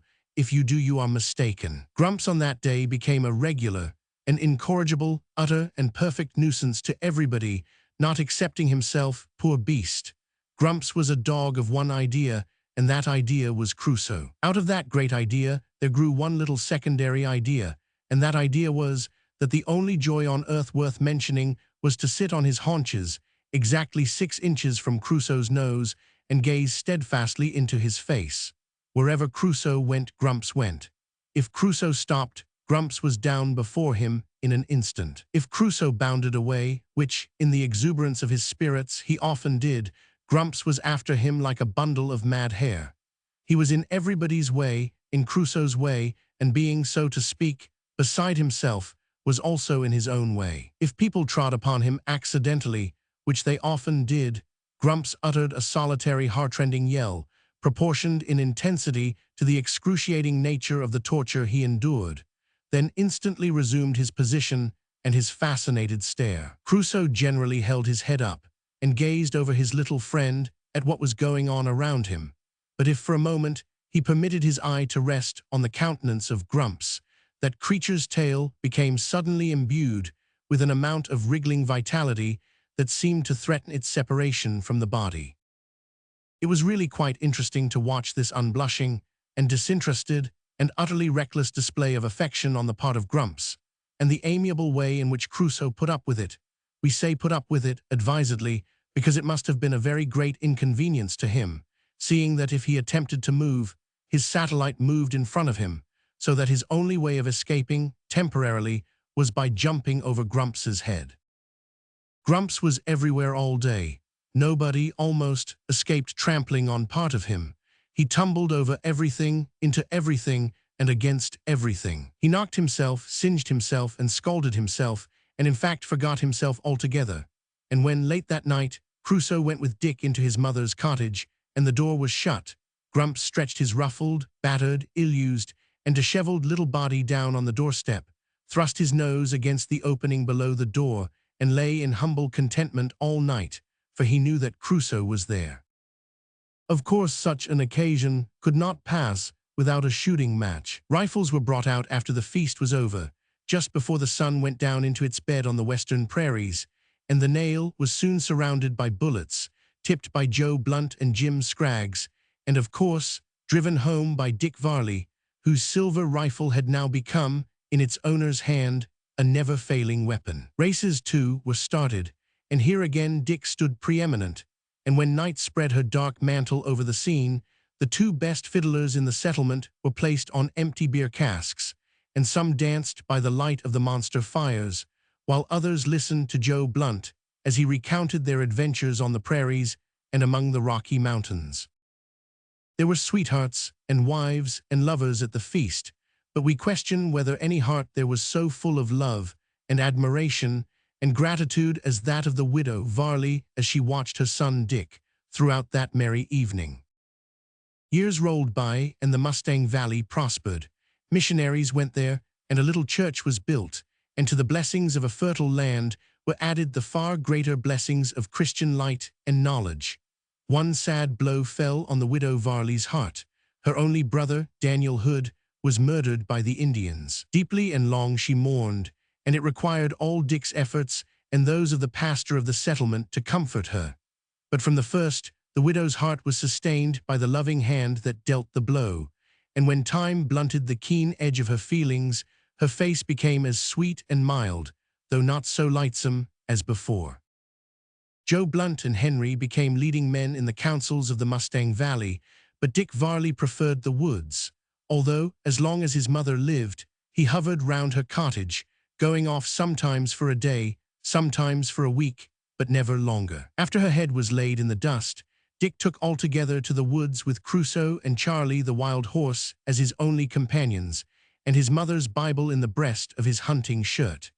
And soon Dick, the bold hunter, and his dog Crusoe became renowned in the frontier settlements from the banks of the Yellowstone River to the Gulf of Mexico.